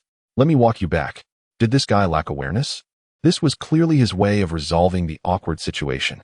Gu Chun cast him a significant glance, yet Sun Kajia showed no sign of understanding.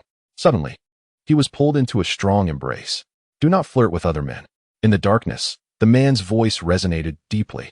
Gu Chun attempted to push him away but was unsuccessful. He was firmly ensnared in someone's embrace, the powerful arms constraining his shoulders, making it difficult for him to breathe.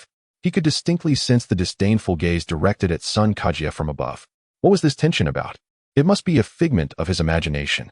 But the priority now was to separate the two. The way they stared at each other resembled two fierce dogs on the verge of a brawl. Gu Chun grasped Si Bianche's arm, striving to steady him, preventing any further impulsive actions. Sun Kajia lowered his gaze, observing the interaction between Gu Chun and this man, his eyes darkening. We'll meet another day. Sun Kajia waved at them before departing. After his departure, Gu Chun became acutely aware of the awkward atmosphere between himself and Si Bianche, shifting uncomfortably as he expressed his irritation. Now that everyone has left, could you perhaps release me? Yet, the figure behind him showed no inclination to let go, resting his chin lightly upon Gu Chun's shoulder. The towering stature of over 6 feet encircled Gu Chun, who stood at a mere 5 feet 3, akin to a tiger restraining a small kitten. Si Bianche's breath whispered against his ear, sending shivers through Gu Chun's entire being, amplifying his tension. Suddenly, Gu Chun felt his chin being grasped, and a damp sensation enveloped his lips. Another bite. Was this fellow akin to a dog? Gu Chun furrowed his brows, remaining still as he succumbed to the invasion. One arm of the man encircled his waist while the other pressed against the wall, effectively confining him within their intimate space. The warmth of their bodies escalated. Si Bianche appeared increasingly flustered, unsure of where to place his hands or how to please him. Gu Chun could readily discern that he had only mastered the art of kissing. Beyond that, he seemed utterly clueless. How foolish, Gu Chun thought as he effortlessly pushed the larger man away. If you lack any skills, why bother teasing me? Is there any amusement in that? Chapter 113. Truly, he is like a dog. Under the moonlight, Si Bianche's dark eyes appeared even more enigmatic as he spoke in a low tone. Why have you not sought me out these past few days? And why have you been so close to other men? Why should I seek you out? It's rather strange, Gu Chun retorted. This fellow was utterly baffling. It was he who had clung to Gu Chun, not the other way around. Si Bianche's brows furrowed deeper as he took a step closer to Gu Chun. Do you not wish to know where I have been these past few days? Not particularly, Gu Chun replied, halting. A flicker of discomfort crossed Si Bianche's face, perhaps wounded by the dismissal. I was with Su Mingna. Such honesty caught Gu Chun off guard. He pondered for a moment before responding differently. Well, since you've been with a woman, why can't I be with other men? That is not permissible. He coldly retorted. Why not? Gu Chun rolled his eyes. You were the one who sought out other women first. If I find a man, doesn't that make us even? So, don't take it too seriously, all right? As soon as he finished speaking, his lips were bitten once more by Si Bianche. Gu Chun yelped in pain. Are you insane? Why do you keep biting me? Am I a dog? Gu Chun glared at him fiercely, his eyes radiating a palpable intensity. Yet, Si Bianche remained unfazed, replying, Yes, I am like a dog. Really? Then you must resemble a Siberian husky. As Gu Chun pondered this, Si Bianche leaned closer, his substantial frame enveloping Gu Chun's petite figure, drawing even nearer than before. With no one around, he provocatively suggested, Why don't you teach me that fancy kissing technique from last time, darling? His low, husky voice exuded an immense allure as he leaned in closer to Gu Chun, blowing a gentle breath that sent shivers coursing through Gu Chun's entire being. Steady yourself. Gu Chun silently urged himself, determined not to succumb to the temptation. If you want to learn, just look it up yourself. I can't be bothered to teach you, he retorted, pushing him away. Yet, the figure before him remained immovable, akin to an unyielding mountain standing resolutely in his path. What exactly do you want? Gu Chun warned, extending a finger towards the man's chest. I just had quite a bit to drink, so if you don't leave now, don't blame me for what might happen. Although he hadn't consumed an excessive amount, his tolerance was quite low, and he was the type to feel the effects strongly. He had been relatively sober moments ago, but now a slight inebriation began to wash over him. His reflexes were indeed a bit sluggish. As his hand was seized, Si Bianche gazed at the inebriated Gu Chun with a mischievous glint, saying, Then do what you wish to me. There are hardly any witnesses here. Gu Chun narrowed his eyes, resembling a small wildcat poised to strike. Do you truly think I wouldn't dare? In the next instant, Gu Chun lunged forward, pressing his lips fervently against someone's, showcasing a kissing technique that far surpassed his partner's by hundreds of degrees. His tongue slipped into Si Bianche's mouth, transforming into a serpent that swept through with abandon. Gu Chun clung tightly to his neck, needing to rise on his toes due to the height disparity. Emitting a sound of discontent, with a dark glint in his eyes, Si Bianche lifted him effortlessly, positioning him comfortably against his waist, facilitating their closeness. Gu Chun relaxed and embraced his neck, engaging in a passionate kiss that soon descended to other parts of Si Bianche's body. "Is this pleasurable?" He whispered softly into Si Bianche's ear, his mouth never ceasing its movements. Si Bianche responded with a low grunt of acknowledgement, this time resisting the urge to pull away in fear, allowing Gu Chun the freedom to explore as he pleased. This dynamic was quite agreeable. He relished the process Gu Chun presented him, gradually seizing the initiative himself, pinning Gu Chun between the wall and his own body. The fervor between them ignited a primal desire within him, erupting explosively in that dark alley. Chapter 114. Are you serious? Damn it, someone muttered under their breath. Gu Chun, exhausted, slumped onto his shoulder, motionless like a lifeless pig, lost in slumber. He likely remained oblivious to the events that had transpired. Si Bianche, tidying the disheveled garments adorning them both, scooped Gu Chun into a princess carry, exiting the dark and sinister alley. When Gu Chun awoke the following day, he found himself in Si Bianche's home. Meow, a snow-white cat leaped from beneath the bed onto the mattress, prompting Gu Chun to embrace it. But wait, something monumental had surely occurred yesterday. What had Si Bianche done? Gu Chun was utterly petrified. Thoughts of 1,000 curses raced through his mind. What foolish actions had he undertaken to provoke such indescribable consequences from that man? Please, let the imagination run wild. Gu Chun rose from his bed, cradling a cat in his arms. As he stepped out of his room, he was immediately enveloped by the enticing aroma of breakfast wafting from the kitchen. To his astonishment, he beheld Si Bianche displaying the virtues of a devoted partner. No, this fellow is a man. Surely, it should be a young lady preparing breakfast for him, not a towering man over 6 feet tall. Fuming, Gu Chun marched into the kitchen, his voice laced with indignation. Si Bianche, I have come to realize that your intentions towards me are becoming increasingly dubious. Pray tell, what did you do to me yesterday? You have tarnished my innocence. Did you find out? Si Bianche inquired, a hint of crimson creeping onto his cheeks. Is that even a question? You made those kinds of sounds. Do you take me for a fool? You dare to harbor such fantasies about me. Gu Chun felt a twinge of embarrassment. In any case, you must never behave like that again. I have told you before, there is no possibility between us. I do not like men. I do not like men. I do not like men. The cat nestled in his arms seized an opportune moment to leap down and lazily lounge on the sofa. Observing Gu Chun's flustered state, Si Bianche pondered for a moment before suggesting, well, if that is the case, you could always treat me as a woman. I can do laundry, cook, and I would look quite charming in women's attire. Gu Chun was utterly taken aback by his words. Are you serious? He exclaimed, his expression one of disbelief. Indeed. As long as it pleases you, I can transform, Si Bianche replied earnestly. Gu Chun couldn't help but scoff. Do you fancy yourself a magical fairy who can simply transform into a charming sprite? What is that supposed to mean? If you desire, I can certainly do so. Si Bianche insisted. Absolutely not. Gu Chun retorted, finding it impossible to continue the conversation with such a naive individual. He pushed past him, intent on leaving the apartment. Yet, mere seconds later, he turned back, anxiety etched on his face. Quickly, someone is coming. I must hide. Gu Chun darted behind the curtains in the living room, then scurried beneath the sofa, eventually finding refuge in Si Bianche's bedroom. Do not enter this room, he cautioned, feeling the weight of tension. He remained inside as Si Bianche approached the door and opened it. Professor, it is I. I brought you breakfast.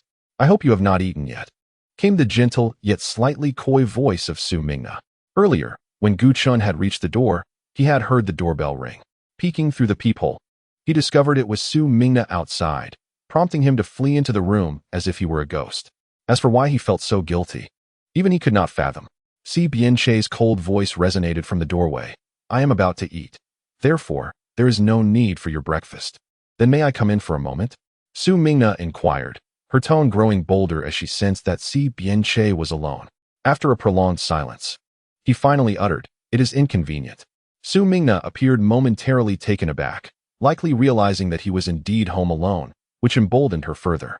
Professor, is that your cat? It is so cute and beautiful. May I hold it? Before Si Bianche could respond, Gu Chun could already hear her footsteps as she rushed in, presumably using the cat as an excuse to get closer to Si Bianche. Gu Chun suddenly recalled something important. Chapter 115. Wait, This plot development is different. Gu-chun had locked the door to someone's room to avoid any awkwardness should they suddenly barge in. Bored and lying on the bed, he began to play with his phone. 30 minutes later, feeling a bit hungry, Gu-chun rose from the bed and leaned against the door to listen for any sounds outside. Strangely, there was complete silence. Had they already left? With this question in mind, Gu-chun cautiously opened the door. To his surprise, he found the corridor empty. What on earth? He had merely closed his eyes for a moment, and now everyone was gone. And where had Si Biancha gone? Meow? A cat leaped from the sofa into his arms. Little kitty, where's your owner? Gu-chun inquired. Naturally, the cat offered no reply, instead relishing the gentle strokes of his hand. Perhaps it was time to leave. They might have gone downstairs to escort Su Mingna home. As Gu-chun released the cat and opened the main door, he was startled to come face to face with a pair of frosty eyes. So, you are here, Su Mingna stated coldly. Furrowing his brow, Gu-chun wondered why she was alone. Where was Si Biancha? What of it? Su Mingna stepped closer, a strange expression crossing her face as she pointed to the jersey Gu-chun wore. That shirt isn't the professor's, is it?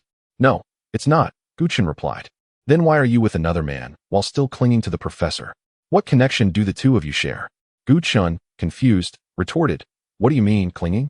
It's clearly him who is pursuing me. Su Mingna let out a cold laugh. I never imagined you to be such a person, Gumeng. I once thought you were rather innocent, only to discover that you have concealed many things from me. Initially, Gu-chun had genuinely intended to woo her. But after that phone call, he sensed that she was not as simple as she appeared, prompting him to keep his distance. You never considered me a friend, so there's no need for such words, Gu-chun replied, equally cold. At that moment, footsteps echoed from the staircase. Just as Gu-chun was caught off guard, Su Mingna suddenly slapped herself and collapsed to the ground, crying, Gumeng, why did you hit me? I have nothing with the professor. Was she acting? Faced with such a scene for the first time, Gu-chun felt utterly speechless. The footsteps grew closer, and as expected, it was Si Biancha who appeared. What a melodramatic scene akin to a White Lotus trope. Gu-chun recalled having seen a similar scenario in his sister's novel. It depicted a male lead reprimanding the female lead after witnessing such a scene, leading to a breakup while he took the White Lotus away, leaving the female lead in despair, crying until the male lead saw the truth and they reunited. Gu-chun had often wondered if the female lead had some issues. After all, what could crying possibly solve? It would be far more satisfying to give the White Lotus a good beating. However, Gu-chun, being a man, found it difficult to be harsh with the delicate woman. Whether I struck you or not, you are well aware in your heart. Gu-chun rolled his eyes, unwilling to concede. Si Biancha, holding a bag of cat food, approached the two of them. He did not offer to assist Su Mingna, but instead coldly inquired. What transpired? Just as you see, Gu-chun shrugged. Seated on the ground, Su Mingna, feeling ignored, perhaps sensed the awkwardness and attempted to rise. Yet halfway up, whether by intention or circumstance, her legs gave way, and she collapsed into Si Biancha's embrace. Professor, I apologize. I was frightened by Gumeng earlier. And now I'm a bit scared. Su Mingna clutched Si Biancha's garment, appearing reluctant to let go. Gu-chun raised an eyebrow, noting that the girl was quite the actress, and given her beauty, it seemed a pity she wasn't pursuing a career in acting. After Si Biancha steadied her, he took hold of Gu-chun's hand. What are you doing? Gu-chun attempted to withdraw, but Si Biancha grasped it firmly, rendering him unable to escape. Si Biancha replied coolly, I want to see if your hand is red. Gu-chun paused, bewildered by how different this was from his expectations. He allowed Si Biancha to examine one hand before moving to the other, while Su Mingna seethed with rage, her face turning an alarming shade. Your hand is not red, Si Biancha stated, looking intently into Gu-chun's eyes, resolute. Are you not giving the girl any face with this behavior? Gu-chun remained silent. No amount of words could alter the established situation. Su Mingna clenched her fists, casting an angry glare at Gu-chun. Yet she could not act out in front of Si Biancha. You should head back. I want to see you off, Si Biancha told Su Mingna, refraining from mentioning her earlier foolishness, which was rather considerate. On the verge of tears from frustration, Su Mingna turned away, covering her face as she left. Si Biancha then reached out to pat Gu-chun's head, saying, let us go inside. Yet Gu-chun swatted his hand away, exclaiming, who wants to go in with you? I want to go home. Si Biancha opened the door and dragged Gu-chun inside, promptly locking it behind them, leaving Gu-chun unable to escape. Hey, what are you doing? I want to go home, Si Biancha replied, You are to stay here. You cannot leave. Instead, you will feed the cats. Feed the cats? Gu Chun's mood shifted as he recalled something, and he awkwardly asked, You're not allergic, are you? Didn't she put a cat on you earlier? I took an antihistamine. When did you take it? I didn't see you do so. Besides, aren't those supposed to be in your room? I take it every day. Gu Chun gasped in disbelief. You take it every day? Don't you know those types of medications have side effects? How can you take it daily? Si Bianche looked at Gu Chun with a forlorn expression. If you came here every day to feed it, I wouldn't have to take it every day. Gu Chun's expression was one of profound difficulty, as if a deep-seated refusal stirred within him. Yet, he suddenly realized that this predicament was of his own making, and it was he who had caused the allergic reaction in the other. A twinge of guilt gnawed at his conscience. Very well, I shall come daily to feed it, he resolved. With that, Gu Chun strode into the living room and lifted the cat into his arms. The creature's soft, supple form compelled him to stroke it tenderly. But perhaps the cat found it uncomfortable, as it leapt away to another spot, retreating to its cage. We ought to name it, he mused. Calling it just the cat feels rather impersonal. What should we call it? After a prolonged silence, Gu Chun abandoned the thought, admitting to himself that he was rather inept at naming. How about we call it Xiao Bai? He proposed. That seems fitting, Si Bianche replied without hesitation. The cat, however, extended a paw and scratched him gently in protest. Gu Chun scooped it up once more, blinking at the feline. What is it? Do you not fancy the name Xiao Bai? Perhaps Xiao He would suit you better. Such an unusual name aligns with your unique temperament. The cat's internal monologue seemed to say, I already have a name. After feeding the cat its breakfast, Gu Chun belatedly realized he had yet to have his own. He made his way to the dining table and devoured the breakfast Si Bianche had prepared half an hour earlier. It was still warm and delightful. Si Bianche heated some milk in the microwave and brought it over, placing it next to Gu Chun.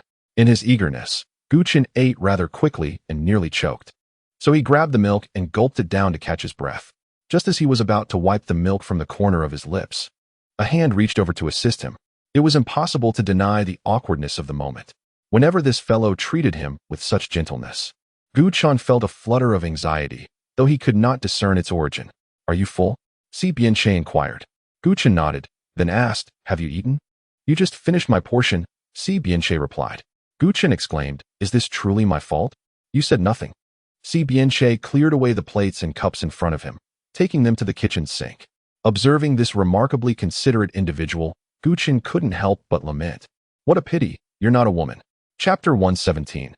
Playing the fool is a wise choice. After finishing lunch in Si Bianche's apartment, Gu Chun began to feel restless. No, I must return home. Hand me the keys, he declared, approaching Si Bianche with determination. The latter lounged lazily on the sofa, half closing his eyes as he replied. They're in my pocket. Help yourself. Oh, Gu Chun said, moving forward to retrieve them. However, just as he reached into the pocket, he found himself pulled onto Si Bianche's lap. What are you doing? Gu Chun protested, struggling to break free. Si Bianche furrowed his brow in silence, eventually stating, Just stay here with me for a while. Ignoring his request, Gu Chun summoned all his strength to extricate himself, stepping back to create some distance between them. I told you before, we need to keep our distance. You are not allowed to touch me. Si Bianche stared at him, his gaze unwavering, and said, Have you forgotten what transpired last night? What happened last night? I have no recollection. Gu Chun feigned ignorance. Si Bianche rose to his feet, gradually approaching him, while Gu Chun retreated, narrowing his eyes in a menacing warning. Coldly, he remarked, Shall I reenact the events of last night, provided you cooperate? Cooperate? Not a chance. Gu Chun, frightened, dashed into the bedroom and swiftly locked the door behind him. Leaning against the door, his heart raced uncontrollably. Why was his face so flushed? His mind replayed the intimate moments they had shared in the dark alley, where it was he who had initiated the encounter. Gu Chun nearly slapped himself in an attempt to regain clarity. How could he have been so oblivious as to engage in such actions? Yet, why did those vivid images persist in his mind, haunting him?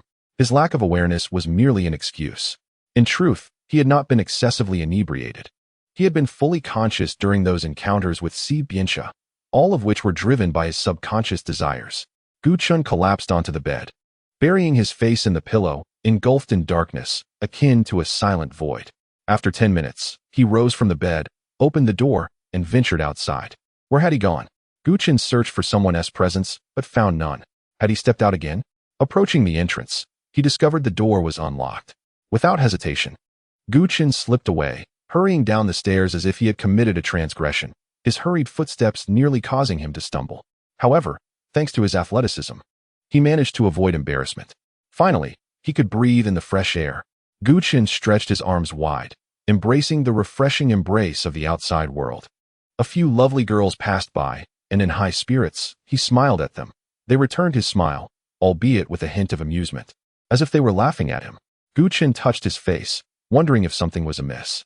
A dark shadow loomed above him, and as he looked up, he met a pair of brooding eyes. Si Bianxia swallowed hard and said in a low voice, "You've taken advantage of my absence to sneak out again. Why shouldn't I be allowed to go outside? Are you going to imprison me?" Gu Chen retorted, clearly displeased, even taking a few steps back. But Si Bianxia immediately seized his hand, pulling him toward the professor's apartment. Panicking, Gu Chen realized he could not match the man's strength. So he began to shout at the top of his lungs, "Help! Someone is trying to kidnap me and drag me to his home, with ill intentions." At that moment, the campus was bustling with people, both men and women turning their heads towards the commotion, many merely watching with curiosity, some pointing and whispering. Did they not understand that he needed rescuing? Why were they merely standing there, doing nothing? Gu Chen felt as though he were losing his mind. He could not bear the thought of being dragged back by this man, only to once again face his unwanted advances. "Release me, let go. If you don't, I shall promptly call the authorities." Gu Chen protested, feigning a bite, yet despite his fierce demeanor, the other party remained steadfast, unwilling to relinquish his hold. What was his intention? Si Bianxia's gaze shifted subtly as he effortlessly swept Gu Chen into a princess carry.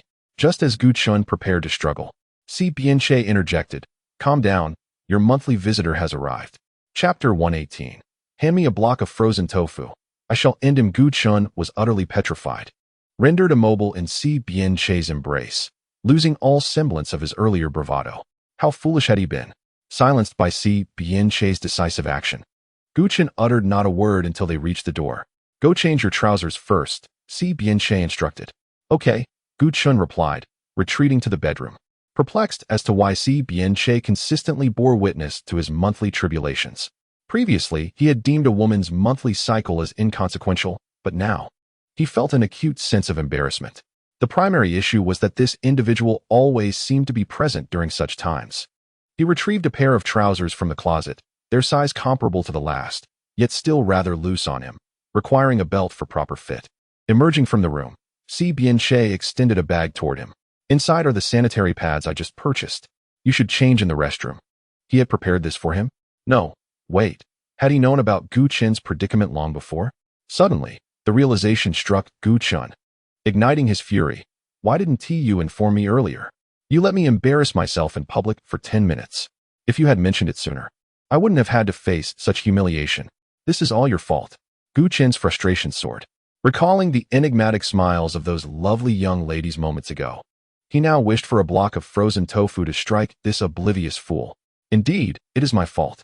Therefore, punish me as you see fit," Si Bianxia replied, his gaze unwavering, devoid of any evasion. "What good would punishing you do? Would it restore my lost dignity?" Gu Chen retorted. "It would not," Si Bianxia admitted. Gu Chen, emboldened by his indignation, pressed, "Then why should I punish you?" "Because I was in the wrong, and I willingly accept the consequences." Was this fellow deliberately provoking him? Gu Chen's anger intensified as he snatched the sanitary pads from Si Bianxia's grasp and dashed into the restroom. Upon his exit, Gu Chen had no desire to acknowledge him and made to leave. This time, Si Bianxia did not impede his departure but accompanied him outside. They walked in silence until they fortuitously encountered Gu Chen's mother at the community entrance. Upon seeing Gu Chen, she hurried over, her expression tinged with ire. "Where on earth were you last night? Did you not know your father returned yesterday?" With a scowl, Gu Chen retorted, "I am not a child anymore. I am in my 20s. Must I not be allowed a semblance of personal space?" This statement marked Gu Chen's most rebellious declaration to his mother thus far. Mother paused for a moment, visibly irritated. "How can you speak like that? Your father and I only wish for your well-being. What if something were to happen to you? Wandering about at night as a young lady? Don't forget, you are still betrothed. Stop gallivanting around, do you understand?" She continued to admonish her. Gu Chen felt an overwhelming sense of frustration. So what if there was a betrothal? Did marriage necessitate the curtailing of one's freedom? Could she not have friends? Upon hearing her child's retorts, Mother Gu felt a pang of sadness, losing her earlier assertiveness. Sighing, she said, Ming Ming, you have grown up. I can no longer control you. However, I hope for your happiness, not to impose my will upon you. Isn't it for the good of our Gu family? Gu Chen's heart softened at her change in tone. Indeed, for Gu Ming, this could be a fortuitous match. But what of his own feelings? Who could possibly understand him?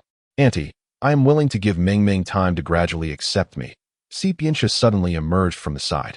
Upon seeing him, Mother Gu's eyes sparkled with joy, her earlier melancholy dissipating, and she grasped Si Biancha's hand. Oh, isn't this little Che? Did you bring Ming Ming back? Si Biancha shamelessly nodded. What do you mean by bring? He was clearly following me. Gu Chen could not help but scoff. Mother Gu immediately scolded her. You, child, be quiet. How can you speak like that? Gu Chen merely rolled her eyes, well aware that her mother would not side with her in such matters. She had long since accepted this reality. Chapter 119. Use it freely, Ming Ming. Why are you wearing men's trousers? Mother suddenly sensed something amiss and shifted the topic. Gu Chen fell silent, reluctant to recount her embarrassing situation. Yet, someone else spoke up on her behalf. Auntie, she stained her previous trousers due to her menstrual cycle. What a meddlesome comment. Gu Chen muttered under her breath. Ah, is that so? Mother Gu's face lit up with a smile. Little Che is indeed thoughtful. I'll have Ming Ming wash them and return them to you. All right then. What a ridiculous notion. Gu Chen's inner turmoil reached a breaking point. Mother Gu warmly took Si Biancha's hand. Little Che, will you stay for lunch? I just bought groceries. Though they are for dinner, you should join us.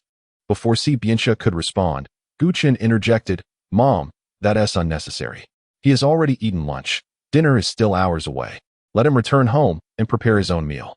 Just as Mother Gu was about to reprimand Gu Chen for her thoughtlessness, Si Biancha spoke first. Auntie, I indeed had lunch with Ming Ming.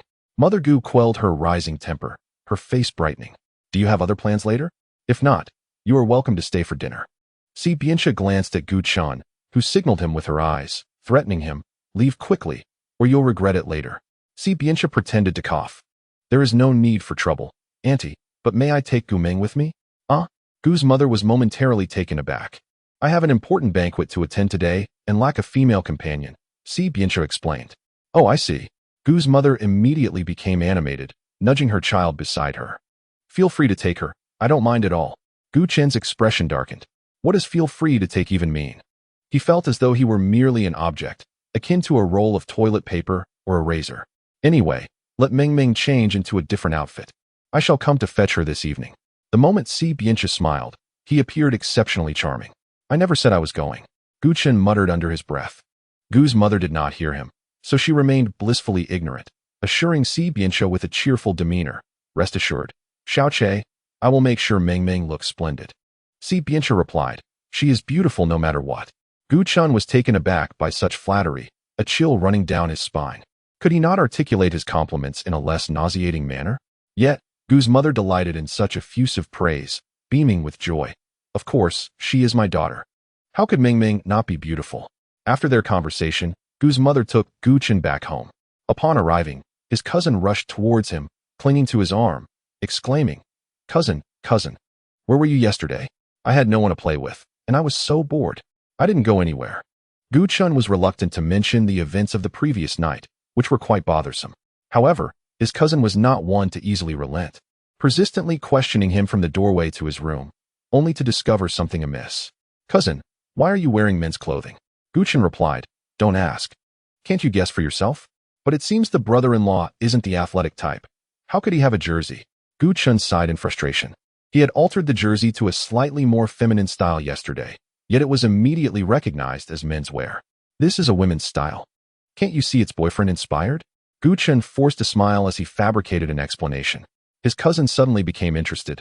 Oh, is that so? Where did you buy that outfit? I want one too. At that moment, Gu's mother emerged as a savior, addressing his cousin. Xiaoya, take your sister to find a beautiful outfit. She needs to look presentable for the banquet with your brother-in-law tonight. Chapter 120. I refuse to wear women's clothing. His cousin was even more exhilarated, grasping his arm and inquiring. What kind of banquet is it? Is it one of those high society gatherings? Gu Chen thought to himself. How would I know? That fellow is so secretive. It should be, But in any case, Xiaoya, take your sister to change into a decent outfit. Don't let her embarrass me by going out looking like this. Gu's mother cast a glance at Gu Chun before departing.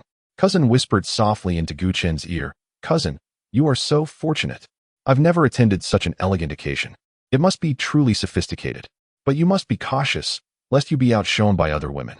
Therefore, today I shall create a beautiful makeup look for you and select the most exquisite dress." The more she spoke, the more fervent she became, causing a slight unease to stir within Gu Chun. Makeup? A dress? Absolutely not. Without a moment's hesitation, Gu Chun firmly rejected her. Cousin blinked in surprise and asked, What did you just say?" Her demeanor seemed almost threatening, which made Gu Chun feel somewhat embarrassed. "I simply do not wish to wear a dress." "What is wrong with dresses?" Cousin pondered, then continued, "Are you perhaps afraid of a wardrobe malfunction?" Gu Chun found some validity in her question and nodded in agreement. Cousin boldly placed her hand on Gu Chun's shoulder and declared, "These are trivial concerns, dear cousin. In fact, it's quite common for girls who seldom wear dresses to feel such apprehension. However, once you wear them more frequently, you will become accustomed to it. Trust me, you will come to adore it." Gu Chun frowned. What was there to adore?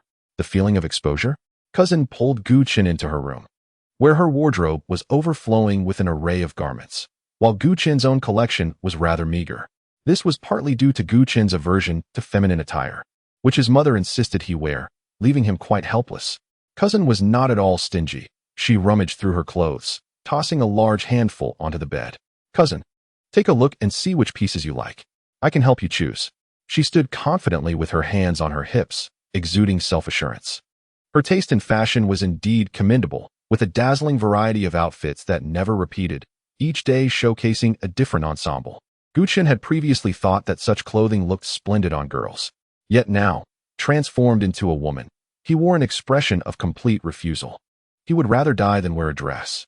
Without a second thought, Gu Chun selected a pair of trousers from the heap of clothes and presented them. Cousin looked astonished. "Cousin, are you mistaken? I asked you to choose dresses, not pants. How can I assist you if you keep picking trousers? I do not wish to wear a dress." "No way," Cousin retorted stubbornly. "What woman goes to a banquet without wearing a dress? Even a tomboy would don a dress for such an event. You cannot be an exception, or you will surely embarrass your future husband." Gu Chun rolled his eyes, muttering, "Who told him to invite me? Let him feel embarrassed. He deserves it." "Cousin, you cannot say that. Since your fiancé is willing to take you to such an occasion, it shows how much he values you, treating you as his fiancé. Such a good man is hard to find. You wouldn't even spot one with a lantern. If you expressed disdain, the envious women around you would surely be devastated. Is it really that exaggerated? It's not hard to find a man with 2 legs. Why must it be him?" Gu Chun was never one to be entangled in indecision. If he and his close friend found themselves enamored with the same woman, without a doubt, he would be the one to relinquish his claim, for he deemed such rivalry unworthy. Rather than engage in a fierce contest for affection, he preferred the simplicity of being himself. However, his cousin held a differing perspective. "Cousin, you are truly naive. But then again, you have had little experience in romance and are unaware of the myriad of scoundrels that inhabit this world. Do you know why women often vie with their closest friends for the same man?" Gu Chun shook his head. "It is because they believe themselves to be superior to their friends, more suited for that man. Such is the psychology of women," she analyzed with utmost seriousness. Chapter 121. Gu Chun. Truly tempting, what a peculiar reasoning. Gu Chun did not concur with his cousin's viewpoint. After all, each individual harbors their own unique perspectives. Her assertions were not necessarily correct, yet neither were they entirely flawed. Only a fraction of people might share her sentiments. His cousin dismissed all of his chosen outfits. "Let me pick for you. Dear cousin, your taste is utterly lacking." She could not help but critique him further. Gu Chun felt helpless. He was not a woman and thus lacked insight into feminine attire. In truth, he once believed he understood women well, but having transitioned into one, he felt increasingly bewildered by their nuances. After a meticulous selection process, his cousin presented him with 3 garments that she found most appealing. The first was a light purple chiffon dress, fresh and elegant.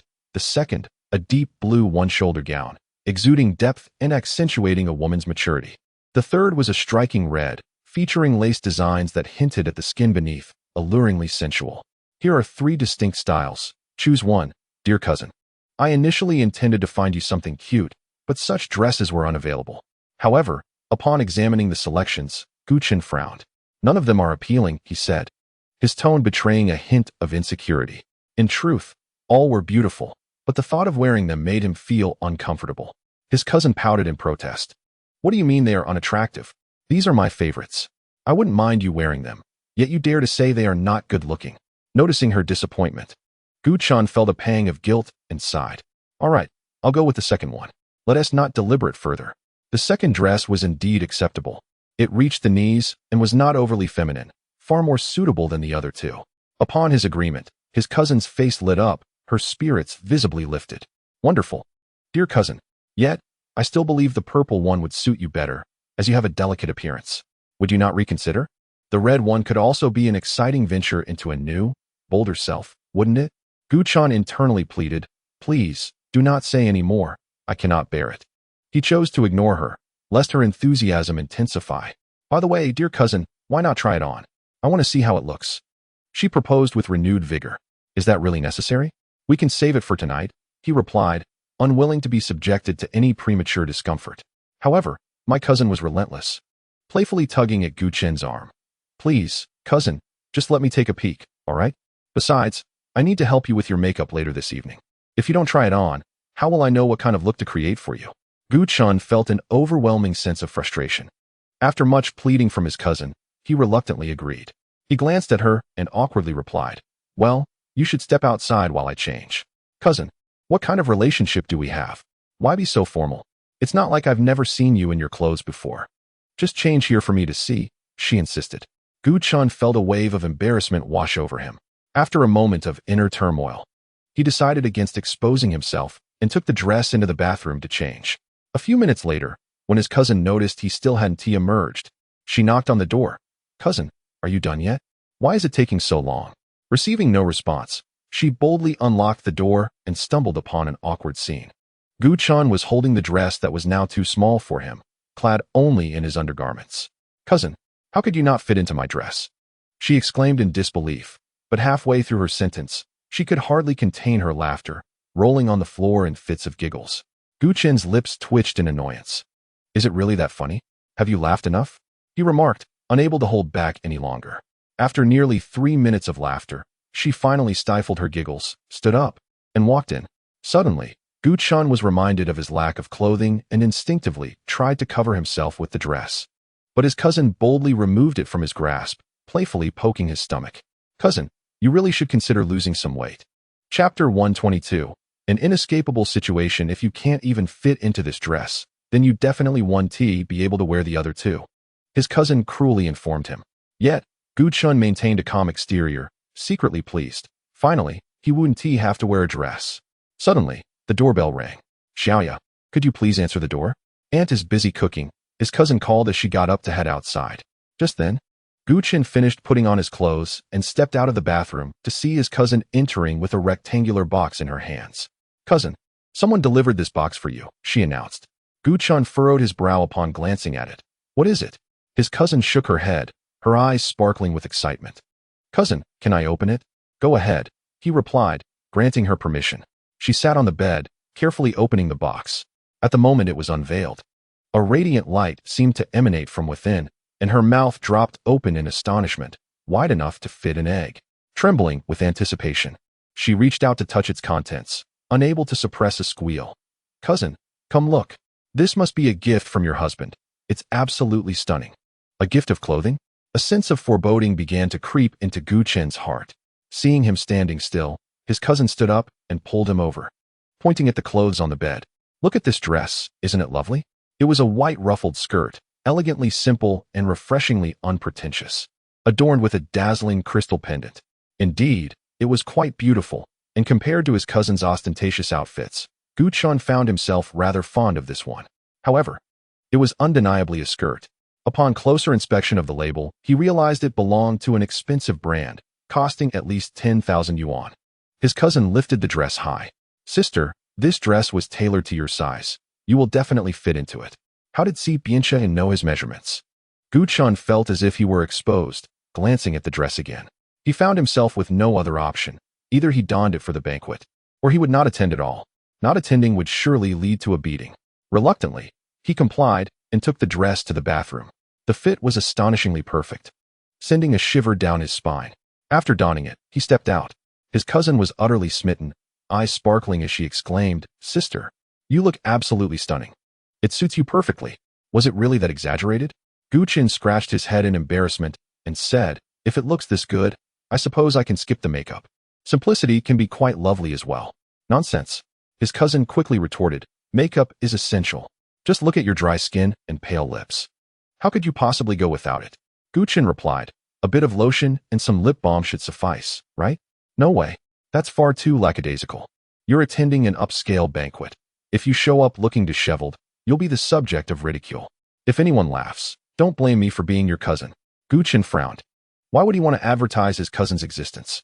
In truth, he wasn't particularly concerned about embarrassment. Perhaps this opportunity could allow Si Bianxia to find fault with him, bringing him closer to his goal, as Si Bianxia might distance himself further. While he was lost in thought, his cousin retrieved her suitcase from under the bed, producing an entire box of cosmetics. She picked up a puff and pressed it directly onto Guchin's face. "Cough, cough." Guchin coughed abruptly, casting her an incredulous glance. "What are you doing? It's not even time yet." His cousin grinned mischievously.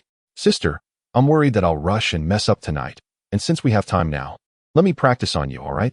Guchin protested. "No, don't run away, sister. It's just a simple makeup application."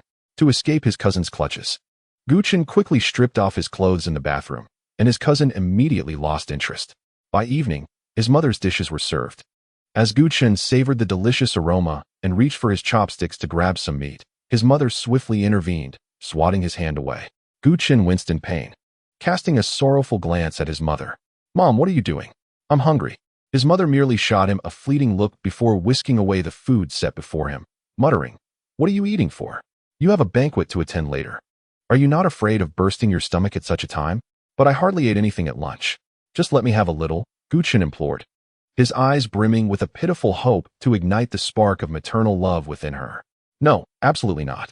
You've developed a habit of sneaking bites. And what will happen if you become as large as a pig? Do you truly believe you are thin?" His mother scrutinized him with evident disdain.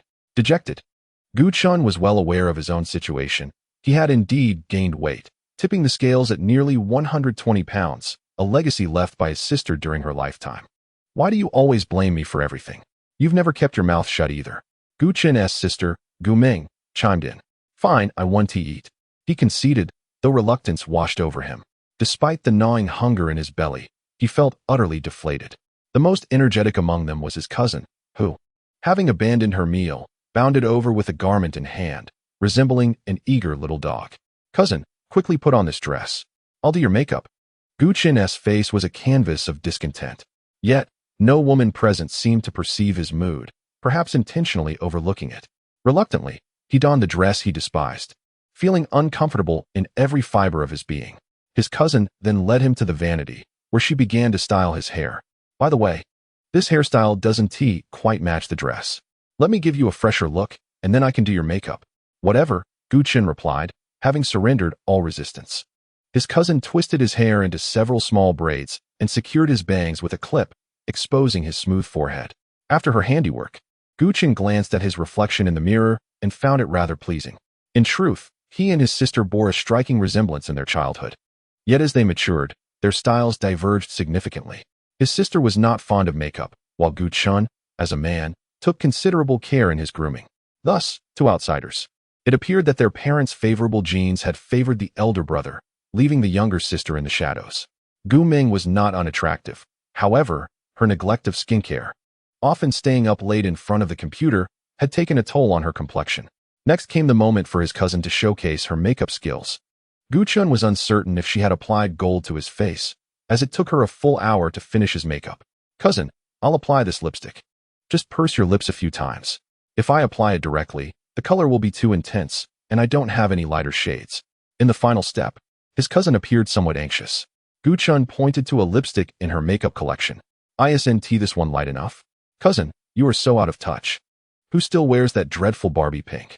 The last time I went to buy lipstick, they gave me a sample, which I initially had no intention of accepting." My cousin remarked with an expression of disdain.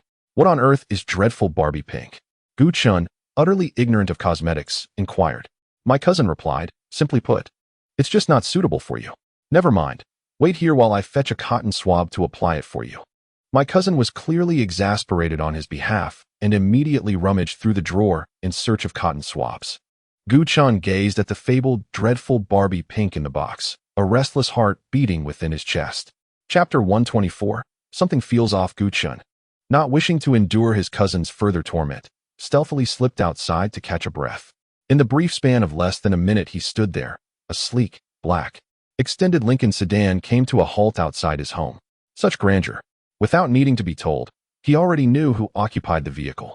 A man clad in a black suit emerged, donning sunglasses that lent him an air of cold detachment, yet lowered himself upon approaching Gu-chan. Miss Gu, good day. The lady requests you to board the car. She will take you to the banquet. Lady? Something felt amiss. Wasn't he at Si Bien-che who was supposed to pick him up?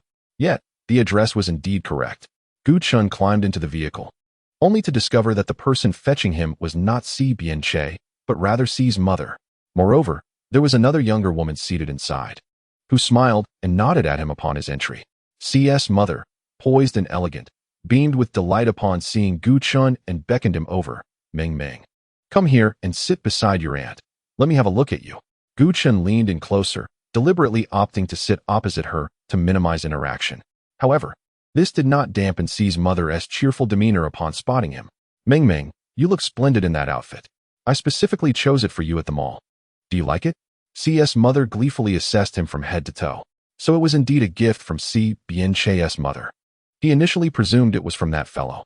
Yet, it made sense. That clueless youth would hardly think to do such a thing. Gu-chan recalled the little cotton-padded jacket and couldn't help but chuckle softly. Noticing his inexplicable laughter, Si's mother inquired, "What's so funny, Meng?" Gu-chan shook his head. Nothing. The younger woman had been observing him since he entered the car, causing Gu-chan to feel somewhat uneasy in his seat. Oh, how could I forget? Si's mother exclaimed, tapping her head. Let me introduce you. This is Chun Xian, the makeup artist I just hired. At the mention of makeup, Gu-chan shuddered slightly. Chun Xian flashed him a smile, appearing to be a rather clean-cut girl. Hello, Gu-chan returned the greeting with a polite smile. Xian, could you take a look at Meng's makeup and see if there's anything that could be improved? Si's mother asked with eager anticipation. Chun Xian scrutinized Gu-chan with great care, and her serious demeanor led him to believe that he would not escape this predicament unscathed. Madam, everything is quite good. However, the shade of this lipstick could use some adjustment. This girl seemed rather professional. Gu-chan nearly consumed the inferior lipstick on his lips. Please help him remove it and apply a fresh coat. Tonight, I want my daughter-in-law to make a stunning appearance before everyone, dazzling them with her beauty. This felt akin to preparing for battle. Gu-chan sensed an unsettling discord within. After all, it was merely an ordinary banquet, a gathering to eat, drink, and engage in casual conversation. He had frequently attended such events in the past, yet now it felt as though he was about to disrupt the proceedings. Chun Xian gently wiped away the garish Barbie pink from his lips, replacing it with a subtler, yet vibrant hue that enhanced his complexion. Much better. Thank goodness I brought you along. Xian? Simu smiled with a satisfied motherly expression. Gu-chan remained apprehensive and cautiously inquired, May I ask, where exactly are we headed? Why isn't Si Bien-che here to pick me up? Simu's countenance shifted, her discomfort evident, as if she were fabricating excuses. After a prolonged pause, she responded, He also needs to prepare himself, right? Don't worry, Meng. Once you arrive at the banquet, you and Xiaoche will undoubtedly be the perfect pair. Leaving no room for comparison. Chapter 125. Those dreadful high heels, who are we to be compared against? There is something amiss here. As for what that might be, it could only be analyzed upon arrival at the banquet. In less than 10 minutes, they arrived at their destination. Simu gently took Gu-chan's hand to help him out of the car, even thoughtfully shielding him from the car door. Gu-chan couldn't help but marvel at what a wonderful mother she was. Meng, be careful, Simu said softly. Gu-chan nodded. But the moment he stepped onto the ground, he nearly twisted his ankle. The reason was the 10-centimeter high heels he was wearing, which felt akin to walking on stilts, making it difficult for him to maintain his balance. Though he managed to steady himself, each step was an arduous task. Simu noticed his struggle and, with a contemplative expression, remarked, Meng, you've never worn high heels before, have you? Who has such a masochistic tendency to wear these dreadful things daily, avoiding them at all costs? Having barely slept at noon, His back ached, and with each step, he felt like a heavily pregnant woman, waddling awkwardly. Perhaps I should just not go, so as not to embarrass you. Gu Chen thought of this excuse, deliberately weakening his voice to make it more convincing. Simu appeared somewhat sympathetic, yet she was unwilling to let Gu Chen off so easily. Then let us find you another pair of shoes, perhaps the ones you wore when you left? They would match your outfit just fine. However, Chun Xian interjected, opposing Simu. Madam, that simply won't do. Wearing those shoes would significantly diminish Miss Gu's overall charm, leading others to look down upon her. Is it that severe? Simu expressed her surprise, then sighed and turned to Gu Chen. It seems we have no choice but to have you wear these shoes inside. Gu Chen felt despair creeping in. Was this truly meant to be his fate? What exactly awaited him inside? His stomach suddenly growled. Oh dear Ming Ming, are you hungry? Asked Mrs. C, gazing at him. Gu Chen nodded. I didn't have dinner last night. How could I not be hungry? Mrs. C revealed a warm smile and said, Then let us hurry inside. Once we enter, there will be plenty of delicious food waiting for us. Today's banquet is a grand feast, sure to delight your palate. Upon hearing the words grand feast, Gu Chen's mouth watered, and he nodded vigorously. Finally, Chen Xian, standing beside Gu Chen, remarked, Miss Gu, remember to keep your back straight. Otherwise, wearing these high heels would be in vain. Such sharp words from this young lady. Gu Chen straightened her back stubbornly, but at that moment, she faltered, nearly tumbling down in a most undignified manner. This sight made Mrs. C's heart ache. Ming Ming, perhaps it would be better if Auntie helps you inside. This way.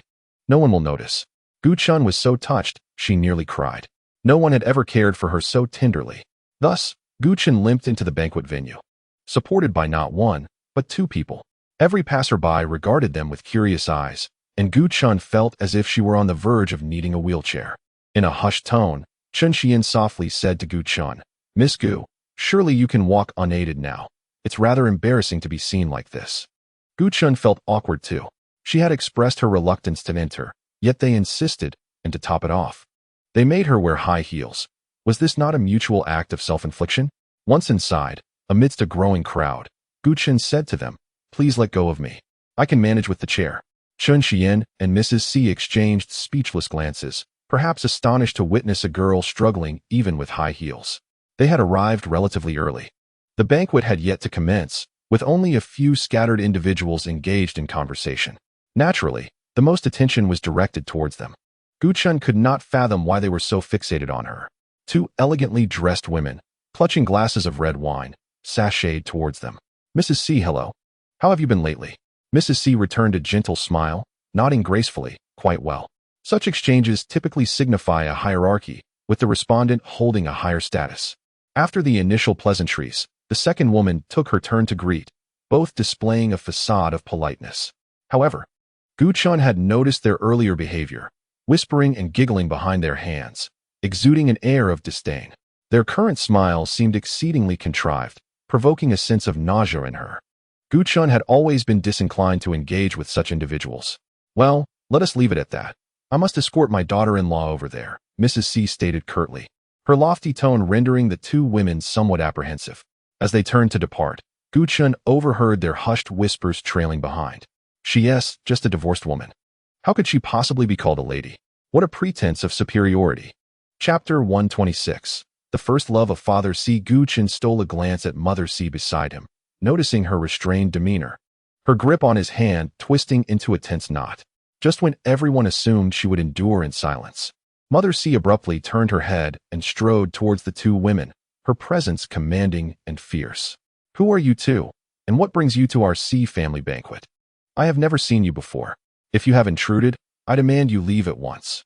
Her words shocked everyone present, including Gu Chen. Was this truly the gentle Mother C he once knew? Doubts began to cloud his perception of women.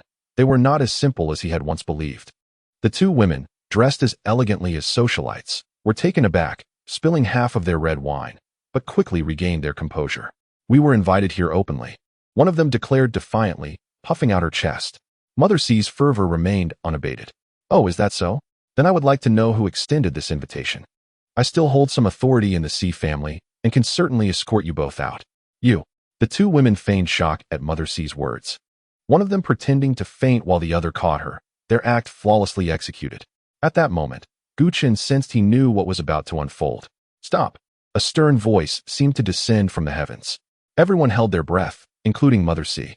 Guchun glanced up to see a pair of sharp, eagle-like eyes fixed on Mother C.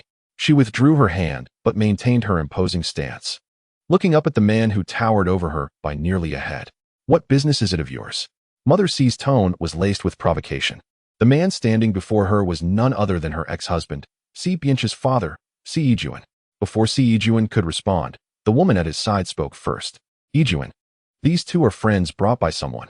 I thought it rather dull for one to attend a banquet alone, so I invited two friends along. I didn't expect sister to be so ungracious as to demand they leave. If they go, I shall be left here in utter awkwardness." As she spoke, she gently tugged at Si Yijuan's sleeve. Guchun observed as Si Yijuan's eyes softened momentarily, his other hand resting comfortingly over hers. This woman must be the initial love of Si Biancha's father, as mentioned by Mother C previously. Though she appeared to be of a similar age to Mother C, she exuded a gentler aura, albeit one that concealed an underlying aggressiveness. Mother C smirked, as if she had anticipated this outcome, unafraid as she met Si Yijuan's gaze head-on. "So, how do you intend to handle me? Are you truly going to expel me?" Si Yijuan furrowed his brow and replied, "Can't you be a little more gentle? Like everyone else." "Oh, I am indeed gentle, yet I do not extend my gentleness to others, such as you, Mr. C. What connection do we share? We are merely ex-spouses." Simu's every remark was sharply directed at him, leaving Si Yijuan at a loss for words. Guchun was astonished to witness such a starkly different side of Simu. Si Yijuan's brow furrowed even deeper, as a delicate woman clung to his side, feigning fear. This sentiment left Guchun perplexed. Upon reflection, was she not akin to the archetypal White Lotus supporting character often found in domineering CEO novels? The woman beside Yijuan, with her soft and timid demeanor, called out to him, sending shivers down Guchun's spine. To be honest, he had never favored such women. He could hardly fathom how Si Biancha's father had been blind enough to abandon Simu for someone like her. Si Yijuan comforted her and then turned to Simu, stating, "You cannot drive her away." "Oh, just because she is the one you invited?" Simu retorted coldly. "Why can't I invite someone? She is now my legal wife." Upon hearing this, the two women instantly adopted a more arrogant demeanor, strutting over to stand opposite Simu, lifting their chins in haughty proclamation. "Yes, our Wan is the rightful mistress of the C family. What are you? Merely a divorced woman who has been cast out." As she spoke, Guchun distinctly noticed a smug smile spreading across the face of the woman clinging to Sifu. Chapter 127. "Someone, you look truly beautiful today." Those standing in opposition, merely glancing at her expression, were far too obvious in their pretenses. Unfortunately, the man beside her was oblivious to this scene. Would he indulge the woman he loves in her deceptions? Just as Si Yijuan was about to lose his temper, a voice, even more commanding than his, intervened. "What do you intend to do? This is a banquet of the C family. How dare you create such chaos?" The one with greater authority was, without a doubt, the patriarch of the C family. Guchun looked up to find Si Biancha, clad in a pristine white suit that complemented his entire demeanor. However, Guchun felt a sense of unease. Why was he also dressed in white? It seemed they were in matching outfits. Realizing this, Guchun felt an overwhelming urge to remove her dress and toss it into the swimming pool right then and there. Upon seeing Guchun, a smile began to play at the corners of his mouth. Yet, mere moments later, another woman approached, linking her arm with Si Biancha's, and to Guchun's shock, it was Su Mingna. "Professor Biancha, do I look beautiful today?" Su Mingna had shed her usual haughty demeanor, appearing more like a delicate woman in a light pink dress that accentuated her youthful charm. Si Biancha remained silent. Su Mingna, whether genuinely surprised or merely feigning it, suddenly gasped and bowed to them. "I sincerely apologize for not noticing so many elders present. Were my previous remarks a tad too abrupt?" Wan. The petite woman beside Si Yijuan remarked, "Nana, it is delightful to see you and Xiao Che enjoying each other's company." Su Mingna shyly tugged at her fingers and bit her lip, embodying the demeanor of a charming young lady. This was a gracefulness that Guchun could hardly emulate.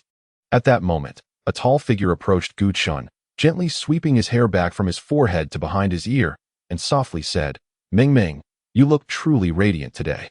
This gesture instantaneously altered the atmosphere in the room. The previously arrogant ladies, Wan, Su Mingna, and even Simu, transformed in their demeanor. However, Simu's change was markedly different. She exuded an even greater authority, raising her chin and addressing the others. The position of my daughter-in-law is not one that can be easily usurped, especially by those who foolishly aspire to marry into the C family and cling to my son. They must first contend with me. Guchun could not suppress a chuckle at Si Mu's overtly protective stance, seemingly designed to provoke them. Indeed, when Wanwan's expression darkened, and she softly pouted to Si Yijuan, didn't you say Xiao Chei's marriage has not yet been decided? Si Mu's anger intensified, practically ready to slap her. What gives you the right to meddle in my son's affairs? Seeing Si Mu confront Wanwan, the boorish man began to nitpick. Could you not be so uncouth? Look at yourself. You hardly resemble a lady. Si Mu, clearly infuriated, struggled to maintain her composure upon encountering Wanwan, resulting in her losing her poise in front of so many people. What I do or how I appear is none of your concern. We are divorced. While I may not have a say in your matters, my son's affairs remain my responsibility. Huh? Have you considered him your son since you've been with other women? Si Yijuan frowned. I've already addressed this issue. There's no need to reiterate. And so what? Now that you are with another woman, you still want to involve yourself in my son's matters? Am I supposed to remain silent? Si Mu declared resolutely, showing no signs of intimidation. Guchun, perceptive as ever, noticed that despite Si Yijuan's authoritative stance, there remained a hint of apprehension in his demeanor when facing Si Mu. Even though Wanwan often devised plans for him, he did not outright refuse her. What Xiao Che likes should be decided by him alone. It is not for you to dictate, Si Yijuan replied, opposing Si Mu. This tension in the air felt oddly palpable. Upon hearing his words, Mother Si nearly burst into laughter, exclaiming, "It is evident to any discerning eye who my son truly fancies. Moreover, it was Xiao Che himself who confided in me about his fondness for Ming Ming, which prompted us to seek a marriage proposal from the Gu family. Our son acted of his own volition. Do you think I coerced him?" At that moment, Si Yijuan's expression was as unpleasant as if he had ingested something distasteful. When Wanwan, sensing the tension, interjected, "Oh dear sister, I never intended to meddle in Xiao Che's matrimonial affairs. I merely thought that Nana's gentle nature complemented Xiao Che well, and I acted as a bridge, nothing more. Please do not misunderstand me." Mother Si rolled her eyes. "Who are you calling sister? Stop addressing me as such. It is rather irritating." Feeling wronged, when Wanwan retreated behind Si Yijuan, the elderly gentleman beside them cleared his throat, adopting a serious demeanor. "Are you all disregarding my presence?" Si Yijuan furrowed his brow and remained silent. Mother Si clasped the hands of Guchun and Si Biancha, approaching the elder without a hint of trepidation. Although the elder and Si Yijuan shared a father-son relationship, the moment Mother Si entered the Si family and was abandoned by Si Yijuan, he assumed the responsibility towards her deceased friend's legacy, namely, treating Mother Si as his own daughter. Therefore, in such instances, Si Yijuan would inevitably bear the brunt of any reprimands. "Yijuan, I recall telling you that I have only ever acknowledged one daughter-in-law of the Si family, and that is your first wife. Now, though you have divorced her and taken another as your spouse, I do not oppose it. However, do not bring her to our family gatherings and embarrass me. She may be your wife, but she is not the lady of the Si family. You must remember this." The elder's tone was particularly grave, silencing everyone present.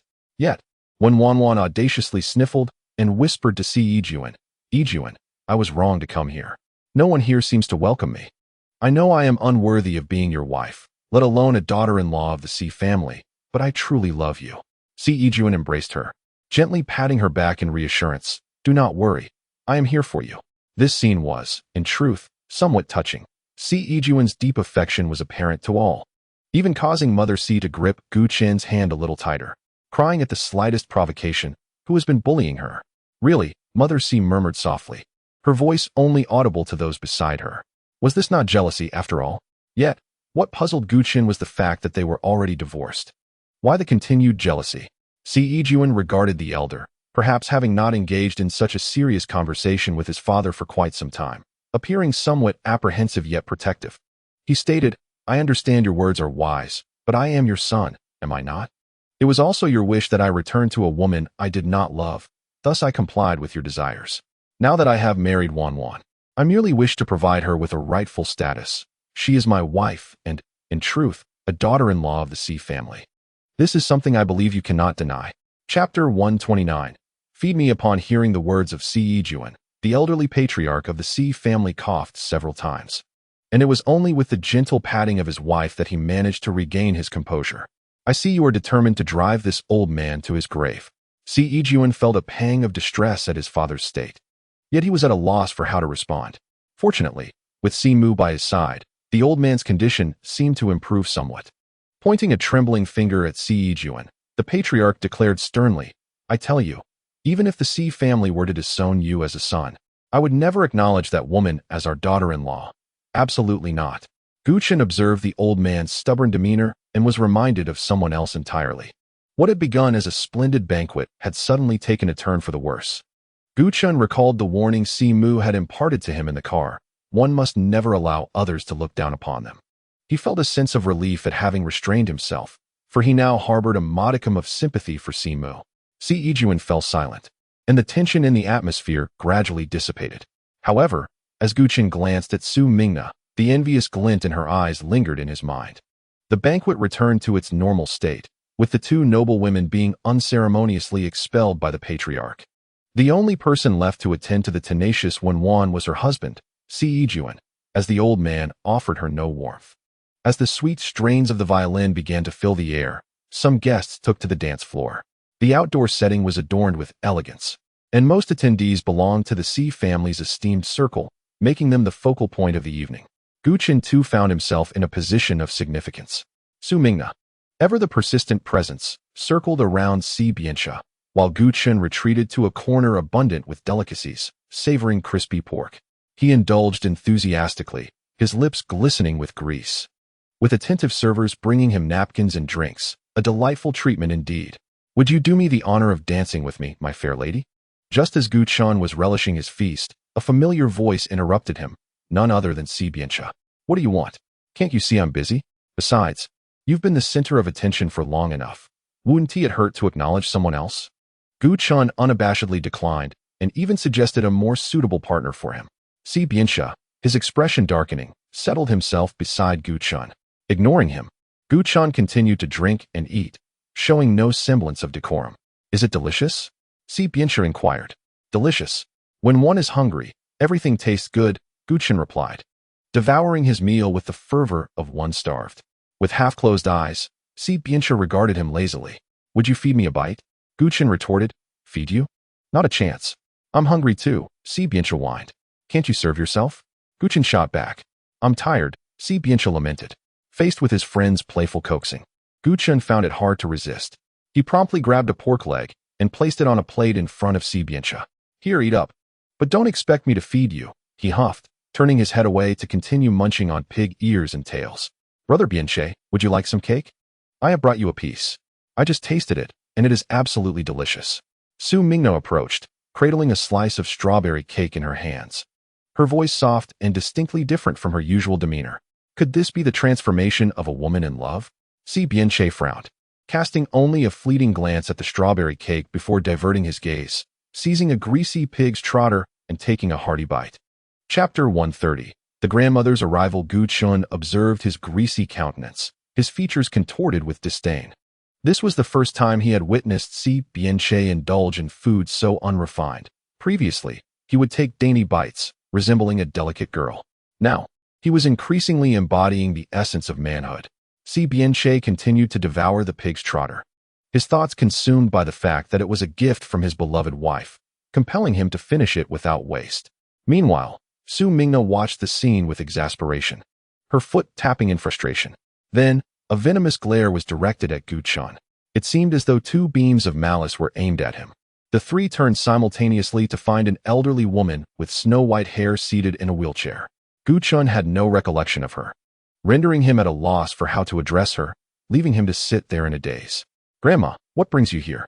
Si Bianxia inquired, a hint of surprise flickering in his eyes before he quickly masked it. He set the pig's trotter back on the plate and delicately wiped his hands and mouth with a napkin, regaining the poise he had previously displayed. Grandma? Gu Chen touched his nose, realizing she must be his maternal grandmother, the mother of Si's mother. It was indeed rare for a senior of her stature to appear at such a gathering. If she was Si's maternal grandmother, one would expect her to possess a gentle demeanor. However, upon seeing the elderly woman's face, his assumptions were swiftly dispelled. Her wrinkled visage was now scrutinizing him with an unsettling intensity, sending shivers down his spine. She soon shifted her gaze to Su Mingna, the tension on her face easing slightly. "Young lady, what is your name?" Su Mingna beamed at the address, standing before her like an obedient granddaughter. "Hello, Grandma. My name is Su Mingna." The grandmother nodded before her gaze returned to Guchan. He sprang up from his seat. "Good day, Grandma." The elderly woman replied softly, offering little in the way of engagement. Guchan pursed his lips, feeling a sense of boredom. His eyes fell upon the enticing strawberries atop the cake, and he seized a piece, popping it into his mouth. At that moment, the grandmother coughed lightly. Yet, this did not deter Guchan's appetite. He felt ravenous. The crispy pig skin was simply too tempting. Unable to resist, he tore off a piece and began munching noisily. Cough, cough. The grandmother's cough grew more pronounced. "Grandma, perhaps I should help you inside to rest," Su Mingna suggested kindly, treating her as if she were her own grandmother. Grandmother felt quite pleased, patting Su Mingna's hand and saying, "Very well, accompany me inside." "Of course, grandmother," Su Mingna replied with a smile, for this was perhaps the closest she had come to success. Grandmother turned her gaze to Si Biancha, her tone somewhat stern as she instructed, "Little Che, you should join us as well. There is nothing for you to do here. I would like to have a word with you." Guchen was aware of the situation. He was simply being disregarded. Yet, he did not mind. After all, she was not his grandmother, who treated him with great affection. Just as Su Mingna was pushing grandmother away, Si Biancha grasped Guchen's hand, to which Guchen swiftly replied, "My hands are greasy." It was merely an excuse, as he genuinely did not wish for their hands to be joined. Si Biancha, standing nearby, took a few tissues and meticulously wiped Guchen's hands, attending to each finger, even the spaces in between. After tending to Guchen, he wiped his own hands, and soon their fingers intertwined. "Accompany me inside. I do not wish to face this alone," Si Biancha said gently, his eyes filled with a near pleading expression, yet harboring something different. Guchen was perplexed. Unintentionally led by the hand, they attracted a throng of envious gazes along the way. This ostentation from Si Biancha was utterly unfamiliar to him, akin to a declaration of possession.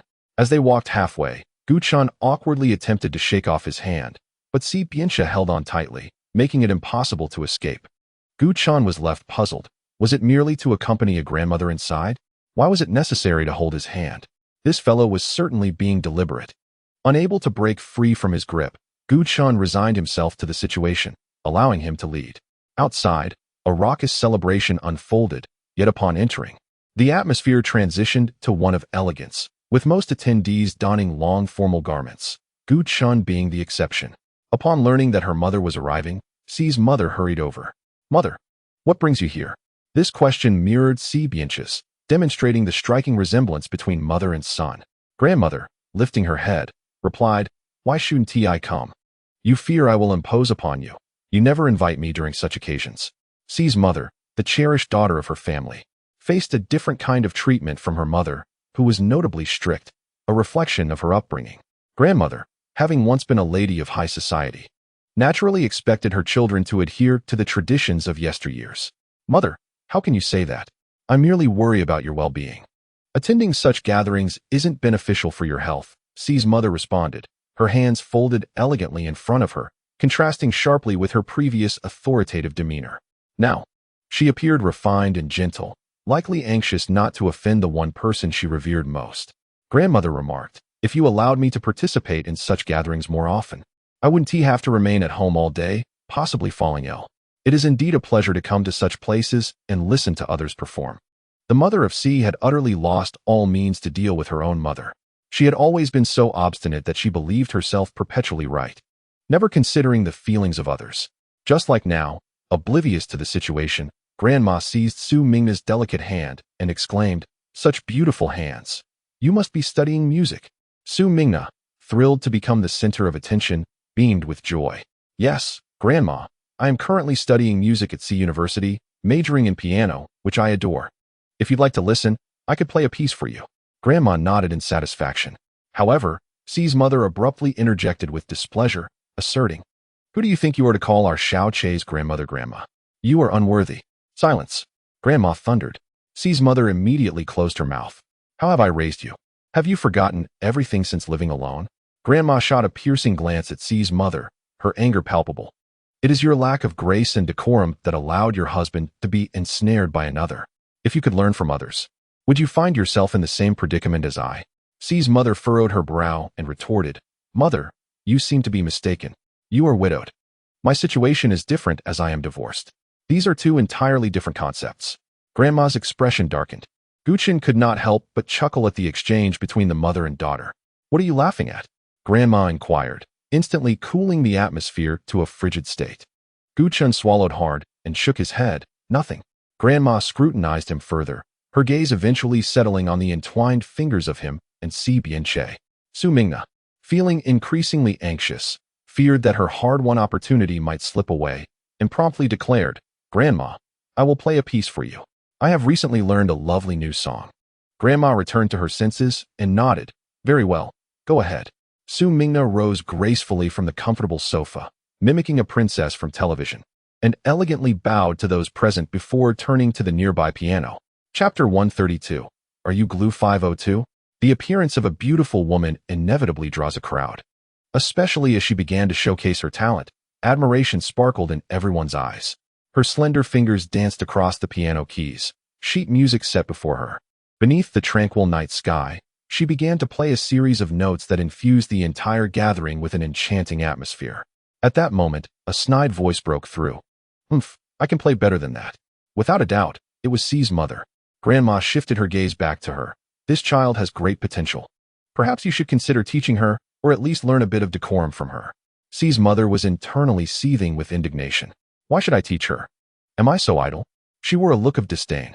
Suddenly, she recalled Guchen beside her, and a glimmer of inspiration sparked in her mind. Rather than instructing these irrelevant individuals, I would prefer to nurture my daughter-in-law's interests and hobbies. Why should I squander my time on someone who bears no relation to me? Right, Mingming? Guchen's heart tightened as he blinked in surprise. How did the conversation suddenly shift to him? This left him somewhat taken aback. His grandmother sarcastically remarked, These pursuits require innate talent. Some people simply cannot grasp them, no matter how much they are taught. Yes, I cannot, Guchen humbly conceded. His grandmother huffed and turned her attention back to Su Mingna, clearly uninterested in engaging with Guchen. He felt a twinge of embarrassment at being so disdainfully regarded by an elder, especially in the sweltering heat. Guchen struggled to free his fingers, but to no avail. Hey, let go of my hand. My palm is sweating. Is that enough for you? He protested. Si Bianche replied coolly, That is my sweat. Guchen muttered. So you plan to hold on like this indefinitely? You may not be uncomfortable, but I am utterly dying of discomfort. Si Bianche simply replied, No? How had this fellow become so obstinate? Moreover, his grip seemed to have intensified. It was no longer akin to double-sided tape, but rather more accurately described as a potent adhesive. Well, he decided to relent.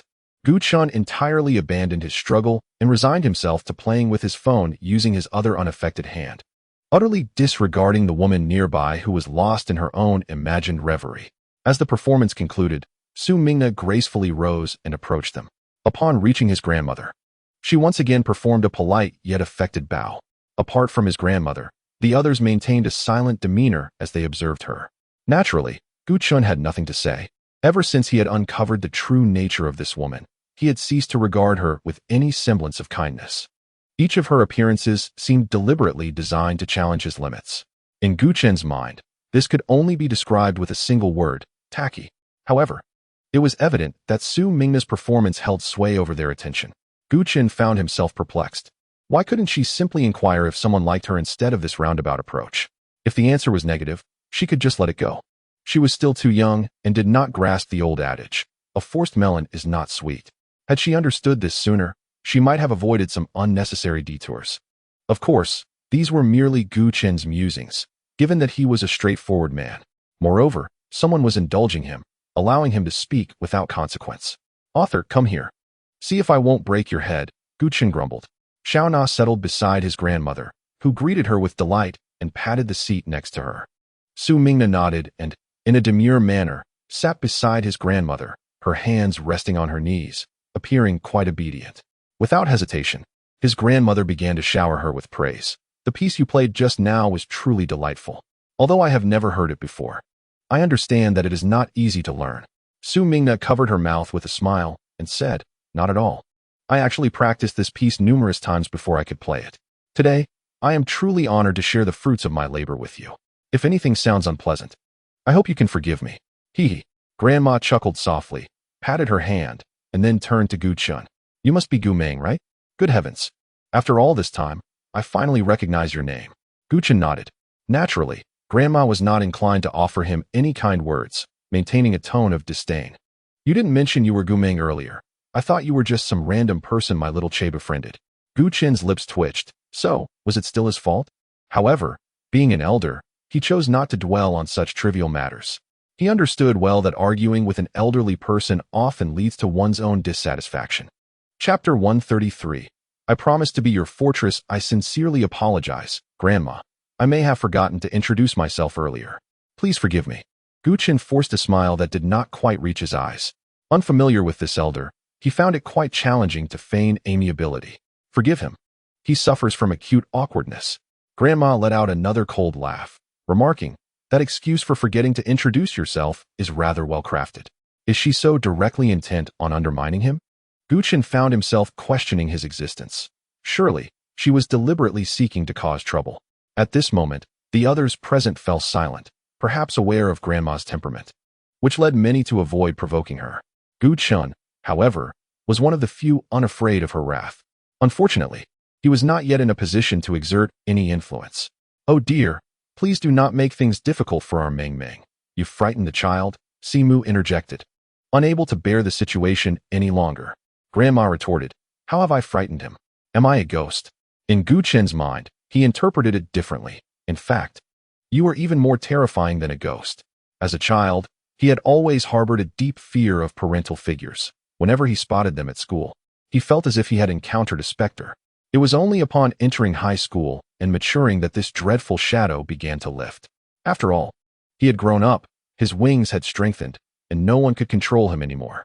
Yet now, confronted by an even older, antiquated elder, he found himself utterly powerless. Even at over 20 years of age, in the eyes of these elders, he remained merely a young rascal. In any case, he could hardly expect to hear any kind words. Gu Chun found himself unable to stand the tension. Seizing the moment when Si Bien Che was distracted, he slipped his hand away and made his way toward the food area. Xiao Che, go check on Meng Meng. Is she crying from anger? Simu said. Concern etched on her face. Grandma sneered. Can such a trivial matter truly make her cry? Who spoiled her to this extent? Do not go. Simu fell silent. Si Bien Che had already intended to follow without waiting for Simu's prompt. He approached Gu Chun and stood beside him. He then noticed Gu Chun indulging in food with fervor, alternating between bites of steak and sips of red wine. Although his pace was not rapid, the way he chewed resembled that of a hamster. Si Bien Che uttered 3 words, eat more slowly. As soon as Gu Chun finished speaking, he suddenly erupted into a fit of coughs. Turning to glare at Si Bien Che, he exclaimed, what do you want? Have you come to deliberately ruin my appetite? Do you have any idea that I haven't even had dinner since I came to this banquet with you? I'm nearly starving. And yet you expect me to engage in trivial chatter with everyone. Si Bien Che merely observed him vent his frustrations, remaining silent. This was truly unbearable. Why should he be forced to wear a dress, apply makeup, and don high heels? What justified such indignities for him? Si Bien Che continued to remain mute. I am being bullied, and you always stand beside me without uttering a word. What else can you do besides being my shield? I don't need that. I need a human cannon, capable of bombarding our foes at a moment's notice. At that moment, Si Bien Che broke his silence. Fine, I promise to be your cannon. What? Gu Chun was utterly bewildered as his greasy hand was grasped by Si Bien Che, who then led him before his grandmother. Grandmother, he is the one I wish to marry for the rest of my life. Regardless of what transpires, I only want him by my side. Not anyone else you deem suitable for me. Even if he seems unsuitable in your eyes, I am willing to walk through life with him. I will not love any other girl. In this lifetime, I shall only allow him into my heart, and no one else. At that moment, his declaration reverberated throughout the banquet, leaving everyone in disbelief that such a refined and genteel individual would make such a proclamation in a public setting, especially in front of numerous relatives and friends. It was a sentiment that moved many. Gu Chun, however, wished only to escape, longing to distance himself as much as possible, perhaps even to leap into the swimming pool. Yet, jumping into the pool was an impossibility, a dream that could never be realized. Gu Chen steadied his thoughts, regaining composure to observe the ensuing scene. Upon hearing Si Bianche's heartfelt words, Gu Chen's grandmother wore an expression of astonishment, devoid of any additional emotion. She felt rather embarrassed, having yet to voice her own opinions before being countered by her grandson. Regaining her composure, she shot a glare at Si Bianche's mother, saying, "Look at the fine son you have raised."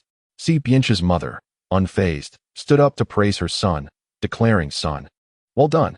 You ought to express yourself like this and not cower. Otherwise, you only give other women the impression that they have a chance." One could only imagine the darkening hue of Su Mingna's face, which surely matched that of a murky sewer. Yet, Gu Chen's grandmother remained steadfast in her beliefs, stating, "I do not care. At the very least, I must have a say in my grandson's matters. We have been a family of musicians for generations, and my expectations for him are not high. He need only master one instrument, be it any form of music or performance. He must be able to play at least one. Otherwise, Xiao Che cannot bring home a woman devoid of any talent to vex me." Si Bianche's mother could not counter her own mother, and thus cast a pleading glance towards Gu Chen for assistance. Su Mingna was acutely aware that she was on the verge of defeat, for she was well informed about the events that transpired at the music bar. Gu Chen played the piano exceptionally well, yet at that moment, he declared, "I am tone-deaf, utterly unskilled in music. I cannot carry a tune, and my singing is often off-key. If you doubt my claim, I can perform an impromptu song for you." This statement left Si Mu feeling rather embarrassed, prompting her to intervene. However, someone else spoke first. "It matters not. Regardless of your abilities, I hold a fondness for you." Gu Chen looked up, astonished by the declaration. This fellow had truly transformed into his own personal artillery, as those nearby were struck by a wave of sweetness, leading to murmurs about their current predicament. Gu Chen sighed heavily, while Si Mu was so pleased with her son's display that she could have danced the cha-cha on the spot. Yet, she knew she must first secure her position. "Mother, music is something one can learn. Allow me to teach her. After all, our little Che has taken a liking to this girl. Surely, you cannot continuously push her away?" Si Mu stifled a laugh. Grandmother was filled with restrained frustration, yet could not afford to erupt in such a setting. "Very well, you may teach Gu Meng, but you must also include Na Na. That is my stipulation." Si Mu, visibly agitated, retorted, "Why must I be burdened with an inconsequential woman by my side?" Grandmother, maintaining her composure, took a sip of tea and replied, "I merely wish for you to instruct her in piano. Moreover, she is the prospective daughter-in-law I am considering for my grandson. What is wrong with her being around you? Do you disdain even me?" The latter remark nearly silenced Si Mu's objections. "Whatever," she thought, on the verge of rolling her eyes. Turning her attention back to Gu Chen, she asked, "Meng Meng, would you be willing to come to your aunt's house in the future so that I may teach you piano?" How could he refuse? Deep down, he was reluctant, very reluctant indeed. After much inner turmoil, Gu Chen finally said, "Actually, Aunt, what if we forego piano lessons and try something else? Perhaps singing would suffice, like saving my tone-deaf voice." Upon hearing this, Su Mingna's expression darkened further. She recalled the previous incident at the music bar, where her off-key performance had made its way onto the school forum. For anyone, that was an embarrassing chapter in their history. Yet Gu Chen had brazenly brought it up again. Indeed, he had thoroughly provoked her. Chapter 135. The veil lifts so soon as for learning to sing. Si Mu contemplated for a moment, noticing Su Mingna's increasingly pallid complexion, and swiftly responded with a smile. "Very well, let us heed Meng Meng's wish and learn to sing." Grandmother pretended to cough softly, redirecting everyone's attention to her. "As I stated earlier, one must be proficient in an instrument. Merely singing will not suffice." Grandmother was determined to maintain her final shred of dignity. Naturally, Si Mu sought to speak kindly on Gu Chen's behalf. At this moment, Gu Chen stepped forward and remarked, "Very well, I shall learn the piano. If I encounter any difficulties, I can always seek guidance from Sister Nana." Su Mingna's expression, which had softened slightly, now flared with irritation. Gu Chen was no longer the accommodating young man he once was. He had come to understand the true nature of Su Mingna. To hold on to the notion that she remained the gentle woman from the past would only lead him astray. "Gu Meng, I should be younger than you, shouldn't I?" Su Mingna posed this seemingly nonsensical question. Gu Chen tilted his head, adorably inquiring, "Is that so? Why do I feel that when you are angry, you appear considerably more mature than I?" He added with a playful tone, "Sister Nana, you ought to smile more. Otherwise, you'll age rapidly." You. Su Mingna's face flushed crimson with indignation. Just as she was about to raise her finger in protest, she reverted to her composed and gentle demeanor, asserting, I am not angry at all. You must be mistaken. Gu Chen merely chuckled coldly, choosing to ignore her. At this juncture, Simu crossed her arms, exuding confidence as she suggested, how about this? I will teach only Ming Ming piano lessons, as Nana here already possesses knowledge in this area, being a student of the same discipline at school. Therefore, there is no need to waste time with me. She can learn on her own at school. As for singing, I am not particularly skilled, but I have studied bel canto and can impart some techniques to you. Upon hearing Simu's words, Su Mingna appeared anxious, biting her lip as she exclaimed, I actually wish to learn more. My experience with the piano is quite limited, especially since I have seen Gu Ming play before. He is not without practice. Ah, so you have finally revealed your true capabilities, Gu Chen thought, having anticipated Su Mingna's response, yet he remained composed. Simu, however, was taken aback, turning her gaze toward Gu Chen with excitement in her voice. Ming Ming, is what she said true? Can you play the piano? Gu Chen nodded. Oh dear. Ming Ming, why did you not mention this sooner? Had you done so, I would have insisted you showcase your talent first, preventing others from seizing the opportunity. Simu's words were pointedly directed at Su Mingna, akin to a dagger piercing her heart, nearly provoking an outburst of frustration. Gu Chen remained silent, exchanging glances with Su Mingna. Her gaze, no longer friendly as it once had been, seemed to reflect her true self. Meanwhile, the grandmother, having been resting with her eyes closed, refrained from commenting on the situation. After a few moments, she opened her eyes and addressed Simu. I will take my leave now. Next time, I expect you to bring the results of the children's studies to share with me. Simu nodded. Of course, mother. You may go. Do you need me to see you off? The grandmother's face, now etched with the marks of time, had lost the earlier assertiveness. No need. You still have matters to attend to here. I can return home alone. Also, you should frequently bring Xiao Che to visit me to liven up the house. Certainly. The simple exchange between the mother and daughter revealed that Si Bianche was quite a polite child. He expressed his intention to accompany his grandmother, but he insisted on bringing Gu Chen along as well. Gu Chen wore a grim expression, clearly indicating his refusal. Did he really have to endure scolding alongside them? Su Mingna did not follow, as she had initially intended to, but was stopped by Si's mother. At that moment, she dared not provoke her mother-in-law any further and chose to comply quietly. Chapter 136. The bittersweet heart of grandmother. The two escorted her outside, watching as their grandmother boarded the car. While her face bore a frown upon entering, it softened considerably once she settled inside. The difference was striking compared to her demeanor at the banquet. At that moment, she resembled a kind old lady, grasping Si Bianche's hand and lamenting, Little Che, do you know how long it has been since I last saw you? Your mother hasn't brought you back to see me since that one time years ago. Her expression turned sorrowful as she spoke. Si Bianche lowered his gaze, observing her frail hands, feeling a pang of sympathy. He sighed and replied, Grandma, I promise to visit you next time. Please don't worry too much. Taking care of your health is what matters most. How can I not worry? Your mother is my only child, and as a mother, my heart is always with my children. I seek nothing but your safety and well-being. It would be wonderful if you could find time to visit this lonely old woman, but beyond that, I ask for nothing more, she expressed. Her words deeply touching Gu Chen. He was surprised to discover that beneath the facade of this seemingly cantankerous elder lay a poignant story. Despite her stern exterior, she possessed a tender heart, albeit one not easily opened to just anyone. After finishing her conversation with Si Bianche, she turned her gaze toward Gu Chen, her stare lingering in silence for a considerable time. Suddenly, she coughed. Gu Chen was uncertain of her intent, but once she adjusted herself to sit properly, she softly remarked to Si Bianche, next time, bring your girlfriend along. You can drive now. Once she finished speaking, the car door closed, and the vehicle swiftly departed. Bringing a girlfriend home? The grandmother had not specified which girlfriend she meant, leaving a question lingering among those remaining. However, Si Bianche seemed unfazed by the matter, calmly asking, next time, would you be willing to accompany me to my grandmother's house? Gu Chen frowned and pouted. Did you not hear what the old lady implied? She wants you to choose the one she likes best to bring back, and clearly, that person is not me. Why can't you broaden your horizons a bit? Why do you keep fixating on me? Then who should I focus on? Si Bianche maintained his unwavering gaze on him. Gu Chen deliberately averted his eyes. You may look at whoever you please. It has nothing to do with me.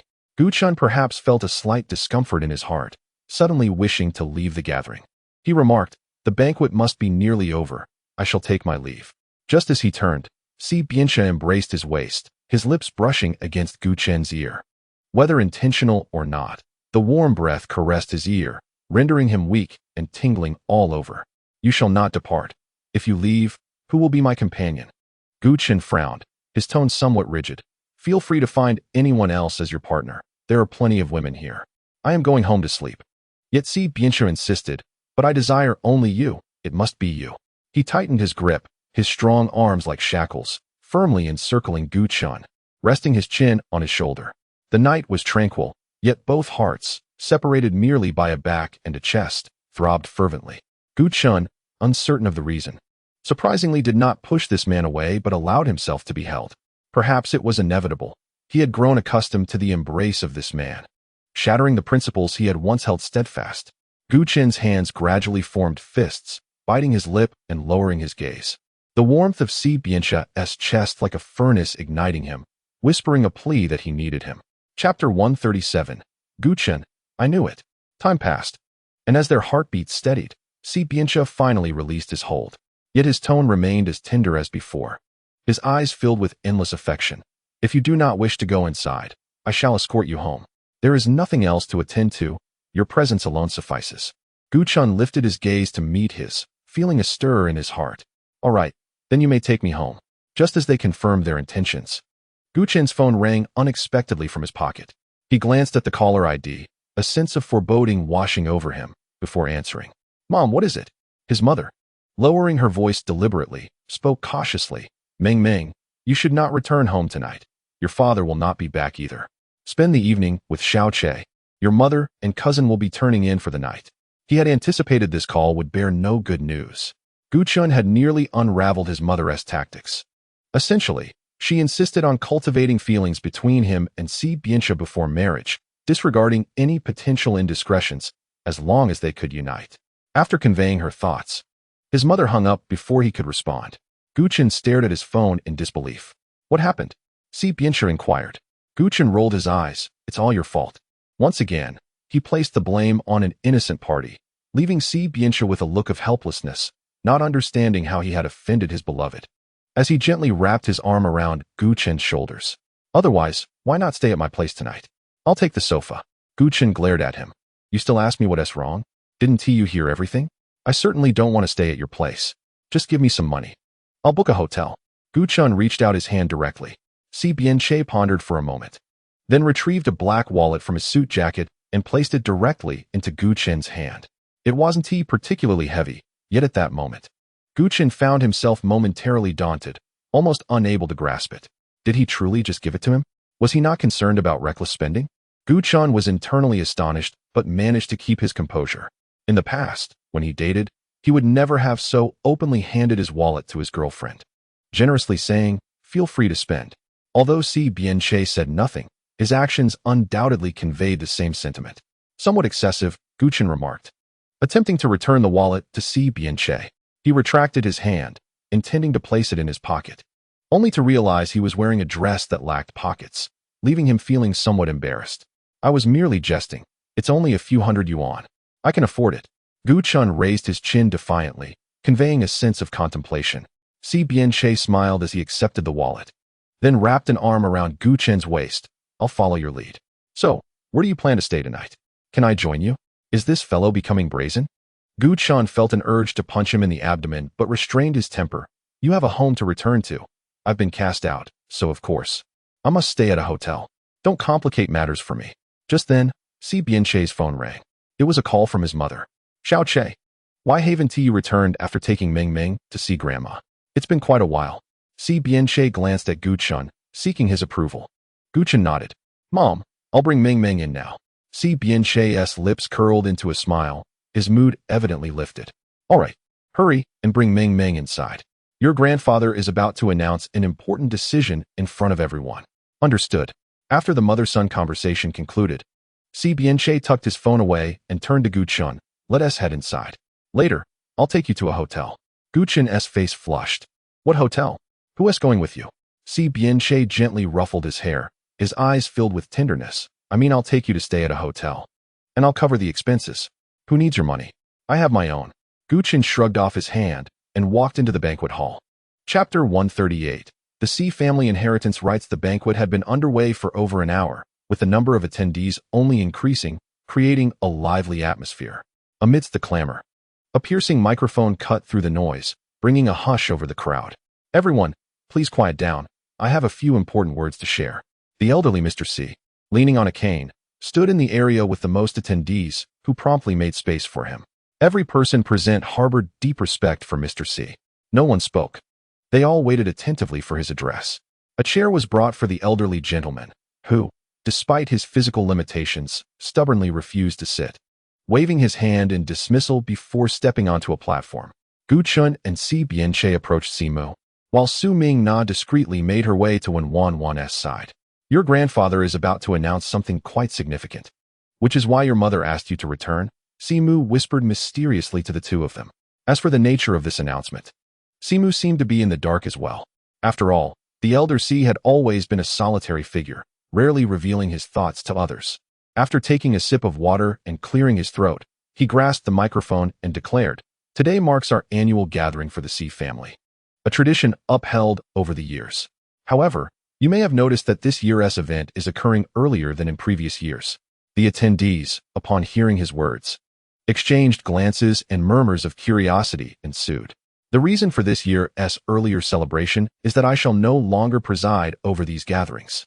I am handing over the reins entirely to my successor, the next president of the Xi Group. At this proclamation, gasps of surprise rippled through the crowd, including Wen Wan, who clutched Xi Yijun's arm, her expression turning grave. The Xi family's enterprise was founded by the elder Xi after his military service. Starting from nothing, with the unwavering support of his beloved wife, which had allowed him to persevere until now. What puzzled many, however, was his prolonged reluctance to pass control of the Xi Group to the next generation, particularly to Xi Yijun.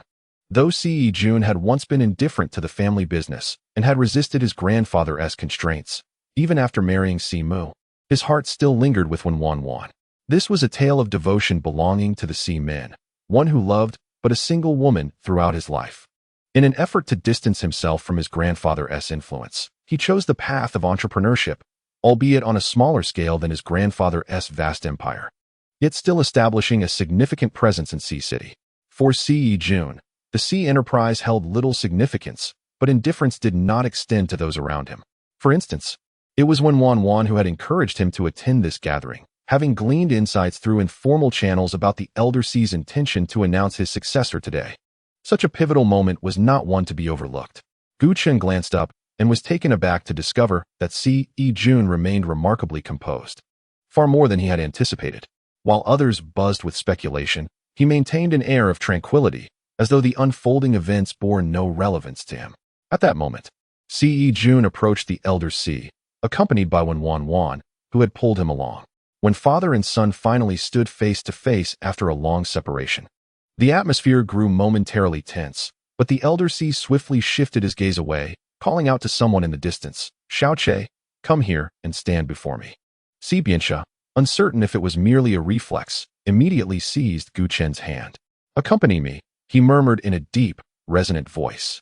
Gu Chen made no objection, allowing himself to be led forth into the throng.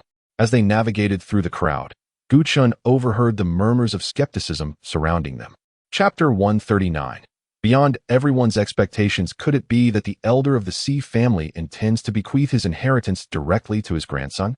Surely not. He appears so youthful. And besides, his father has yet to receive any inheritance. Shouldn't it be passed down through his father first? Yet, one could never be too certain. Upon hearing these whispers, Xi Bianche remained unperturbed, firmly holding Gu Chen's hand as they approached the elder of the Xi family. The elder regarded them with a nod and a warm smile of approval. He then raised the microphone. "As you all know, one of these individuals is my son, and the other is my grandson. I imagine you are all curious as to whom I shall grant my inheritance." The crowd held its breath, each person eager for the revelation, save for those who were truly unconnected to the soiree. The elder feigned suspense, chuckling softly before shaking his head. "In truth, you have all miscalculated.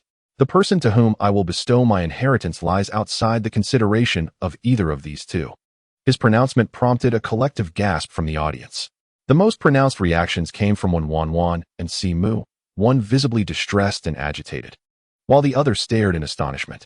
Gu Qin glanced at Si Biancha, who remained remarkably composed, as if he had anticipated this very turn of events, displaying neither panic nor haste.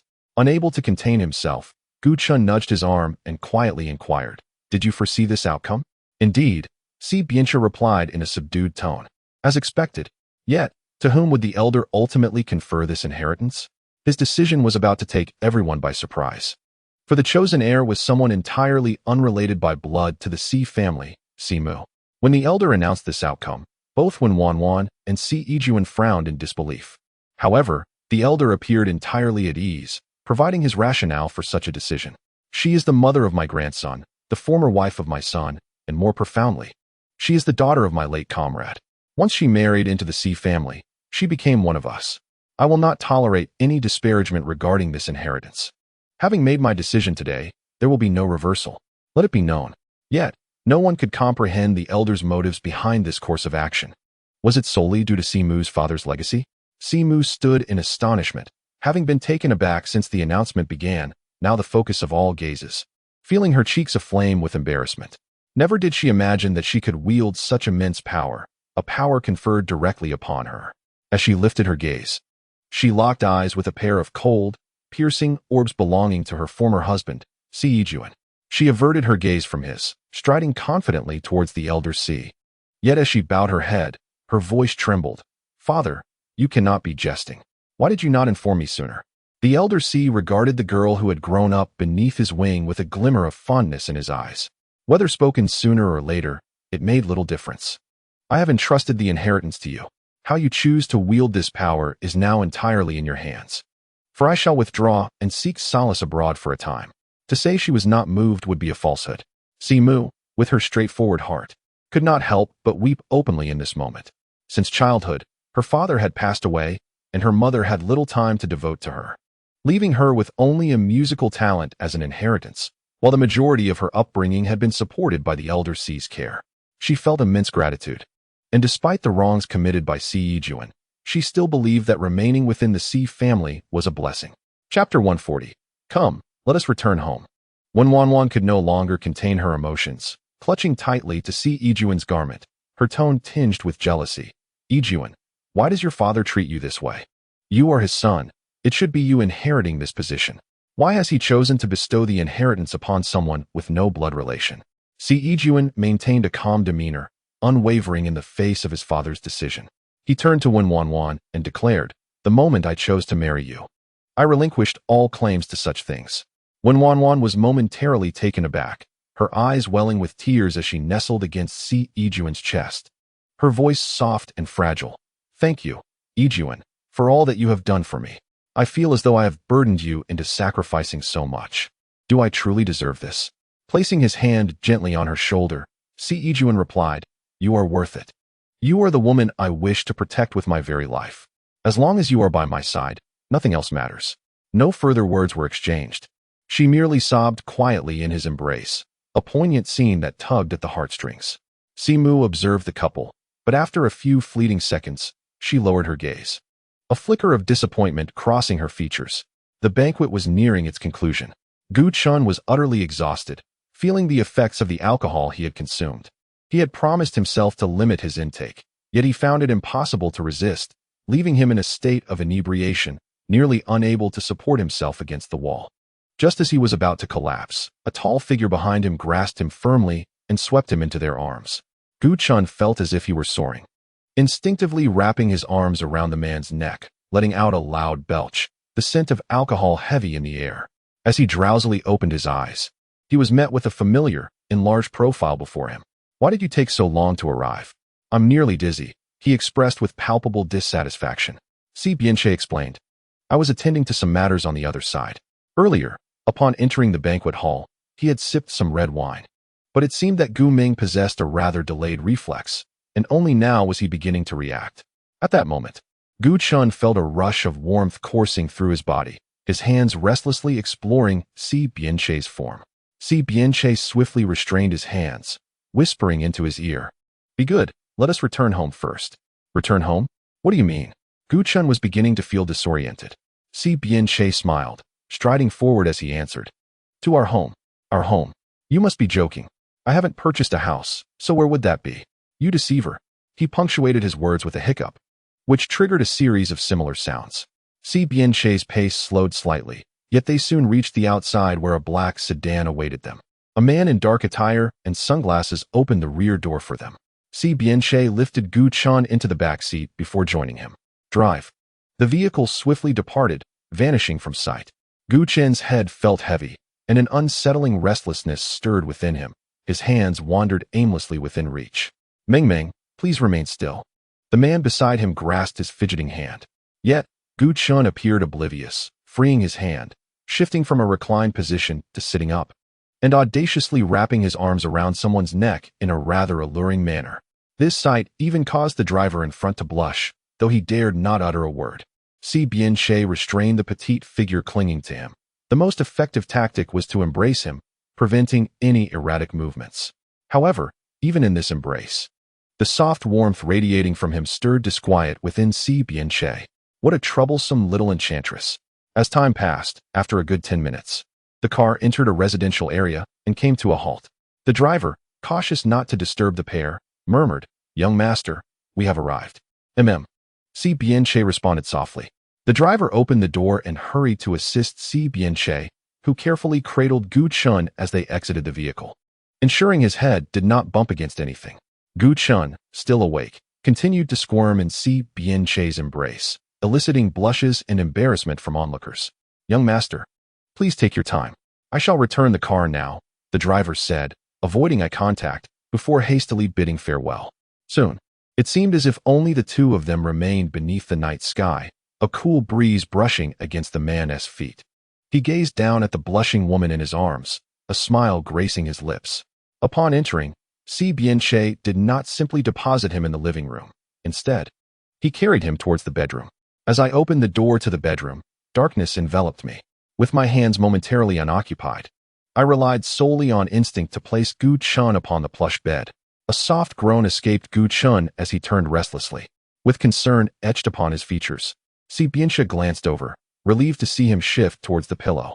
"My dear, I'm going to take a shower," Si Bian-che whispered softly before stepping out. He retreated to the bathroom, where he immersed himself in a refreshing cold shower, seeking to cool the heat that coursed through his body. He acknowledged that Gu Chun's earlier proximity had elicited a response from him, and thus he had exercised restraint throughout their time together, refraining from any actions that might breach decorum. Upon finishing his shower, Si Bian-che emerged with a towel wrapped around his waist, quenching his thirst with a sip of water before opening the bedroom door. The moment he flicked on the light, his mouth fell agape in astonishment, as if it could accommodate an entire egg. To his surprise, Gu Chun was engaged in an act that was not as exaggerated as it seemed. Rather, it was evident that someone was simply inexperienced. In any case, the scene was indescribable. Gu Chun, still clad in a dress, had hiked its hem, revealing everything beneath. Si Bian-che stood frozen in the doorway, his gaze unwavering from Gu Chun, his expression composed, yet the blush on his cheeks betrayed his true feelings. To claim indifference would be a falsehood, but should he take advantage of the situation? Si Bian-che watched with urgency as Gu Chun tumbled off the bed, prompting him to rush forward and lift him back into his arms. Why was his body so feverishly warm? Something felt amiss. Gu Chun's hands found their way to Si Bian-che's neck, and before long, their lips met, sealing any gap between them. A small tongue, akin to a mischievous serpent, slipped into Si Bian-che's mouth, intertwining with his own. The kiss intensified, and Gu Chun showed no sign of relinquishing his hold. In a surprising move, he pushed Si Bian-che down beneath him. "How curious, why are you wearing a belt?" Gu Chun murmured, his soft voice tinged with dissatisfaction. Si Bian-che remained silent, allowing Gu Chun to explore his body. The sensation was both unsettling and pleasurable, a feeling difficult to articulate. Suddenly, Gu Chun paused, displaying a hint of petulance as he turned away. "I'm tired," he whispered. "Tired?" Si Bian-che narrowed his eyes, unwilling to let the spark that had just ignited extinguish so swiftly. He enveloped Gu Chun in his embrace, guiding his legs to wrap around his waist, and gently laid him back onto the bed. They both collapsed onto the mattress, though Si Bian-che was positioned atop Gu Chun. This feels a bit uncomfortable." Gu Chun huffed, turning his face away. Si Bianchou adjusted him, inching closer, facilitating their communication. Why are you doing this? Gu Chun inquired, furrowing his brow. In a state of disarray, Si Bianchou withdrew, only to return with reluctance, feeling somewhat embarrassed. Darling, could you teach me how to do this? He inquired. Gu Chun, displaying evident impatience, retorted, Why are you so foolish? Despite being chastised by his wife, Si Bianchou felt no discontent. Rather, his anxiety intensified. What if she decided to leave him to sleep alone? Thus, Si Bianchou humbly sought knowledge. This is my first time, and I lack any skills. Would you be so kind as to instruct me? Truly, he felt utterly clueless. Gu Chun cursed again. Yet her displeasure seemed to wane as she took his hand and placed it upon her chest, boldly declaring, First and foremost, foreplay is essential, do you understand? You may have undressed me, but you caused me pain. It's a miracle I didn't kick you off the bed. What should he do if his wife grew angry? Gu Chun began teaching him how to please her, her intoxication perhaps clouding her judgment. The ensuing events were not suitable for the innocent, thus shall be omitted. However, a few minutes later, beads of sweat formed on Si Bianchou's forehead. The young lady only imparted lessons on foreplay, withholding secrets from other realms, leaving him nearly suffocated with anticipation. Gu Chun, in her drunken state, appeared somewhat foolish, even rising to pull back the covers and gaze at the man on the bed. Hey, don't you often boast about having an 8-pack? Why do I only see 6? Her fingers traced his abdomen. Si Bianchou recognized her true inebriation. Moments prior, as she fumbled with his belt, he found the situation laughable. He was merely wrapped in a towel, with nothing else to cover him. He swallowed hard, grasping her hand to halt her audacious actions. Gu Chun, relying on her own methods, yanked the towel from his waist, a sleepy smile gracing her lips as she remarked, Oh, indeed, there are 2 here, damn. Si Bianchou cursed under his breath, flipping Gu Chun onto her back. If you continue to misbehave, I shall not hold back. Yet the woman beneath him seemed undeterred by his threat, pulling him closer still. Oblivious to her own words, Gu Chun opened her arms wide, exclaiming, Come on. I can hardly wait. The heated bodies intertwined, spending a blissful night together in the tranquility of the evening, both experiencing newfound sensations and discoveries. The following morning, sunlight streamed through the window, casting warm rays upon the pristine white sheets and the smooth, fair skin. As the occupant of the bed stirred slightly, the silk covers slipped from her fragrant shoulder. Under the intense sunlight, Gu Chun felt a twinge of discomfort, slowly opening her eyes only for a beam of light to pierce her vision, prompting her to squint again. Choosing to turn over, she sat up from the bed. Oh, Gu Chun exclaimed. What the hell is going on? Why does my waist feel as if it has been broken? As Gu Chun gradually realized his predicament, he suddenly looked down and was astonished to find himself completely unclothed. A piercing scream shattered the tranquility of the house. Within a minute, the bedroom door swung open, revealing Si Bianchou, who, clad in an apron around his waist, hurriedly entered, concern etched across his features. What happened? He inquired cautiously. What do you mean, what happened? I ask you, did you do something to me yesterday? Gu Chun could no longer contain his outrage and shouted at him. Si Bianchou bowed his head, resembling a child caught in wrongdoing, a hint of guilt written on his face. Yet, after just a few moments, he asked Gu Chun, Can you not recall anything from yesterday? It was you who initiated it. What transpired yesterday? Gu Chun strained to recollect the events of the previous night, but his mind offered only fragmented memories that refused to coalesce into a coherent narrative. Yet, he was painfully aware of what had occurred. He had shared a bed with his close friend, Si Bianchou, covering his face in disbelief. Gu Chun could hardly fathom the extent of his actions. If fate granted him a second chance, with clarity and sobriety, he would undoubtedly have kicked this person off the bed, perhaps even thrown him out entirely, preventing such an incident from ever occurring. Why did you take advantage of me while I was intoxicated? Gu Chun's eyes brimmed with tears. This marked one of the most pronounced changes since he had become a woman. Whenever faced with such grievances, tears would flow uncontrollably, as if the fierce Gu Chun of the past had vanished. He now seemed profoundly affected by this significant blow. Si Bianchou approached him, crouching beside the bed, gently grasping Gu Chun's hand. Meng, I will take responsibility for you. What happened yesterday was indeed my fault, but who could resist such temptation? Si Bianchou swallowed back the words that hovered on his lips. The truth was, Gu Chun had instigated the events that unfolded, and while Si Bianchou had endured it all, Gu Chen's boldness had escalated, even provoking him with various suggestive antics. He could only express his regret. Yesterday, he had also discovered something astonishing. She was still a virgin. He had always assumed that Gu Chen, being so knowledgeable about matters between men and women, must have lost her innocence long ago. He had consciously chosen to disregard such concerns, content as long as she was by his side. However, after the events of yesterday, his perspective had entirely shifted. He felt compelled to take responsibility for Gu Chen. After all, he was her first man. Indeed, for Gu Chen, Si Bianche was her first, yet adjusting to such a monumental change proved to be a challenge. "I want to go home," Gu Chen declared, shaking off his hand and attempting to rise from the bed, only to remember his lack of clothing. Wrapping the blanket around himself, he fell into silence. Sometimes, the ominous tranquility preceding a storm can be the most terrifying, for it heralds an impending eruption. Si Bianche could not comprehend the turmoil within his heart, nor could he fully grasp the complexity of his emotions. Their perspectives were entirely disparate. After a brief moment, Gu Chen pressed his forehead and softly uttered, "You should leave." Yet, Si Bianche remained troubled by his presence. Observing Gu Chen's bowed head, deliberately avoiding his gaze, a pang of anguish coursed through him. Reluctantly, he stood and exited, gently closing the door behind him. Once Si Bianche departed, Gu Chen finally allowed himself to unravel, though this release was anything but comforting. He seized a pillow, envisioning it as a certain someone, and struck it with all his might. "I swear I won't let you off lightly today." He continued to pummel the soft cotton, but his efforts bore no fruit, neither for the pillow nor for his own hands. Gazing skyward, he lamented, "Oh heavens! If only I could hurl myself against a block of frozen tofu and end it all. What purpose does life serve if I am stripped of my innocence?" The heavens, perhaps hearing his despair, offered him a path. You may choose to collide with the wall. Exhausted from his exertions, Gu Chen collapsed onto the bed, limbs sprawled as if lifeless, his gaze affixed to the crystal chandelier above, lost in thought. The futility of his actions weighed heavily upon him. With his brother's betrayal still fresh, what could he possibly do? Life felt utterly devoid of flavor. How could he face Si Bianche again? The thought of treating him as a stranger was unbearable.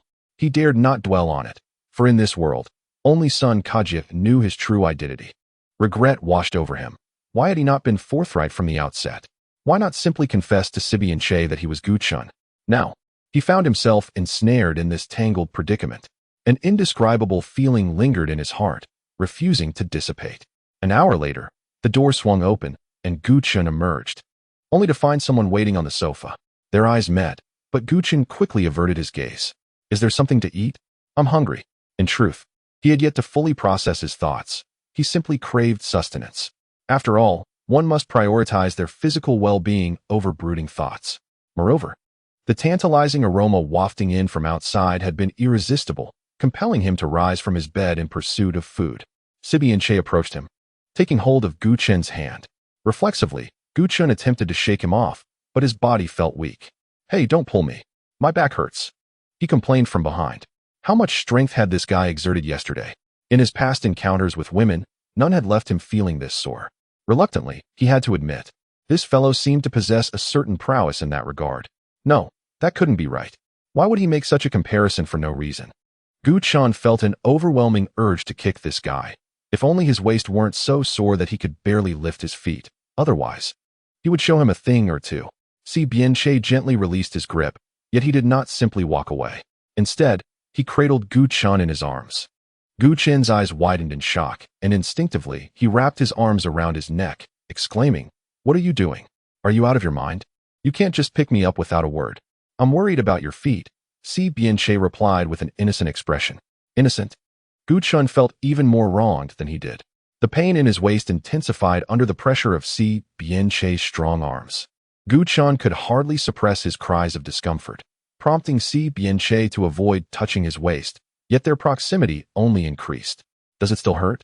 Si Bianche asked cautiously. Gu Chen, feeling quite proud, averted his gaze, not wanting Si Bianche to see the blush on his cheeks, fearing he would jump to wild conclusions. Noticing Gu Chen's silence, Si Bianche carried him all the way to the dining table before finally setting him down. "Would you prefer to sit on my lap while you eat, or would you rather eat by yourself?"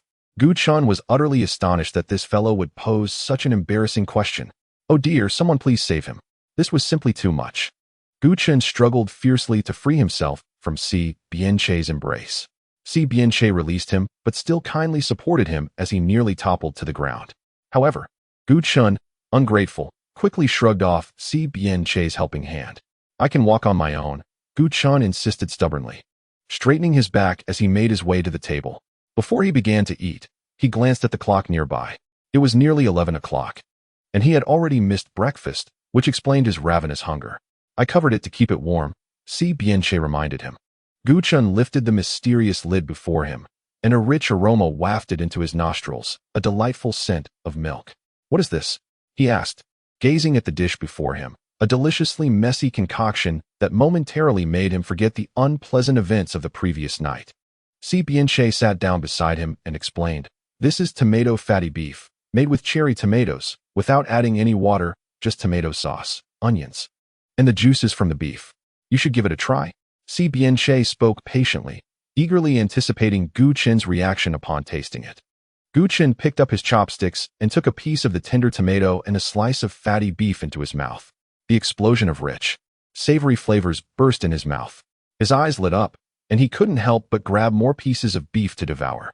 "This is absolutely delicious," Gu Chen exclaimed in awe. Si Bianche wore a satisfied smile. This was precisely the outcome he had hoped for. "I need a bowl of rice quickly. I must have it with the dish. It will undoubtedly taste wonderful." Gu Chen was already itching with anticipation, ready to spring into action.